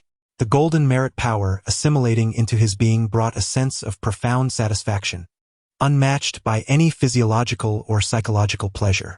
This was the fulfillment of his extraordinary physique. As Yufei felt the gradual transformation of being filled to the brim, he pondered contemplatively. Previously, the transformation from an ordinary physique to an extraordinary one was a profound metamorphosis of life's essence, necessitating alterations at the very roots of bloodlines and genetic foundations, a process inherently fraught with agony. Now, however, the upgrade is merely a progression from Extraordinary Level 1 to Extraordinary Level 2. While the changes may still be monumental, the essence remains unaltered. Yufei's bloodline level remains anchored at the Extraordinary tier. It is simply that Yufei's previous Extraordinary level was rather low, and he is now ascending to a higher echelon of the Extraordinary. Transitioning from Level 1 to Level 2, and subsequently to Level 3, is merely a means of enhancement and completion. One might say that level 1 represents the initial form, level 2 signifies the enhanced form, and level 3 embodies the ultimate form. Yufei's elevation from level 1 to level 2 marks his advancement from a rudimentary extraordinary state to an augmented extraordinary state. The system's reinforcement is remarkably swift, and in a matter of mere seconds, Yufei accomplishes this upgrade, officially elevating his superhuman strength to level 2. As he senses the tenfold increase in his power, a smile inevitably graces Yufei's face. Weskier, are you ready? In New York, Manhattan Square. The time zone here is 1 hour ahead of Colorado, Raccoon City, where it is nearing 6 in the morning. Meanwhile, it is already 7 here. As the most densely populated urban area, even at 7 in the morning, throngs of pedestrians hustle to commence their work and academic day. However, everything changes with a piercing scream. A multitude of zombies bursts forth from the Umbrella Corporation's vehicles, their grotesque, tentacled mouths ravenously attacking all living beings in their vicinity. Brutal and sanguinary, countless humans perish at their jaws, blood and flesh staining their mouths, rendering them even more fearsome. The surrounding populace, gripped by terror, screams as they flee the scene, demonstrating that, at times, they are not entirely indifferent to their own lives. Kill, kill. Let me see how long you can endure. In a concealed underground laboratory, Dr. Isaac observes the carnage unfolding around the globe via satellite network. This marks the first true public display of the T-virus zombies, revealing an extraordinarily terrifying aspect upon their emergence. They are devoid of humanity, exhibiting brutality that surpasses that of wild beasts, consumed solely by their frenzied urge to kill. While beasts possess an instinct to seek benefit and avoid harm, even the mightiest tiger or bear would instinctively flee from a large human gathering rather than engage in indiscriminate slaughter. These zombies, though once human, possess no rationality. Their only remaining desire is to consume. Due to a peculiar mutation, their diet consists solely of humans, leading them to one singular behavior: the hunt for human prey, followed by consumption. They are a naturally anti-human species, destined to coexist with humanity in an irreconcilable manner. Even within the Umbrella Corporation, they are regarded as failures. However, even as failures, if managed adeptly, they can yield tremendous results.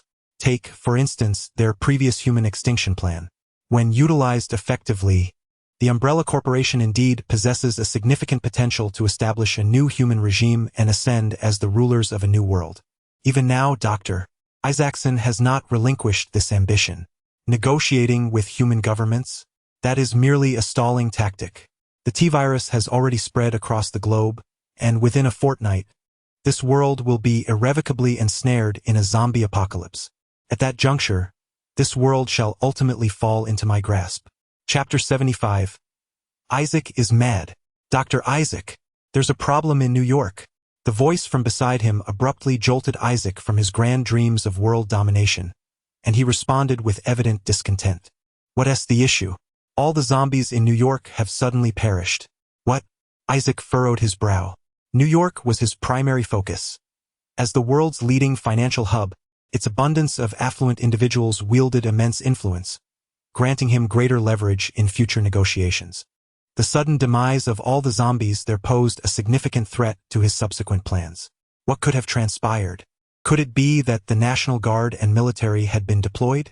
While the efficacy of the local police was debatable, the stationed National Guard and military forces were undoubtedly formidable. If they had mobilized collectively, the gorgers and zombies he had left behind might not withstand for long. No, it's due to a different reason. A different reason? Could it be that S.H.I.L.D. intervened? Not that either, Dr. Isaac. Come and see for yourself. I can't quite describe it. Isaac, intrigued, approached a computer. To facilitate his understanding of the situation, the other party rewound the video. Dr. Isaac, take a look. The scene mirrored that of other screens, with zombies rampaging and the surrounding populace screaming in terror as they fled. But in the next moment, boom! A red and gold armored suit descended from the heavens, surveying all zombies with an air of superiority. This is powered armor. Isaac's pupils constricted slightly. Although he was an expert in biological sciences, he comprehended the implications of such powered armor. To put it bluntly, with the right weaponry, This suit could easily dispatch any zombies or gorgers. Even their formidable bioweapon, the Goddess of Vengeance, might not stand a chance against it. Could current technology produce such a marvel? Or was it an ultimate weapon secretly cultivated by the military? Isaac's mind raced with thoughts, yet he spoke calmly. If this powered armor swiftly annihilated all the zombies, it wouldn't be surprising. Although the military's development of such advanced technology astonished him, he remained largely unfazed. Indeed, in terms of combat prowess, even the Umbrella Corporation's strongest bioweapon, the Goddess of Vengeance, might not be a match for this powered armor. But what of it? The T-virus remains unsolvable. Upon its release, it will merge into the atmosphere, gradually spreading across the globe, ultimately drawing the world into an apocalypse. Whether or not one possesses this powered armor, the impact on this inevitable outcome remains minimal. At most, it merely diminishes the deterrence against the Umbrella Corporation in subsequent negotiations, potentially placing them in a somewhat passive position. However, this is inconsequential. Dr. Isaacs has never intended to resolve matters through negotiation. Thus he remains entirely unfazed. Dr. Isaacs, perhaps you should watch the conclusion first. HM? Isaacs glanced at his interlocutor, yet soon returned his gaze to the screen, harboring a dismissive attitude. What follows is merely slaughter. What is there to behold? On the screen, upon landing, the armored suit did not engage in the anticipated massacre but instead raised its hand. With a sharp sound, a section of the armor opened, revealing vials of green serum. This is the moment Isaacs beheld these green vials. A sense of familiarity washed over him, accompanied by an inexplicable wave of profound unease. The armored suit casually seized one vial and forcefully smashed it to the ground. Bang! The green serum shattered, and upon contact with the air, the liquid dissipated instantly. Whoosh! The armored suit stirred a tempest, propelling the antidote wafting through the air in all directions. Rustle! Rustle! Rustle! Zombies, as if stripped of all strength, collapsed to the ground, and the Umbrella Corporation's detection instruments lit up with green signals. This indicated that all these zombies had perished. How is this possible? Isaacs's pupils dilated sharply. How could his zombies have perished so suddenly, without encountering any attack? Did they simply die inexplicably due to the emergence of that green serum? A biological antiviral specifically targeting zombies? Or perhaps impossible? Impossible. Isaacs pondered another possibility, yet he was utterly unwilling to accept it. Dr. Isaacs, the zombies in other districts of New York, including the lickers in the affluent area, have all perished. This is the result of the T-virus antidote gradually spreading. Damn it! Isaacs's visage contorted in rage as he slammed his fist onto the table. Investigate the surroundings immediately. Check if anyone has transformed into a zombie. The zombie crisis had been ongoing for some time. Those who had merely sustained minor injuries would require additional time to transform. However, those severely wounded, even on the brink of death, had their immune systems diminished to the lowest levels, making them ripe for transformation into zombies. None. Not a single one. The collected answers shattered Isaacs's defenses. Impossible. False. This is all a lie. I refuse to believe it. He screamed frantically, his grotesque demeanor instilling terror in all those around him. Madness. Pure madness. Dr. Isaacs has succumbed to madness. What has driven him to this sudden insanity? The answer is quite simple. He has uncovered the truth behind those verdant elixirs, the antidote to the T-virus. This is not merely a suppressant tailored for individual cases, but a genuine solution capable of addressing the T-virus crisis. However, if the situation were solely as such, a man of Isaac's ruthlessness, who possesses the capacity for humanity's annihilation, might indeed feel a profound blow, yet would not descend into madness. The true catalyst for his insanity lies not in the emergence of the T-virus antidote, but rather in the realization that its existence had eluded him entirely. He was aware that the formula for the T-virus had been leaked mere hours prior, yet he could not fathom that anyone could develop an antidote within such a brief span of time. The very appearance of these antidotes signifies but one thing: they have existed all along. Chapter 76. The reversal of attack and defense. Isaacs played his cards remarkably well. After devising the plan for humanity's extinction, he did not immediately set it into motion. Instead, he used his own genetic blueprint to create a clone. whom he designated as Isaacs 1. Upon the creation of Isaacs 1, the original Isaacs entrusted the entire plan and the majority of his memories to this clone, instilling in him the belief that he was the true Isaacs. The genuine Isaacs retained only the highest privileges of Red Queen and a handful of memories, such as the existence of the underground hive and the antidote for the T-virus, knowledge accessible solely to the authentic Isaacs. Having completed this intricate scheme, the real Isaacs entered a state of slumber within the underground hive. To ensure a more profound sleep, the original Isaacs implanted in Isaacs 1's memory the notion of deploying a nuclear bomb on Raccoon City. When the bomb detonated, who would suspect that the true Umbrella headquarters lay hidden beneath the surface? After the original Isaacs fell into his slumber, Isaacs 1 emerged as the public face of the Umbrella Corporation. Yet, the most audacious maneuver was yet to come. Isaacs 1, mirroring the actions of the original, created yet another clone, Isaacs 2. He sent Isaacs 2 out into the world while himself remained in the shadows. Thus, the Isaacs known to the outside world was, in fact, Isaacs 2. But the plot thickened. Isaacs 2, dissatisfied with the capabilities of the researchers below, utilized his genetic template to produce a dedicated research clone, Isaacs 3. This Isaacs 3 inherited all the scientific acumen but lacked memories of other facets, serving purely as a research expert within the Umbrella Corporation. As for whether Isaacs 2 created an Isaacs 4, the original text remains silent on that matter. However, given the consistent nature of the Isaacs clones, the existence of Isaacs 4 is certainly a plausible speculation. This layered approach to cloning allowed the subsequent Isaacs to remain unfazed. What if a plan failed? They could simply detain the previous Isaacs.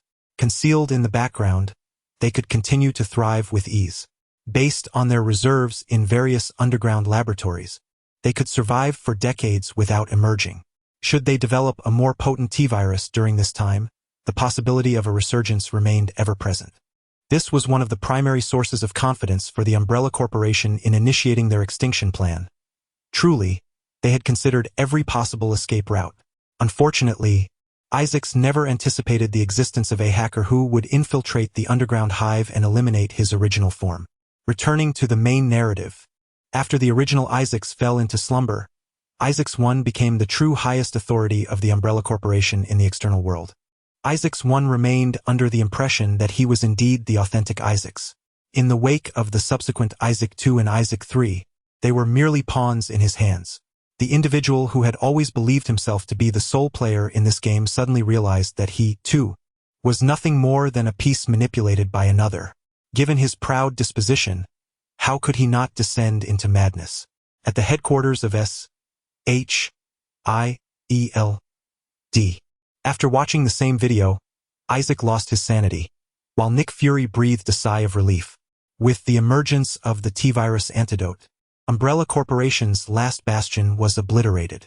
They had now forfeited any negotiating power, facing only the grim fate of dismemberment, with the tides of battle having completely reversed. S.H.I.E.L.D., having prepared meticulously, was determined to claim the lion's share of the cake. Transmit my orders. Commence a full-scale assault immediately, Nick Fury commanded, and his cadre of agents, already sharpening their blades, surged towards the Umbrella laboratories. Thus began a monumental conflict that erupted across the globe. Seated at his post, Nick Fury glanced once more at the video content, a contemplative expression crossing his visage. Power armor? It turned out the individual he sought was indeed him. In New York, within the Manhattan district, Tony Stark exhaled in relief as he beheld the fallen zombies. The antidote had taken effect. He had harbored fears that the T-virus cure would be ineffectual, leading to further casualties at the hands of the undead. Not only had the zombies perished, but those who had been bitten found the T-virus neutralized within them, thus averting the tragic fate of becoming zombies. However, the physical wounds inflicted by bites and scratches remained unaddressed by the T-virus antidote. JARVI's. Contact the nearby hospitals and police. Instruct them to rush to assist. Understood, sir. Establishing communication now. Tony Stark cast a final glance at the surrounding crowd. As the zombies lay lifeless, the people began to regain their composure. Some chose to aid the injured, while others cast curious glances in his direction, with some even pulling out their phones. Yet, Tony Stark did not linger. Countless cities and thousands of lives awaited his intervention. Boom!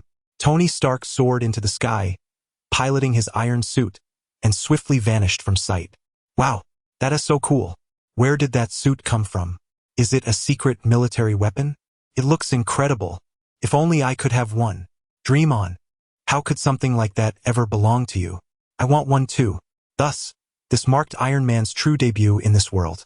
Compared to his previous confrontation with the Ironmonger, this appearance bore far greater significance, as he was, after all, in the act of saving the world. As Tony Stark traversed through various cities, distributing antidotes and rescuing countless souls from the clutches of the undead, his renown soared to unprecedented heights. Across the globe, multitudes expressed their heartfelt gratitude towards him. Naturally, Tony Stark sensed this overwhelming appreciation, which invigorated his somewhat fatigued spirit once more. How many cities remain that have yet to receive the antidote? Sir, there are still 8 cities left. 8 cities, you say? Excellent. Let us strive to resolve the plight of these final 8 cities within the hour. Very well, sir. Following the original route, our next destination is Tokyo. Tokyo, the headquarters of Umbrella Corporation? Very well then. While Tony Stark was diligently deploying the antidote worldwide, Yufei was not idle. He had quietly arrived outside the Umbrella Corporation headquarters in the heart of Raccoon City. Chapter 77. Infiltration? Overwhelming power. Raccoon City Center. Umbrella Corporation building. Weskier was somewhat agitated. The sudden surge of explosions outside the city contradicted the intelligence he had anticipated.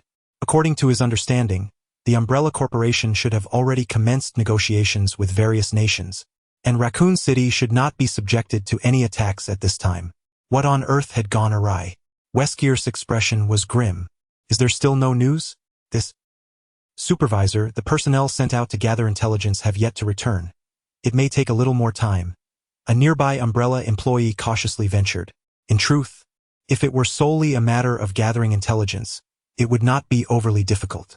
The signals and networks within the Umbrella Corporation building were severed, yet the signals from outside Raccoon City remained intact. They merely needed to dispatch someone outside the city to contact Umbrella personnel at the castle, and they would naturally acquire the relevant intelligence. However, based on previous lessons learned, Weskier did not trust intelligence obtained in such a manner and insisted on sending someone personally to investigate. Useless, Weskier reprimanded coldly. You can't even manage to gather intelligence properly. No wonder you were overwhelmed by a mere squad. The surrounding Umbrella employees could not help but lower their heads, refraining from speaking. Seeing this, Weskier's anger intensified. Not a single useful one among you. Silence enveloped the room. Weskier furrowed his brow and coldly commanded, immediately arrange for all available personnel to arm themselves.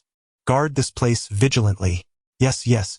The crowd hastily nodded, each departing as if fleeing from the scene. Weskier cast a disdainful glance before sinking into deep contemplation. Raccoon City. It was no place to linger.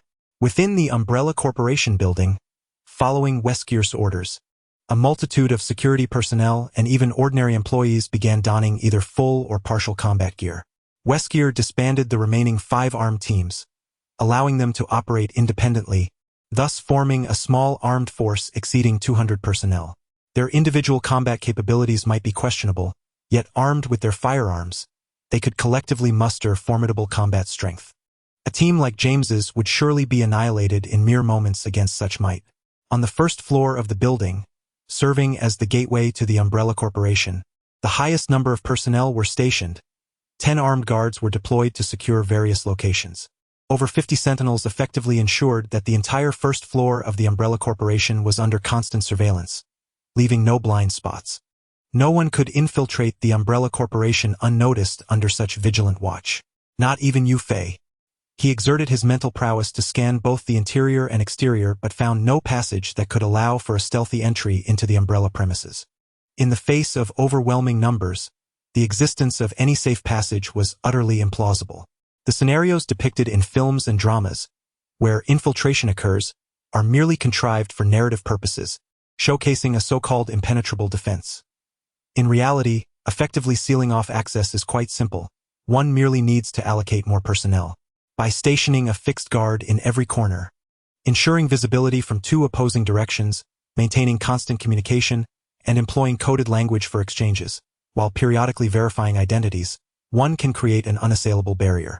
Moreover, deploying several teams to vigilantly patrol the area would render any attempt at infiltration futile. Even the Umbrella Corporation's first floor exhibits hints of such vigilance. Given Yu Fei's capabilities, his inability to stealthily navigate through speaks volumes about the stringent security measures in place. However, I never intended to infiltrate. Boom! A tremendous shockwave surged forth, shattering the glass entrance of the Umbrella Corporation. Fragments of glass, both large and small, soared through the air in a chaotic dance. An enemy attack. The armed personnel stationed in the foyer promptly leveled their weapons towards the entrance. Yet, before they could fire a shot, shards of glass suddenly shot out with the velocity of bullets, transforming them into a veritable porcupine of injury. If one were to lift their visors, they would find their eyes wide open in terror, unable to close in death. How did these shards become lethal weapons? They could not comprehend this, nor could they accept it even in their final moments. Enemies have breached the perimeter. Hurry! Summon reinforcements. Members of other armed teams rushed towards the entrance. Yet, before they could arrive, the glass shards had already preempted their arrival. Swoosh! One by one, armed personnel fell mid-stride. Those nearby had no time to ponder before they too succumbed to the same fate. Only those at a distance had the luxury of confusion. What is happening? Where are the enemies? They scanned their surroundings but saw no sign of the assailants, only comrades collapsing before them. What could possibly be unfolding? They halted, paralyzed by fear, having witnessed the inexplicable sight of their fellows falling without any visible adversary or sound. This eerie scene instilled an overwhelming dread within them. Could it be that the fabled spirit, the ghost, is responsible for this carnage? One quivered. Nonsense. There are no ghosts in this world. The speaker was the captain of the Umbrella S original arm team, currently the commanding officer on the first floor. As fear gripped everyone else, he stepped forward, his voice resolute and unwavering. This is merely a form of technological weaponry. Although this weapon may possess formidable power, the hesitance displayed by the adversary, who dares not reveal themselves, indicates that such technological armaments are indeed. Suddenly, a shard of glass sliced through his throat, blood gushing forth. With his final ounce of strength, he attempted to cover his wound, but ultimately succumbed, collapsing helplessly. The surrounding armed personnel were initially taken aback. However, once they regained their senses, they screamed in terror and fled, some discarding their weapons in their haste. Fear had thoroughly consumed them, and at that moment, they had entirely lost the will to resist. "Mom, save me.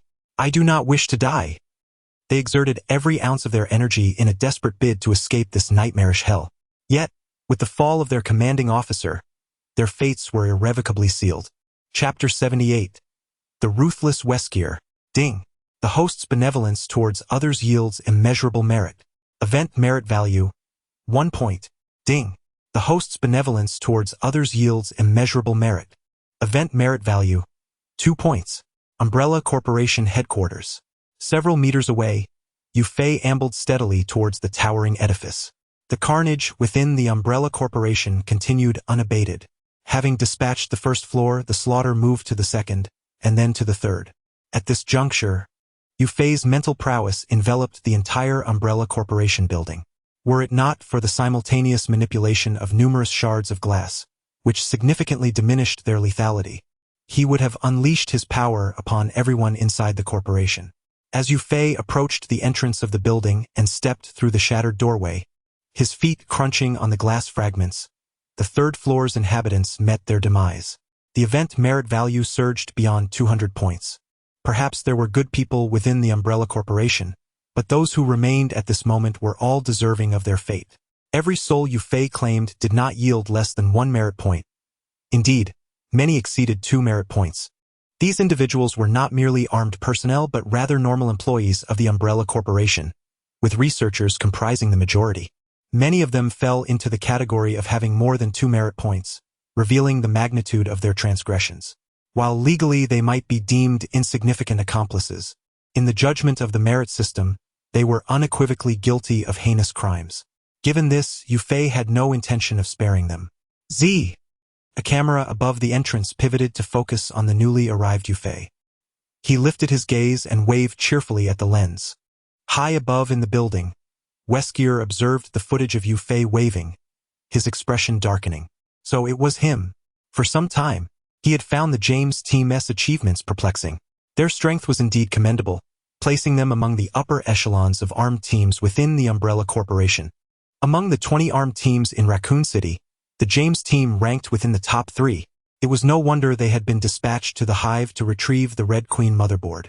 Yet, no matter how formidable they were, the annihilation of 15 armed teams, for armed helicopters, and 1,000 gang members was an extraordinary feat. Although the information suggested numerous coincidences and accidents, the astute Weskier sensed something amiss. However, recognizing a problem did not equate to grasping the truth of the matter. The enigma surrounding it was far too intricate. Upon deeper reflection, it became evident that such feats could not be achieved by an ordinary individual. Initially, Weskier directed his suspicions towards Alice, Isaac's most trusted confidant. It was he who, under Isaac's orders, personally murdered Alicia's father. Thus he was acutely aware of the truth surrounding Alice. In fact, she was the focal point of their meticulously devised revenge plan, while the so-called Matt served merely as a tool for testing her. Although a series of unforeseen events prevented them from administering the T-virus to Alice, Weskier had ample reason to suspect that she might have awakened her abilities independently. At the very least, it was plausible that during their time in the underground hive, she could have been inadvertently infected by a zombie or a licker. Such occurrences were entirely conceivable. Should Alice have awakened her superpowers as a result, everything would fall into place. This was Weskier's initial contemplation. His gaze did not wander towards Yufei or Matt. However, now, facts overshadow all else. The military of the United States, or perhaps the biological research outcomes of Osborn. It was of little consequence now. Weskier's eyes turned icy as he pressed the red button before him. Since they were enemies, they were to be eliminated. Beep, beep, beep. From the 11th to the 15th floor, the red lights in the sealed rooms suddenly illuminated. What was happening? Some of the remaining researchers, now filled with trepidation, speculated that an intruder had breached their defenses. Surely this was the alarm. Weskier had gathered so many personnel below. Was that not sufficient to deal with the invader? Uncertainty loomed, as communication from below had been severed, leaving no one privy to the actual situation. Wait, did anyone else sense something amiss? What is? Ah! One by one, zombies erupted from the sealed rooms, ruthlessly attacking everything in sight. In a matter of moments, every individual on those floors was annihilated. The zombies, having gorged on flesh and blood, visibly grew more powerful. They did not halt their advance. Instead, they surged downward, slaughtering indiscriminately, attempting to forge a stronger legion of zombies at the cost of human lives to thwart me? TSK. How ruthless. Yufei raised an eyebrow. He then approached the elevator doors. The elevator opened automatically. Upon his entry, the doors closed once more.